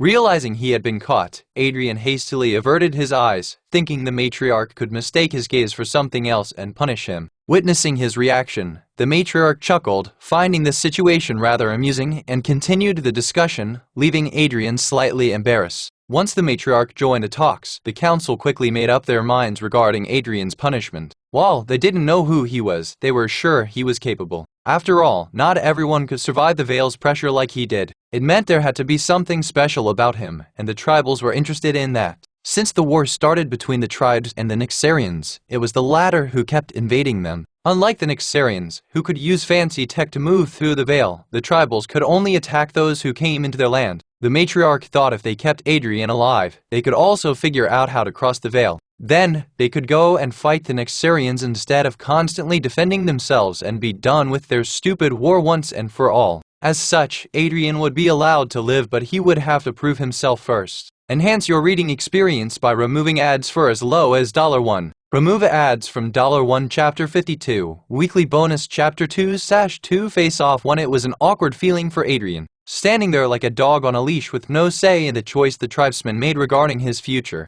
However, it wasn't like he could have done anything about it, especially after peeking at the matriarch's stats. Name, Amila race, Eldranthi class, Sharpshooter, Beastmaster, Tribal Chieftain affiliation, Banner tribes level, 102 attributes, Strength, 110 agility, 102 precision, 101 intelligence, 87 magic affinity, 32 defense, 101 luck, 69 charisma, 112. No wonder she could kill Cerberus and a dragonkin. Adrian shook his head as Amila's stats appeared before him. While Amila was strong, the others weren't lagging far behind her. The entire council, except for Aquila, were above level 90, and Aquila was at level 88. Judging by their levels alone, they were stronger than any individual Adrian had ever met in his life, except for a few monsters. Akin to them, the matriarch was also a monster, but there was something else that got him perplexed. How does she have 3 classes? Back in Nyxaria, having 2 classes was considered a miracle of the gods. Adrian couldn't even imagine how the church would react if they got to know about Amila.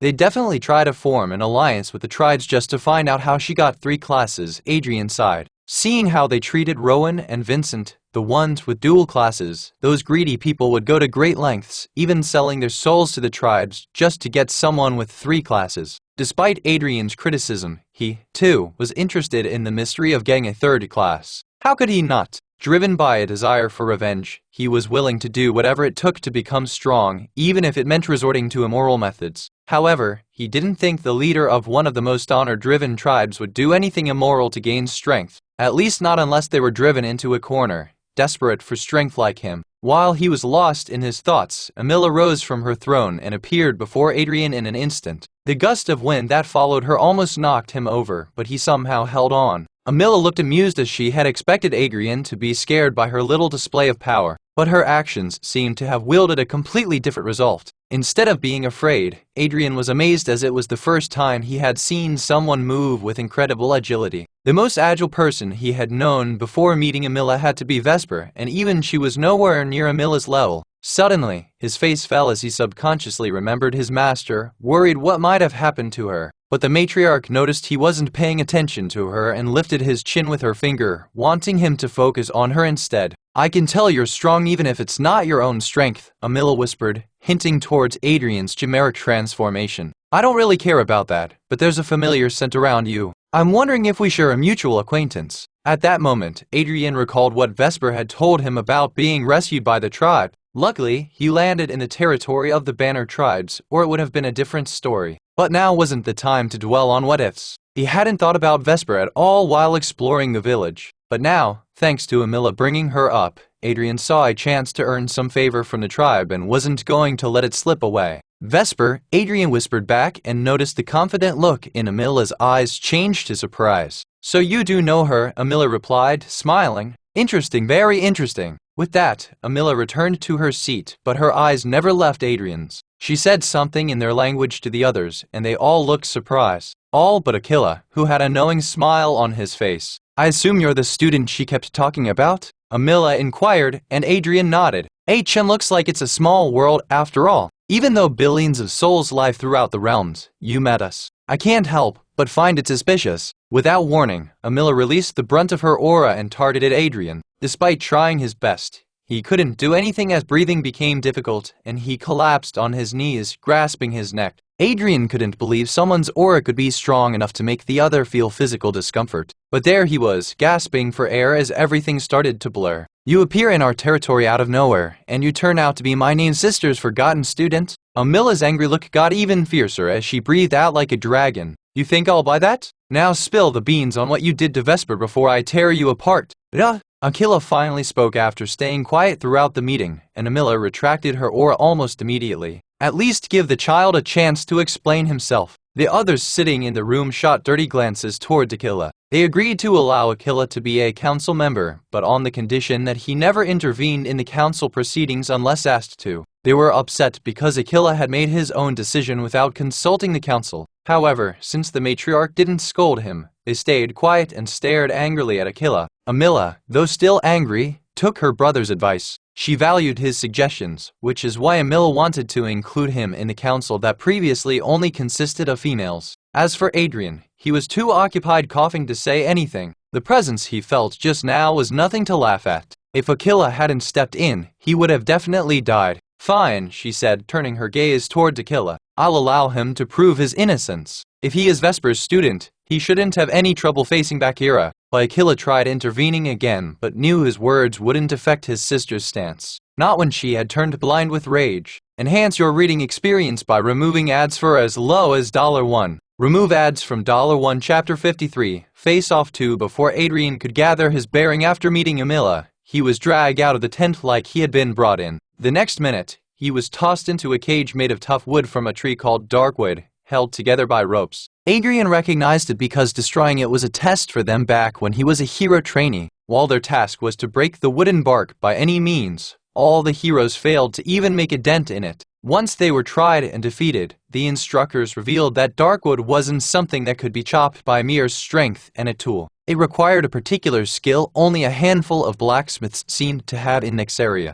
While Adrian reminisced about the past slowly, the tribals began arriving and formed a circle around the cage, cheering like it was a big show. Adrian thought he would be getting a weapon since he was supposed to fight someone, but Akila was there to rain on his parade. "The matriarch wants you to fight barehanded since the tribal law forbids us from handing a weapon to an outsider." I see those were the words that came out of his mouth, but on the inside, he was calling Amila every disgusting word that he could remember. He was sure Amila just wanted to toy with him or wanted him dead, and that's why she was making up weird laws on the spot. Still, Adrian didn't argue. He just let out a sigh, knowing arguing wouldn't help his case. Think of it as an exercise. There's no need to panic over a little surprise. But that wasn't the end of the surprises. Out of nowhere, a monster that looked like a black puma with 2 tails and 6 legs headed his way. "I thought I was fighting one of you," Adrian asked Akila, sounding a bit desperate. "Not a shadow stalker." Bakira is the matriarch's hunting pal, Aquila casually told Adrian as the creature entered the big cage.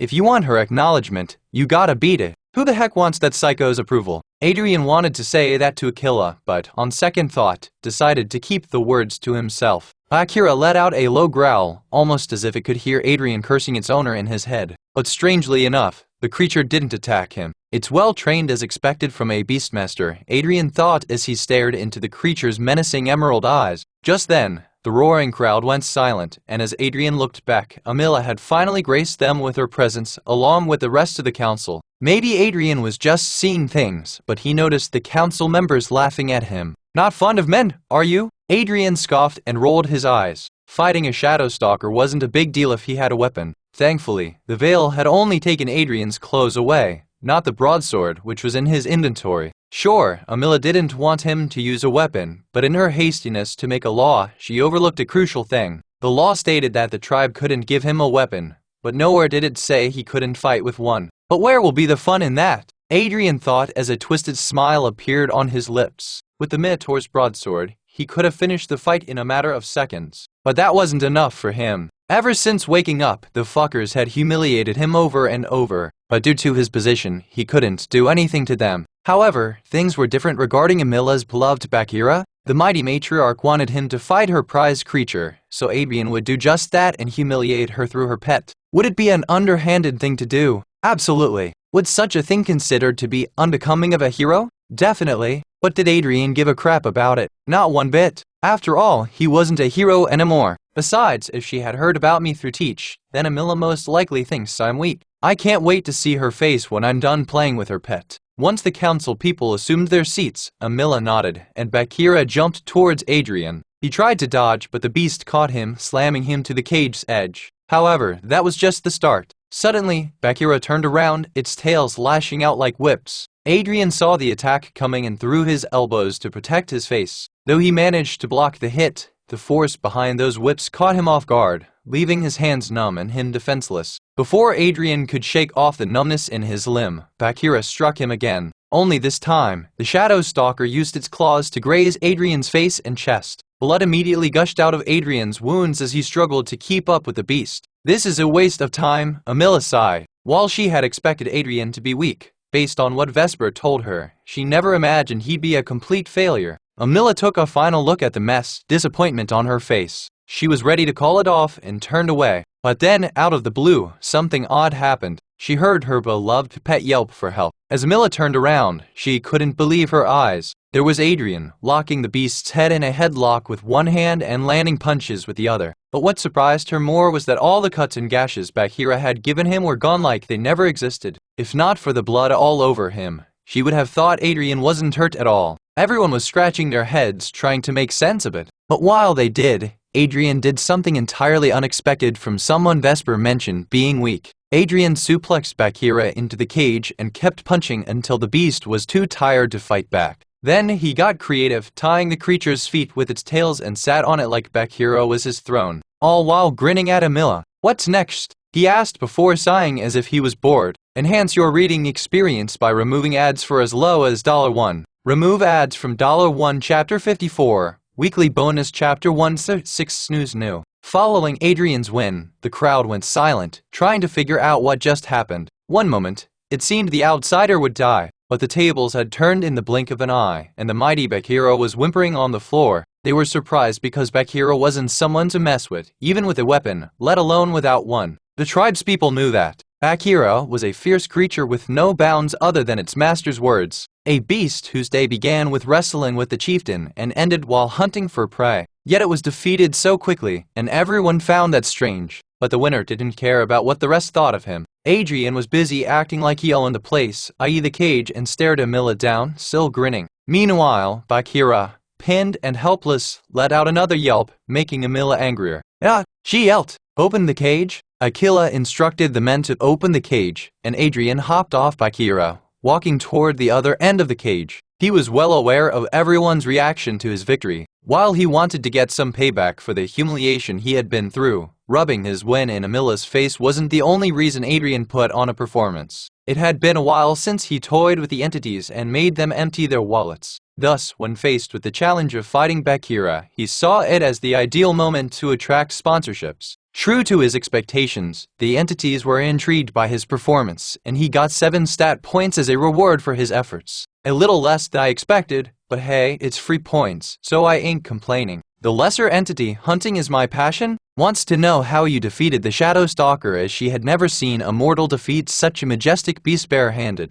Wanna know how I defeated Bakira, eh? But since the entity asked about it, Adrian's mind went back to the situation a few minutes ago, the moment he made his first mistake. Although he didn't want to admit it, he had severely underestimated Bakira since it was at level 27. Adrian, for all intent and purposes, was way ahead of the dang creature. But upon receiving the Shadow Stalker's initial attack, Adrian immediately realized his faults and went on offense. However, he couldn't have used his abilities while Amila and the rest of the council were watching him, as he couldn't risk revealing the true extent of his powers, or the tribe might turn hostile towards him. He patiently bided his time, deliberately presenting himself as weak and pitiful so Amila would be disappointed and take her eyes off him. Adrian's strategy was simple: endure long enough for them to walk away and use the illusionary eyes on Bakira the moment Amila lost her interest in the fight. The task of enduring the pain proved surprisingly easy, thanks to the regenerative properties of his troll blood that continuously healed his injuries. Also, with the blood covering his wounds, no one would notice his disappearing wounds until it was too late. Then, Adrian bid his time for the opportune moment to use his skills, and it didn't take long for the beast to drop its guard. That's when Adrian used illusionary eyes to stun Bakira long enough for him to capitalize on the situation. By the time anyone could realize something was off about Bakira, the fight was long over. The lesser entity, hunting is my passion, awaits the user's response. It's a trade secret, Adrian whispered softly so the entity would hear him. If you want someone's secret, you have to compensate them, don't you think? The lesser entity, the greedy moron with the golden touch, scoffs and says the user thinks too greedy and he is all there for it. What are you happy about? Adrian thought as he read the entity's name. However, Adrian didn't bother responding to the greedy moron because Amila was about to enter the cage, and she didn't look pleased with what she saw. With a spiky collar, she knelt beside Bakira and freed the creature before staring daggers at Adrian. Don't you give me that John Wick look, Adrian thought as he averted his gaze. You're the one who wanted the fight, not me. Besides, be grateful I didn't just kill your pet to get an organ or two. Although Adrian said that, there was no way he would kill Bakira and give the tribe any reason to mess with him. Even though he acted like a buffoon earlier by tying Bakira's legs, Adrian knew there was a limit to what the tribe could tolerate. Once freed, Bakira then ran outside, and Amila made her way toward Adrian as he wiped the blood off his face. While he was preoccupied, Amila got uncomfortably close to him and, before Adrian knew it, snapped the collar to his neck. What do you think you're doing? Adrian asked, bewildered. Taming a new pet, Amila whispered as she attached a chain to the collar. After all, my old one proved to be useless. This shut it, and come with me. With that, Amila yanked the chain, forcing Adrian to follow her. While the women looked a bit disappointed, probably because he was off the market, the men didn't share the same sentiment. As Amila dragged him towards her tent, Adrian saw the faces of the male members and could see a hint of jealousy in their eyes. Rella, are you morons being jealous of this treatment? What the fuck is wrong with you all? For that instance, Adrian couldn't help but think if the tribe was filled with masochists. But he didn't have much time for himself as Amila dragged him inside the tent and shoved him on the bed before climbing on top of him. What the hell is going on here? I didn't sign up for this snooze new session. He tried fighting back, but Amila effortlessly pinned his hands to the bed before leaning in. Amila inched closer and he braced himself, fearing the worst. He felt her warm breath on his neck and thought that was it. He was going to be forced to cheat on Sophia. But then, just as quickly, Amila got off him. Get up, she commanded. Oh! Adrian looked surprised and confused until he saw the collar in her hands. Since her hands were busy keeping him in place, Amila had used her mouth to undo his collar, which would explain why he felt her breath on his neck. Seeing Adrian's confused reaction, Amila smirked. Don't tell me you were expecting something else? Enhance your reading experience by removing ads for as low as $1. Remove ads from $1 Chapter 55. Weekly bonus Chapter 2's 6 laughable rumors expecting as something. Adrian yelled and got up. Definitely not. Sure, I believe you, Amila said while pointing at Adrian's crotch. Embarrassed by the tent in his kilt, he quickly covered it. It was shameful of him, but he couldn't help it biologically. Sometimes, the secondary head overrides the primary one. Besides, Amila did have a physique to die for. stop thinking about. Adrian's first head communicated with the other, and soon the situation was under control. But the embarrassment wasn't over yet. The entity, the loyal spouse in an unfaithful marriage, is impressed and sponsors a stat point to the user. She further wishes to bestow a blessing upon you in exchange for an event. Will you accept her request? What kind of request? One involving public indecency. Hard pass. The entity, the loyal spouse in an unfaithful marriage, nods, understanding your predicament, and leaves. What the heck's wrong with these guys? Adrian thought and shook his head, not realizing that Amila had gotten into his face. What are you doing? I asked you something, but it seems you couldn't hear my words, she replied, circling him once. Either way, I'll ask again. You don't look all that strong. I wonder where you got the strength to manhandle Bakira? Let's just say you don't judge a book by the cover, Adrian replied, trying to dodge the question. He wasn't sure if the tribal knew of the existence of entities and was worried about the reaction of the entities if he told Amila about them. It's better not to. She might think I'm a lunatic and get rid of me. Seems like you are hiding something, Amila commented. However, Adrian's attention was someplace else. Earlier, Amila had shown open hostility towards him, but now she was talking to him like they had known each other for quite a while. The sudden change in her demeanor was puzzling. Suddenly, it struck him. He defeated Bakira to annoy Amila, but what if she didn't see it that way? What if his victory had the opposite result and he ended up impressing the matriarch instead? That would certainly explain the sudden change in her mood, but Adrian was worried about what came next. If he had impressed her, then surely she wasn't thinking the same thing Adrian was. This isn't some sort of husband interview, right? I already have someone waiting, Adrian stuttered, and the next moment, Amila laughed like a maniac. Partner hunt? You thought I would do that? She spoke between her laughs. You're cute. I'm sure you have girls fawning over you, but I'm not interested in you that way. Besides, I'm too old for you. Oh, let's see, in the Nexarian system, I would be in my mid-50s. So yeah, I'm old enough to be your mother, Amila replied. Even if I wasn't, the matriarch isn't allowed to have partners, and her only concern is the tribe's well-being. Nothing else. Adrian was surprised. After all, Amila looked like she would be in her late 20s. But more than that, the books he had read about the tribes had painted a different picture, mentioning chieftains surrounded by harems. The book didn't mention it, but Adrian thought the practice could be necessary to create multiple strong offspring to carry on their lineage. While he disapproved of such a practice, he didn't mind others doing it if necessary. But the church differed, often mentioning the tribals as devil worshippers, and the harem ritual was merely a cover to hide their true objectives, requiring sacrificial newborns to impress the demons. I guess the church would say anything to justify their attacks on the tribes, Adrian thought, scratching his head and wondering if the church had any redeeming quality left. With the little Adrian in the clear, Adrian pondered to come up with another reason for him to be dragged into Amila's tent like a pet. It didn't take him long to realize what it was all about. However, Amila beat him to it before he could say a word and tossed him the collar. You don't need to wear it inside my living quarters, but I would appreciate it if you wore it when you go outside, she said. It would keep the others off your back, as I'm sure you don't want their attention. However, Adrian had something else going on in his mind and dropped the collar. You want an explanation, don't you? He asked. Regarding Teach and my impromptu arrival? At least you're as sharp as she said, Vesper replied. Yeah, that's what I had in mind, but we've got to discuss this in private. Can't risk anyone else overhearing anything about this. Adrian didn't react, but his mind was racing. Between Vesper's departure from the tribe and his arrival, something must have happened that led Amila not to trust the rest of her council. It's either that, or it could be that she's trying to see if I'm a spy who would play on her insecurities, Adrian thought. It's probably the latter. Given the tight-knit community I've witnessed so far, any hint of betrayal would stand out like a sore thumb here. Regardless, Adrian opted not to delve into Amila's vulnerabilities.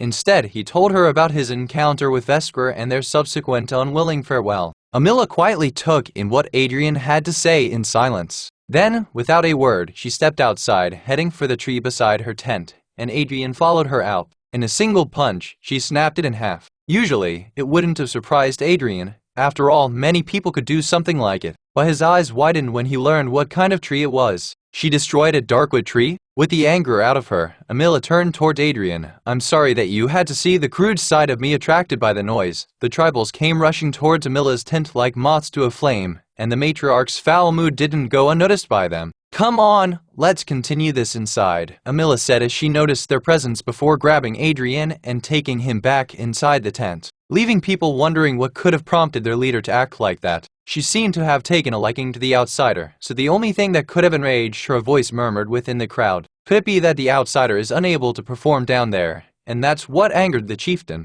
Although it was just a speculation, the news spread amongst the tribe like wildfire, and all the desire the women had for Adrian died that very moment. Enhance your reading experience by removing ads for as low as $1. Remove ads from $1 Chapter 56. Troubling teens. It had been a couple of days since Adrian's arrival at Banner's doorstep. In those days, he learned a lot about the tribe, things that weren't mentioned in the books he read about them. In other words, he got to experience the truth that the church had hidden from everyone. But the most baffling thing he discovered about the tribe was their communal nature. Apart from the area accessible only to the chieftain and the council, the rest of the space was free for everyone. The concept of owning things didn't exist for them. Obviously, there were a few exceptions, such as weapons and slaves. But besides those things, everything was available to the others, from food to lodgings. One could eat the food made by someone else or sleep inside anyone's tent. If it weren't for the unwilling slaves and the skulls hanging at random places, it would have been a great vacation spot for Nyxarians. Apart from the things he had learned, Amila and Adrian had several detailed talks about Vesper as they now lived together. The first thing Adrian asked Amila was how Vesper had managed to get back to Nyxaria before, hoping there might be a way for him to go back and help her if it wasn't too late already. Amila shook her head and explained that they disguised Vesper as a slave among the tribes who ran away from them. Eventually, she was rescued by Nyxarian soldiers who used to be stationed nearby. She added that the tribe didn't know how to create cracks in the veil as the Nyxarians did. Also, they had already wrecked the Nyxarian camps around their settlement, so there was no way for Adrian to return, at least as far as they were aware. If they were to travel through the veil, they needed the Nyxarian army's assistance, but that seemed unlikely to happen given the bad blood between them. It's a clusterfuck of a situation, that much is certain, Adrian thought as he walked through the settlement. Besides their talks regarding Vesper, Amila was teaching Adrian a bit of their language called Banu. While he was a quick learner, the language was a bit difficult to grasp, but he was slowly progressing towards perfection. But that wasn't all Adrian had going for him. After all, he was Amila's Miku, the Banu term for a boy toy. Despite the meaning behind the word, the situation wasn't all that bad. Unlike the rest of the slaves, Adrian didn't have to help in the fields or carry massive crates from one place to another. His duties were solely determined by whatever Amila requested, and truth be told, she never bothered making any demands of him. That's why he spent most of his time walking around the settlement, familiarizing himself with the people and their culture. After all, it was the easiest way to make a place in a stranger's heart and gain their favor. Why did he want to gain their favor? The answer was simple. He didn't know how long he would be stuck with them. Instead of causing problems, he aimed to use his time wisely and improve his skills. To do that, he needed support from the tribe members. After all, the tribe's people were the ones who were familiar with the creatures found there. With their help, Adrian aimed to get stronger than ever before and then confront the ravens on his return. So far so good. If I keep this up, things should go smoothly during the hunting session, Tomro. I might even upgrade the index and remove the organ restriction. While lost in his thoughts, he was greeted by one of the tribe members, reminding him to stop wondering about the future and focus on the present. So far, he was treated well by the other tribe members. Though their interactions with him differed from how they engaged with one another, there was still a sense of respect towards him. Adrian didn't care if it was due to his victory over Bakira or his status as the chieftain's Miku. He was happy as long as no one bothered him all that much. Amila had a point. Wearing the collar works like a charm? No one bothers me. While I feel weird wearing it, it did come with decent stats for an accessory. So there's that. While being ignored by the tribals was what he wanted, Adrian couldn't help but notice them behaving weirdly behind his back. At first, he thought it was because he belonged to the matriarch. But slowly, he began to realize something. The tribe's people not only behaved weirdly with him, but sometimes he could hear them laughing behind his back. At first, he thought his mind was playing tricks on him, but soon he became sure that was the case. Even now, he heard someone snigger as he walked past another group of banners. He turned around, and sure enough, 4 teenagers were laughing while pointing at him. While those around them averted their gaze, the young ones didn't bother and kept laughing. They are young, let's just ignore them. Amila had already warned Adrian about such treatment, and as per her advice, he decided not to engage with them. However, it seemed the raging hormones within blinded the boys as one of them picked a stone and threw it at Adrian. Adrian tilted his head and dodged. Still, he didn't bother escalating the situation and kept walking. Then came another stone, then one more, soon they kept coming. These fucking morons by now. Adrian's patience was wearing thin, but he didn't react as Amila had informed him he would be going on a hunt and didn't want anything or anyone to hamper his chances. Unfortunately for him, the brats didn't want to stop, and that's when Adrian heard something from them in their language. Forget about the infertile bastard. He doesn't have the balls to face banners like us. Hearing such a childish taunt was amusing, and Adrian couldn't help but laugh. It's only been 2 days, and they already forgot what I did to Bakira. That's quite bold of them, to be honest. But I can't let it go, can I? It's time for another lesson, boys. One you'll never forget. Asterisk asterisk asterisk off his note. Apologies for the delay in updating. I had to leave for a medical checkup, and I ended up arriving at him later than I thought. That's all I wanted to say, and as always, thanks for all the love and support you amazing people have been showing me. Enhance your reading experience by removing ads for as low as $1. Remove ads from $1 Chapter 57. Weekly bonus Chapter 3/6 Incompetent Fools 1. The cellar was dark, damp, and smelled like old wood. Dust particles danced in the dim light, filtering through a small, grime-covered window, revealing the worn-out stones and rusty chains that lined the walls. Wooden shelves lined the walls, sagging under the weight of forgotten things such as pliers, needles, and other blood-covered instruments of torture. Cobwebs clung to the corners, silent witnesses to years of neglect of the cellar that served as a prison. The air was cool, carrying a musty scent of oldness. The wooden floor, worn and uneven, creaked underfoot. It felt like a forgotten world, a place untouched by any human. The only sounds were the occasional drop of water and the distant murmur of the world above. It was a place no one would accidentally stumble into, a perfect prison hidden below the church that not even the saintess knew existed. Vesper stood in the cellar bound by chains, so her feet barely touched the cold, rotten floor. It wasn't her first time there, though it was the first time she got to experience the horrors as a recipient and not as the donor of pain. In the many years she spent in the church, only she and the goddess Aria knew how many souls she had hurt. Now, it was her time to repent and feel the pain she had caused others. Repentance? Ha, that's bullshit, Vesper weakly mumbled as she dangled along with the chains. Just then, the rusted doors of the cellar opened with a creak. As Vesper lifted her beaten gaze, 2 paladins strode in, accompanied by a man in white, whom she immediately recognized as the Pope. The paladins wasted no time, dragging out instruments of torture while the Pope stood before Vesper. How long will you drag this out, my child? The Pope asked, his voice filled with kindness, but his eyes betrayed the voice. Haven't you been through enough? Huh? Do you think this will be enough to break me? Growing old did a number on you, didn't it? Vesper asked, laughing as loudly as her frail body could muster. I take you won't reconsider. Wait, I have an answer for you, different one. Vesper softly mumbled, sounding defeated by the continuous torture. The Pope inched closer, thinking Vesper finally saw the error of her ways. However, when his face was close to her, Vesper grinned and spat a mouthful of blood at him. He swiftly conjured a magical shield, protecting himself and his pristine attire from her pathetic attempt at marking him. A sizzling sound was heard as her blood burned a hole through the wooden floor. It was one of Vesper's signature abilities where she could turn her blood into the most potent venom that only she was immune to, no one else. She had killed hundreds of the church's enemies similarly. The Pope knew about it, yet let his guard down and almost paid the price for it. It wasn't that he had forgotten about Vesper's ability. After all, the entire cellar was made such that her blood wouldn't help her earn her desired freedom. Besides, Vesper had already shown how lethal she could be when she managed to kill almost all the ravens who had ambushed her. Had it not been for some precautions, she would have slipped away again. Tusk, you're a bit too quick for a senile bastard, Vesper smirked, clicking her tongue. The Pope's face twisted with anger, and he seized Vesper by the hair, his finger boring into her face. For once, Vesper dropped her pretentious look and appeared angry. Her reaction only made his satisfaction grow as he tightened his hold on her, relishing the defiant look in her eyes. You dare defy me, heretic? The Pope sneered, his voice echoing through the damp chamber. You're the one who worships demons, yet I'm the heretic, Vesper said, her lips curled in a smile, but it didn't last long as one of the paladins hammered a nail through her heel. Without wasting time, the other one followed suit, forcing Vesper to let out a bloody scream.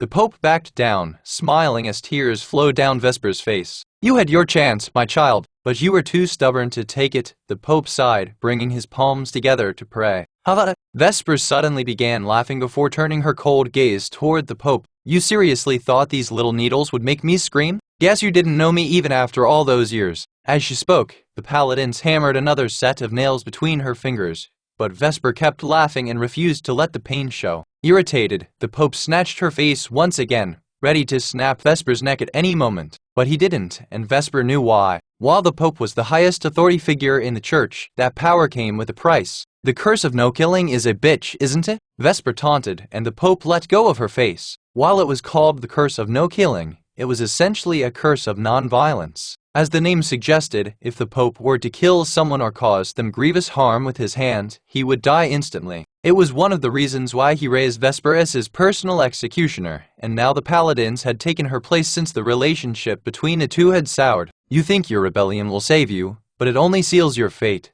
the Pope whispered into her ears. You will serve me whether you like it or not. Yeah, good luck with that, Vesper sneered, shifting her focus to the paladins. If you boys are done ogling at my ass, feel free to get back to work, you perverts. And please, make it entertaining. With a smirk, she added, I could throw in some tips on torture if you need them. It might actually make you dimwits useful to the old man here so he would stop obsessing over me. The Pope had had enough and stormed out of the cellar, his face twisted with rage. The heavy door slammed shut behind him. Enhance your reading experience by removing ads for as low as $1. Remove ads from $1 Chapter 58. Weekly bonus Chapter 4/6 Incompetent fools to the stars slowly graced the sky with their presence, but the Banner tribe was as active as ever. Everyone was busy preparing for the hunt. Some were gathering weapons crafted from the bones and hides of their previous preys, while the others carried proper weapons, mainly looted from the ones they had enslaved. The others were managing resources and the direwolves who would serve as their rides for the hunt. At first, Adrian found it weird for them to go on a hunt in the dead of the night. It was when the predators were most active, which made it dangerous to venture out into the forest, even if the tribals were in groups. However, that was precisely the reason for the nocturnal hunts.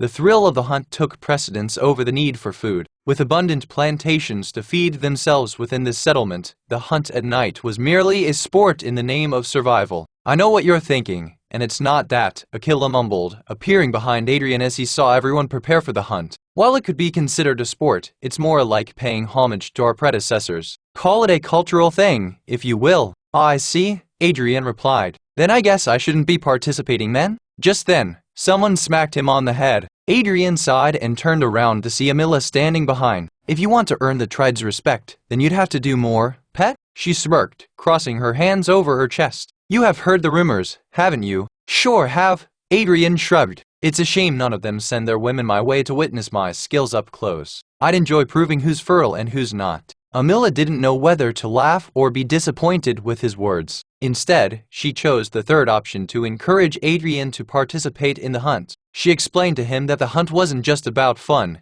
it was a fierce competition within the tribe. The one who captured the most or the largest animals gained acknowledgement and a reward of their choosing. Adrian's ears perked up as soon as he heard about a reward. While he wasn't interested in the competition, he couldn't ignore the chance of winning an award and getting there at a place where only the matriarch of the tribe was allowed to go. I know it's a long shot, but hey, I have an opportunity, so I might as well make the best of it. Adrian thought and began warming up. However, there was a problem. As the tribespeople collaborated in groups, Adrian found himself excluded. If the hunt had been organized before the rumors about him had spread, Adrian would have had no problem finding a group. But now, no one seemed interested in teaming up with him. Some even suspected that Adrian's clash with Bakira might have been a staged spectacle orchestrated by the matriarch to garner favor for him within the tribe. While it wasn't true, the rumor gained traction as no one wanted to believe an outsider could be that strong. Besides, the rumor seemed plausible, given how quickly Bakira was defeated and the unusual warmth the matriarch showed toward an outsider. Amila was aware of these rumors, and one of the reasons she pushed Adrian to participate in the hunt was to prove them wrong. In the meantime, Aquila and Amila were busy finding the culprit fueling these rumors. While it seemed the rumors were targeted at Adrian, the reality was different. Amila had been the perfect matriarch for the tribe since her coronation, giving no reason for the tribe to be dissatisfied with her. However, after Adrian's arrival, things got a bit tense, and it was clear that someone was spreading those rumors to undermine Amila's position as the matriarch at Adrian's expense. We need to find who is responsible and end this mess before things get worse. Amila's thoughts were interrupted by Adrian, who couldn't find anyone willing to help him. He even went close to one of the wolves but was pushed away by one of the teens he had encountered earlier. Since Amila had instructed him not to instigate a fight, Adrian didn't do anything and just looked back at Amila as if asking what he was supposed to do. Amila, as the chieftain, had the power to instruct others to aid Adrian, but she chose not to interfere as it could be seen as her pampering him and could lead to more rumors being spread. Given the situation, she couldn't take that chance. "You're on your own for this one," Amila yelled. Adrian shrugged but otherwise didn't say a thing. But his expression didn't go along with the situation. As the time for the hunt approached, the settlement emptied as tribespeople ventured into the forest, leaving Adrian alone. Yet, Adrian stood confidently, a smirk playing on his lips. The tribal siblings were confused by his lack of concern, and Amila was about to say something when Adrian let out a whistle. Everyone looked around, wondering why he was whistling all of a sudden. But then they heard something. It was a howl of a direwolf. The direwolf that Adrian had attempted to pet earlier sprinted toward him out of the woods. The teenager riding the wolf tried to stop the direwolf from running away, but couldn't manage it. The creature tossed him off its back and sat before Adrian, waiting for his command. "What are you seeing, miss?" Akila mumbled, his eyes fixed on the edge of the forest. "Could he be a beast master? Will you relax?" Amila scolded her little brother before smiling as she got an idea to fight the rumors. "Though, we could start a rumor of our own that confirms your guess." To the tribe, it appeared like Adrian had the skills of a beastmaster, much like Amila. However, the reality was simpler.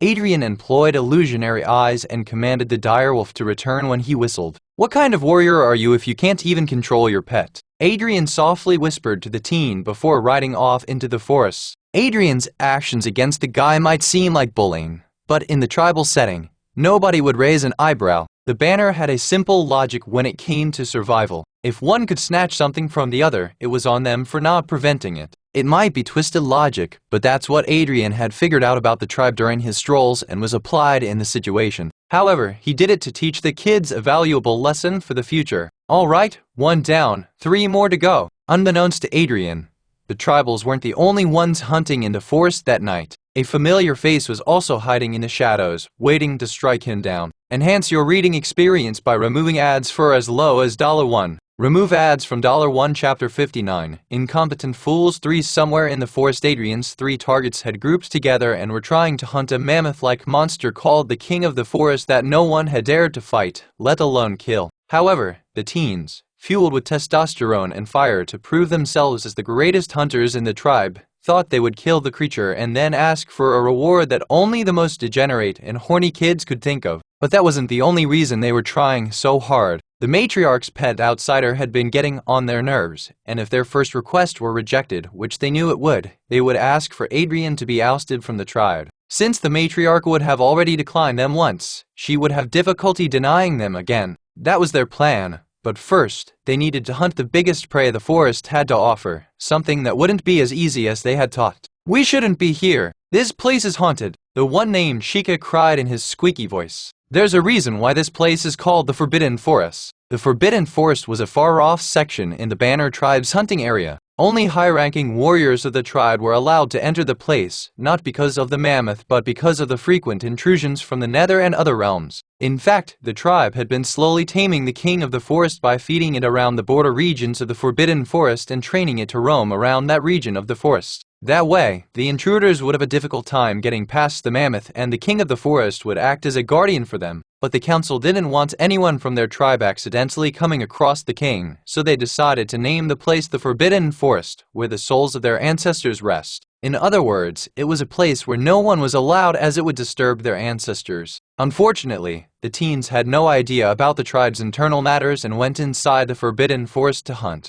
Even Adrian was found in this place by Aquila, returning after placing feed for the king. But the teens were not aware of anything. "Shut up, Shika, there's nothing like ghosts here." Rena, the group's burly leader, yelled back at him. "And just in case there's something here, I brought this to take care of it." Lino, the group's rich brat, showed off his weapon in front of his friends. Leno's family had been in the role of the matriarch for a long time, but since he was a male, he couldn't contest the position, and he thought it was the only reason the tribe didn't acknowledge him or his exceptional skills. When in reality, Lino was nothing but a snotty brat who thought too highly of himself and his skills. Even if the tribe had been forced to pick a patriarch, he would be the only one voting for himself except, perhaps, his mother, who loved him in a way no mother should. "Just wait till I take that witch of a matriarch as my bride, then no one would look down on me." Lino mumbled before laughing like a maniac. Rina and Chica knew Lino was nothing special but didn't say anything to him because his mother was a council member and completely smitten by her baby.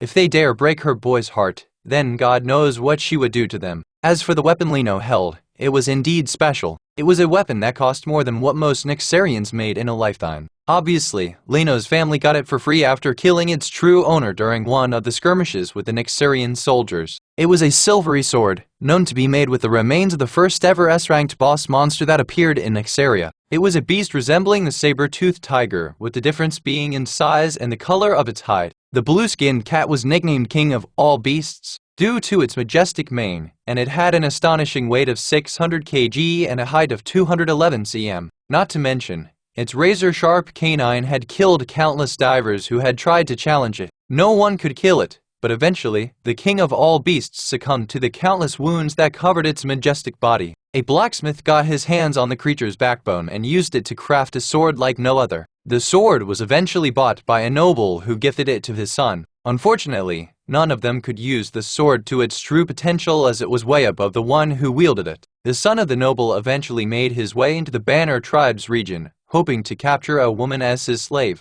Unfortunately, he was the one captured, toyed with, and then died while climbing the Statue of Death, and Lino's family got the sword. Forget about the sword, Rina sighed before turning back. Where the hell is Nishka? He was supposed to join us here. I'm telling you, there's something wrong with this place. Chica stuttered. Most likely, and Nishka felt it too and ran away. Why did I team up with these idiots? Rina sighed, shaking his head. Despite the reassurances, Chica was still afraid of the possibilities and kept shaking in fear. There was something wrong with the place, he could feel it. For the last time, it's not a haunted forest, dude. It's all a rumor. Lino poked Chica's butt with the tip-off of his sword, which made him jump in fear but kept consciously looking around his surroundings. There's no point in continuing the hunt without Nishka, Rina ordered his party members. Let's head back and find where that moron ran off to without supplies. Yes, let's leave. Chica jumped with joy. Finally, he could leave the forbidden forest and breathe peacefully until his two friends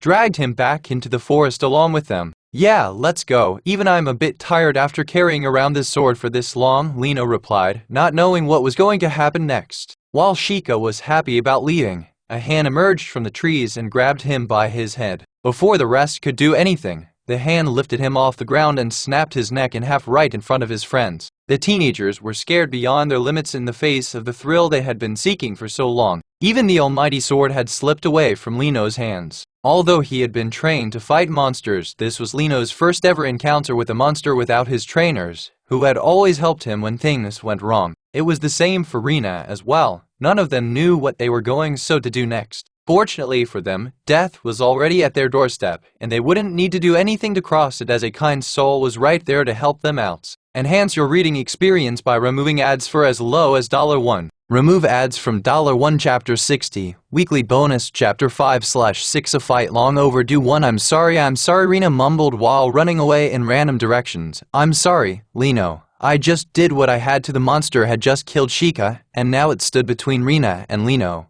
probably deciding who would be its next prey. It was a creature whom none of them had seen or heard of before. While Rina was trying to figure out their next step, he noticed the damn abomination was eyeing him and knew he had to do something or else he would die. At that moment, Rina just wanted to save his butt and no one else. So he grabbed a fairly big rock from the ground and threw it at Lino's head. Lino, who was fixated on the monster, didn't notice the rock being hurled over towards him and fell on the ground with a thud. Oh! Lena screamed as his vision blurred. The blood gushed out of the wound on his head and attracted the monster towards him. As predicted, the monster ignored Rina and jumped onto a defenseless Lino. Rina's plan had worked, and now it was time to escape. As he ran toward their wolves, Rina couldn't help but stare at his friend, who was most certainly going to die. He just hoped the dead wouldn't hold a grudge towards him. After all, he did what he had to do. But what Rina saw next was nothing less than a scene from a horror movie. At that moment, he knew neither his nor Lino's death would be as painless or quick as Chica's. The monster took his time killing Lino, savoring his every scream slowly. It first tore his legs apart from his body because Lino had been desperately kicking the 12-foot-tall humanoid monster in a last-ditch effort to save himself. Unfortunately, his actions annoyed the monster even more and also made the monster want to play more with Lino. The things the monster did to make Lino scream were indescribable, but it kept it till there was no blood left in his body. With his razor-sharp nails, it ripped through his stomach and started eating his intestines like instant noodles. All this time, Lino was still alive. Barely, but alive. How did Rena know he was alive? Because his friend kept begging Reno to save him, mustering all his strength to do so. But Rena turned a blind eye to the situation and kept running till he reached where they had kept the wolves, only to find them slaughtered. They had left the wolves behind so they wouldn't scare the prey off or bring unnecessary attention to them. But now Rena's brilliant plan had fired back. The forest was vast and uneven. This made escaping the monster on foot nearly impossible. Panicking, Rena looked back again to check where the creature was, and it was busy killing Lino. Shit. Rena panicked when he saw the creature playing with Lino. The next moment, Rena puked his guts out as he saw the monster push its nails through Lino's eyes. At this point, Lino didn't even have the energy to scream or resist. He just wanted to die, so he lay there, allowing the monster to do whatever it wanted until he finally died. Rena could no longer stay there and watch it all happen, but kept running tirelessly. He wanted to live and did not dare to stop, scared that the monster would catch up to him and do what it did to Lino and Chica, or maybe do something even worse. Even thinking about it made him run even faster. He ran for what seemed like hours, but there was no end to the forest because, clueless to him, he had been running in circles, which was expected as it was his first time in the Forbidden Forest, and he didn't know his way around. Where should I go next? Rena mumbled and heard a blood-curdling growl from the forest. He looked up and saw the one thing he didn't want to. The monster had already caught up to him and was sitting on a tree branch, Lino's corpse still on its shoulders. It was amused to see the human's reaction and decided to have more fun.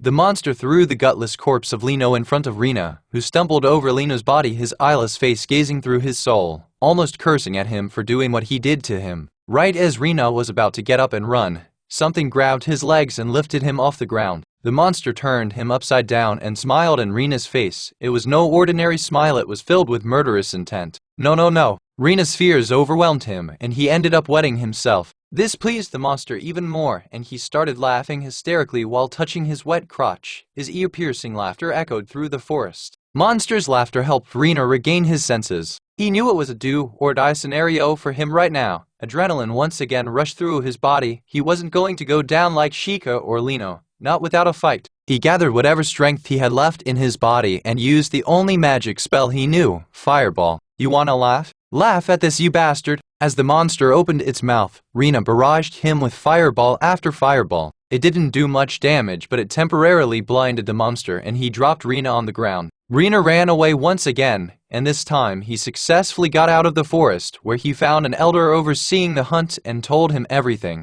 What? Who told you brats to go there? The elder yelled at him, but Rena didn't care. He just wanted to get out of the forest and urged the elder to do the same. The elder wanted to smack the shit out of Rena for pulling such a stunt, but knew the situation was dangerous and required immediate attention, so they immediately rushed toward the settlement to inform the matriarch about it. However, those too deep into the forest were unaware of the situation and carried on with the hunt, Adrian being one of them. Enhance your reading experience by removing ads for as low as $1. Remove ads from $1 Chapter 61. Weekly bonus Chapter 6/6. A fight long overdue. 2 back in the settlement. Amila, Aquila, and the rest of the council were busy discussing what to do with Nixarian prisoners, as their numbers were recently on the rise. The cracks in the veil had gotten more frequent, so the Nexian army was constantly invading their land. At first, the tribe was happy as they got a constant flow of slaves heading their way, but now the situation had grown into something they hadn't expected. While Mamoroth would be enough to hold off the invaders, leaning on the king of the forest wasn't a long-term solution. What's that noise? Amila asked as she got up to see why the tribe's people had gone haywire. However, chaos erupted in the settlement before they could delve deeper into the topic. The council walked out to see everyone panicking, and Aquila got everyone to calm down. Elder Mikali, what is going on? Why are you here instead of the forest? Aquila asked upon seeing Mikali, one of the people stationed around the forest, to watch over the young ones participating in the hunt. The boy has something to confess. Without wasting a second, Mikali pushed Rena forward. Rena was still in shock and knew he would be punished for crossing into the Forbidden Forest. But after witnessing what happened to his friends, he knew he had to tell them the truth so no one else would have to die because of that monster. So he told them everything, the Forbidden Forest, the beast, and what he did to Lino. You bastard! Hearing Rena's confession, Lino's mother couldn't hold back and was about to swing her battle axe to kill Rena, but Amila stopped her mid-swing. "This isn't the way, Kayla," Amila whispered, gently patting Kayla's back. "Rena would be punished for what he did. But right now, our concern should be protecting the young ones who are unaware of the anomaly." She continued, turning towards Akila. "Gather the warriors and prepare to head out. We must find and kill whatever that beast is before he kills any more of our kin." "I'm honest," Akila replied and headed off with the elder to light up the firework, signaling the hunters to abandon the hunt and return to the settlement. The bright red light should be enough to get everyone's attention in the forest. In the meantime, everyone began preparing for a new hunt. It was at that moment that Amila realized something. Adrian didn't know anything about their signal or the forbidden forest. Amila's concern was that he might be too far in and not catch the signal. Even if he didn't know about it, he should sense that something was off if he saw a sudden streak of fireworks and came back. But if he couldn't see the signal in the first place, he wouldn't have a clue that something could be wrong. "Akila, lead the tribe, I'm heading ahead." In a rush, Amila gave quick instructions and dashed into the forest atop Bakira, her axe in hand and a bow and arrows slung across her back. While she wasn't super close to Adrian, she felt responsible for him because he was her namesister's precious student. If anything happened to him, she wouldn't be able to face Vesper again. Meanwhile, in the forest this is a weird place, Adrian mumbled while riding the direwolf. "I mean, this entire forest is weird, but this part is especially creepy." Adrian didn't know it, but he was slowly entering the forbidden forest, which was why the flora around him looked creepy. Having caught a few small creatures, he was looking for the teens to execute his plan. But even after scouring most of the forest, he hadn't seen them once. "Did they leave already?" Adrian thought as the direwolf began to slow down and then stopped entirely. "What's wrong with you now?" Adrian tried persuading the beast to carry on ahead, but the direwolf refused to budge from the spot. It almost felt like it knew something dangerous was up ahead. "Fine, have it your way," Adrian grumbled as he dismounted the beast. He was about to secure it to a tree when something dropped onto his hand from above. "I can't see the sky, but it didn't feel like rain was coming anytime soon." So, why Adrian stopped when he noticed it wasn't a raindrop on his hand but blood. He then checked the wet spot under his feet, and sure enough it was also blood. The direwolf wasn't going ahead because it had gotten a whiff of blood and knew going ahead would be dangerous. He immediately looked up and saw someone was up there and they were bleeding profusely. But something was off about them. Adrian focused some mana into his eyes to see who it was but got scared instead. Lino's gaze fixed on him, yet there were no eyes, no sign of life in that stare. While Adrian was focused on Lino's corpse, fear took hold of the dire wolf's mind, freeing it from Adrian's illusion, and the creature bolted out of the forest in a burst of terror. "What? Get back here!" Adrian yelled, but the wolf had made up its mind, and no amount of manipulation would get it to overcome the fear of death. Adrian couldn't do anything but be on alert. Despite how bratty the teen was, he didn't deserve to die. But Adrian could worry about Lena later. First, he needed to get out of there. At that moment, a few notifications popped up before Adrian. All were messages from the entities. But unlike his expectations, the entities weren't offering him quests, just warning him. "You're walking a treacherous path. Please return to the settlement." Adrian read one of the messages and the rest were more or less the same. "As much as I want to know what the hell is going on here, this shit is way over my head." Saying so, Adrian turned to follow the direwolf's footsteps to get out of the forest, but as he turned, someone was standing behind him. A huge grotesque humanoid creature that Adrian had seen for the first time in his life, and it had a smile on its face. Before Adrian could gather his bearing, the creature lashed out, slamming Adrian into the tree where Lino's corpse was dangling.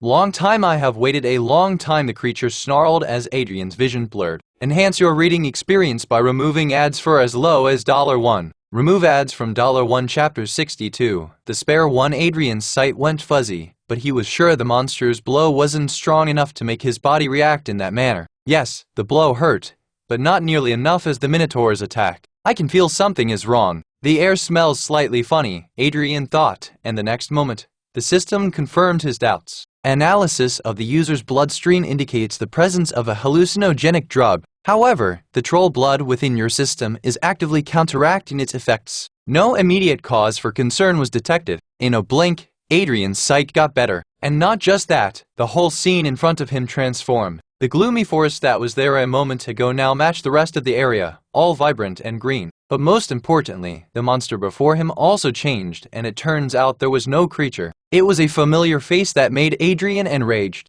Red Adrian whispered to himself, slowly getting up. Why aren't you wearing clothes? I didn't think you liked showing off like that. Not like there's much to show if I'm being honest. Still got your jokes, huh? Don't worry, I'll be the one laughing soon. Once the drug takes effect, yeah, that ain't happening. Red glanced at Adrian, feeling puzzled. Until now, Red believed Adrian saw him as a monster, but it seemed his cover was blown. Even though Red didn't understand how Adrian escaped the hallucinogen's effects, it didn't make much of a difference. He was still strong enough to deal with the fucker himself. Huh? Shit, I wasn't expecting the drug to fade away so soon. I thought I would play with you like I played with your friends. Red scoffed, pointing at Lino's dangling corpse. But it looks like father gave you a lot more skills than I expected. Your father? Does the name, Victor Thane, ring a bell? Adrian raises his eyebrows at the revelation. So the one who killed him and the one who turned him into a chimera were related. And now Red was walking around, trying to avenge his father's death, which wouldn't have happened had he not delivered Adrian's corpse to him. The thought made Adrian laugh. How do you figure I'd show up here? You have to have known about me since a hallucinogenic drug takes time for it to work on anyone, Adrian questioned. Not to mention, spreading it is a pain in the ass. Red scoffed, flexing his retractable metal claws. I didn't know where you went. I just followed you through the crack in the veil when your beloved bitch pushed you into the crack. Red recalled the moment when he thought Adrian was going to slip away, but he wasn't going to let it happen on his watch and rush toward the crack. Vesper tried to stop him and even managed to hit Red once. However, his momentum pushed him through the veil and he ended up in the Forbidden Forest. Unlike Adrian, Red didn't find people he could depend upon, and with countless beasts roaming around, he couldn't rest and heal in peace. That's when he found a little something in his inventory. It was the hallucination agent, and some of the ravens were allowed to carry it. Since Chubby was too erratic and hopeless, Red also had his share. So, you used the drug and burned it, smoking the forest so no beast came close. Adrian mumbled, and as much as he didn't want to admit it, he was impressed by Red's thinking.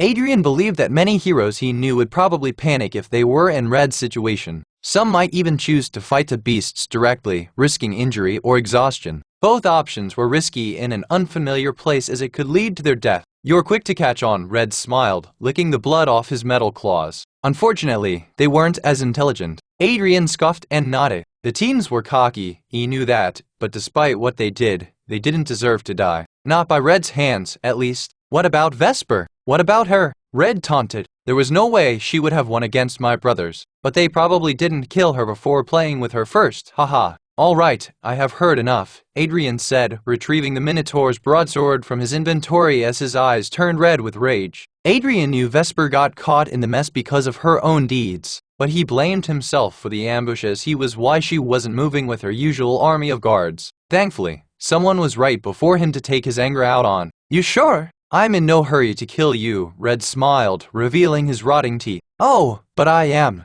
Adrian charged at the Red, who kept dodging the strike without sweating. Adrian's frustration grew, and he used Minon Fury, but Red dodged the attack by jumping on a tree. Adrian swung his sword again, slashing the tree, but Red jumped down before the tree fell, kicking Adrian in the face. Is that all you got? He mocked Adrian. If that's so, then allow me to show you how a raven hunts. Red lunged forward, his claws turned into a blur as he struck Adrian. Adrian struggled to keep up with Red's attacks despite his best efforts. Red's raw strength complemented his agile movements, making him a formidable opponent with no gaps in his attacks. This much was expected, Adrian thought. He is level 50 after all. Unlike when Adrian faced Rowan, Red wasn't suffering through a debuff that siphoned off his stats, nor was he a starved Minotaur. As such, Red was the strongest enemy Adrian had ever encountered, and it showed in his struggle. Adrian felt the impact of Red's blows, each strike taking a toll on his body. Despite his best efforts, Adrian couldn't land a single hit. After all, Red seemed to be one step ahead at all times. Fighting defensive won't do me any good. I need to trade some blows, at least. With that idea in his head, Adrian used Nemean Blessing. With a 90% decrease in damage from incoming attacks, he wouldn't have to stress about defense and could go all out on offense. The next moment, Adrian turned and ran deeper into the forest. Red thought his prey got scared and was trying to run out of the hallucinogen's effective radius. The beasts here won't help you, Red yelled as he kept chasing Adrian. Adrian ignored his taunts and, in the meanwhile, invested all his attribute points to improve his agility and defense. Just a bit more, Adrian mumbled as he sped away. Red soon lost sight of Adrian in the darkness, forcing him to walk around trying to find his prey. While he roamed, searching for his target. He felt something coming his way and slashed at it with his deadly claws, only to discover it was the carcass of a wolf he had dispatched earlier. The wolf's blood sprayed across the surroundings, momentarily obscuring Red's vision. But the surprises weren't over as Adrian leapt from one of the trees, aiming to stab Red's shoulder. However, Red's years as an assassin had sharpened his senses to an extraordinary level. Despite the temporary problems with his sight, he quickly rolled away and encountered Adrian by swinging his claws in his direction. Red felt a familiar feeling of his claws burying into Adrian's flesh as his vision cleared. But what he saw next caught him by surprise. Enhance your reading experience by removing ads for as low as $1. Remove ads from $1 Chapter 63, Weekly Bonus Chapter 1 and 2 to spare 2. Red was surprised that Adrian didn't dodge as he had before, even when he could have, and allowed Red's metal claws to dig into his shoulder. However, in the next instant, Red understood Adrian's plan. A hit for a hit, Red mumbled, and the next moment, Adrian took his shot at him. He swiftly slashed Red across the chest. Red managed to leap back just in time, narrowly avoiding a potentially fatal blow. Instead, he got away with a mere flesh wound. But the strike was too close for Red's comfort, and he immediately kicked Adrian away. Tesk, I almost had you. Adrian clicked his tongue as he got back to his feet. Red didn't see it coming, but everything was happening just like Adrian wanted. Even when Red dodged his attack, it was all part of Adrian's plan. You did, and that's the closest you'll ever get to defeating me, Red replied, licking the blood from his chest wound before looking at Adrian's wound, and he realized it was already healing. How the hell Red was confident he had left a deep wound on Adrian's side. But when he checked, the wound was almost completely healed. Not only that wound, but each punch or claw strike he inflicted on Adrian slowly vanished before his eyes. One final push and the bastard would be at my mercy, Adrian thought as he looked behind Red and found a weird creeper plant there. Red probably didn't know about that plant, but Adrian did. He remembered yellow moss well, also called yellow death. It was the only natural plant that had ever killed one of the heroes. When a creature comes within 10 feet of the creeper, it can animate vines and roots into natural syringes and entangle unsuspecting prey to siphon off their blood. There's no hope of escaping once it has wrapped the vines around the target. Usually, such plants were weak to fire, but not the creeper. The only way to kill the damned thing was by offering a sacrifice and cutting its root while they were busy drinking the target's blood. Unfortunately for Red, no one would save him once the creeper took hold of him, and that's precisely what Adrian wanted to do. I hoped he would jump straight into the creeper's attack range, but that didn't happen. Thankfully, Red was dazed and was busy processing Adrian's extraordinary healing capabilities. It gave Adrian time to come up with a plan to push Red toward the creeper. You should always keep your eyes on your opponent, Adrian yelled before using his sword as support to jump and kick Red across the face. You should heed your own advice once, Red replied. But things didn't go as planned when Red grabbed Adrian's leg and slammed him onto the nearby tree. The impact was so vicious that the tree almost snapped in half from the point where Adrian's head collided with it. Adrian tried to get up but was quickly kicked in the head, worsening his injured head. Stop acting like a big shot when you're nothing but a worm, Red snarled before stomping on Adrian's head. You think you can defeat me just cause you got some healing skill? Stop dreaming, you damned imbecile. Enraged, Red kept raining blow after blow, targeting Adrian's head. After a couple of minutes, Adrian's head went numb as he helplessly fell to the ground. His head might have exploded if not for the Nemean blessing, but the blessing's time was running out, spelling disaster for Adrian. Even if it hadn't, it wouldn't have made a difference. He'd still be on the ground, and Red could keep attacking him. Fearing the worst, Adrian tried reaching for his sword, but Red quickly kicked it away before stomping on his hand till he heard them crack. Fragments of his bones burst through his skin. However, Red didn't stop and kept increasing pressure on them as if he was making sure Adrian could never use his hand again. Arg, Adrian yelled but was kicked in the face before Red mounted him and began punching away like the last time. You think this hurts? Picture how it'd be when I pour acid on you, just like you did to my father. Red yelled as he kept punching Adrian. Adrian tried to fight back using illusionary eyes, but the gap between them was too high for the skill to work for longer than a second. Sensing defiance from Adrian, Red crushed his hands and kept hitting him so fast that the troll's blood couldn't keep up with healing all his wounds simultaneously. Adrian didn't know when, but he lost consciousness due to bleeding profusely. Once Red was certain Adrian wouldn't be waking up soon, he stood up, tied him, hung him on a tree by the hands and kept punching him until Adrian's entire body was covered in broken bones and blood. Damned bastard, Red panted. He thought punishing Adrian to that extent would ease the rage in his eyes. But he was wrong. No matter what he did to Adrian or how much he made him scream, nothing calmed him. until he saw the sword that Lino had dropped, and an idea hit him. Since the hallucinogen's effects were wearing off, monsters from the forest would soon come into the area where they had been battling. While Adrian's mysterious healing effect could head the wounds, nothing would save him from being torn to pieces by those monsters. But he couldn't take the risk of Adrian healing before the monsters arrived. Red decided to give Adrian a parting gift to ensure Adrian wouldn't be able to leave. "It pains me that I won't be able to see your final moments or hear your desperate cries for help," Red mumbled as he picked up the sword, gently pressing the tip against Adrian's chest. "But since my father died alone, it seems fitting that you should too."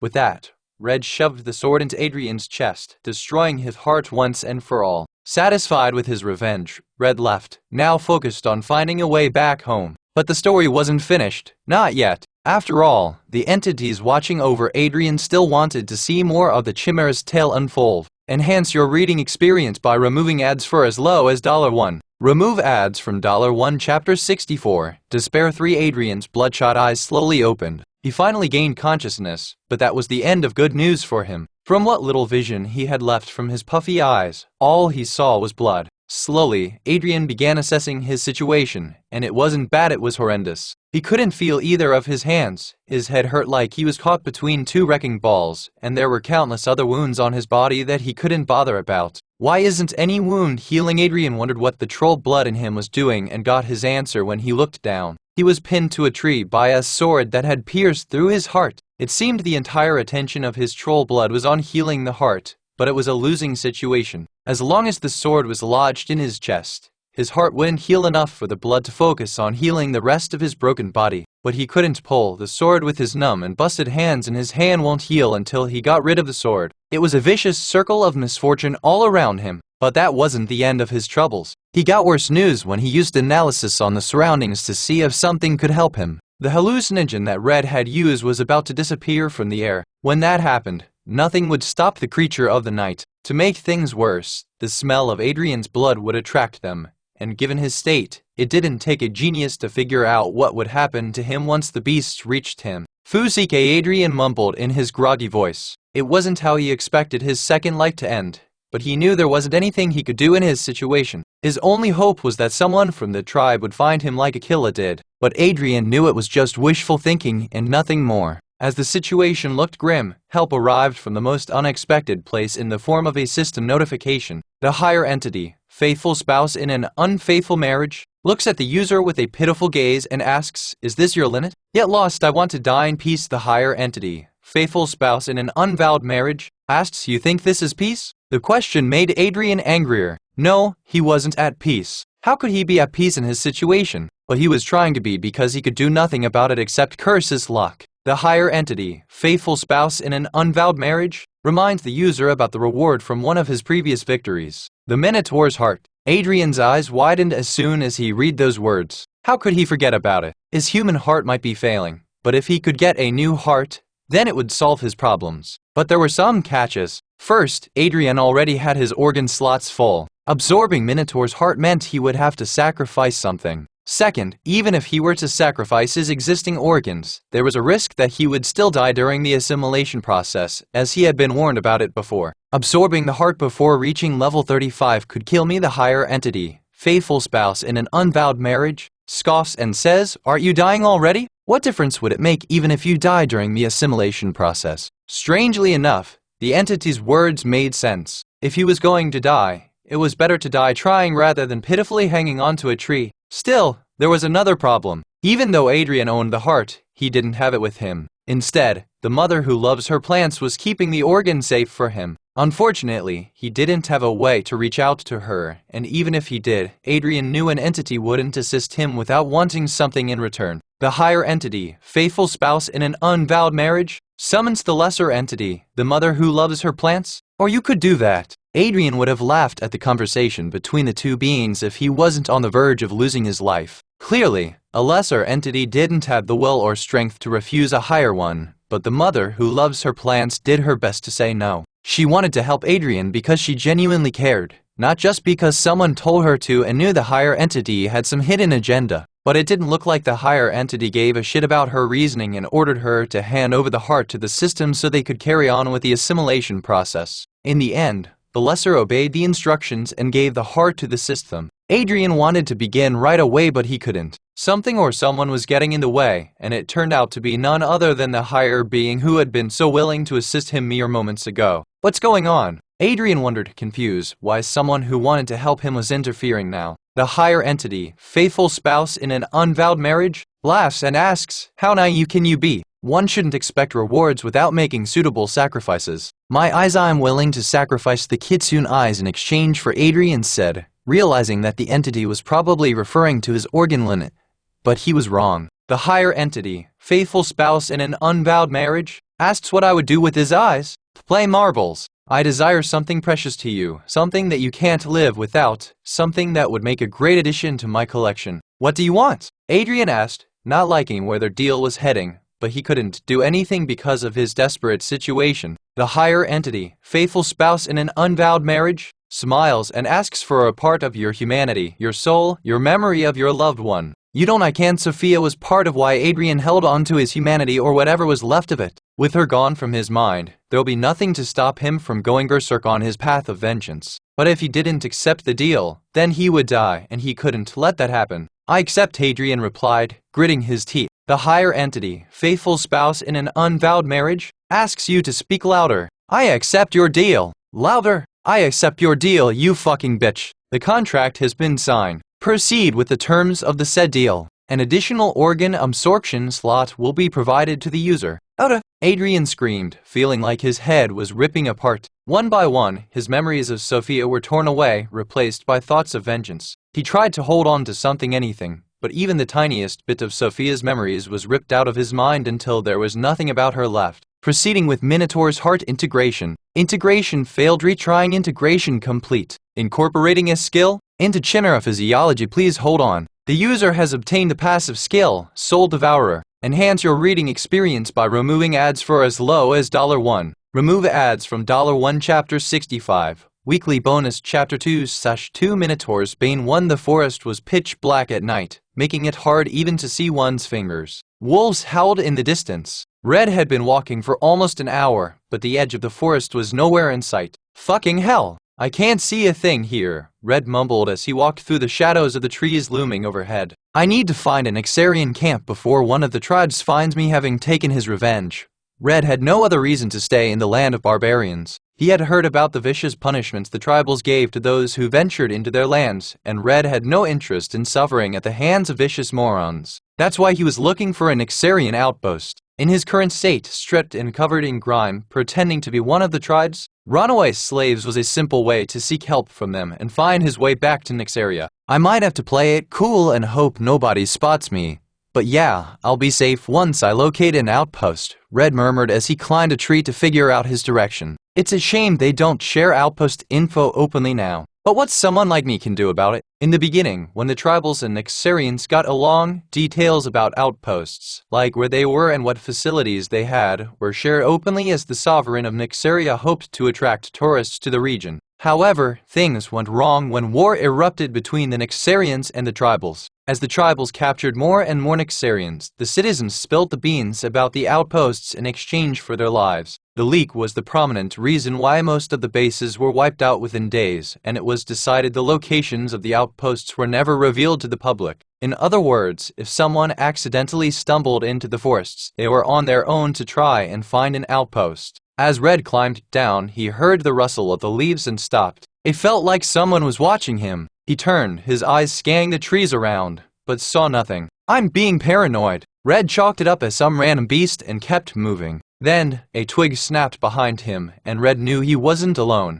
Gripping his metal claws, he readied himself for a fight. Yet there was no one in sight. Just then, something shiny above a tree caught his eyes. Something or someone was sitting on the branch of a tree, its eyes fixated on him, a silvery sword in its hand, ready to jump and kill his target. Before Red could do anything, a shadow descended from above, and Red rolled away just in time, narrowly avoiding the attack. As he turned to face the threat, there was nothing there. "Who the hell is out there?" Red exclaimed, his panicked eyes darting in every direction. But while he was busy looking above him, someone kicked him in the midsection, sending him flying. Red scrambled up, and that's when he saw him, Adrian, covered in blood but alive. Red blankly stared at him. He knew what he was seeing but couldn't believe it. How could anyone survive after their heart was ruptured? But there he was, standing before Red with bloodshot eyes that glowed in the dark. "You're one oversized cockroach, aren't you?" Red scoffed as he got over the initial shock. "No matter how many times I kill you, you keep popping up like a stubborn boner."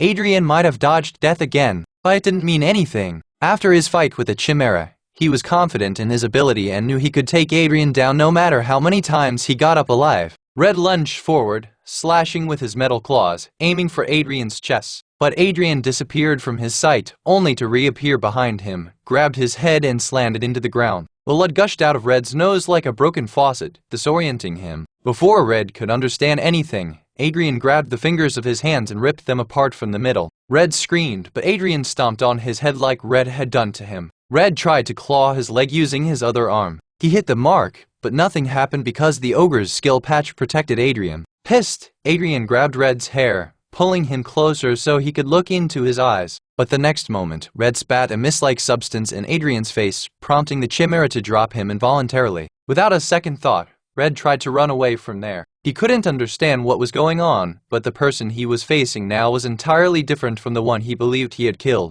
A couple of minutes later, Red arrived at the forest's edge. He was mere inches away from freedom when someone grabbed him. "Where do you think you're going?" Adrian's hoarse voice echoed in Red's ears as he looked back at him as Adrian threw him back inside the forest. "You're not leaving this place before you tell me who paid you to kill me." At that moment, Red understood there was no saving himself. Still, he couldn't just sit back and let the bastard have his way with him. Once again, he tried to attack Adrian, taking advantage of the darkness surrounding them. However, just before his claw was about to swipe away Adrian's neck, the latter easily dodged the attack and ripped off the Red's leg with sheer strength. The raven howled in pain as it stumbled down and fell. "You're gonna talk now, or shall I rip your body into pieces?" Adrian snarled, grabbing Red's remaining leg. "Do your worst," Red replied, letting out a bloodied smile. "Have it your way." Adrian shrugged and ripped off the man's remaining leg. Red howled in pain and tried to crawl away using his hands, but before he could get far, Adrian pinned his remaining hand with his leg. But even in that situation, Red couldn't help but laugh. "Kill me if you want," he mumbled weakly. "But remember, I already killed you twice." Adrian remained expressionless, wondering what the heck Red was talking about. "Do whatever you want, but you'll always be Victor's creation. Not a human, but a monster's that all." "A monster, yeah, only a monster could evade death like you do, haha." Adrian sighed. It seemed Red had lost his mind. In other words, he was useless to him now. Adrian raised the sword to kill Red, but felt a sharp pain in his chest. Duration of the skill, Soul Devourer, is almost over. Word: Soul Devourer's curse would take effect as soon as the skill duration is over. The user is recommended to find a secure location before losing consciousness. Not yet. Adrian gritted his teeth as the Minotaur's heart began beating rampantly in his chest. But despite trying his best not to lose consciousness, Adrian couldn't do it and collapsed on his knees. Skill duration is over. Initiating curse, Minotaur's Bane. The user will regain consciousness when the backlash duration is over. Enhance your reading experience by removing ads for as low as $1. Remove ads from $1. Chapter 66, Minotaur's Bane 2. Adrian stirred awake with the sunlight peeking through a window. As he yawned, he had a feeling more tired than usual. Trying to shake off the tiredness, he opened his eyes and was confused immediately. The entire council stood before him, their weapons aimed at him. Adrian didn't know what was going on when he realized heavy chains around his limbs and neck. It was like history was repeating itself. However, the chains weren't like the ones before. They were the kind used to restrain massive beasts on the tribe's farm. "What is going on here?" Adrian asked, wondering why everyone saw him as hostile. "What's going on?" he says. One of the members scoffed before getting angry and almost shoving her spear down Adrian's throat. "Stop acting innocent, you sick fuck. We know what you did to those kids."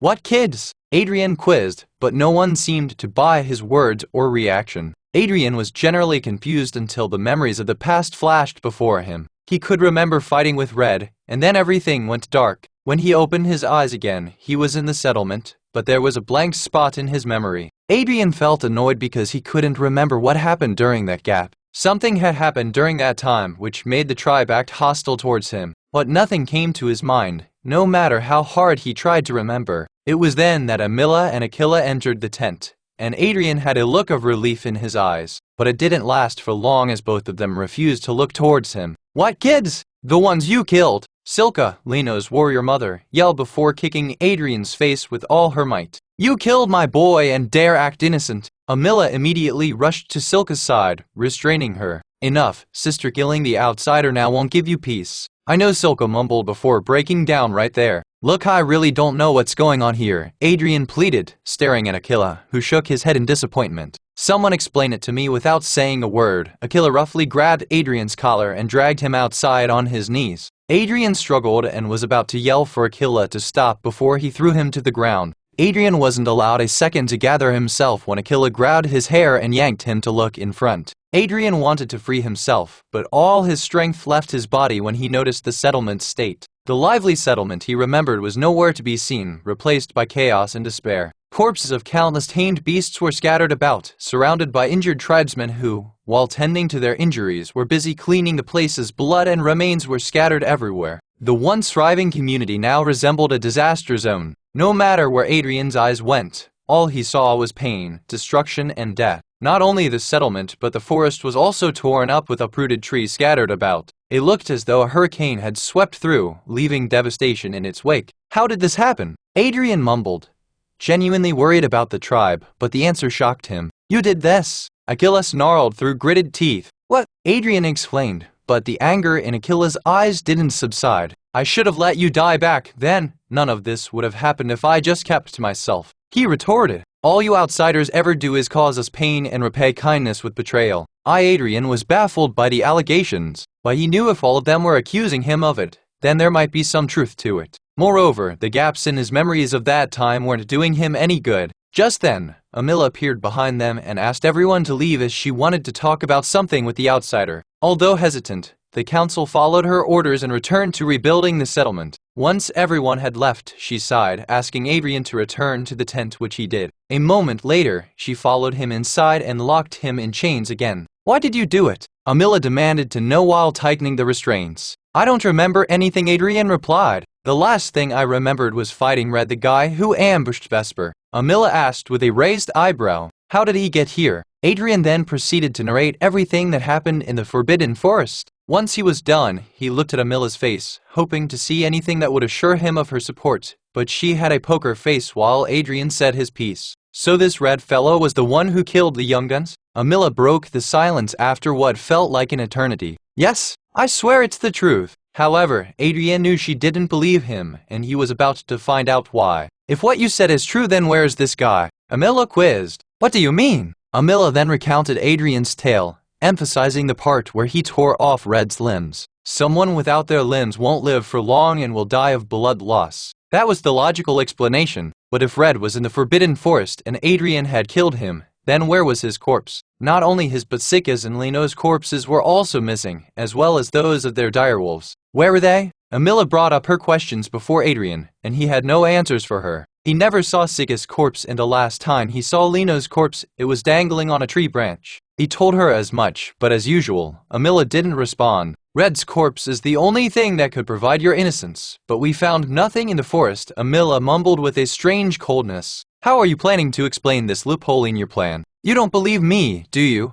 Adrian smiled wanly, knowing he couldn't prove his innocence when Amila viewed the truth as Adrian's plan. "I believe in evidence and facts, Adrian, both of which are against you," Amila said as she got up. "Consider yourself lucky that we're not savages. If we were, I would have personally taken your head." She continued, "Instead, you'll have a trial tomorrow. So, prepare for that and fix the loopholes in your story if you want to survive." With that, Amila left, leaving Adrian to his thoughts. Enhance your reading experience by removing ads for as low as $1. Remove ads from $1 Chapter 67. Minotaur's Bane 3. The tribe might have turned on him, but Adrian still needed to find out what happened the day before. However, it was difficult since no one was willing to talk to him, not even Amila. It wasn't until Killa came to him with some leftover food that Adrian got to know what happened once he blacked out. From what he told, Rena, one of the guys who gave Adrian a hard time, came across a monster during the hunt. The beast killed the rest, but Rena somehow managed to flee and informed the tribe about the creature. The tribe mobilized and headed into the Forbidden Forest when they heard the roar of a minotaur-like creature from the other end of the forest. Everyone rushed toward the noise to find the beast covered in blood and thrashing about, destroying everything. Amila wanted to wait and see what the creature would do next. but some of them attacked the beast and got killed within seconds. Amila instructed everyone to retreat, but it was too late. The monster was on them. Their attacks did little to thwart the creature as it kept chasing them, and eventually, they reached the outskirts of the settlement, thinking they would have a better chance of fighting against the creature. Little did they know they had brought a calamity to their doorstep. The fight lasted for hours and wasn't over until the creature collapsed on its own. The tribesmen rushed ahead to kill the beast, only to find that Adrian was the creature. The tribe wanted to kill him then and there, but Aquila and Amila convinced them otherwise, opting to go for a trial instead. Did you find a corpse where I was first found? Adrian tried his luck, seeing how Aquila had opened up to him a bit. Other than those of our friends, there was nothing there, Aquila replied with a hint of anger and sarcasm. Adrian nodded before continuing. I know it doesn't matter what I say now, but I'm genuinely sorry for what happened. I wasn't in control of myself. Adrian stopped when he heard Aquila click his tongue and quietly ate the food, even though it tasted bland. Aquila didn't speak a word either, and the two sat in silence. All the while, Adrian kept thinking about ways to make others believe him, but there wasn't much to go on. Adrian could have requested a lie detection test via a serum, but they weren't in the capital, and he doubted the tribes knew how to prepare the serum as it could turn into poison if not prepared correctly. Besides, the tribe probably hadn't heard about it before, so it wasn't like they would trust something like that. It was the same problem with the manipulation techniques. While considered a forbidden art, the branch of dark magic could be used to uncover the truth hidden within someone's mind. However, the process came with a fair share of risks ranging from amnesia to death, and Adrian didn't want to suffer through the after effects. I suppose all I can do is tell the truth and hope they believe me. Once Aquila left, Adrian freed himself from the chains. Yes, the chains designed to hold massive creatures in place were nothing to Adrian, which was surprising as he had a tough time breaking the chains used on him before. It all happened an hour ago while he wondered about memory manipulation techniques. A strange feeling washed over him. It was like he was forgetting something important, but the more Adrian thought about it, the more his head throbbed with pain. It felt as if his mind was urging him to stop dwelling on it. Exhausted, he chose to go over some details about the Soul Devourer's skill. After all, it was the ability that had become his bane. Adrian opened his stat page and noticed something strange. All his stats had suddenly increased by 30%, surprising him. But that wasn't the only odd thing. He also had a weird status effect on him labeled as scannable. That's when it hit him. He finally knew where Reds and other corpses went to. He had eaten them all in his cursed state, and somehow he received some of their stats. Adrian puked his guts out when he realized what he had done. But eventually, he got used to the idea as he didn't do it intentionally, nor did he have any recollections of the act. All his doubts about Soul Devourer were answered when he used the query feature to ask the system about the ability and the curse. Soon, he learned the grim truth of using a Minotaur's heart. Simply put, using the Soul Devourer skill sends the Minotaur's heart into overdrive, unleashes its true potential and temporarily amplifies the host's physical attributes to an extraordinary level, making them an unstoppable force. The problem starts because of the curse of using a Minotaur's heart in a human body. Unleashing the heart's true potential was a bit too much for the body to contain, and that's why the host soon passes out upon successful use of the skill. But the body still needs to quell the rampant energy within itself. That's when the partial transformation occurs.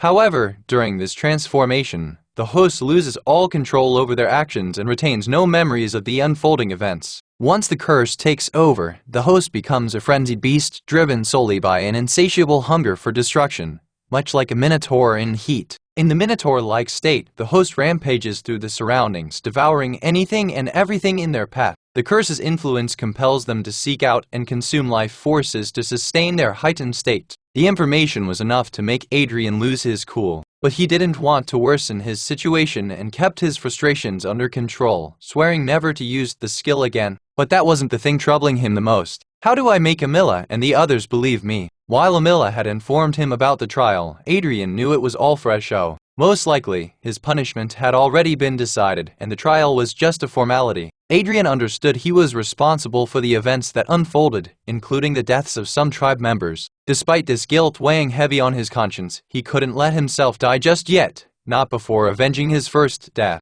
I gotta figure out how to make them believe me, but I reckon things won't return to how they were. I've done too much harm and stirred up the tribe's anger against outsiders, and that fire won't die down easily. Enhance your reading experience by removing ads for as low as $1. Remove ads from $1 Chapter 68, Shaman's Interference Under the Open Sky. Adrian walked toward the area that used to be the central square once, but now it was just a pile of rubble. Like before, Aquila was taking him through the longer path, probably to show Adrian the destruction he had caused before his tribal trial, bound in chains. As they headed toward the square, Adrian saw the tribal council seated on a raised platform, looking down on him with stern faces. Some of them even had an expression like they were itching to kill him. But the council wasn't the only one trying to off him. The entire tribe had gathered there. Most of them were covered in leaves that served as bandages. They were hurting but had plenty of energy as they shouted insults, demanding a death sentence for the damage he caused. Rocks were thrown at him, but Adrian made no move to defend himself,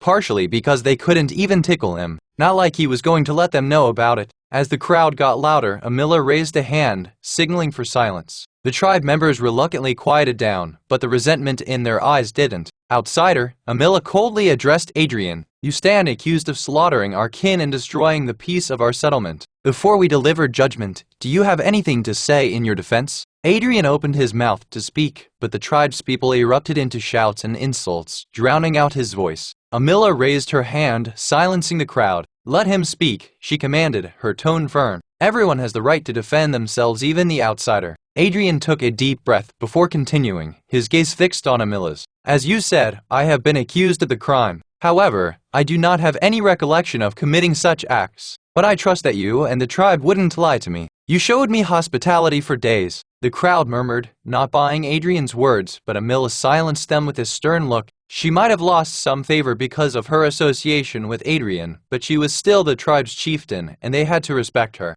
Go on, Amila instructed Adrian to continue, but Adrian hesitated momentarily before speaking again. I may have harmed some of your tribe members, he admitted, his voice heavy with remorse. But I plead innocence to the accusation of killing the teens. It wasn't me, it was an assassin called Red. Yet again, the crowd erupted into angry protests, accusing Adrian of lying and twisting the facts. But amidst the chaos, a voice cut through and someone unexpected stepped up to help Adrian. It was Rena, who himself had a trial scheduled after Adrian's for his crimes of backstabbing and abandoning his friends. But that wasn't the reason he spoke up. He's telling the truth. Rena shouted, his voice echoing above the noise. The outsider didn't kill my friends. It was a different monster. The tribe shouted for Rena to quiet, but Amila intervened, granting Rena permission to speak. I saw it with my own eyes, Rena continued, his voice trembling as he remembered the sight of his friends being slaughtered. How my friends were killed. How almost I was killed. I don't know if the outsider killed the rest or not,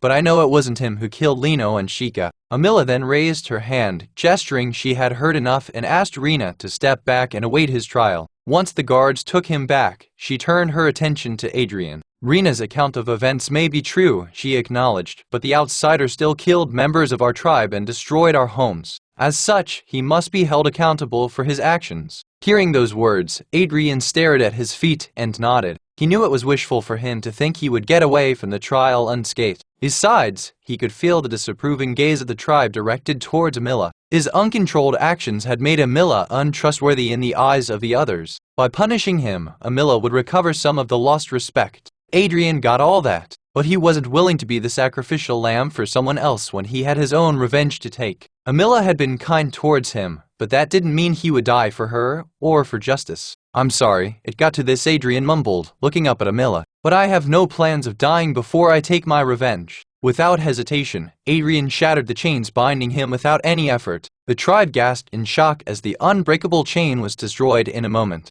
Capture him! Amila yelled as the council aimed their weapons at Adrian, prepared to kill if necessary. Adrian wasn't holding back either and retrieved the Minotaur's broadsword to fight. Despite his vow to refrain from using the Soul Devourer ability again, he knew that if push came to shove, he wouldn't hesitate to resort to it, even if it meant living with regret for the rest of his days. However, before either party could move, a dense smoke clouded the area, shrouding Adrian. Just then, a feminine voice echoed through the smoke, commanding the council and the tribe to lower their weapons. Adrian was perplexed, not knowing what was going on. He didn't know who or what had intervened and doubted the tribe would heed the smoke's command. Yet, to his surprise, not only did the tribe lower their weapons, but they also respectfully bowed toward the swirling smoke. Well, almost everyone did, with Aquila being the exception. The dense smoke gradually took on a woman's form, standing beside Adrian, her face turned toward the council. What are you doing here? Amila asked the lady, her eyes staring daggers at her. Is that how you greet your mother? The woman scoffed before turning around to face Adrian. Besides, it looks like you're having fun without me. You didn't even notify me about your cute little pet here. This is a trial, Amila interjected, but was interrupted by her mother. Then, as a shaman, on dismissing this trial, the lady replied nonchalantly before grabbing Adrian's hand and guiding him back to Amila's tent. I'll wait for you and Aquila there, but make it quick. Enhance your reading experience by removing ads for as low as $1. Remove ads from $1 Chapter 69. Unexpected helpers. The entire tribe stood there stunned as the shaman acquitted the outsider of his crimes and took him away. But when they gathered their bearing, everyone turned toward Amila for answers as she was the only one who could stop the shaman. However, Amila stared back at them blankly. She knew everyone was thinking why she didn't intervene, even though they knew very well why she didn't. While the chieftain was the tribe's leader and led the tribe through daily activities, the shaman was someone who existed to control the chieftain from going rampant and getting drunk on power. The shaman rarely ever intervened in the proceedings of the tribe, but when they did, it was considered to be on behalf of the gods. While at first glance, it might seem that the shaman could veto anything they didn't like, the power to overthrow a chieftain's decision was limited to thrice yearly. After all, it wouldn't do the tribe any good if either the chieftain or the shaman got high on power.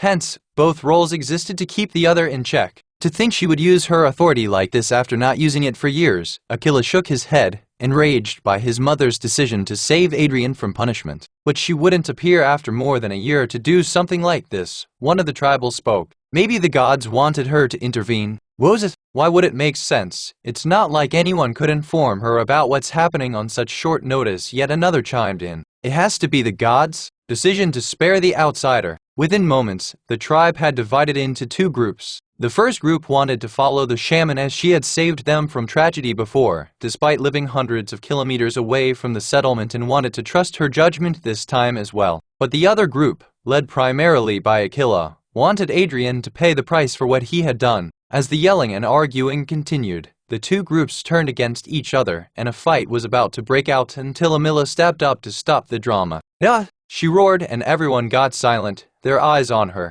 "It doesn't matter what we want. The shaman has made her decision, and we must obey. However, I assure you, the outsider wouldn't go unpunished. I swear it in the names of my ancestors to punish him." Amila's word was a diplomatic one. While her mother had saved Adrian's life, she wouldn't be able to object to a punishment as long as it didn't involve any lasting bodily harm to Adrian. Thankfully, the tribe had many ways to punish someone without harming them. As for the section of the crowd calling for Adrian's punishment, Amila's words were enough to quell their anger. As long as you punish the outsider accordingly, they won't have any problem keeping their not-so-peaceful thoughts to themselves. After everyone agreed on the resolution, they began to disperse when someone called Amila, asking about Rena's trial. Amila, indifferent to Rena's fate, shrugged. Rena's trial was never a priority for her, and she wasn't particularly concerned about how he would be handled. However, to maintain fairness, considering Adrian's lenient outcome, Amila chose to lessen Rena's punishment as well. "Have him work the field for a week along with the slaves," she said dismissively.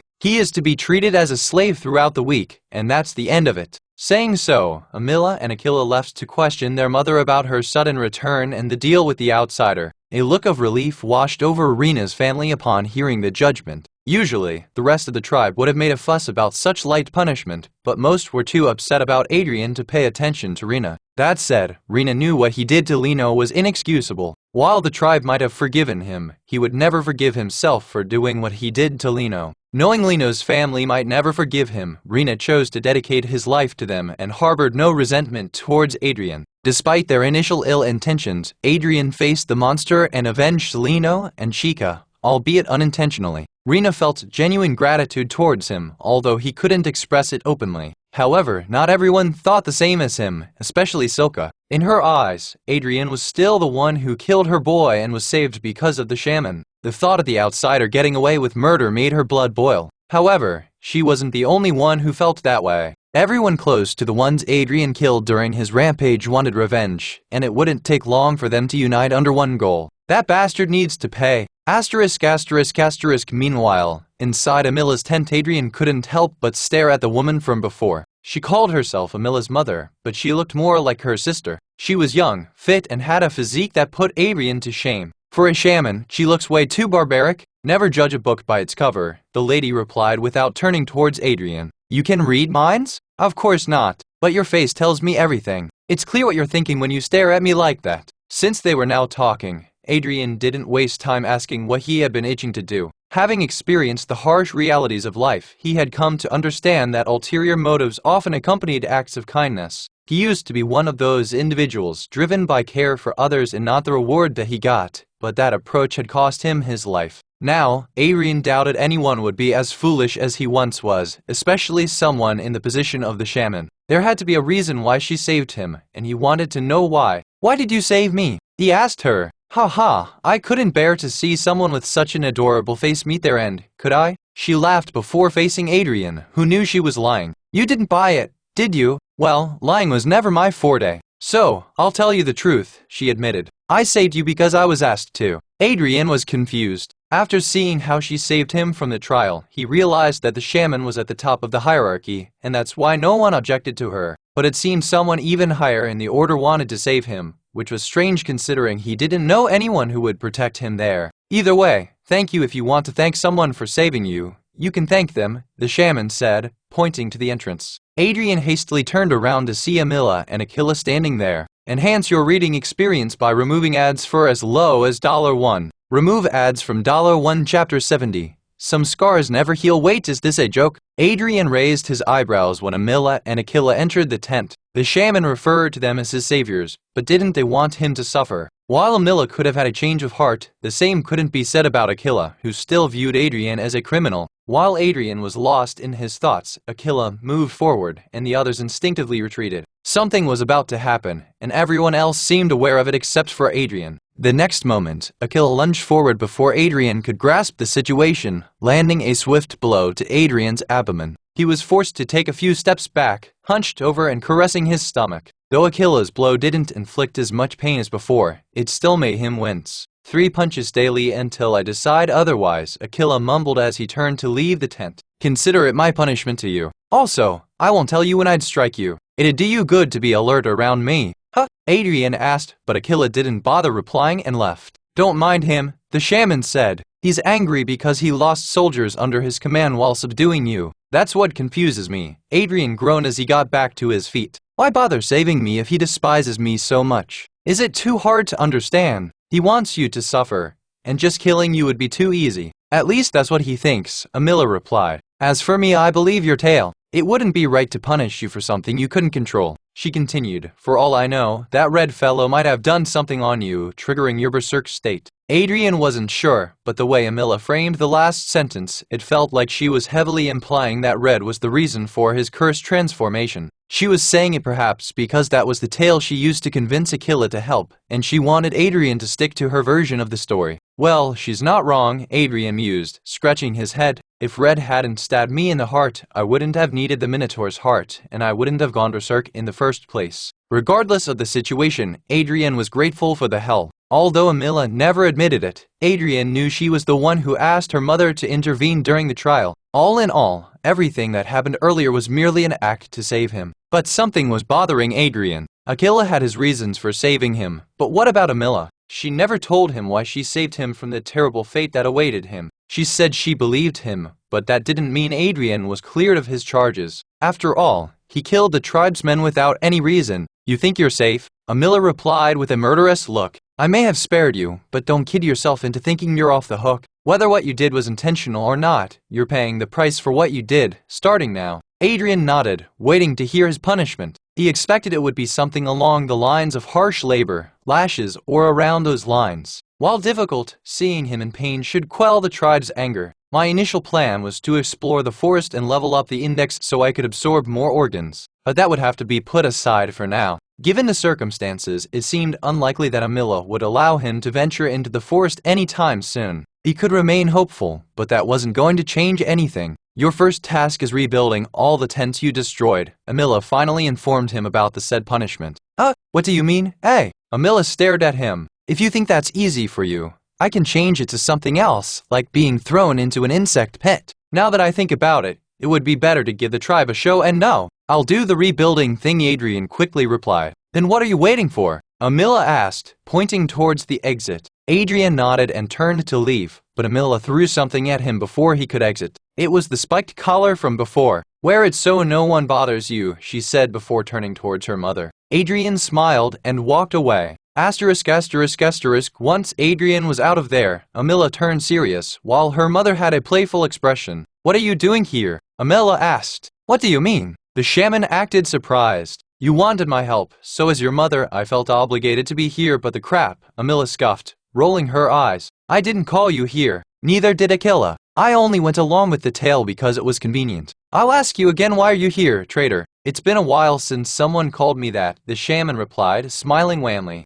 Scars don't never vanish, especially the ones on the heart. The shaman nodded, aware that Amila wouldn't easily forgive her for what she and her father had done to the tribe. Not many in the tribe knew about it, but the war with the Nexarians wasn't as one-sided as people thought, and Amila's parents were to be blamed partially for the mess they were in now. It's your father, the shaman continued. He's on his deathbed as far as I'm concerned. He died 3 years ago. I have no father or mother, so get out. Just out. After taking a final look at her daughter, the shaman walked out of the tent. The heavy flap fell behind her as she did. Amila remained inside, her gaze fixed on the ground as her heart and mind struggled. As a daughter, she wanted nothing more than to chase after her mother and embrace her, but her role as the tribe's matriarch held her back. She couldn't forgive them, not after the things they had done. Enhance your reading experience by removing ads for as low as $1. Remove ads from $1 Chapter 71. Distasteful revenge. Adrian was a hero who had faced countless foes and conquered them all. But this time,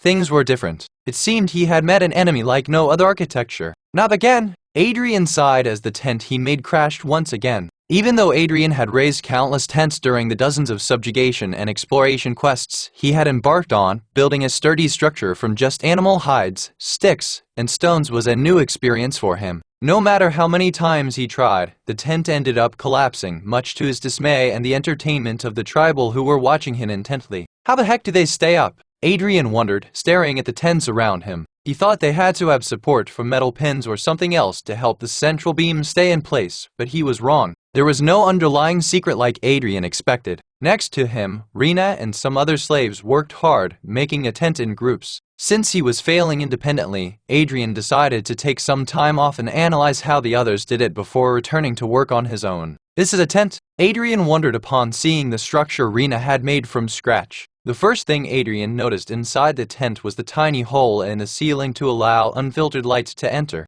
On top of the hole was a flap that could be shut if it rained or obstructed the light if needed. But that wasn't all. A small fire pit was placed in the middle of the tent's floor, surrounded by several short passages leading outside. These tunnels had openings for the smoke to escape, allowing the cooking inside without filling the tent with smoke. However, these tunnels served another purpose. After meals, when the fire was extinguished, the remaining smoke would travel beneath the tent's floor, warming it from below. Then it would exit through the tunnels, leaving the warmth behind and ensuring proper ventilation. Adrian was admiring their knowledge when Rena saw him and smiled at him. But before they could exchange pleasantries, Adrian saw something from the corner of his eyes and rushed out to see a grown-ass man peeing on the animal hide he was using to set up a tent. What do you think you're doing? Adrian asked, but the man ignored him and kept urinating on the hide to his heart's content. Without wasting more time on the man, Adrian walked to the other side and pulled the hide away from the dry side. But the man, being the petty bastard Adrian thought he was, adjusted his aim and kept it until the hide reeked of his urine. It annoyed Adrian to no extent, but he didn't say anything. He knew exactly what the man was trying to do. He wanted to piss Adrian off, quite literally. Since Adrian had the collar tucked to his side, the tribe members couldn't touch him unless Adrian did something first. The bastard knew that and was intentionally trying to instigate a fight by making Adrian mad. Adrian quickly looked around and realized that the man wasn't alone.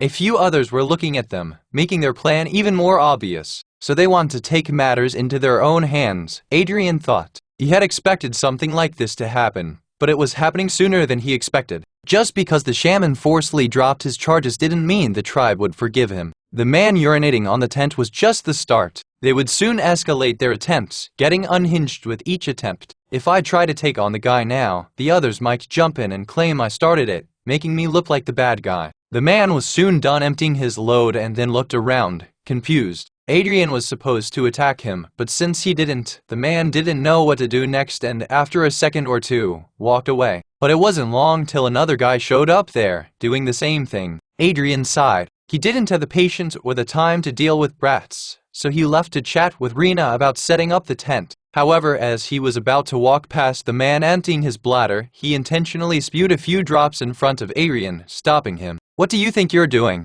Adrian asked. Clearly, he was about to lose his shit, and the man realized it and decided to push him even further. "Marking my territory, that's what," he replied. "Do you have a problem with that, slave?" Adrian knew it was bullshit. He already knew the communal nature of the tribe and that the concept of private property didn't exist for them. Hence, the man's territory marking was nothing but a stupid claim. While Adrian could have ignored the man as he did with the one before him, he decided to teach them a lesson. However, he won't get physical with them as the men want him to do that. Instead, Adrian was planning to employ their strategy against them. Adrian carefully walked up to the man, and as he expected, the man didn't do anything to stop him. After all, in their eyes, their plan was succeeding. The man kept peeing, his eyes focused on Adrian. "Ever heard of a golden shower?" Adrian asked with a grin, eyeing the small puddle of urine nearby. "It's disgusting, but some people enjoy it, and I think you might be one of them. But since we can't have a shower here, how about you dip your head in that instead?" Before the man could process his words,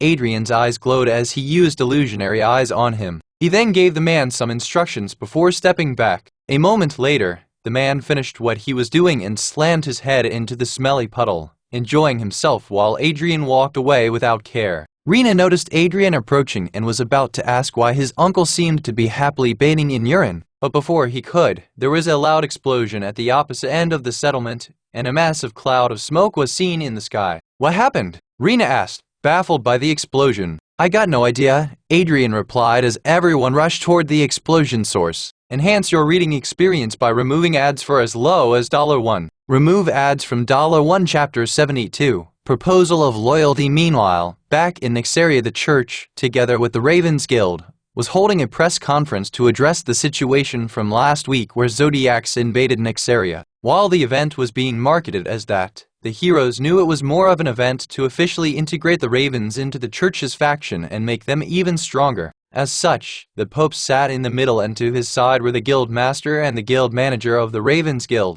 Everyone found it odd because Serafina and a representative of the heroes usually occupied those seats. But that wasn't the case anymore. While the Saintess was nowhere to be seen, the heroes had also taken a back seat as most prominent heroes except Sophia were missing from the event. Like before, the Pope took charge and got up with his hands together, followed by the rest of the church's officials. The conference officially began after a quick prayer for Nexaria and their citizens' safety. "I'm sure the beloved citizens of Goddess Aria's domain want to know what happened at the delinquent hero Adrian's funeral," the Pope said with a smile. Referring to their beloved hero as a delinquent took the crowd by surprise. All of them raised an eyebrow, but their reaction only made the Pope's smile wider. The fish had taken the bait. However, the crowd wasn't the only one with such reactions. The heroes had similar expressions as they were told the conference would address the issue with the Zodiacs and also pay Adrian respect that they couldn't because of the attack. "A delinquent? Would His Holiness expand on that?" one reporter asked. "Well, maybe miscreant is a better word," the Pope sighed. "It's hard for me to believe this, but the leader of the Ravens found undeniable proof that hero Adrian was involved with not just the Netherites but also the Zodiac." Complete silence. Their beloved hero was working for the enemy. How could that be? However, the questions from the reporters continued. How could that be? We had seen him fight against the creature for Nether and act. It was all an act. The Pope shook his head. They pretended to be on our side. But in truth, hero Adrian and his teacher, Vesper Nightshade, were working with our enemies to ruin us from within. He continued, "I was their target, and had it not been for the watchful eye of the Ravens, I'm afraid I wouldn't be here addressing you." Hearing those words, Sophia's eyes turned red. She was burning with rage on the inside, but no one could have guessed what was happening to her. Serafina was aware of the Pope's scheme and cautioned Sophia against attending the meeting for that very reason. She understood that Sophia wouldn't be able to control her anger and might do something foolish, thus proving the Pope right in front of the general public. The conference hall immediately burst into chaos. Cameras flashed everywhere. The reporters got up from their chairs and started spewing nonsensical things, questioning whether Adrian had made a deal with the Zodiacs and why they were attending his funeral. But more importantly, everyone was curious about how Adrian managed to blindside everyone and whether other heroes had questionable agendas. "You mean hero Adrian tried to assassinate you?" another reporter inquired. "Also, if Adrian was working with the enemies, could the other heroes be in on it too? We have no proof regarding the activities of individuals other than the ones I mentioned previously," the Pope replied. Thankfully, the ravens are actively looking for clues regarding the matter. While the Pope sounded miserable, Sophia saw a hint of a smile on his face. Yet, she couldn't do anything as the crowd was already in the Pope's favor. If she even raised a finger towards him, the crowd would descend on her and the rest of the heroes like a pack of wolves and tear them apart. If you think this is over, then you're mistaken, Sophia thought. While she looked normal, her knuckles had turned white as she curled her fingers into fists. The leader of the ravens must have noticed it because he winked at her the next moment, adding fuel to the fire. As the conference proceeded, the heroes' reputation in the eyes of the public was slowly burned out of existence. Despite being in attendance, they were not given any opportunity to defend themselves or present their stance on the matter. It didn't take long for the heroes to realize it wasn't a conference to discuss the zodiacs, but a gathering to ruin them and give ravens the place that the heroes had cultivated amongst the people. Soon after that, the chance to banish the heroes began. The crowd got increasingly aggressive with each passing moment, and all Sophia could do was watch them. However, the next moment, the Pope did something no one expected and defended the heroes. Please, beloved children of Goddess Aria, show compassion to heroes. He yelled over the crowd. I admit, there was a rotten fruit in the basket, but that doesn't mean we should throw away everything. While other traitors could be hiding amongst the crowd, it doesn't mean that every hero is inherently evil. It might seem the Pope was trying to defend the heroes, but in reality, his words were only stoking the flames more. In the eyes of the people, Pope's standing would increase while the heroes would be hated for trying to harm such a kind soul. I'd still trust the heroes with my life, the Pope announced. But I know you might not feel the same after learning about the recent events. Hence, I have a proposal. Sophia turned towards the Pope with suspicion. If he could go so far as to slander Adrian, even in death, then there was no knowing what else he could plan to do with the rest of the heroes. The heroes would have to prove their loyalty by subjugating the tribes in the north. ***** Author's note. Bonus chapters for Power Stones will be uploaded on Sunday and Monday. Thanks for all the support. Enhance your reading experience by removing ads for as low as $1. Remove ads from $1 Chapter 73. Gluttonous Commander 1 a few hours ago. Beyond the Forbidden Forest *slap! Annoying fucking bugs Malachi Ironhand, a Nexarian commander, groaned. Prior to the Pope's announcement of sending the heroes to subjugate the tribes, Nexaria's monarch had already made his move by sending a contingent of soldiers to deal with the Banner tribes. However, there was a problem. Since the tribe was protected by the uncharted forest, the Nexarians faced trouble navigating their way to the tribe. That was the primary reason the Banner tribe hadn't been dealt with yet. Fortunately for the Nexarians, the Banners had enemies of their own, enemies who were more than eager to let go of the difference with the outsiders and deal with the common enemy first. The army, stationed outside the Forbidden Forest, awaited the arrival of one such ally. But they were running late, and the soldiers' patience was running out as they began complaining about everything. Weak bastards, Malachi mumbled, taking another drag of his favorite cigar. The army wasn't made up of new soldiers, but it was their first venture into the forest. Their small group included people from different backgrounds, like disowned and discredited nobles and convicted serial killers. Despite their differences, they shared a passion for violence and were skilled with weapons. All these individuals had been sent away from Nexaria as a form of punishment and a chance for redemption. Serving in the army offered them a way to lessen their sentences, but it came with a risk. They had to survive whatever was thrown their way. Malachi had no trouble commending the criminals, as they didn't hesitate to follow his orders. It was the former nobles that he disliked. Despite their ruined status, they still believed themselves to be above the rest, and that thinking annoyed Malachi. Among them, a particular bastard was getting on his nerves. It was a blonde guy with broad shoulders. While he looked strong from the outside, he was nothing but a brat. Sure, he was skilled with the blade, but his skills weren't sufficient for Malachi to overlook his behavior. I'm here because of my father's stupidity, the brat scoffed, chatting with other nobles. Just because we took some money doesn't mean the crown gets to treat us like this. Malachi wasn't surprised by the brat's entitlement. After all, he wouldn't expect anything less from the son of the low-ranking noble who got caught siphoning money from the royal treasury and then threw his only son under to save his neck. At first, Malachi ignored the brat, given that he was wrong, but his patience began to get tested when the brat wouldn't stop complaining in his annoying, squeaky voice. An unfocused and lazy warrior was akin to a weed on a farm. If not dealt with briefly, the weeds would grow and multiply, ruining the crops. With a sigh, Malachi threw the cigar on the forest floor, stomping on it to put the flame out before making his way toward the brat.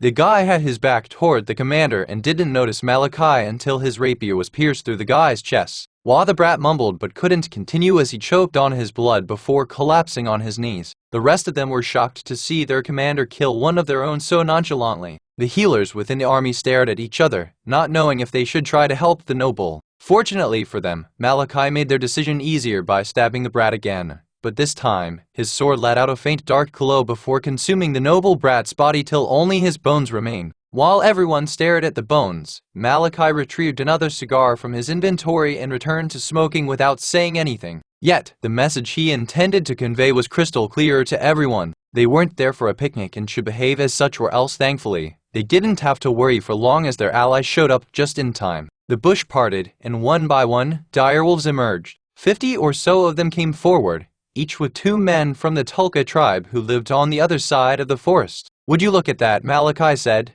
the cigar still in his mouth. "I had almost given up on you people. Didn't know the outsiders would be so eager to meet us," the leader of the Tulkas replied, stepping down from his wolf. "Do you have it?" Malachi asked, using the cigar's smoke to cover the foreign smell from the direwolves. The leader nodded, and the girl next to him handed Malachi a scroll before speaking. "The rough layout of the Banner's settlement, as well as the map that'll lead you to them as safely as possible." No. This wasn't the deal," Malachi said, threateningly pointing his finger at the leader. "You are supposed to join us and take on them together." Malachi had the numbers advantage. However, numbers didn't win battles, especially in a foreign territory. Within moments of his threat, a barrage of arrows rained down on them, most of them landing close to Malachi's feet. Strangely, it wasn't the leader's men standing before him who were behind the attack. Instead, the arrows descended from above. Unbeknownst to Malachi and his men, the leader's forces had skillfully hidden themselves among the trees since the previous night. Yet, neither Malachi nor his men had noticed them until they revealed themselves. Disregarding the assault, the leader advanced toward Malachi, leaning in to murmur into his ears, "The Banners are vulnerable after a recent monster attack. It's the opportune moment to attack them, but don't underestimate them." He continued as he turned away. "The Banners are formidable adversaries who have consistently thwarted our advances to try and claim their forest. It'd be wise for you to take them by surprise. The longer you fight, the more likely you will lose against them." With that warning, the leader whistled and the tribals retreated, leaving behind an angry Malachi. ***** Author's note. The bonus chapter will be released in 4 hours. Enhance your reading experience by removing ads for as low as $1. Remove ads from $1 Chapter 74. Weekly bonus Chapter 1/2 Gluttonous Commander 2. After the encounter with Tulka tribesmen, none of the soldiers dared to irk Malachi, for they knew the punishment. Still, a few of them weren't lucky enough and died at the hands of their commander and their body devoured by his sword. Some would wonder why a commander would target his own people. The answer was simple. Malachi didn't care about anyone but himself. That was why he joined the exiled corps in the first place. The higher-ups were only bothered with the results and wouldn't question his methods as long as they performed to their expectations. No one would blink an eye even if Malachi absorbed the entire force, as they were criminals. Nothing more or nothing less. However, he knew the higher-ups had evidence of his atrocities, and wouldn't hesitate to use them if he ever messed up. This was one more reason why Malachi trusted only himself. No one else would bother about his life, just like he didn't care about the many people that went missing in action under his leadership. However, the tension of the mission wasn't the only reason why he was pissed. He didn't like the tone the Tulka tribe leader had used with him,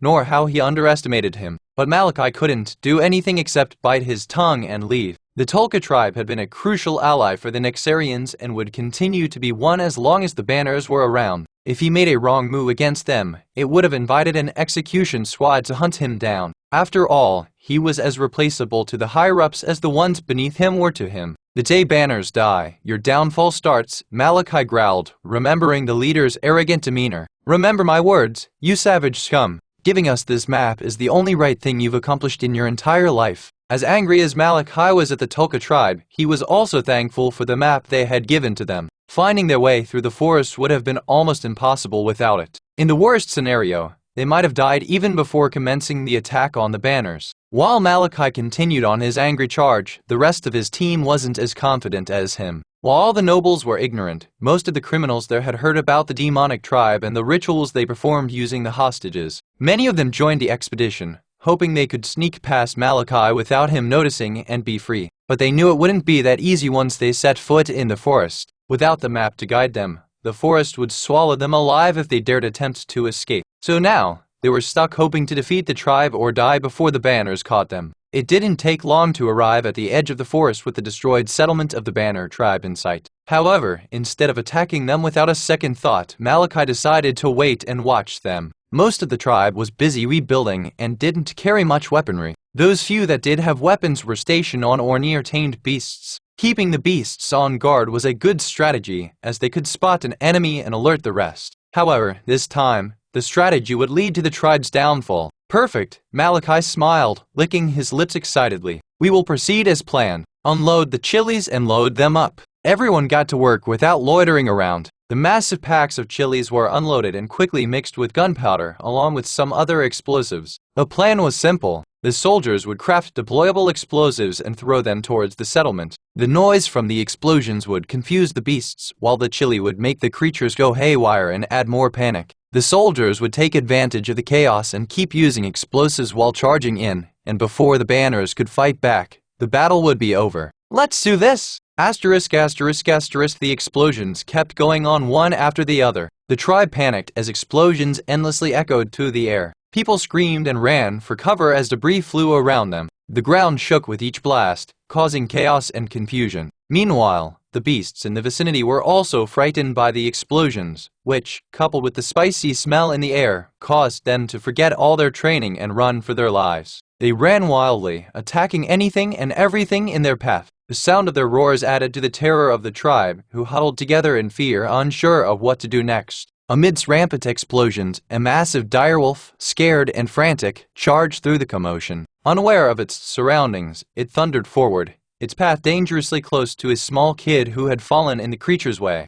The child lay helpless on the ground, oblivious to the impending danger. By the time anyone realized what was happening, it was too late. The child's end seemed inevitable. Out of nowhere, Adrian appeared before the child, tackling the direwolf to the ground merely inches away from the kid who was now crying, realizing the danger he had been in. Meanwhile, Rena, who had been running behind Adrian, scooped up the fallen child and rushed to safety. Still grappling with the direwolf to the ground, Adrian used illusionary eyes to calm down the raging beast and let it go once everyone was safe. Off you go now, Adrian chewed away the beast. Only at that moment did he realize everyone was looking at him. He could sense their confusion, unsure of what to make of him. A part of Adrian thought about taking advantage of the uncertainty, trying to make the tribals view him favorably. But he decided not to. It wasn't the time for that when he didn't know what the hell was going on there. At least it isn't you this time. I don't know if it's good or bad. Adrian turned around to see Aquila leading a group of warriors into battle. Thanks for believing in me, Adrian sarcastically replied. There was more that Adrian wanted to say, but they were interrupted before he could. The enemy had shown themselves. Nexarians! Aquila yelled as the army attacked the Enhance Your Reading Experience by removing ads for as low as $1. Remove ads from $1 Chapter 75. Gluttonous Commander 3. Without wasting time, Aquila rushed to the outskirts of the settlement, and sure enough, hundreds of soldiers were charging toward them. The tribe, accustomed to facing threats from monsters and rival tribes, had cleared part of the forest in advance. This made it easy to spot and handle the incoming intruders. However, there was a problem. Many of the traps and watchtowers strategically set by the tribe around the clearing to hinder the enemy had already been triggered or wrecked by Adrian in his possessed state.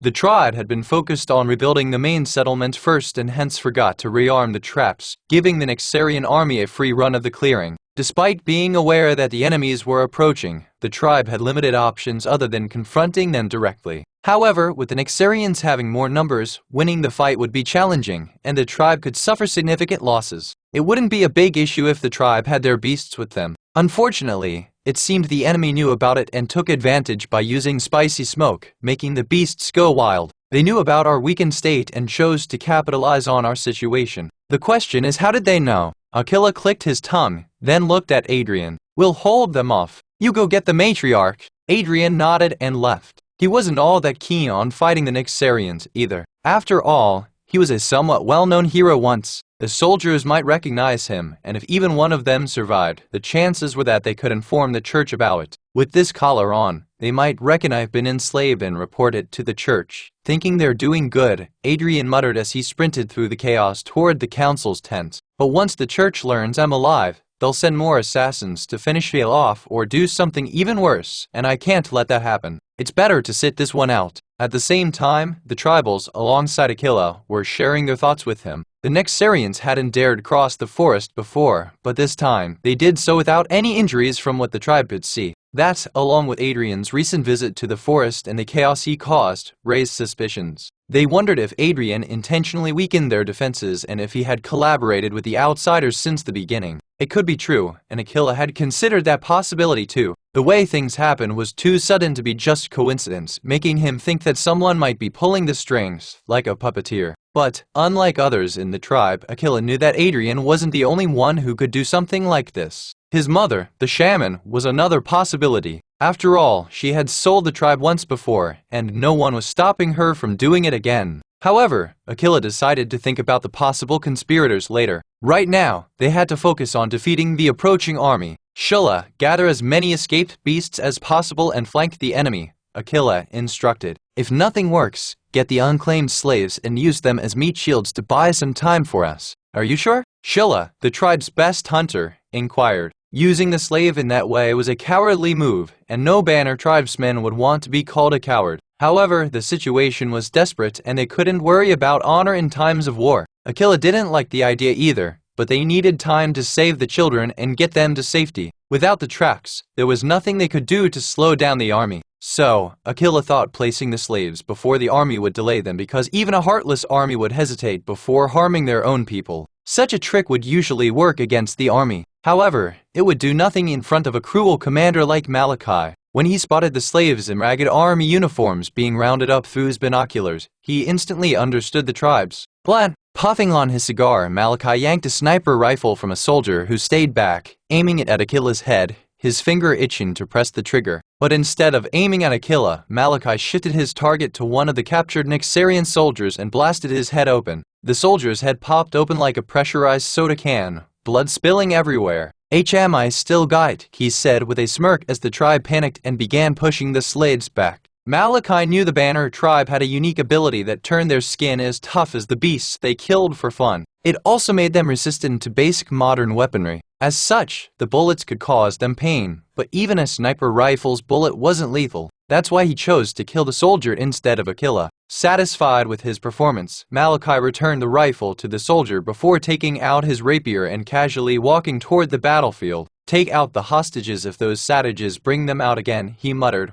walking away, leaving a bewildered soldier behind. The soldier was torn, unsure of what to do. If he disobeyed the order, Malachi would kill him. But if he followed through and killed the hostages they were meant to protect and got found out, then he would face execution either way. "Please don't bring them out," the soldier prayed and aimed the weapon back at the tribe. Meanwhile, the Nexarians kept charging towards the settlement. After recovering from the initial attack, the tribe's people took up arms and began firing arrows at the intruders. Because there were so many soldiers packed closely together, the tribals didn't have to aim carefully with their arrows. They just kept shooting, relying on their instincts and a rough location of their targets to hit them. The headcount of the army was reduced by a tenth in the first barrage of arrows, leaving a little over 270 men alive. The soldiers understood their mistake and spread out. Though it slowed down the arrows from the settlement, they were still getting hurt as there was no cover, but they couldn't turn back, not with Malachi closing in from behind. He struck down anyone who hesitated, leaving the soldiers with no choice but to press forward. Enhance your reading experience by removing ads for as low as $1.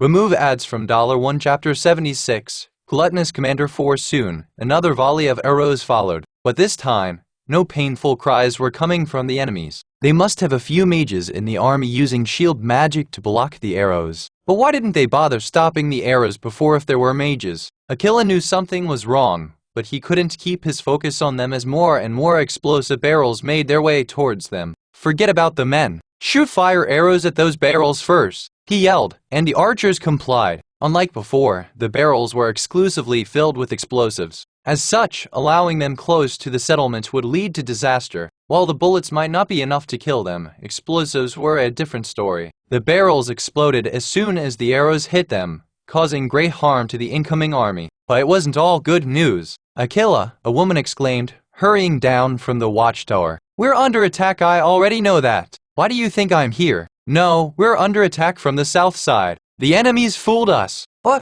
Aquila exclaimed before rushing toward the other end of the settlement. And sure enough, Malachi was there along with half of the army they had seen before. Aquila, like the rest of the tribe, was confused about it. How did they cross the entirety of the settlement without anyone noticing? It then hit him. The purpose of the explosive barrels wasn't to destroy the settlement as the tribe believed. They served as a distraction. The Nyxarians knew the tribals would go after the barrels first, and the noise and smoke from the explosions to hide while they used teleportation magic to launch a surprise attack. And it worked for them as the dozens of corpses were strewn around them. The heartless bastards hadn't even spared the children. While some of the soldiers had regretful expressions, Malachi didn't, as he waved at Aquila with a child's severed arm. Aquila seethed in rage like never before. Soon, the rest of his crew joined him as the tribals slowly gathered, taking in the horrifying scene. "Easy there, folks. No need to rush," Malachi smirked as the tribals got into position. "I'll wait till you're in position." Kicking an unprepared enemy's ass didn't mean much either way. Aquila's gaze turned red when Malachi discarded the severed arm. The Nyxarian commander was a few inches shy of him,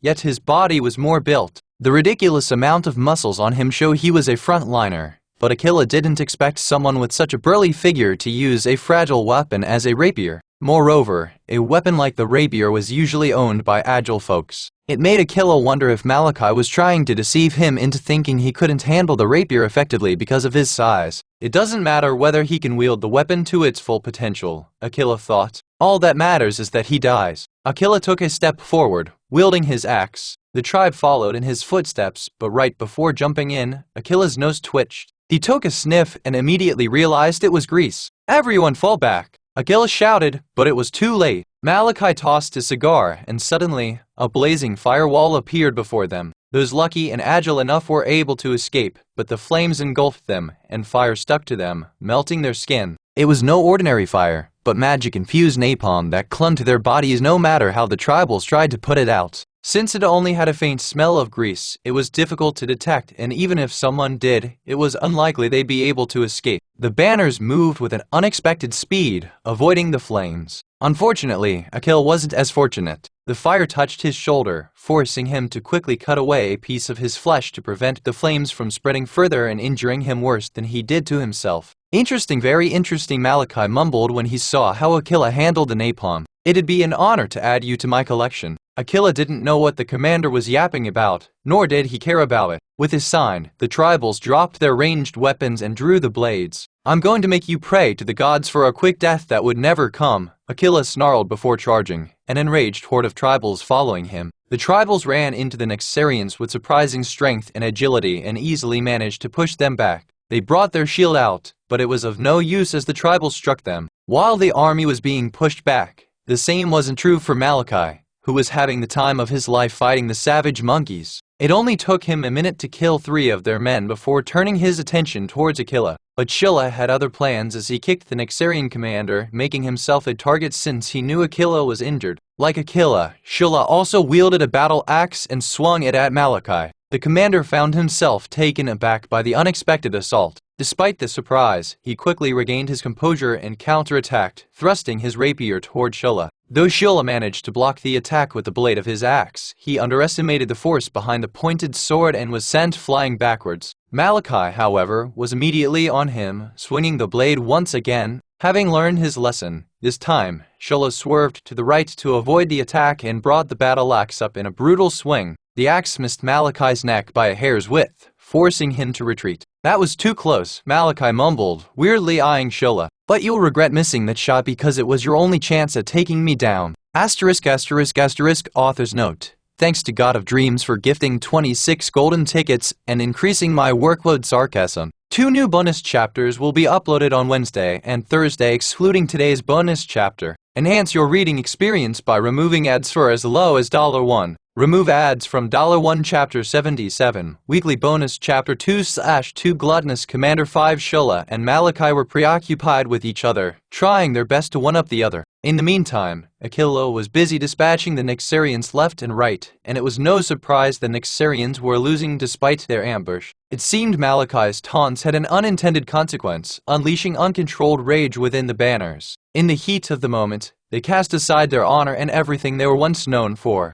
The Nyxarians, who had expected to face an unprepared and overwhelmed enemy, were surprised to see the ire the banners held in their eyes. Things were not going as planned, but they were about to worsen. A brave noble tried to attack Aquila, only for him to duck and sever the man's head with a smooth and practiced motion. The blood marred Akila's face, but he was hungry for more. These mere droplets weren't enough to quell his anger. Panting, he got up, looking for a new target to hunt. Just then, Akila was tackled to the ground by a burly-looking soldier, but with his cat-like reflexes, he was back to his feet before any harm could come to him and struck the soldier with all his force. The axe tore into the man's shoulder, painting an arc of blood in the air as Akila withdrew the weapon, only to strike him again and again till his torso was severed in half. Not learning the lesson, another fool tried his luck only to crumple to the ground as Akila severed his windpipe. Following that, the soldiers halted. No one dared to approach the raging beast in Akila's heart, but a stare from Malachi was enough to force them to fight, and they formed a circle around Akila, hoping to attack him simultaneously to take him down. "Kill him!"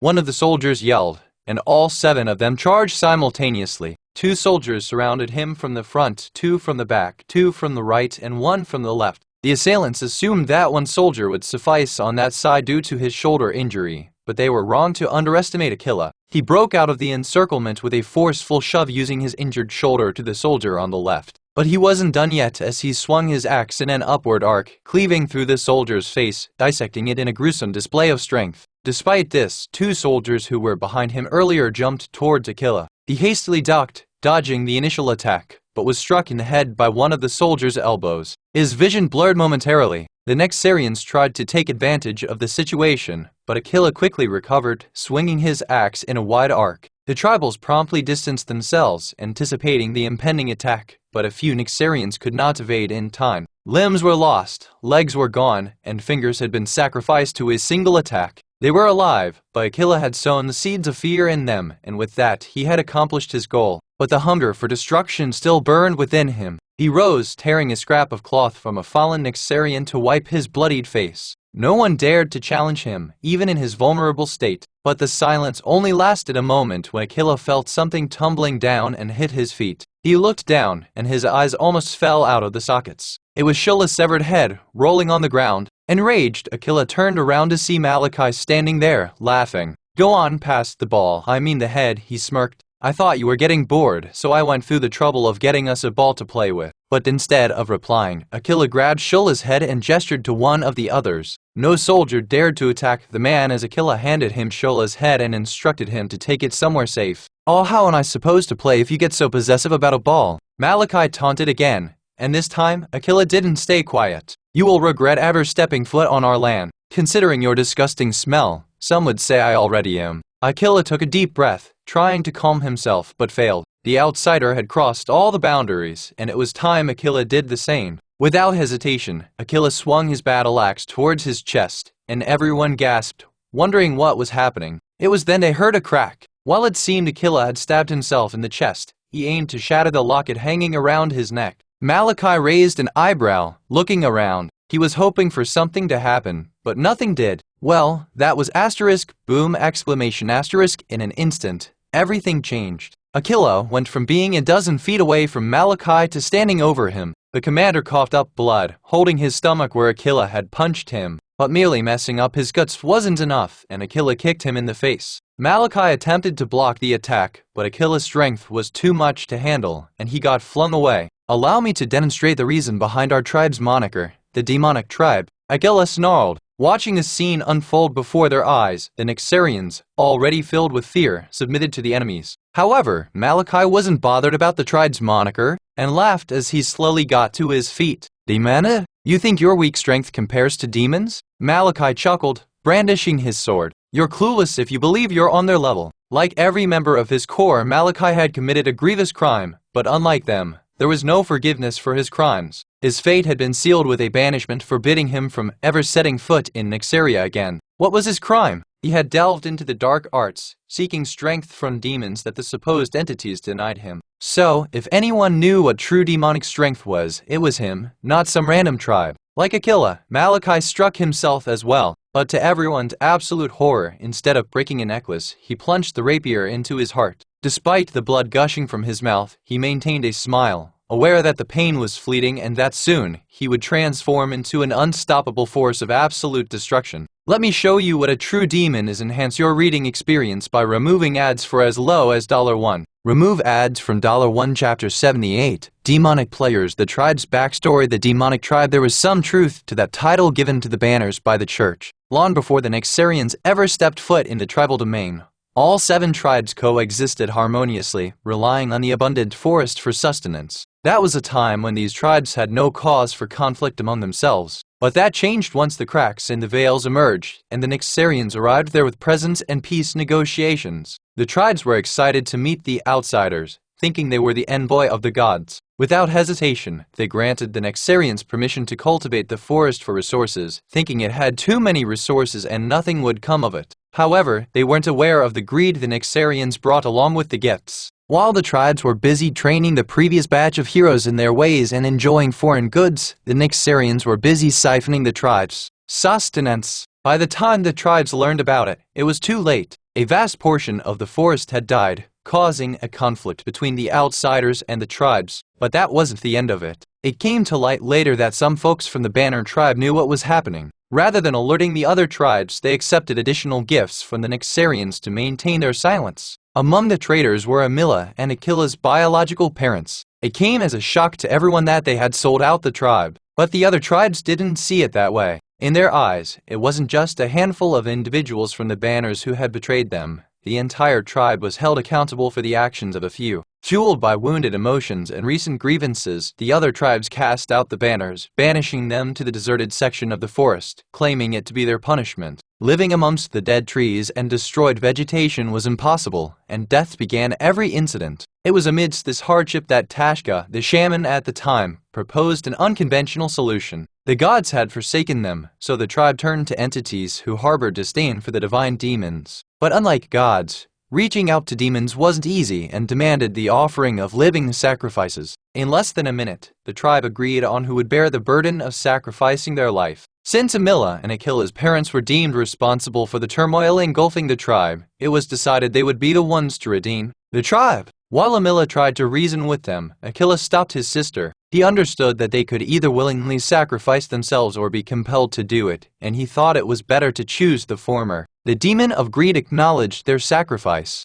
However, rather than claiming the siblings' lives, he transported them to his realm. There was something intriguing in Akila's eyes that captivated the demon, and he knew consuming the sacrifices would be a waste of potential entertainment. Choosing not to harm them, the demon, concealing his face and name, gave the twins a choice. He would grant each of them a wish in exchange for their life force. Amila seemed hesitant, but Akila eagerly embraced the deal, and his sister followed suit. The demon was pleased and surprised by Akila's quick decision and wondered if he had planned it all since the beginning. But that wasn't his concern, and the demon granted them their desired wishes. Amila, staying loyal to the tribe, did as the shaman requested and asked the demon to restore the forest, which he did. When it was Akila's turn, he sought something more personal. He asked the demon to alter the tribe's memories, erasing any recollection of his parents' betrayal. Akila feared the tribe would forever ostracize them if they remembered the incident and didn't want to take the chance of being pushed into doing something selfless. For the tribe's sake, the demon raised an eyebrow but did as they had wished.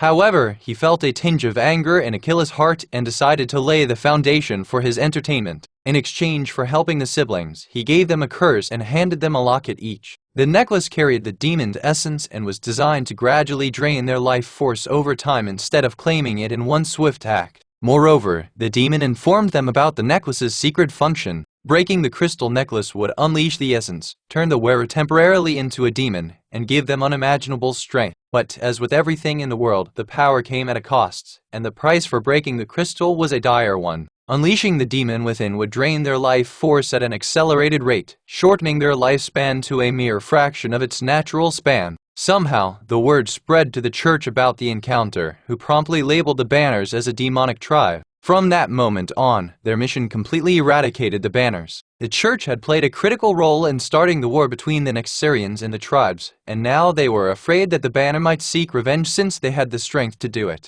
So, they started assisting other tribes, doing whatever it took to make them happy. They even went as far as offering some of their once heroic members as slaves just to please the tribes and turn them against the Banners. The heroes who had helped them countless times were sacrificed as pawns to the tribes. Most of the males were killed for twisted pleasure, while the females were kept alive and subjected to numerous forms of torture and tools for pleasure. Since no one ever got to know about it, the church and the monarch faced no repercussions for what they did. In the end, their strategy paid off. While they didn't become friends, they often teamed up to defeat the Banners. That's why Malachi was there to get rid of the tribe, but things didn't work in the way they had thought it would. Enhance your reading experience by removing ads for as low as $1. Remove ads from $1 Chapter 79. Weekly bonus Chapter 1-3. A familiar face. 1. The entity, Sin of Greed, eagerly watches the fight, asking the other entities to place a wager. The entity, Sin of Sloth, is annoyed to be awoken by the noise to watch a measly fight. Unaware of their benefactor's doing, Aquila and Malachi transformed into demonic forms. But as they did, their demeanors changed completely. Aquila, who had been mindful of his attacks, went berserk, blinded by his greed for revenge and victory. Meanwhile, Malachi, who had been provoking Aquila into a fight, slouched and yawned as if he craved nothing more than a nap right then. Aquila launched himself at Malachi with surprising aggression. There were no unnecessary movements from him, and his attacks were quick and precise, showing off his insatiable greed. On the other side, Malachi fought lazily, his movements sluggish and seemingly careless. Despite that, he successfully dodged Aquila's attacks with surprising ease, almost as if Aquila was moving slowly for him. But soon, even dodging became too much work for Malachi, and he simply stood there blocking Aquila's attacks with one hand while the other rested on his mouth as he yawned. His eyes were barely opened, and he kept dozing off, but still Aquila couldn't hurt a hair on his head. Aquila proceeded to take wild swings at Malachi. If precision wasn't having any effect, then he would dominate Malachi with sheer strength. However, Malachi, in his slothful demeanor, effortlessly sidestepped the attacks, using minimal effort to save himself. Aquila tried to grapple the slouch to restrict his movements, but even it yielded a disappointing result as Malachi slipped away from his arms in his lazy grace. "Fight like a man," Aquila yelled, but Malachi couldn't be bothered to reply and yawned instead. As the fight wore on, Aquila's greed-driven onslaught began to take a toll on him. His movements became more erratic, and his strikes lacked the precision they once had, giving Malachi ample time to react and capitalize on Aquila's weaknesses he had observed during their fight. Aquila swung again, expecting Malachi to defend himself. Surprisingly, the vassal of Sloth took the hit. Yet, as Aquila had been recklessly throwing punches, his attack didn't pack the punch it once did. In contrast, Malachi, having conserved his strength, felt little effect from the attack. The entity, Sin of Greed, sighs, unimpressed by his vassal's performance. The entity, Sin of Sloth, yawns, hoping she'll get her beauty sleep soon. The entity, Sin of Lust, snorts, saying, "What beauty is she talking about?" A quarrel breaks down amongst the entities. Aquila tried yet again, but Malachi sidestepped one of Aquila's wild swings and delivered a powerful blow to the face. Aquila stumbled backwards, caressing his face as he got caught off guard by the unexpected speed and efficiency of Malachi's counterattack. That was the point when everything changed. Malachi suddenly let go of the laziness and began repeatedly attacking Aquila. The latter managed to dodge and block initial strikes, but with every attack he blocked, the next one became quicker and more forceful. The vassal of Greed, now exhausted, struggled to maintain the intensity of his assault and had to go defensive. Taking advantage of his exhaustion, Malachi suddenly dropped and tripped Aquila with a leg sweep. Aquila tried to get up, but Malachi wasn't slouching anymore and pinned him down with his leg. Aquila, seething with anger, stared at Malachi with a burning intensity. The greedy demon within him refused to accept the loss until Aquila returned to normal. "You're a demon like me, I'll give you that," Malachi scoffed, his demonic aura dissipating. "But you lack the experience to beat someone of my caliber." Malachi's rapier materialized in his hands, shaking violently as if it was saying something. "Be patient, my dear," Malachi grinned, running his tongue along the blade. "His abilities will soon be yours, but you must understand that a delicious meal should be enjoyed slowly. You must savor every moment." Saying so, Malachi swung his blade, slashing Aquila across his chest. The tribals, seeing this, rushed to save him, but with a swing of his sword, Malachi severed multiple heads in an instant, and his blade rapidly consumed them all. "You motherfucker!" Aquila yelled and promptly received a kick for it. "What a foul mouth!" Malachi mumbled. "It must be stuffed before you use any other profanities." Malachi stabbed Aquila in the injured shoulder, slowly twisting it to ensure maximum pain. Meanwhile, the few remaining Nexarians took advantage of the situation and freed the soldiers who had surrendered moments ago. The tide of the battle had changed, and it was all thanks to Malachi. Aquila tried to fight back, but Malachi stepped forward and pinned his arm down with his leg.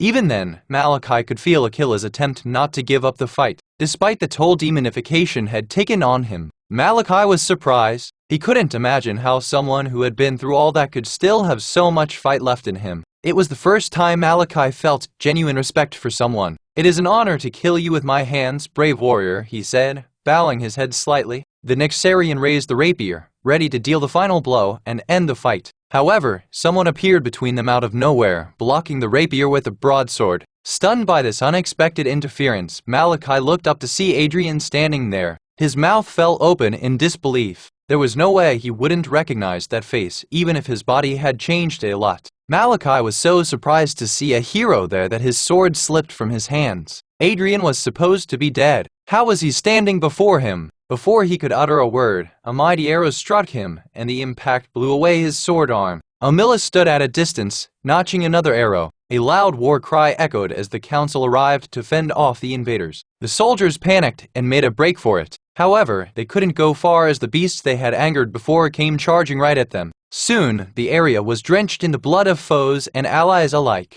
Enhance your reading experience by removing ads for as low as $1. Remove ads from $1 Chapter 80. A familiar face to the binary stars rapidly rose in the sky, casting warm light everywhere, revealing the horror the banners had been subjected to. A good chunk of the settlement had been burnt, thanks to the napalm. Wall blood marred most of the place. The little rebuilding they had done was of no use anymore. Meanwhile, the council was busy securing the Nyxarian prisoners, or what little remained of them, since most of them had been slaughtered by the beasts. Still, a few guards were stationed around the prisoners, but there wasn't a need for them because the defeated expressions on the prisoners' faces made it clear that rebellion was far from their thoughts. While some people attended to the prisoners, the injured were healed using natural concoctions. The healers went all out. Yet, it became apparent that some wouldn't make it as their injuries were too severe and beyond saving using traditional methods. Luckily for Aquila, that wasn't the situation. Though he had expended much of his life force, being a banner meant he still had many years ahead.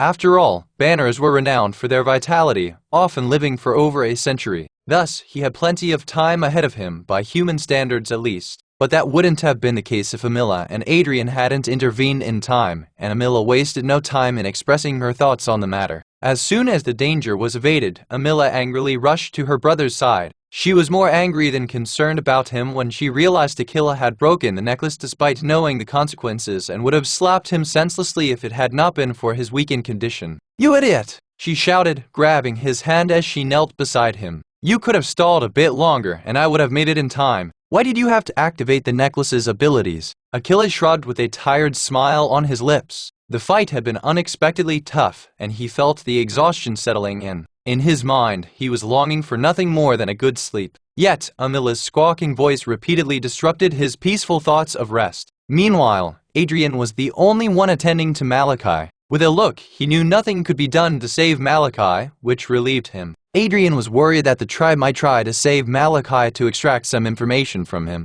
Although he had little regard for the intel, he was only concerned about the potential consequences if Malachi escaped somehow. Adrian wasn't ready to face the church yet, and letting Malachi live would bring unwanted attention to him. Malachi kept opening his mouth as Adrian stood over his dying self, trying to say something. Adrian didn't care much about it, but it would be a lie if he said he wasn't intrigued with what a Nyxarian commander had to tell him, as it would be his only source of information regarding the ongoing Nyxaria. "What is it?" Adrian whispered, leaning forward. "The Pope was right. You are a traitor." Adrian raised an eyebrow as it was the first time he had heard anything about being a traitor. However, it didn't surprise him. The church had betrayed many before him, only to frame them as the culprits of some crime instead of the victims that they were, and Adrian had become indifferent to such occurrences. In his eyes, it was just another instance of the church undermining his influence over the commoners. Nah, he probably did it to promote their unification with the Ravens, Adrian mused. It is easy to paint them as heroes and me as the villain when I am missing. The Nyxarians must dislike me now, huh? The idea amused him. Turning people against him? It may have bothered the old him, but now, he couldn't give a rat's ass about what anyone thought about him. Then it hit him. Someone as significant as the Pope wouldn't tarnish his reputation without a cause. It made him wonder if the church was already onto the secret of his second life or why they would even bother going to such lengths. But Adrian quickly shoved that thought out of his head. It wouldn't make sense why they wouldn't try to take him down if they knew about him. Red, could he have tipped off the church about me? No, impossible. The guy had no time to spill the beans because he jumped into the crack right after me. What, did I hit a nerve? Malachi chuckled, showing he hadn't abandoned his ways even as he stood on the brink of death. Was it supposed to? Adrian shrugged before lifting and examining Malachi's blade. Now it's an unconventional weapon, but something is strange about it, don't you think? Malachi's smile dropped. The sword was his lifeline. It didn't matter how often he died. He could resurrect sooner or later, as it was one of the blessings the sin of sloth gave him. Unless someone killed him using his sword, in which case the sword would consume him like the others. But it was a secret only he knew. However, the look in Adrian's eyes told him the hero knew about his weakness. Oh, I'm well aware of your little condition, Adrian smirked, stepping on Malachi's chest. You're not the only one who can communicate to the entities, you know, and it seems your sponsor has grown tired of your antics. You lie! Am I now? Adrian mumbled, and a notification flashed before Malachi's eyes. The entity, Sin of Sloth, is annoyed by the user's lack of respect and poor results. She withdraws her sponsorships with immediate effect. The user is no longer her vassal. No, this can't be happening. Malachi roared, forcefully trying to get up, but the blood loss had turned him too weak to do anything. You can't abandon me. You got an issue with it, then discuss it with the entity. I'm just doing what I signed up for. With those words, Adrian swung his blade, severing the commander's head and allowing the blade to consume its meal. The entity, Sin of Sloth, is impressed with the user's courage and decisiveness. She would like to award the user with the blade, a blade that would grow stronger along my side. The offer is tempting, Adrian mumbled, staring at the rapier. But I am afraid it's not built to my liking. All the entities wondered why someone like him, who desired revenge, would let go of such a precious weapon. But what happened next took them by surprise. Still, the idea of letting a weapon like this fall into the wrong hands doesn't sit well with me, Adrian mumbled, scratching his head briefly before decisively snapping the sword in half and freeing all the souls stored within. There, problem solved. Enhance your reading experience by removing ads for as low as $1. Remove ads from $1. Chapter 81. Deception 1. The entity, Sin of Sloth, is baffled by the user's decision and has turned red. Meh, whatever, Adrian shrugged and closed the prompts before him. He was indeed interested in owning the weapon before and would have done so after killing Malachi. However, he couldn't get past how easily the entity to whom Malachi had sworn absolute loyalty disowned him. Adrian just couldn't wrap his head around it. The way entities sold Malachi out to him by revealing the truth about the weapon and the only way to kill him, all because he wasn't good entertainment, made Adrian question if he ever wanted to side with them, knowing the demon could similarly betray him for no reason. That said, Adrian couldn't risk denying the demon and having her exact revenge on him by offering the weapon to someone else. While he wasn't tempted to accept the deal, he knew there were plenty of miserable souls who wouldn't hesitate. That's why it was important for him to get rid of the rapier altogether, even if it meant angering the sloth. Moreover, if Adrian continued to accept the gifts and strictly obey the entities' commands, they would eventually lose interest in him. What they want is entertainment, so that's what I'll give them. Adrian shrugged and turned to leave, but something happened that left him questioning his decision to destroy the sword. The entity, Sin of Sloth, giggles like a child and opens her eyes to see who pleased her. Pleased her? Adrian was confused. He thought the demon would be angry at him for destroying her sword and that she was red from anger. But it seemed she turned red, feeling something on the opposite end of the spectrum. The entity, Sin of Sloth, shows off her flushed cheeks and is overjoyed to finally find the person she's been searching for a very long time. She just had to be one of those. Adrian felt fine around most folks, except for two types of people. One of them starts with a big M, and they find joy in being hurt and humiliated. The fabled masochists. Adrian expected the sloth to be mad after breaking the sword, but it seemed he unknowingly played with her heartstrings, and now the demon was after him like a stalker. Other entities are growling at the entity, Sin of Sloth, reminding her of her status. But she isn't having any of it and sponsors 15 stat points to the user and offers to be their sugar mommy. Maybe she isn't as bad. Ignoring the prompts, Adrian opened his status tab only to see he had gained 2 levels since the last time he checked. -1. Status, active 2.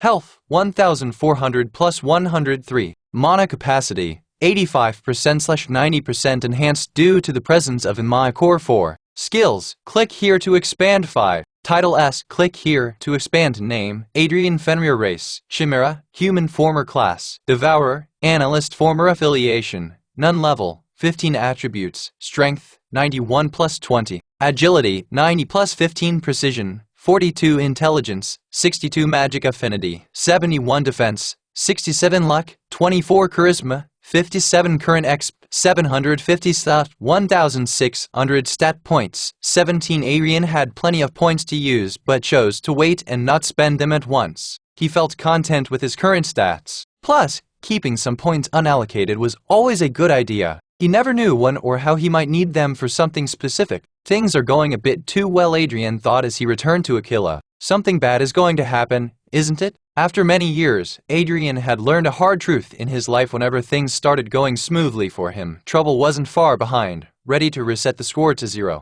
He remembered the recent days as a prime example. After more than a year, he reunited with Vesper, only to face an attack that led to losing her once again. Then he encountered the banners and proved his worth to them, only to transform into a raging monster and fuck up everything. Then how could he forget about the mess with Red and almost get killed because of it? That's how he knew trouble was brewing somewhere, and boy was he right. Silka, Lino's mother, grabbed her blade and rushed towards Adrian the moment she saw him. "You traitor!" she yelled. She had heard how some suspected Adrian to have secretly helped the outsiders and made a plan to avenge her son's death. While Silka didn't know if Adrian was involved in the mess, she didn't care. All she wanted was her misplaced revenge, and she thought it was the right time to act. Killing Adrian amid chaos seemed like the perfect opportunity. Consequences be damned. Adrian noticed her as well but didn't react. But someone else did. Amila, as quick as lightning, notched an arrow and shot it at Silka. The arrow lodged itself between Adrian and Silka, stopping her furious charge. "What are you doing?" Silka roared, hiding her frustration at failing to kill Adrian behind anger. "That's what I want to know," Amila replied, lowering her bow. "What were you trying to do to my servant?" "Your servant betrayed us," Silka shouted. "He brought those outsiders here, thinking they'd beat us. But when he saw we were winning, he switched sides and took out the enemy leader before we could question him."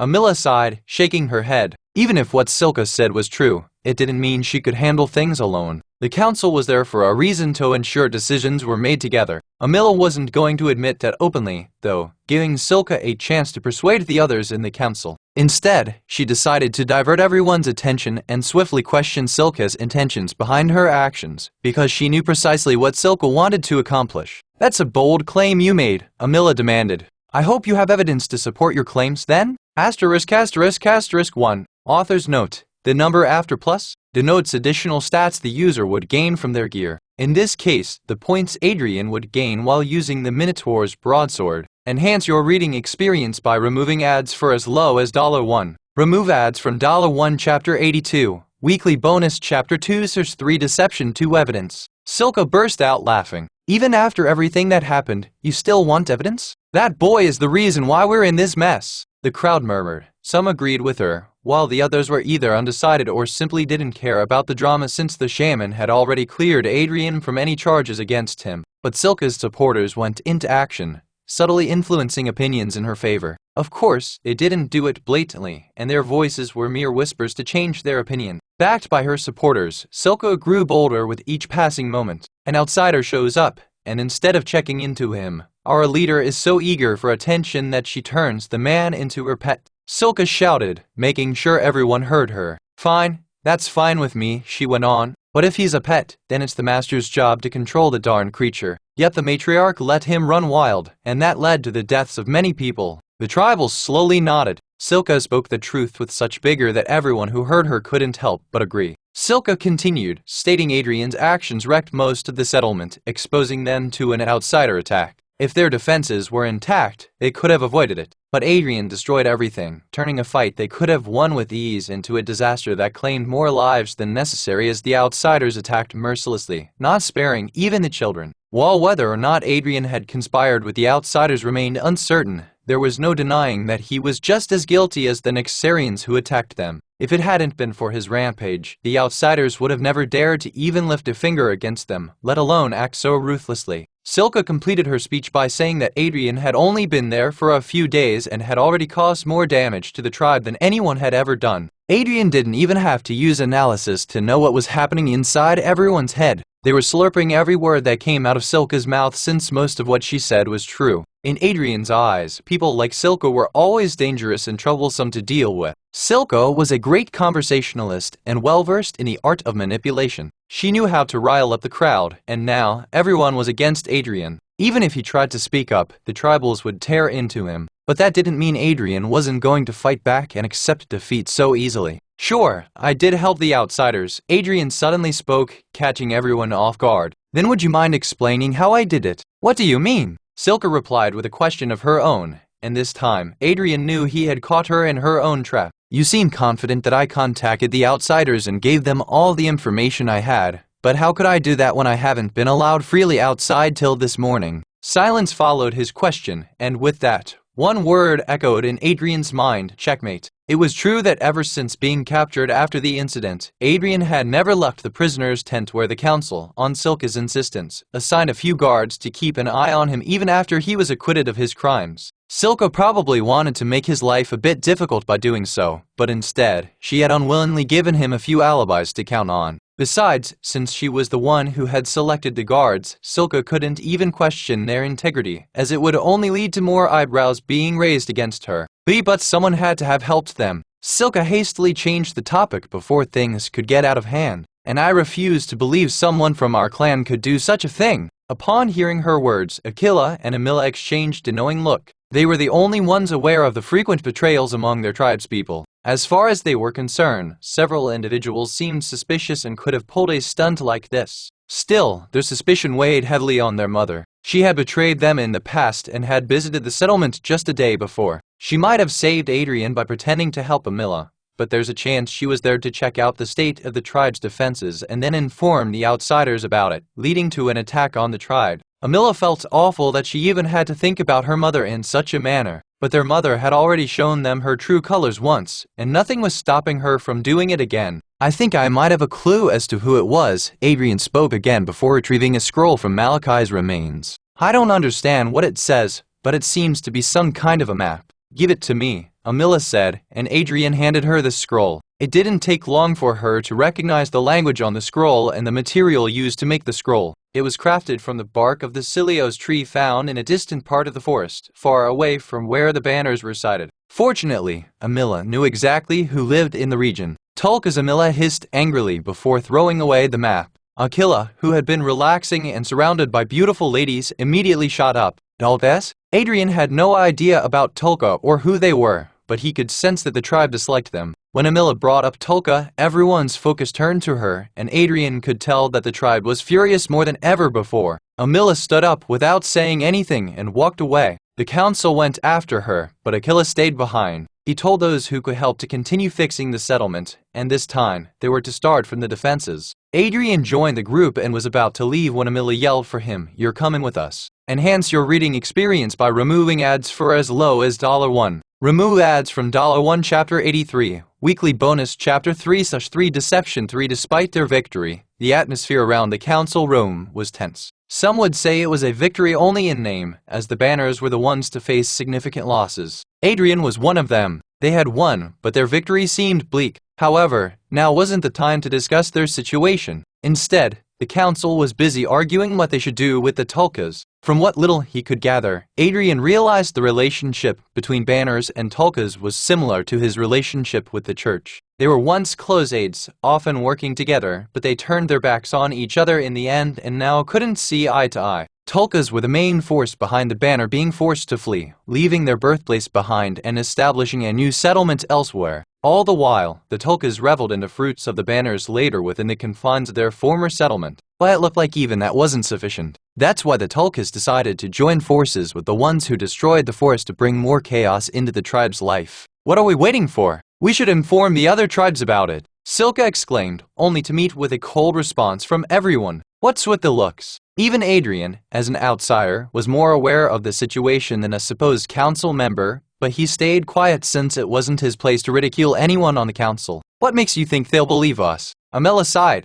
On one hand, there's the demonic tribe, and on the other are the Tulkas, who have diplomatic relations with every tribe. Now tell me, who would you believe? Silka got quiet and sat back down. All they had for evidence were some Nyxarians and a map. Both of the evidence could be easily disregarded by the rest of the tribes. If they approached it the wrong way, there was a risk that not just the Tulkas but also the other 5 tribes would team up against them, just like they did in the past. The Banners didn't have a chance before when they were a bigger and stronger tribe. Now that they had been reduced to a mere shadow of their former selves, there was no way they could afford to go to war with Tulkas alone. Forget about fighting everyone else. Facing the enemy head-on was like asking for trouble. The tribe was safe on the opposite side of the forest, with the monsters unwittingly protecting them. But the Banners couldn't control the mighty beasts to attack other tribes. In other words, they were safe until they didn't cross the forbidden forest. The moment they did, it was a game of free-for-all with their heads as targets. So what do you say we do? Another? Siloa, the one who wielded the warhammer, urged. Amila was expected to answer, but she was lost in her thoughts. There were a few minutes of absolute silence until she spoke. Deception. Will you please elaborate? They didn't attack us directly for a reason, Amila said. Their map was spot on, showing they've known where we are for a while. But instead of attacking us, they sent the Nyxarians. But why would they do that? Because it wasn't an attack, but a Renaissance mission, Adrian thoughtlessly mumbled. They knew the Nyxarians wouldn't win. They just wanted to know what the tribe was capable of. Amila smiled and nodded. That's right. Which means they had spies hiding somewhere in the forest. Luckily, their scheme didn't work because we had yet to repair any extensive defenses they could have discovered. We owe someone a big thank you for that. Adrian shrugged when Amila said that. He understood she was trying to make him feel better after Silka and the others had ridiculed him quite a bit for his attack on the tribe. But because of his unintentional attack, the Tulkas didn't know much about the tribe's real defenses, so that was a good thing. However, Silka wasn't going to let it be. Thank him? You must have lost your mind. He kills our people, and we're supposed to thank him. Oh, shut it. Adrian yelled, finally having had enough of her bullshit. I did this, I did that. What the fuck was your almighty self doing when I was doing this and that, huh? The council was stunned into silence. The docile and obedient image they had of Adrian was shattered in a moment, but Amila was secretly happy about it, thinking it was about time. The tribe had kept pushing him over and over, throwing one mistake in his face all the damn time. At first, Adrian thought he would make them forget about it with his actions, but now he didn't care about it anymore. What did you say? Silka got up, threateningly pointing her weapon towards Adrian. Matriarch, you need to reprimand him. Why not do it on your own? Amila laughed. If he's done something wrong, he should face consequences. Feel free to take charge and teach him a lesson. But I don't want anyone else getting involved, including me. Is that okay? Silka couldn't believe her ears. Did Amila give her permission to teach the mud a lesson?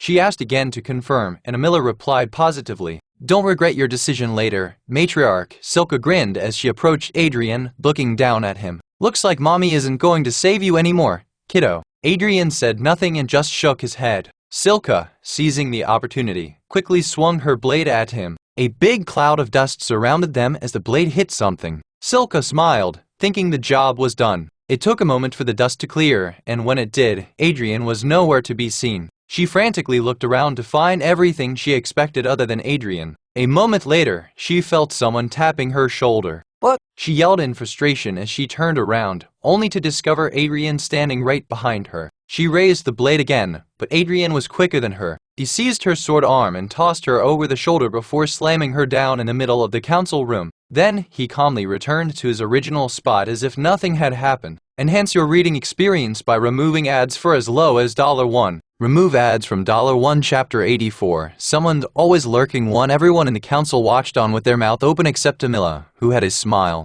Silka was the weakest member of the council, but they hadn't expected her to lose against Adrian in such a pathetic manner. On top of that, Adrian also proved that he wasn't much weaker than them, and he endured their mistreatment only because he was at fault. The council recognized that Adrian had done plenty to earn forgiveness for his small mistake, as anyone from outside wouldn't endure their abuse while assisting them willingly. Had Adrian truly been against them, he could have just sided with Malachi and caused trouble from within the tribe. This would have made them vulnerable to Malachi's attack, setting the prisoner, including himself, free. But Adrian chose to help them, going against his kind and doing what was right for the tribe. That alone was enough to win over the tribe. Adrian should have been treated as a hero, but under Silka's influence, they couldn't see him as anything more than an evil being causing havoc. Prior to the chaos brought by Malachi's invasion, Amila had uncovered the source of the rumors about her. It was Silka, attempting to take her position as matriarch. Silka and her little gang of underlings had been spreading rumors about Amila and how she was unfit to run the tribe. While it didn't have much effect initially, Silka got the perfect opportunity to strike Amila down following Adrian's rampage.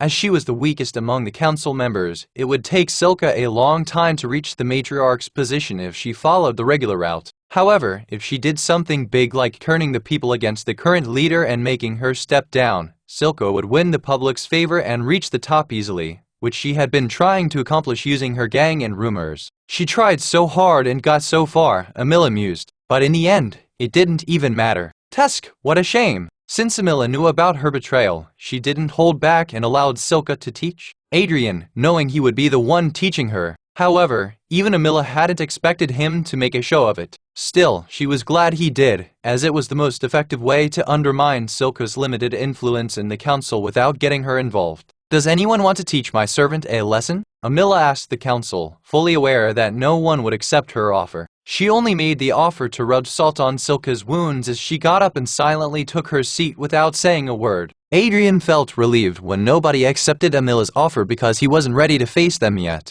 He only took Silka on because he was aware of her stats and abilities. After the berserking incident, his stats had improved greatly and he stood around Silka's rank. That coupled with the bonus from Sloth, Adrian was confident he could take her on, so he did. It felt good to let out my anger, but I didn't want to make enemies of everyone on the council. Luckily, Amila stepped in and calmed things down. Otherwise, my little outburst could have landed me in big trouble. Back to the topic, Amila clapped twice to gain everyone's attention. What are we going to do about the Tulkas? They were back to square one with no answers until Adrian stepped up. He was an analyst, so obviously, he would have a plan ready to go. Since they wanted to spy on us, it's only fair we do the same, don't you think? Isat, but how do we do that? Someone asked. The Tulkas already know about us, so fooling them won't be easy. I ain't talking about the tribe. Adrian responded. I don't mean to be rude, but as good as you all are in fighting, none of you are cut out to be a spy. He continued, even if you give it a shot, the enemies would have their guns aimed at you before you finish answering the first question. Adrian's words left the council members looking away in embarrassment as they scratched their heads, looking down at their feet. It was true that the banners lacked skills beyond what was necessary for survival.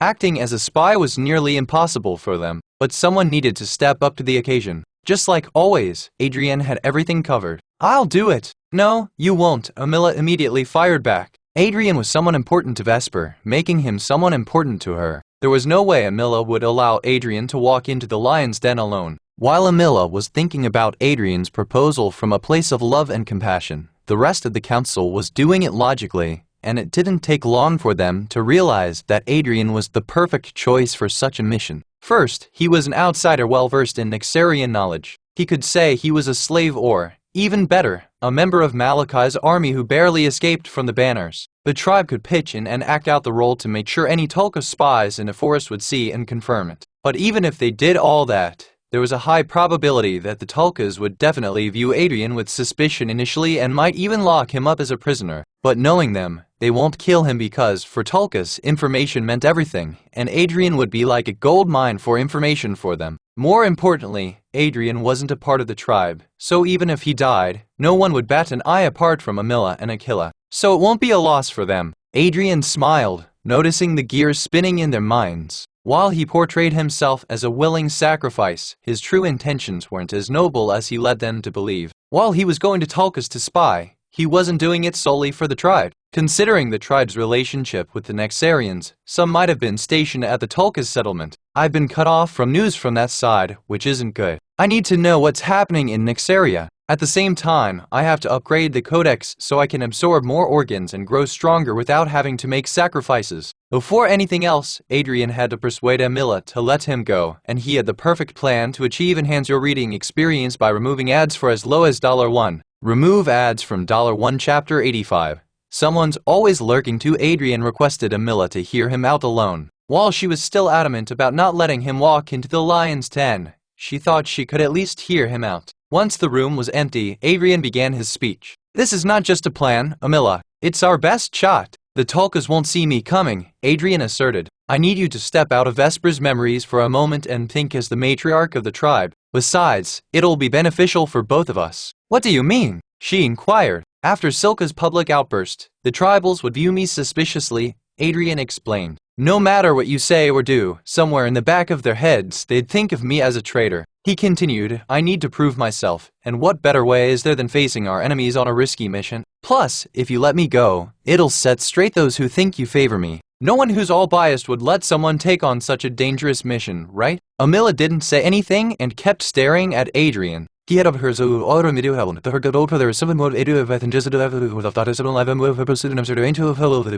Amila pushed such thoughts out of her head. She didn't care what Adrian's true goal was. Besides, he was right. She had to think as the matriarch of the tribe and not as his babysitter. Fine, you have my permission to leave, Amila concluded. But if you're doing this for us, you'll have to do things our way. I don't get it. You will, Amila smiled. Don't worry, it will do you no harm. But before I dive into the details, bring the council members back. We need to discuss this matter first. Adrian was confused but asked the others to rejoin them, and they did. Once they were seated, Amila began talking to them in their language. Luckily, Adrian had learned quite a bit and could understand their conversation. Since Adrian is taking such a risk for us, it's only fair we compensate him accordingly, Amila said. I'm in favor of letting him into the Warrior's Lake. A collective gasp echoed in the room. Water from the Warrior's Lake? What's that all about? Adrian wondered. No way. Silco was the first to object to Amila's proposal. The lake's water is strictly reserved for the tribe's matriarch, and no man is ever allowed to touch it. Even though her influence in the council had been affected, most members still nodded along. The lake's water had extraordinary properties, able to strengthen a diver's body and repair damages even elixirs couldn't. However, each time someone took a dip and was accepted by it, its power diminished. That's why only the tribe's matriarch was permitted to dive into the lake as an annual ritual. But Amila wasn't going to give up so easily, and she had some great points to counter the rest. We need details about the Tulkas, but Adrian must return to us unharmed to obtain that information. The least we could do is to provide him with the best opportunity to fulfill the objective. As Amila continued, the opinions of a few members began to shift. As the matriarch, Amila also knew how to push everyone's buttons and did not hesitate to utilize every trick she had in the arsenal of resorting to guilt-tripping them about Adrian's mistreatment since the incident. However, the momentum stopped when Amila called for a vote. One of them had abstained, and the vote for the rest was tied. Since a decision couldn't be reached without a majority, Silco prevented Adrian, an outsider, from taking more of the tribe's resources. Or so it seemed for a moment until the final member of the council made an appearance. Wrapped in bandages and carried by two others, Aquila limped into the room and assumed his seat. Aquila, you should be resting. What are you doing here? Silca asked, baffled by his sudden arrival. Silca's words seemed to show concern for him, but deep down, she was afraid Aquila would turn the decision over to Adrian's favor and knew she had to do something about it. Before Silca could react, Amila seized the chance, informing Aquila about everything and that they were in the midst of voting, but it tied. Your timing is impeccable as always, Amila said with a smile. You see, we were in the middle of something, and perhaps you could help us solve the problem. You could have just voted in my stead, you know? Aquila smiled before turning towards Adrian. Of course, I'll vote in my brother's favor. The brother. Silca was speechless for a moment, mirroring the council's shocked expression. Why are you all surprised? Aquila continued. He saved my life, didn't he? According to the laws, I get to repay him however I want, which is my way of doing it. You know what this means, right? Adrian didn't know what was happening, but he could see Silco was furious. If the room had been a bit brighter, he would have thought smoke was coming out from her ears. All right, let's vote again, shall we? Amila said, clapping her hands to signal a fresh round of voting. To no one's surprise, the votes were in Adrian's favor, permitting him to enter the lake. After the voting concluded, Silco quickly left, and the rest of the council followed suit, leaving only Amila, Aquila, and him in the room. What was that all about? Adrian asked the siblings, who burst out laughing. Let's just say you're not an outsider anymore, Amila said, tousling Adrian's hair as she removed his collar. You're our brother, part of the tribe. That means you're under our protection. No one can mistreat you over your past mistakes. Isn't it too easy? Adrian asked Aquila, thinking they were messing with him. Yep, I almost died there, didn't I? Aquila acted offended. The audacity? Enhance your reading experience by removing ads for as low as $1. Remove ads from $1 Chapter 86. Under the moonlight amidst countless trees, a hidden lake shimmered in the moonlit night. The crystal clear water reflected the stars that adorned the cloudless sky. The night was quiet, with only the rustle in leaves and the occasional nocturnal sounds breaking the silence, giving the illusion of a perfect night. This life isn't so bad. After all, Adrian mumbled, taking a deep breath. feeling the lake do its magic as all the exhaustion from his body disappeared. The entity, illegitimate raging war god, nods and says peace is often necessary to wage war. There's been enough wars for now. It had been a hectic day for him. If he wasn't tired after the battle, he sure was after the induction ceremony. It all happened so suddenly, but now he was a member of the tribe. Usually, earning their trust meant getting a tattoo, a sacred mark symbolizing unity and belonging to the tribe. But Adrian's mission to infiltrate the Tulkas tribe required discretion, so they refrained from marking him as it would cause problems for him. Instead, they gave him a bracelet similar to that the slaves wore. It might make others think he was one of the slaves, backing up his story when interrogated by the Tulkas, but a special symbol had been engraved within the bracelet, making him different from the rest. The mark was a symbol that showed the tribe's trust in him. Since the symbol of faith was a well-kept secret and hadn't been used for over a century, it was unlikely the Tulkas would know about it. Floating in the lake without a worry was strange yet calming.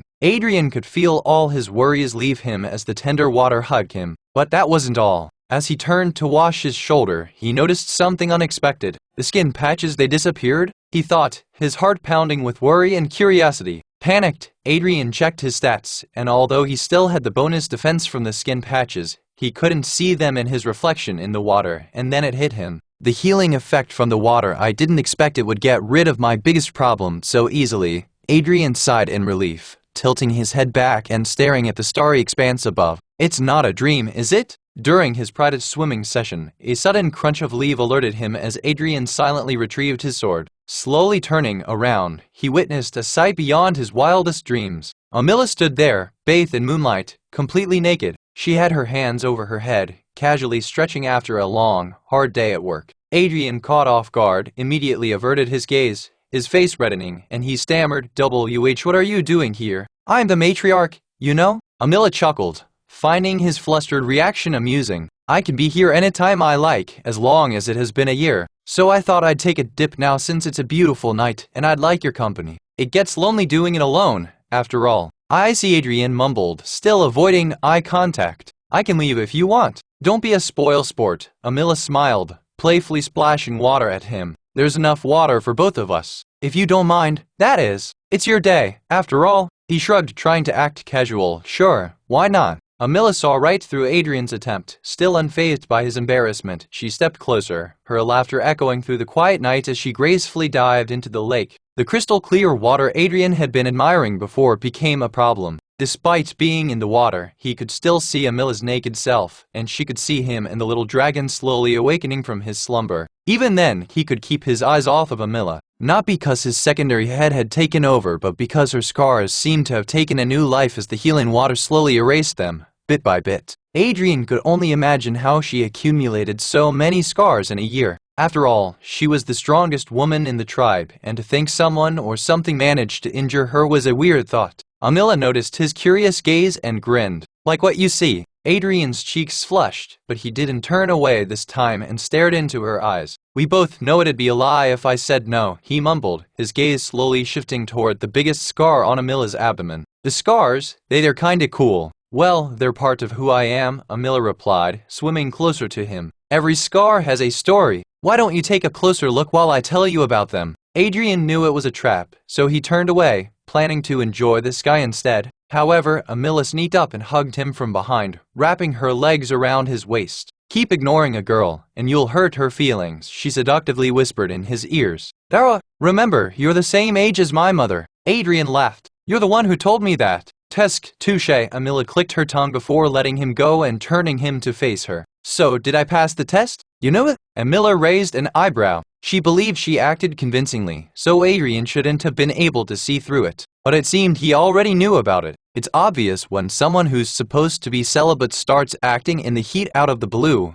Adrian chuckled. "Not to say it wasn't convincing. You almost had me." Amila lifted an eyebrow, impressed by him. She wanted to test his resolve and ensure he wouldn't get trapped by the beauties of the Tulkas. After all, they were physically more endowed than the women of the banner, and unlike them, the Tulkas didn't hide their beauty behind scars. "You passed the test, so it calls for a reward, don't you think?" Amila said, placing her hands on Adrian's shoulders and gently kissing his forehead before departing. Adrian smiled and waved her off, but he felt weird about the interaction with Amila. Why does it feel strange to get closer to her? Adrian whispered. Like I'm betraying someone to higher entity, faithful spouse in an unfaithful marriage? Smile slyly. Enhance your reading experience by removing ads for as low as $1. Remove ads from $1 Chapter 87, Love, Jealousy, an vengeful entity smack ! A loud noise was heard, followed by Adrian's pained groan. Aquila proudly stood before him while a few others watched their duel. You just had to hit my nose, didn't you?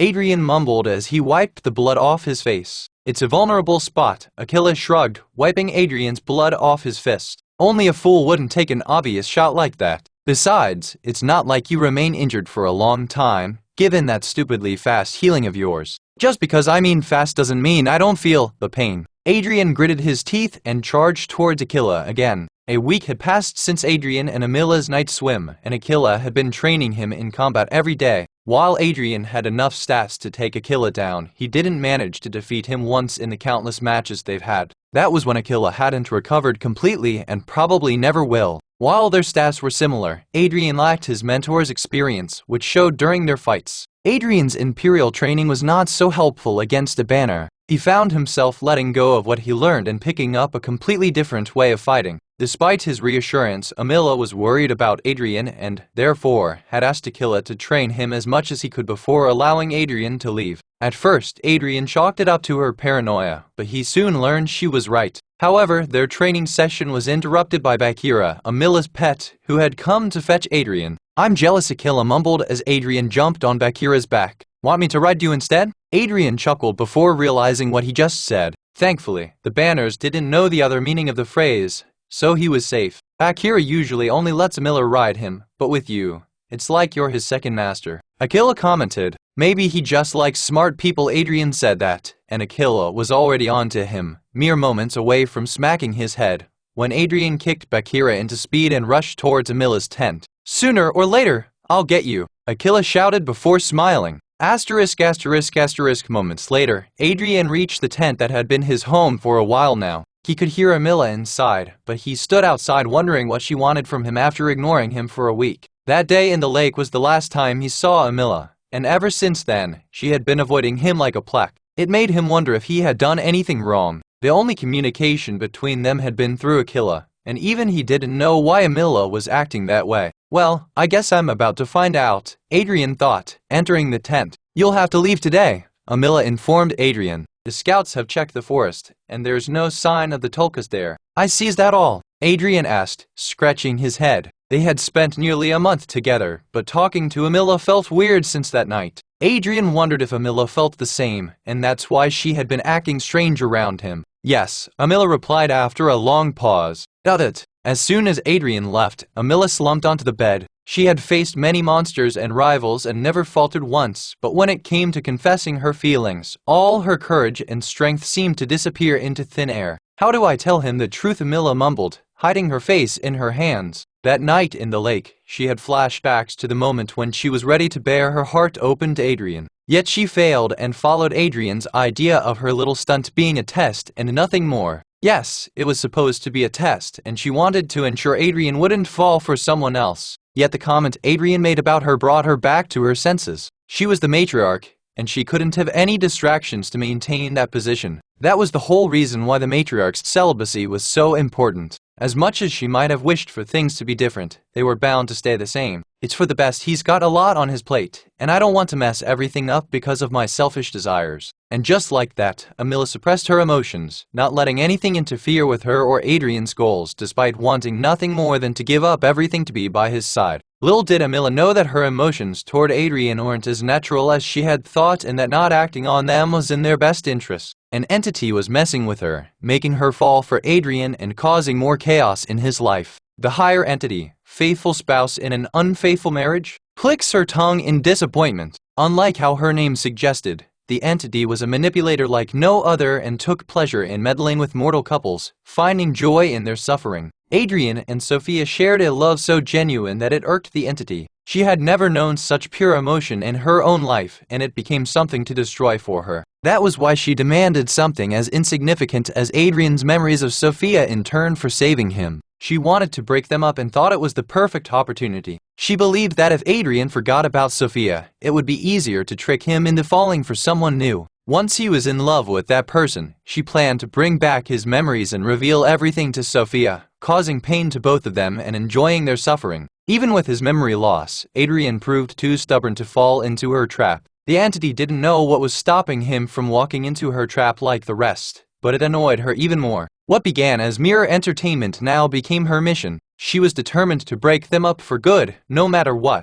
Enhance your reading experience by removing ads for as low as $1. Remove ads from $1. Chapter 88. Deja vu. 1. In a ragged uniform, a frantic soldier dashed through the dense forest.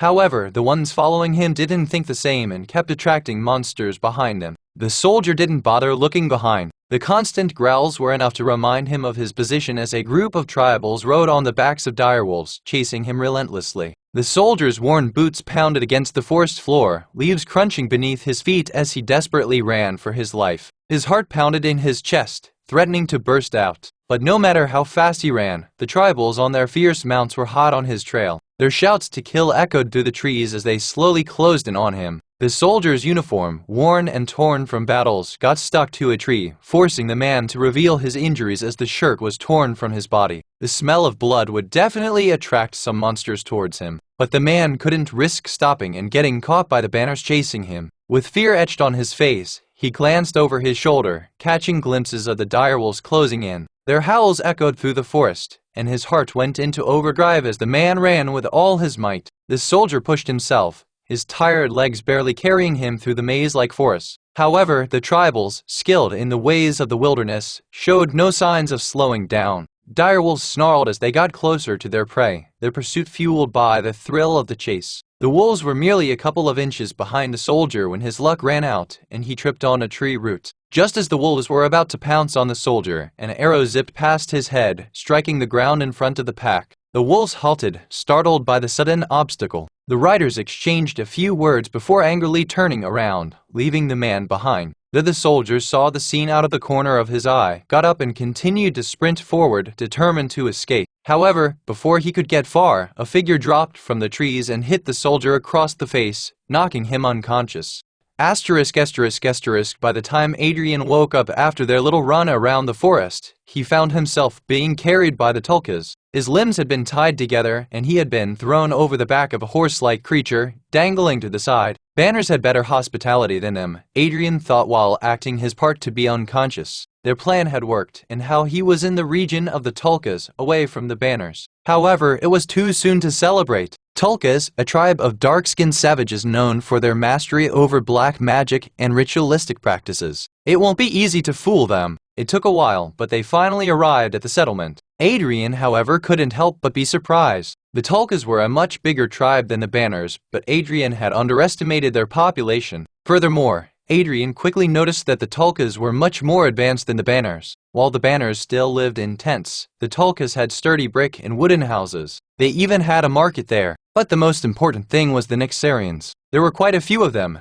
actually. Judging by their gear and how they acted around the tribe, it didn't seem like they were slaves to the Tulkas.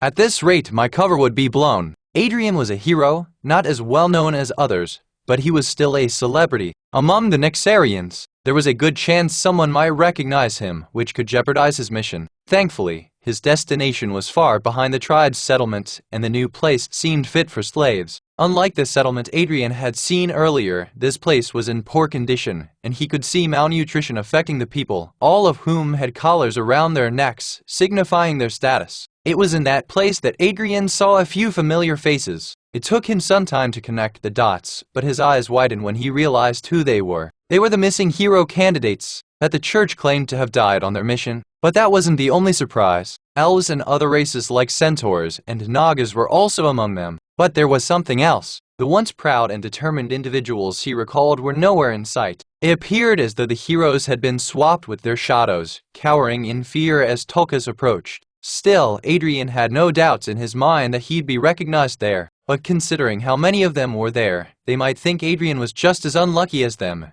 and that would help him stay unnoticed there. However, there was a whole other question on Adrian's mind. The Tulkas hated the outsiders. That was the justification they used to exile Banners. But it doesn't seem like they hate the Nyxarians all that much, given how chummy they behaved towards each other. Adrian wondered about possible explanations for their friendliness, but his thoughts were cut short when they reached their destination. He was freed from his restraints and slid off the creature's back, falling like a sack of potatoes. However, there was no relief for him as one of the tribals grabbed him by the neck and shoved him inside a nearby building. Still acting his part, Adrian didn't do anything as the tribals then strapped him into a bloody chair and stripped him of what little he had on his body before leaving him alone in the dark. The entity, the maiden stuck between love and war, blows a whistle and sponsors 2 stat points to the user. Thanks, I guess, Adrian thought, looking around the dark chamber. Now, what's next? Just then he heard a slithering sound and noticed a pair of eyes shining in the dark, staring at him. This won't be fun ******* author's note. Weekly bonus chapters will be uploaded on Tuesday and Wednesday, 11:00 a.m. East. Enhance your reading experience by removing ads for as low as $1. Remove ads from $1 Chapter 89. Deja Vu 2. Adrian sat in the dark, tied tight to a chair. The room was silent, except for his shallow breaths. He squinted into the darkness, trying to make out any shapes. Suddenly, a pair of glowing yellow eyes appeared, piercing the shadows. Before Adrian knew what was happening, a figure, tall and menacing with a silhouette that seemed to become one with the darkness, launched at him. However, Adrian's instincts kicked in, and he leaned in on one side, falling over and narrowly missing the assailant. His kitsune eyes were helping him see in the dark, but only ever so slightly. Still, there was no time to waste. The Tulkas had lightly bound him to the chair since he was dressed as a foot soldier in their eyes, and it was their biggest mistake. Thanks to their error, it didn't take long for Adrian to break from the chains binding him to the chair, but the creature was already onto him. It was an outlandish figure, its body covered in scales that shimmered in the dim light. Thankfully, he dodged the attack again and slammed the chair onto the creature's back. The attack wouldn't have accomplished anything as there was no way a meager weapon like a chair would hurt a creature of the night. Thankfully, Adrian had his trusted sword lying in his inventory. As the figure stumbled forward from his attack, he reached for his sword and was about to swing the blade when he heard the creature call out his name. Adrian, it's really you? Adrian froze, the sword hanging over his head. It was a familiar voice he hadn't heard in a while. Slowly, he lowered his weapon and looked at the creature before him. It was a lamia, her serpent-like tail flicking nervously behind her. But there was something different about her, something he couldn't quite place. Adrian, it's me, she said, her voice soft and pleading. Adrian's eyes widened as he realized who she was. So, what are you doing here? Instead of responding, the lamia nodded, tears streaming down her eyes. Without hesitation, she wrapped her arms around Adrian, pulling him close. Adrian's mind raced as he tried to make sense of what was happening. Sarah was a former hero, just like him. She was one of the few so-called Netherites allowed to fight against her own kind. But the stigma of being a Netherite never left her, and it didn't take long for her to be treated as an outcast. That was before Sophia befriended her, and that's how she became a part of their guild. However, during a joint operation with Rowan's group, Sarah went missing and was later pronounced dead by the church. So that was a lie too, huh? As happy as he was to see a former colleague alive and well, he couldn't help but wonder why she was there and was attacking him. Sarah, what's going on? Adrian asked, his voice filled with confusion. Sarah pulled away slightly, her eyes meeting his before averting them as quickly. You got caught by the tribe, too? Sarah mumbled in her squeaky voice. I guess it was only a matter of time. I'm not sure I follow, Adrian replied, gently caressing her forehead like he always used to. It was then that Sarah told him everything that had happened to her. At first, Adrian thought it was the church that attacked Sarah, but as it turns out, it was someone from Rowan's group who nicked her out, and the next thing she knew, she was the property of the Tulkas. They keep me locked up here, using me to select who lives and who dies, Sarah said as she glanced around the bloodied room.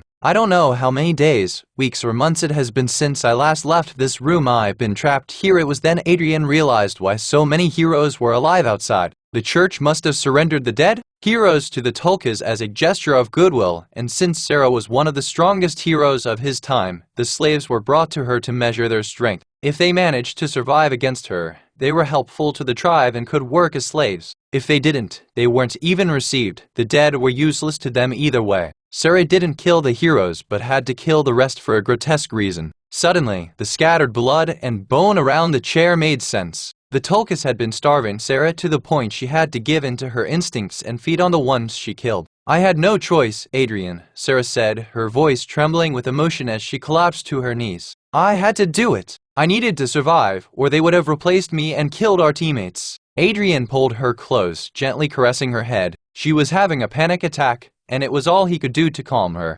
However, there was no one to comfort him. The thought of what those tribal bastards did to her and so many others filled him with rage. So much so that he contemplated unleashing the Minotaur's wrath for a moment and burning every Tulka down to the ground. But he knew he couldn't. Their time would come, but for now, he would have to keep his head down and bid for the right time. "It's okay, Sarah. You're safe now," Adrian whispered. "Just a bit longer, and it'll all be over. You don't get it, there's no escape for us," Sarah sniffled as she looked at him. "Whoever tried ended up hunted by the tribals. Don't you believe me anymore?" Adrian smiled, cupping his hands around her cheeks. "I always have a plan, don't I?" No buts. I can't tell you the details right now, but no, I'm not alone this time, nor am I as weak as I once was." Sarah nodded before letting go of him. "I'll trust you and help you in anything I can, but only if you promise me something. Anything you want. Don't show off your strength during the trial that'll follow once they take you away," she replied. "I made that mistake, and that's how I ended up here. Don't worry, I wasn't going to either. Enhance your reading experience by removing ads for as low as $1. Remove ads from $1 Chapter 90, Weekly Bonus Chapter 1/2 Trial and Deception 1. Adrian and Sarah talked their hearts out in the time that remained. The room was still dark as ever, but thanks to their unique eyes, they could see each other and converse easily. As they talked, it dawned on Adrian why the room was so dark. The Tulkas must have figured out Sarah's secret of sparing certain people and wanted to hinder her ability to see, making her work for them without favoritism toward her friends. But what they didn't realize was that a lamia like Sarah had eyes that could see in the dark, though just barely. It was enough for her to recognize faces when she looked closely. That's how she recognized Adrian, even though he had changed quite a bit.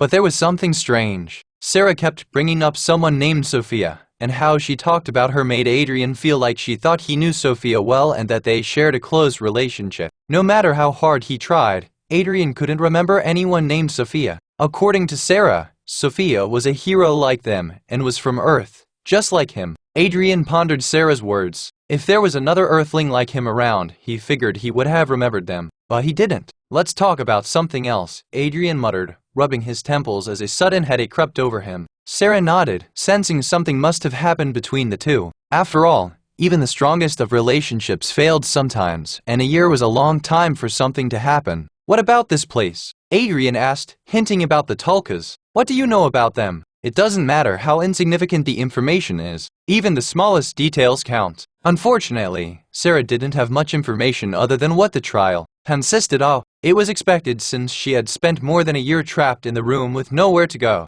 Either way, Adrian got the info he would need immediately after the tribals took him away, and that was enough. He could figure out the rest later on his own. Half an hour later, they felt someone's presence outside and cut the reunion short, but not before Adrian promised to save Sarah and take her back. The door burst open and 6 Tulkas stormed in, armed and ready. Sarah retreated into a corner, her body tense with fear, coiling away from the newcomers. Adrian's heart sank at the sight of Sarah, once a formidable warrior, now shrinking away in terror. He couldn't help but wonder what the tribe had done to reduce her to this state. However, he didn't get much time to think about anything as he felt a bunch of strong hands grab him roughly, pulling him out of the dark and into the blinding sunlight. Blinking rapidly, he squinted against the sudden brightness, trying to adjust. Before he could fully comprehend what was happening, the tribals swiftly bound his hands and legs, rendering him unable to move freely. With his vision still blurry, Adrian stumbled forward as the tribals led him away to an unknown destination.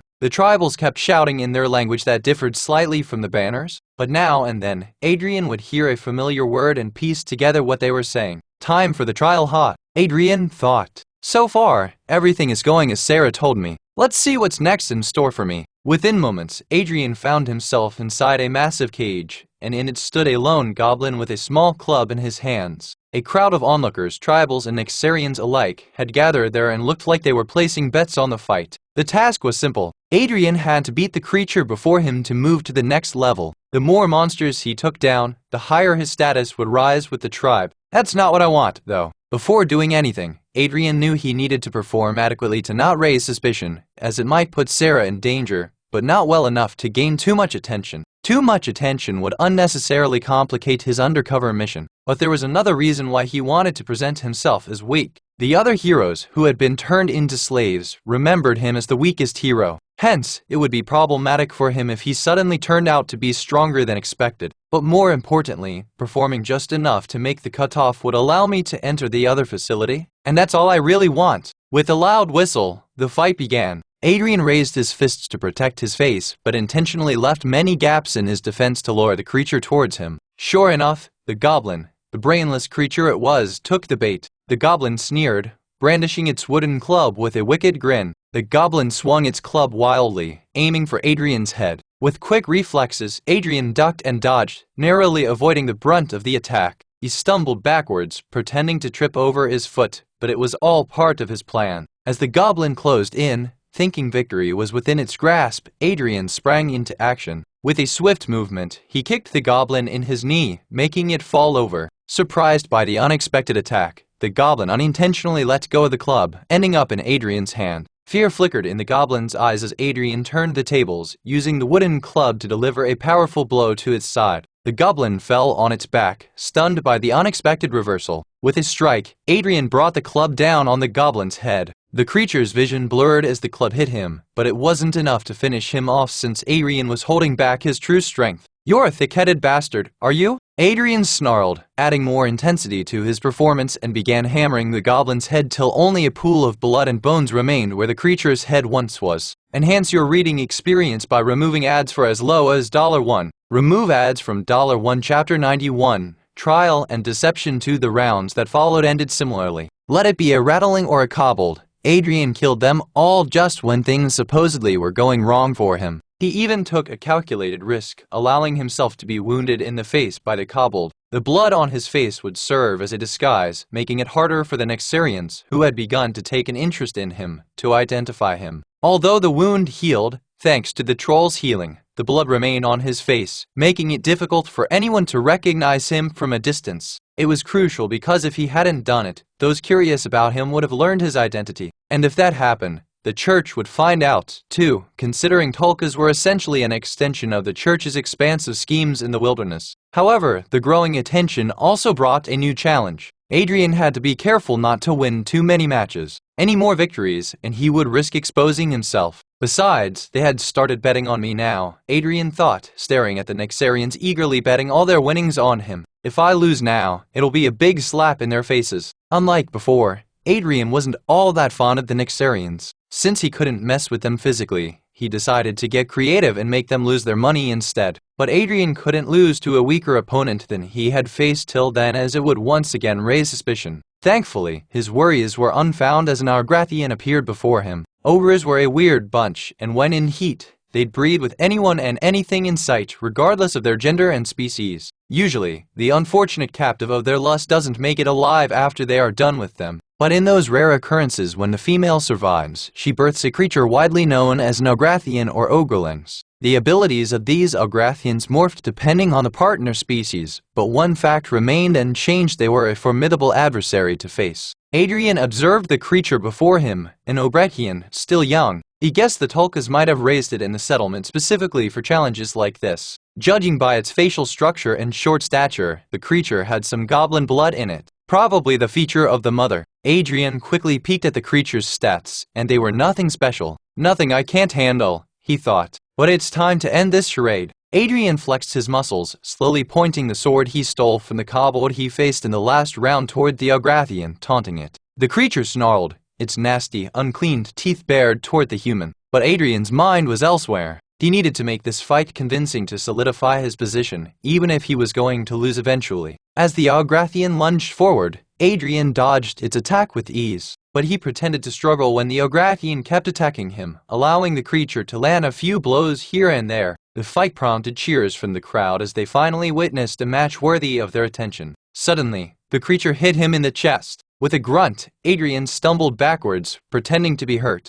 The Ograthian seized the opportunity, advancing on him with renewed ferocity as its opponent was now in a vulnerable state. Adrian let it overpower him as planned, taking hits and falls that he could have easily avoided. The crowd roared with excitement at first, but they grew anxious when the beating didn't stop. After all, their bets rode on the outcome of the fight, and most of them had put their money on Adrian after losing money by putting it against him. The spectators hoped for his win to recuperate the losses, but Adrian had a different outcome in mind. As the Ograthian raised its fist for the final blow, Adrian executed his plan. While trying to defend himself, he accidentally let the sword slip from his hands. The crowd gasped as they realized what was about to happen. "Oh!" someone shouted from the stands. "Fight back! Foot! I should have placed my money on the Agrathian. Oh, let me change my bet." He could hear countless people cursing and begging him to fight, but Adrian ignored the pleas. Instead, he allowed the Agrathian to deliver a final, devastating blow, sending him crashing to the cage wall before slipping to the ground. Blood trickled from his wounds as he lay there, motionless. The crowd erupted into chaos.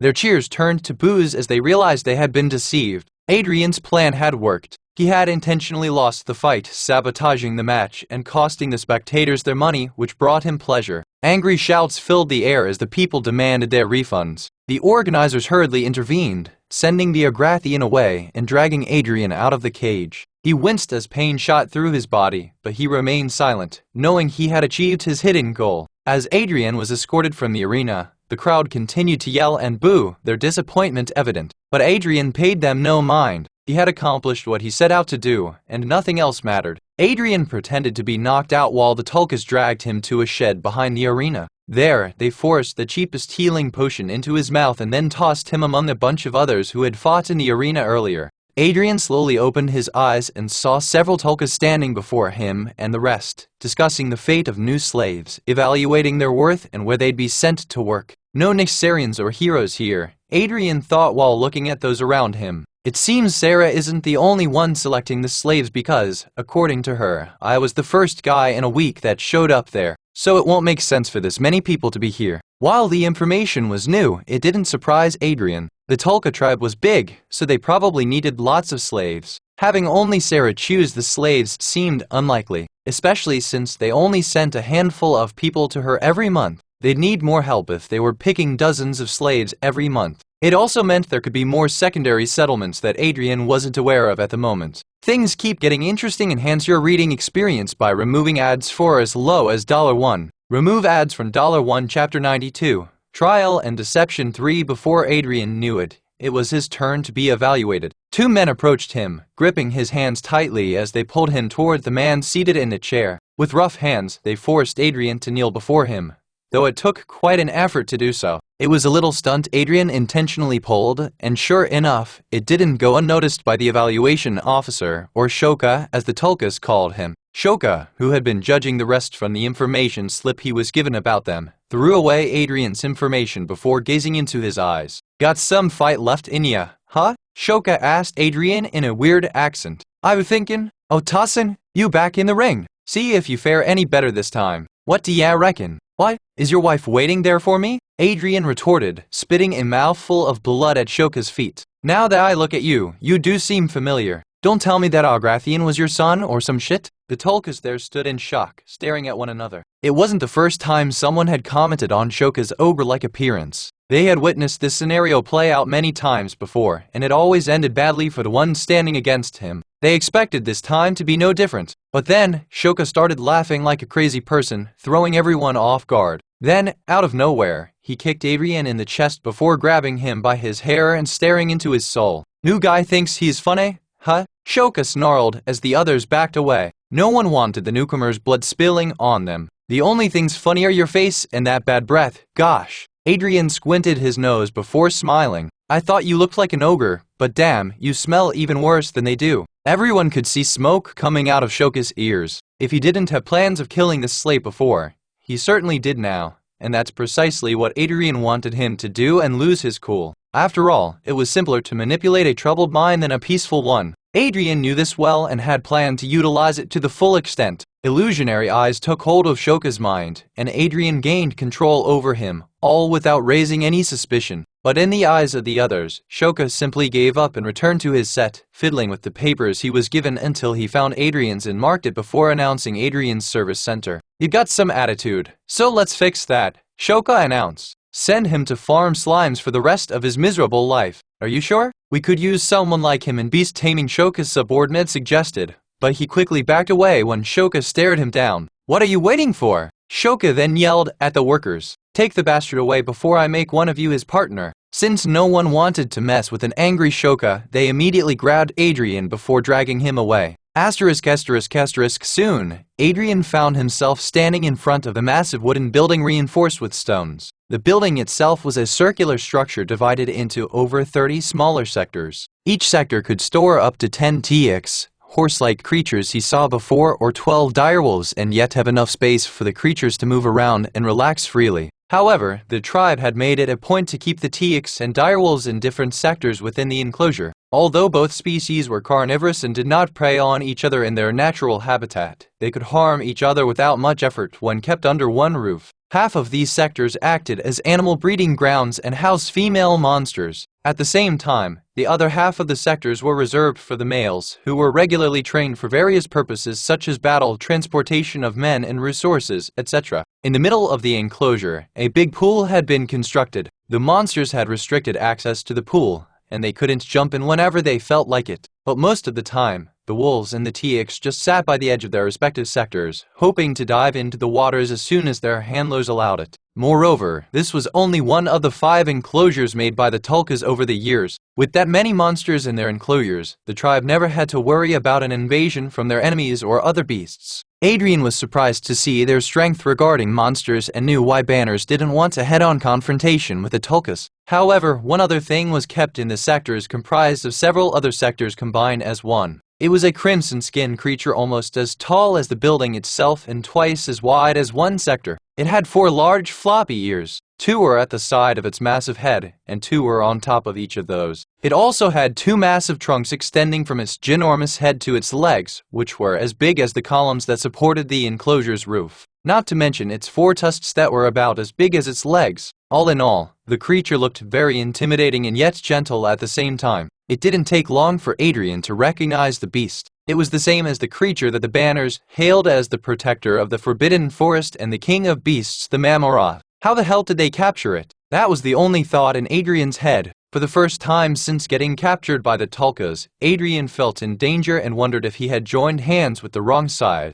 But he wasn't allowed to wonder for long as he pushed to the other side of the enclosure, where he could see a couple of other slaves standing in what looked like a pond. However, on closer look, he realized it was a breeding ground for slimes and a hunting area for the slaves tasked with farming them. Enhance your reading experience by removing ads for as low as $1. Remove ads from $1 Chapter 93. Karma is a bitch one. Unlike how the games and other media portrayed slimes, the creatures were highly sought after in Nexaria. Their acid was a crucial ingredient in research and the production of alchemical products and was considered as valuable as gold. But that wasn't all they were good for. The slime's gel-like exterior was used to craft prosthetics and other highly popular resources in the noble circle of Nexaria. There was such a demand for these creatures that they were considered a rare commodity. Their presence alone could elevate a shop's status as nobles went flocking in search of slime-related products to increase their non-existent beauty that resulted from generations of inbreeding within distant relatives. Back then, Adrian often wondered how the high-end shops were always stacked with slime-related products when they were so rare that even the heroes had only ever faced them once or twice, as the slimes didn't have a natural habitat and appeared at random places. Due to this reason, it was impossible to farm slimes as the Nexarians could with other beasts. Still, they never lacked slime-related resources as long as they were willing to pay enough. Now, Adrian had his answer. The Tulkas had been secretly trading with Nexaria for years. The tribe's wealth and progress were mainly due to their access to the valuable slimes. In contrast, the banners, who had been banished and had nothing to do with the outsiders, lacked such access, were less developed and more traditional in their ways and were portrayed as savages. The Tulkas had been trading with Nexaria for God knows how long, Adrian thought. Yet they had the audacity to banish the banners for colluding with the outsiders. There were other questions in Adrian's head. Most importantly, why haven't the other tribes done anything about this yet? If they hated the banners enough to chase them out of their territory, then why haven't they done anything to the Tulkas? It didn't take long for Adrian to come up with possible reasons. The first and most unlikely was that all of them were involved with the outsiders. And second, the likely I saw the beast they have. Besides, no one would want to mess with the tribe who captured a Mammoth. However, his train of thought was soon interrupted as he was handed a tool to aid him. Like the others, Adrian was given a modified pitchfork and pushed toward the pond. The pitchfork had been enchanted so that the acid released by the slimes wouldn't make it rust. However, the slaves were not given any protection. They stood barely dressed and walked on wooden planks spread across the small ponds. They stood on the planks, used the pitchforks to hunt the slimes, and put them in a separate container strapped to their backs. The lack of protection was baffling. While it may not seem much at first, slime hunting was a dangerous job. One wrong move and someone could fall into the pond, dying from the acid the slimes leaked. If not taken out within 10 minutes, not even their bones would remain, as everything would dissolve in the acid. In the eyes of the Tulkas, the enchanted pitchforks held more value than the expendable slaves and hence weren't provided any protection. This thought creeped Adrian out. He thought he was slowly becoming heartless due to being turned into a chimera, but it seemed someone like him still had some empathy left in his heart for those suffering. It's gonna take a while before I forget about the old me. With that thought in his head, Adrian got to work. While the few of them farmed slimes, Adrian couldn't help but notice the Tulkas suspiciously eyeing a female elf and her partner. Adrian watched as the tribesmen eyed the female elf. At first, he thought they were looking at her with the usual filthy thoughts in their heads. But upon a second look, it became evident that their attention was elsewhere. The elf's mate brought a basket of slimes to the edge of a pond. Just as he was about to leave, a tribal approached and kicked him in the chest, sending him flying into the pond. "Out!" The elf yelled as the slime's acid started burning his skin, and he struggled to swim to the pond's edge. It seemed he could pull himself out of the pond, but then the tribal who had kicked him took the elf's pitchfork and stabbed his hand over and over until he let go. All the while, the tribals were laughing at the elf's struggle. The female elf tried to jump in to save her partner, but the other slaves held her back. Adrian hesitated, not wanting to interfere. He knew going against the tribe could cause trouble for him later, so he turned a blind eye to the situation and continued farming slimes. But he couldn't ignore the elf's desperate pleas for help for long. As much as he wanted to be a heartless, cruel bastard, he couldn't do it. He threw the pitchfork aside before noiselessly diving into the acidic pond. The tribals were so engrossed in laughing that they didn't even notice an invisible force slowly approaching the elf and dragging him to safety. By the time they did, the elf was already on the other side, burned by the acid but alive. The elf's partner rushed by his side, with the other slaves following behind. Meanwhile, the tribals looked confused. One moment, the elf was in front of them. The next, he was across the pond. Between their confusion and chaos, Adrian slipped back into his position. He too had suffered some burns from the acid, but the troll blood in his veins healed him in no time. Adrian glanced back at the elf, making sure he was okay. While dragging the elf to safety, he slipped a healing potion he bought back in Nexaria into his mouth. Although it won't be enough to heal his injuries completely, it was enough to ensure the elf's survival. The slaves were glad and thanked the gods for the miracle, but Adrian wasn't done yet.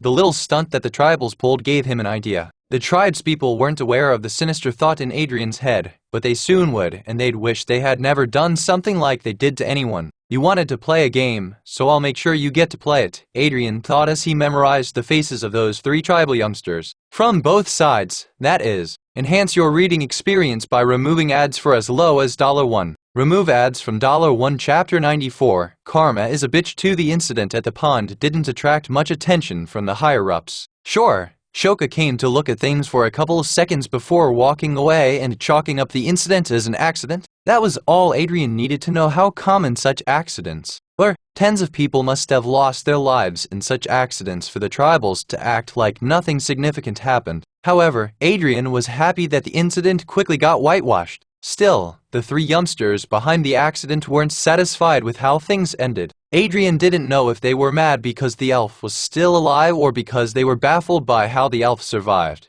Either way, it didn't matter to Adrian and farming the slimes. After a few hours, it was time to head back as they were done for the day, or so Adrian thought. *****, the settlement grew more vibrant after sunset. Lanterns were hung everywhere as people went about their business as usual. Kids laughed as they played with each other while the elders got busy visiting the market and buying necessities. However, the fun was limited to the tribals and the few Nexarians. For the slaves, there was no peace, even at night. The night was fun for the Tulkas, and what better way to have fun than to play with the slaves? Adrian lay asleep among the other slaves in the crowded barn. Thankfully, he wasn't kept with the other heroes, as that might have caused him some issues. But the night took an unexpected turn when a sudden loud knock echoed through the room. Startled, Adrian jolted awake like the rest of them. Unlike him, the other slaves weren't surprised, but some were scared and rushed back to hide anywhere they could. What the hell? Before Adrian could gather his thoughts, the barn doors were flung open with a bang. The men and women of the tribe barged in, their eyes scanning the huddled crowd of slaves.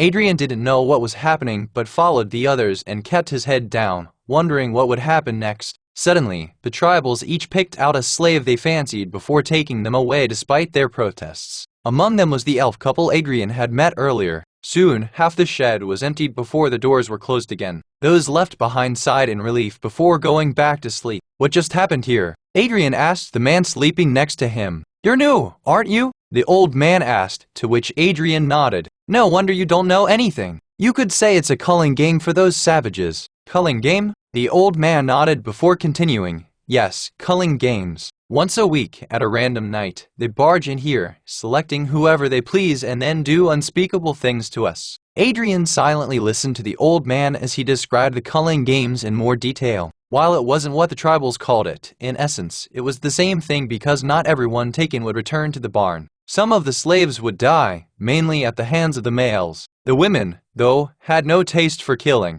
Instead, they found their satisfaction in using the slaves for their twisted desires, engaging in unspeakable acts they couldn't dare to do with their husbands. Although the men who returned to the barn were never the same, they at least returned alive. However, it was so with the women who often never came back. Thankfully, they have no interest in an old-timer like me, the old man concluded, turning over to sleep. Youngsters like you, however, are their prime target. They probably had something planned today, so they let you go. Otherwise, those wicked women would have torn you apart. The old man shifted to get comfortable and began snoring despite being bound in chains. On the other hand, Adrian started planning how he could use these nights to his advantage while peeking at the stars from the broken roof of the barn. Within moments, he had a plan ready to teach those tribals from before a lesson while also putting his plan to the test. But for that, he needed everyone to fall asleep first. The tribals probably have traitors within the slaves, people who work extra hard for a little bit of mercy, Adrian thought as he carefully looked around. As everything quieted down, Adrian got to work. Slowly dragging the rusty chains towards him, he found a weak link in them. The arrogant Tulkas didn't pay any attention to general maintenance, thinking their fear was enough to keep the slaves in check. Taking out his blade from the inventory, and with the edge of the blade, Adrian noiselessly forced the chain apart. However, he wasn't as quiet as he believed because the old man beside him woke up and saw everything. For a fraction of a second, Adrian contemplated if he should silence the old man, thinking he could be one of the spies. But he decided against it when the old man raised his hands, probably wanting Adrian to free him as well. But he didn't and hammered the chain back in place. What are you doing? The old man whispered angrily. This is our best shot at escaping. Those savages are distracted, busy with other things. You're quite old. Adrian smirked. I don't think you could run that fast either way, so sit tight. I'll be right back. Though he said that, Adrian had no intention of walking away without dealing with the old man first. He merely said those things to gauge his reaction and then decided how he'd deal with the senile fool. You think I'll just let you leave? I'll scream and wake everybody up, and then you'll be fucked. Adrian heard enough and grabbed the old man by his neck, slowly increasing the pressure. Why don't you try screaming now? Adrian scoffed as his eyes began to glow. You won't do shit because you won't remember shit. The following moment, Adrian used illusionary eyes to erase the old man's memories. Then, with a flick of his wrist, he put the old man in deep sleep. Finally, Adrian activated his camouflage ability, blending seamlessly into his surroundings until he vanished from sight. Now then, time for some karma. Enhance your reading experience by removing ads for as low as $1. Remove ads from $1 Chapter 95. Karma is a bitch 3. Just as the old man had informed him, the festival was a spectacle of depravity, with the tribals unloading their twisted desires onto the slaves. But it wasn't just the tribals. Adrian was surprised to see some familiar faces among the participants. Some of the Nixarians were eagerly indulging in disturbing rituals. Seeing them act like that made Adrian want to puke. He couldn't believe these were the people he had worked alongside for years, but he ignored all that and began gathering some much-needed information. Just then, Adrian raised an eyebrow when he saw several Tulkas, the supposed guards, hurriedly abandoning their post and running toward the barn he had come from. It looks like even the guards don't stick to their duty during these nights, Adrian thought. No wonder the old man wanted to make a break for it. Adrian thought it would be difficult for him to roam around, but surprisingly, there was little to no security. Everyone was too busy giving in to their hedonistic nature. Adrian quickly took note of the defenses spread around the main settlement before deciding to go somewhere else. Thankfully, the beast enclosures were locked, so Adrian didn't have to fret about stumbling upon any critters that might sniff him out. But given what he had seen, he wondered if the enclosures had been locked for the safety of the people or to keep the animals safe from the twisted thoughts of the tribespeople. I won't be surprised if it's the latter. Just then, a notification appeared before him for a mission from an entity Adrian had never heard from before. While most tribals stayed inside the main settlement, some chose to have private time with their slaves of choosing. One such group was the youngsters who had attacked the elves earlier in the day. Instead of letting the slaves be, the youngsters seemed to have grown more interested in how the elf had saved himself earlier and wanted him to demonstrate it again. I swear on Alphania, I don't know what happened, the elf yelled as he was torn away from his companion. However, the tribals heard nothing, and two of them dragged the elf toward the slime pond while the other held the elf's partner in place. Yes, take him away, the guy who stayed behind yelled. You guys can deal with him. Meanwhile, I'll make sure this one doesn't interfere with your business. Thanks. Well, are you one? The guy smiled and nodded before whispering, fucking morons, why would I be interested in the man when I got her with me? The guy called Milka always had an eye for exotic slaves, and being in such proximity to a female elf had its effects as he slowly began touching the elf inappropriately. And no, the female protested, but Milka didn't listen and got even more aggressive. He grabbed her face roughly, his fingers digging into her soft, snow-like skin. It'd do you good to get used to this, Milka snarled, licking the elf's face. The more you resist, the worse treatment you'll get. But I wish you don't listen to my advice, it'd be more fun to torture you then.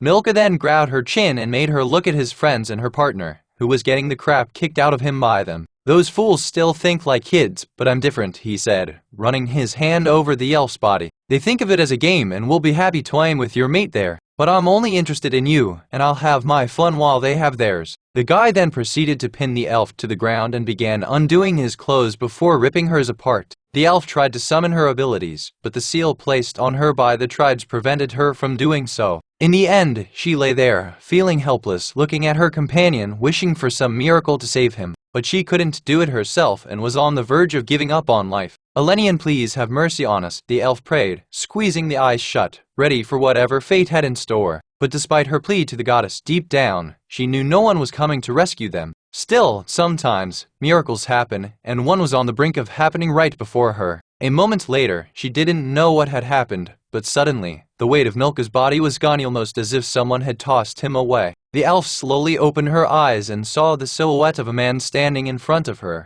Although she had only briefly visited the man, she immediately recognized him. Etu, it looks like I made it in time, Adrian thought while staring at the pained look on Milka's face. How dare you? Milka snapped, breathing heavily. How dare an insolent slave touch the advisor's son? Ah, so you got the young master syndrome. Adrian laughed off Milka's threat. Who would have thought I'd find the likes of you amongst the savages? What never mind me. I often speak my thoughts out loud. I have seen your face now. There's no saving you, is that so? By now Milka's underlings had noticed the commotion, saw the troublemaker, and let go of the elf to deal with Adrian first. What's going on? One of them yelled, only to have their heads severed by Adrian in a blink of an eye. Once done with them, he turned towards Milka, who had crumpled on the ground, his mouth wide open. Does it seem like I give a shit if you remember my face? Adrian mumbled before kicking the corpses into the slime pond. But Milka wasn't the only one shocked to see Adrian react that way. The elves felt the same way. Besides,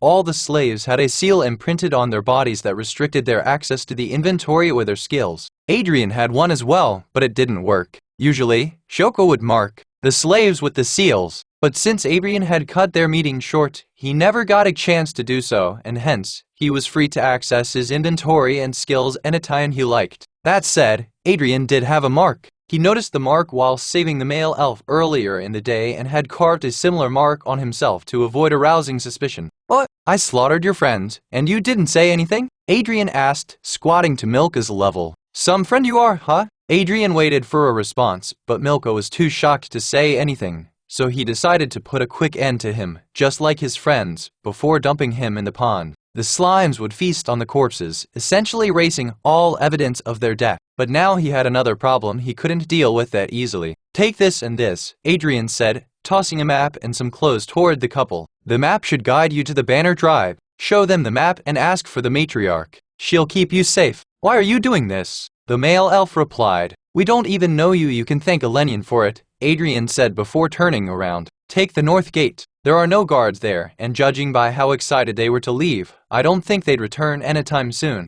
Author's note. Due to unforeseen circumstances, the second weekly bonus chapter will be released tomorrow. Sorry for the delay. Enhance your reading experience by removing ads for as low as $1. Remove ads from $1. Chapter 96. Busted 1. Chaos shrouded the settlement as the sun rose to greet them. Adrian woke up to hysterical yelling and crying as the Tolkas rushed inside the barns and dragged all of the slaves outside. They stumbled bleary-eyed into the cold morning air, forced to stand outside in a line. The tribals, their faces twisted with anger, approached each slave one by one with blood in their eyes. It didn't take a genius to figure out what had happened. The tribe took notice of the people Adrian killed last night, although, in their eyes, the three were just missing. Still, the tribe wanted answers and thought the slaves would have them. And missing they shall remain, Adrian thought as he was dragged outside in chains. By now, the slimes would have digested their bodily remains 100 times over. Even if someone figured out what happened, it would be too late for them to gather evidence. But that didn't mean the tribespeople wouldn't try. They were trying even now, though in vain.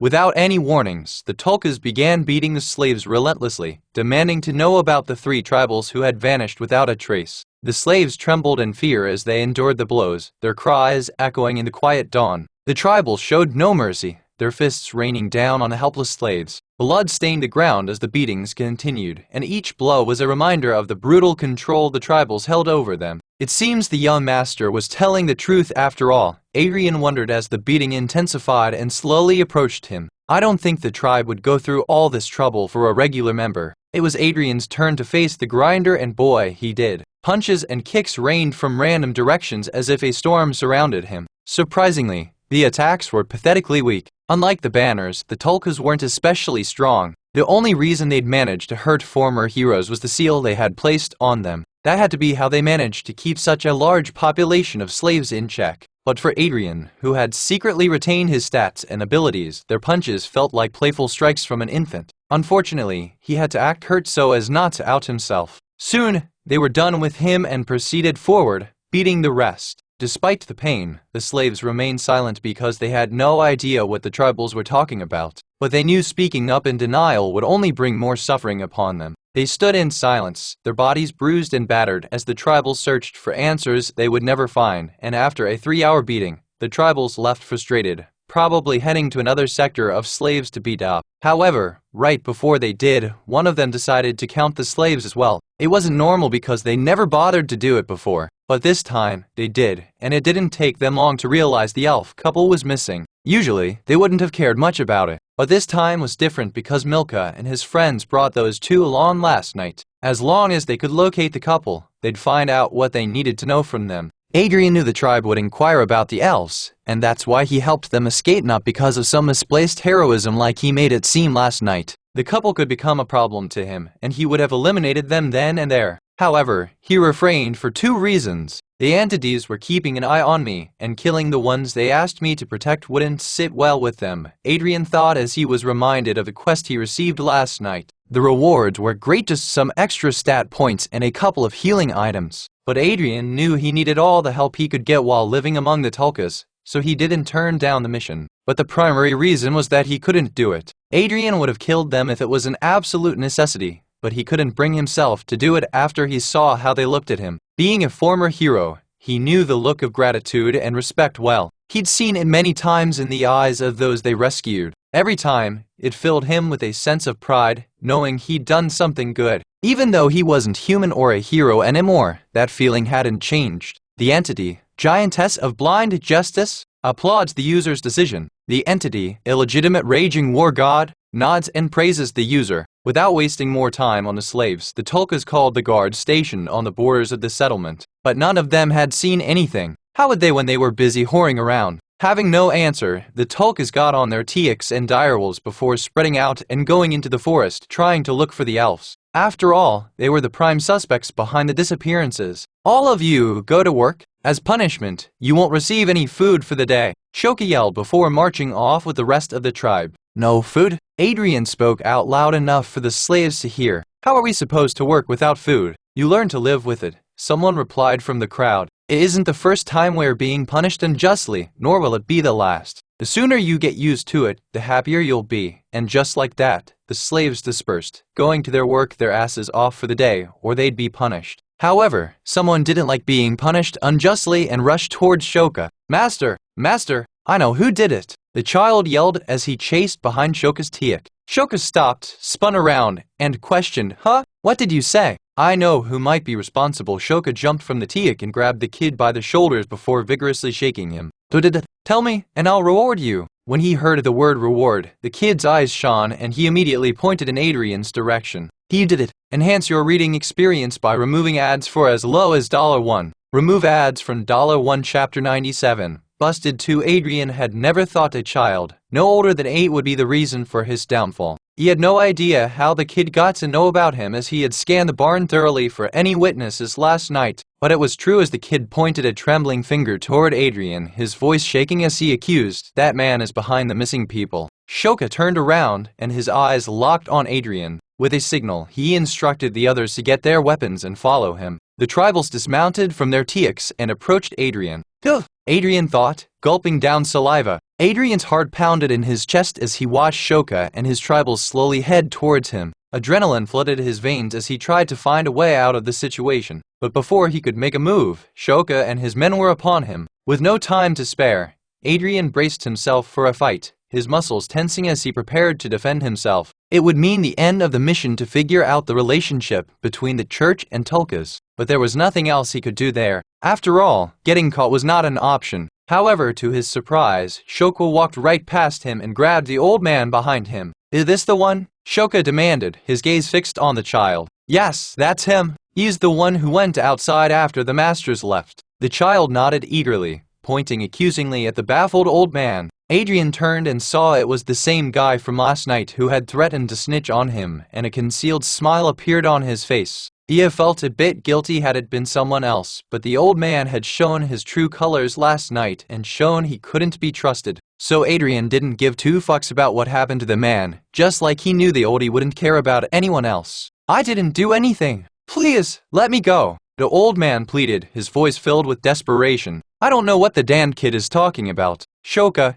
too, appeared skeptical. No matter how hopeless Milka and his friends were, an old man like him would not have been able to harm them, not until the oldie somehow regained his abilities. However, he didn't have much option. His hands were tied, and the old man was the only lead he had. Yeah, save some talking for later. You'll need it. Shoka's grip tightened on the old man's arm as he said those words before he and his men dragged him away, ignoring the old man's protests. Shoka and his men climbed on their teaks and were about to leave when his eyes fell on the kid. He halted his teak, the beast's hooves kicking up dust as they stopped. He reached into the bag strapped to his teak and pulled out a food packet wrapped in leaves. Tat! He commanded, tossing the packet to the child. The child caught it with shaky hands, eyes widening in surprise. The kid had expected some sort of reward, but not an entire food pack. Shoka's gaze hardened as he watched the kid's expression. He warned him in a low voice, Don't share it. Keep it for yourself. The child nodded, clutching the packet tightly to his chest. Shoka's steely gaze then swept over the other slaves. His expression was enough to let them know he wanted them to leave the child be. With a final glance at the child, he kicked his teak, and the beast snorted as they rode away from the slave camp, leaving behind a trail of dust and fear. As Shoka and his men disappeared into the distance with their culprit,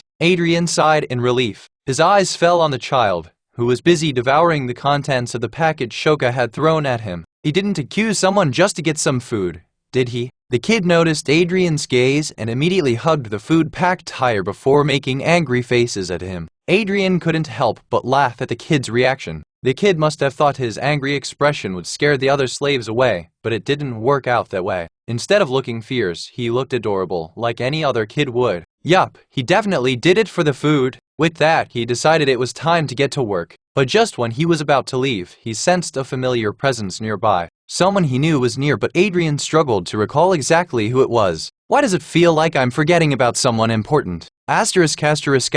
In the heart of the Forbidden Forest, a band of heroes emerged from the crack. They were dressed in sturdy armor and armed to the teeth, ready to confront whatever dangers lurked in this strange land. Those bloody ravens! Who do they think they are, ordering us around like this? I'd smash their heads if I could, Marcus shouted, clenching his fists. Take it easy, Clara said, shaking her head. Losing our cool now won't do us any good. Sophia, Amelia, and Vincent chose to be silent as they made their way through the forest. As the Pope had announced, the heroes had been sent to the north to subjugate the tribes they came across. Weirdly enough, they were instructed to stay with a tribe called the Tulkas, who were said to assist them in their mission. Sophia felt puzzled. She remembered that all the tribes were supposed to be together, fighting against Nyxaria. So, she couldn't understand why one tribe would want to help them attack the others. But before she could ponder more about it, Vincent rushed to her side. "How are you holding up?" he asked her. "I know Adrian's passing has affected all of us, but we can't keep grieving forever, can we? I'm sure you would have wanted us to move forward. Especially you." "I'm sorry if I seem rude," Sophia interrupted, uninterested in Vincent's words. "But I have no interest in talking with anyone else on this matter." Vincent seemed a bit taken aback but took a step back on Sophia's request, only to grit his teeth in anger. "One day you'll be pleading for me to be with you. I swear enhance your reading experience by removing ads for as low as $1. Remove ads from $1 Chapter 98. Mimic you have killed an aquatic slime. X plus 5 total X 1135/1600. Ignoring the notifications, Adrian wiped the sweat off his forehead. He had been killing the slimes for hours and had yet to get his hands on the organ he desired the most, their membrane. Despite failing to get the desired skills, killing slimes proved more beneficial than he had expected. Hunting slimes was easy, and he could kill them endlessly to farm XP. Thanks to all the beasts I saw since coming here, the codex was upgraded to level 3, Adrian thought before closing the status tab. Adrian checked his monster codex, hoping for an upgrade. Even though the monster codex had upgraded to level 3, Adrian's organ absorption slots remained at 5, except for the Minotaur's heart. He had yet to gain an extra slot as he thought he might because the faithful spouse only gave him an organ slot ahead of time, not a new one as she had informed him. I guess even the mighty entities have to work within some constraints. Adrian shook his head as the gentle rustle of leaves and the occasional chirp of birds stole his attention. Life in the tribes, despite the hardships, wouldn't have been too bad had he not been a slave, that is. Moreover, he had already given up hope of ever returning to Earth, so if he ever wanted to settle, living with the Banners seemed like a good choice once he was done avenging his death. As Adrian pondered his life with Banners, a bird had the misfortune of landing in the pond. Slimes, quick to pounce on any prey, swarmed towards her. Without hesitation, Adrian used a pitchfork to flick her out of harm's way. While it wasn't the kindest way of saving the bird, it was the quickest, and sometimes, being quick was more important than anything. The slimes, upset by the bird's disappearance, nestled in the bottom of the pond as usual. 3 corpses were not enough to fill your greedy bellies, huh? Adrian chuckled before dipping the pitchfork in the pond, stirring up the murky depths where the slimes lurked. Since he helped the elf slaves escape, Adrian had been left alone to tend to the slime farm. In light of recent events, it would take a day or two for others to help him out. In other words, Adrian was alone with the slimes. Being all by himself, nobody bothered to watch over him since the settlement's borders were under strict surveillance. Someone would have to be suicidal to even think about attempting to escape them. But for Adrian, the lack of security meant he had an opportunity to do what he had wanted since yesterday and absorb the gelatinous fluid from the slimes. With a steady hand, Adrian reached into the water and grasped a passing slime. Its jello-like body squirmed in his grip, trying to free itself, but he held on tight. The acid from the slime burned his skin, but Adrian held on before quickly killing the slime. Adrian could have killed the slime with a pitchfork if he had wanted to, but opted not to. Others could have been unaware of it. But thanks to analysis, Adrian knew what enchantments were placed on the tool. One such enhancement was a magic spell that counted the number of slimes killed using the pitchfork. The container where the dead slimes were kept also had the same spell. If the numbers from both counters didn't match up upon inspection, Adrian would be in trouble, especially since the tribe was already alert and he didn't want to give them any more reason to doubt him. Let's see what I get this time. Devourable organs. 1. Mimetic membrane. Harvesting the slime's specialized membrane responsible for mimicking textures and patterns, the user could acquire the ability to alter their appearance at will, camouflaging themselves against various surfaces. Grade: Rare compatibility. High 71-80% integration success rate. Remarks: integration may result in occasional instability, causing unintended shifts in appearance or difficulty controlling camouflage patterns. It might be solved with practice. Status: available, requires successful extraction from a live specimen. 2. Adaptive pseudopods. By absorbing the slime's flexible appendages, which can alter shape and function, the user gains the ability to manipulate their limbs for various tasks, including combat or traversal. Grade: Uncommon compatibility. Moderate 41-50% integration success rate. Remarks: integration may lead to enhanced dexterity, but could also cause occasional loss of motor control or unintended transformations of limbs. Status: Available 3. Bioluminescent glands. By extracting the slime's bioluminescent glands, the user can acquire the ability to emit light from their body, which is potentially helpful for illumination in dark environments or as a signaling mechanism. Grade: Common compatibility.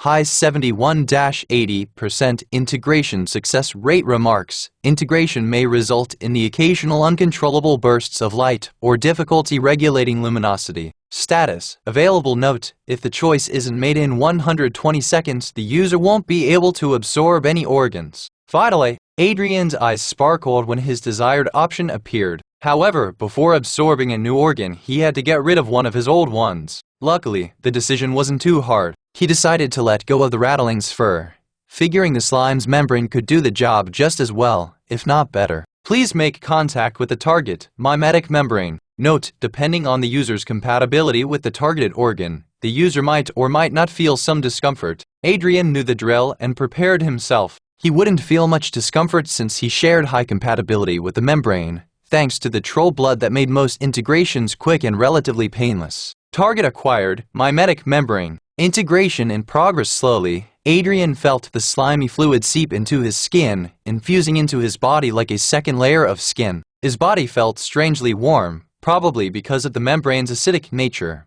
but the troll blood was quick to counter it. Analyzing the desired component. Incorporating a skill into Chimaera physiology. Please hold on. Integration complete. The user has obtained the skill Mimic. Enhance your reading experience by removing ads for as low as $1. Remove ads from $1 Chapter 99. Weekly bonus Chapter 2/2 Strangers 1 within moments. Adrian's camouflage skill was replaced by the new Mimic skill. At a glance, both skills seemed similar, but there was a big difference. Using camouflage was easy, as it automatically adjusted to its surroundings to hide Adrian's presence without his input. But he would have to play an active role while using Mimic, be aware of his surroundings, and adapt accordingly to conceal himself. In other words, the Mimic skill demanded more active participation from Adrian, marking a significant shift from the passive nature of the camouflage skill. While it came off as a problem, the Mimic skill was in a league of its own. Unlike camouflage, the new skill had various features, such as altering Adrian's appearance and voice and even mimicking certain behaviors of the individuals he transformed into, allowing him to resemble someone else entirely. It is a great skill, but it isn't perfect, Adrian thought, quickly disposing of the slime's corpse. Upon reading the skill description, Adrian realized that the Mimic skill, while powerful, had its limitations. For instance, maintaining a particular form required a significant amount of concentration and mana,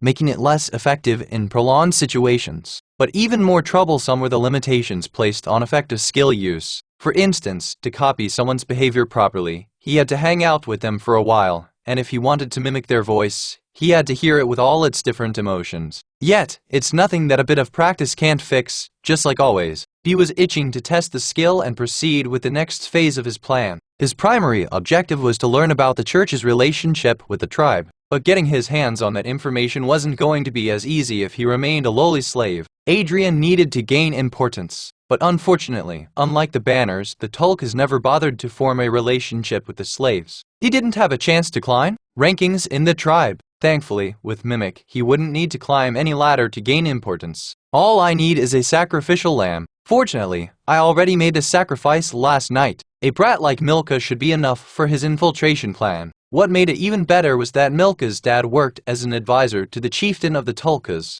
If Adrian played his cards well, he would get the information he wanted in no time. But I can't just turn into him in the middle of the settlement. I need to get out of here first, then I can cook a story to feed the tribe and act my way into Milka's family. However, something happened before Adrian could put his plan into action as a few tribals approached him. Adrian's thoughts immediately went to last night, and he wondered if they had somehow gotten to know about Milka and the others. You stop whatever you're doing and come with us, one of them instructed while the others surrounded him. What's going on smack you don't get to ask us questions. The man yelled before turning to his companions. Take him away and then find any other humanoid slaves and lock them up. We can't allow the delegates to find out about them. That was all that was said before Adrian was dragged back to the barns. But he wasn't the only one. All the slaves that had human features were being locked up, which was rare as they would usually be worked to their bones rather than not allowing them to work. Chimaeras, huh? Adrian thought while being pushed. I see the church must have sent them to investigate something, and if they found out about their lost companions, they'd make a big deal. That's why the tribe is keeping us out of sight. Adrian wasn't sure about others, but if Vincent or Rowan were in charge, they'd make a big fuss about the slaves to boost their image and get ahead of one another in the succession race. Adrian used to hate that quality in them, but now he was grateful for it.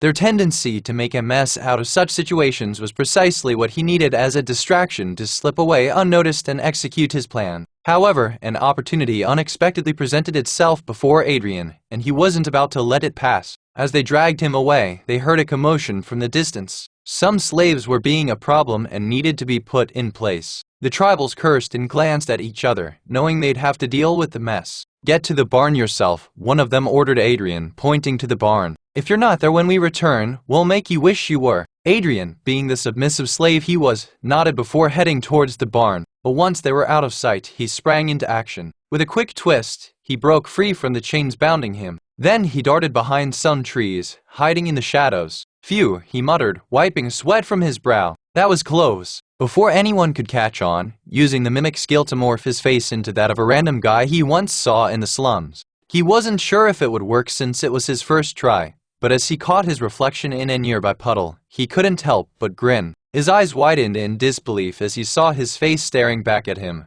but it wasn't the same face he had known all his life. Holy, it actually worked! His skin, once pale and freckled, was now a deep shade of bronze, and his features were sharper and more defined. He couldn't believe how well the mimic skill had worked, even changing his skin color. "Wow," he whispered, running a hand through his newly darkened hair. "I never knew it could do that." But there was no time to dwell on his newfound abilities as he rummaged through his inventory and found some spare clothes. He quickly dressed as a Nyxarian and blended into the crowd, heading toward the gate. As Adrian made his way to the gate, an unexpected sight greeted him, his former team entering the settlement just as he was about to leave. Enhance your reading experience by removing ads for as low as $1. Remove ads from $1 Chapter 100. Strangers 2. Adrian hurried toward the bustling crowd near the settlement's entrance. The crowd provided him with the perfect cover to slip away unnoticed. However, his heart flipped as he approached the gate. So it was then after all, Adrian thought when his eyes fell on Vincent and the rest of his former teammates. They had their backs turned towards him, but Adrian knew it was them. He could have mistaken the rest, but there was no mistaking the sword Vincent used, as it was the only moonblade that existed in the entirety of Nyxaria. "Just keep walking," Adrian murmured, his gaze fixed on the ground. "They won't recognize you, not with this face. Besides, you're dead to them. They can't be here for you." Repeating those words of confidence in his head, Adrian quickly walked past his team wall. They chatted with one of the tribals. However, as he approached them, Adrian noticed someone new. It was a red-haired woman he hadn't seen before with his team. "They didn't waste any time replacing me, huh?" Adrian shook his head and kept moving forward. But as he brushed past the woman, a sharp jolt of pain shot through his skull, causing him to stutter for a moment. He had felt the subtle pain ever since absorbing the Minotaur's heart, but this time, it surged on a whole new level like never before. It felt like something inside his head was pounding on his skull to break out of confinement. At the same time, Sophia felt something strangely familiar. Strangely enough, she felt like Adrian was somewhere around her, even though she knew he couldn't be there. She turned slowly, scanning the crowd behind her. Then her eyes met Adrian's for a fleeting moment, but there was no hint of recognition in them. She was merely staring at a stranger. Adrian couldn't shake the strange feeling that washed over him when he looked into the woman's eyes. It was like he knew her from somewhere but couldn't quite remember where. He racked his brain, trying to place her face somewhere in his memories. The more he tried, the faster it slipped through his mind like a forgotten dream. Sophia's brow furrowed as she met his gaze again. She hadn't seen the man before, so why did her heart keep pointing toward the stranger? "Let's go," Vincent said, gently tapping Sophia's shoulder. "The chieftain would like to meet us." "Sure," Sophia replied as she disappeared into the crowd after taking a final look at the stranger. Adrian swallowed hard as the headache finally subsided, and he could breathe freely. But still, his heart felt heavy as he watched the woman leave. Who was she, and why did she feel so important? Adrian mumbled, but no one had the answers to those questions. Asterisk, asterisk, asterisk, this should be enough. Adrian murmured before turning around. The settlement was nowhere in sight, which was expected since he had run a reasonable distance. He did to avoid being spotted by anyone, as it would have caused him unnecessary trouble. Once content with his preparations, he shut his eyes and began visualizing Milka's appearance. Unlike his earlier transformation, he had to replicate Milka's features perfectly, and there was no room for a mistake. Any flaw could lead to discovery, and that was a risk he couldn't afford to take.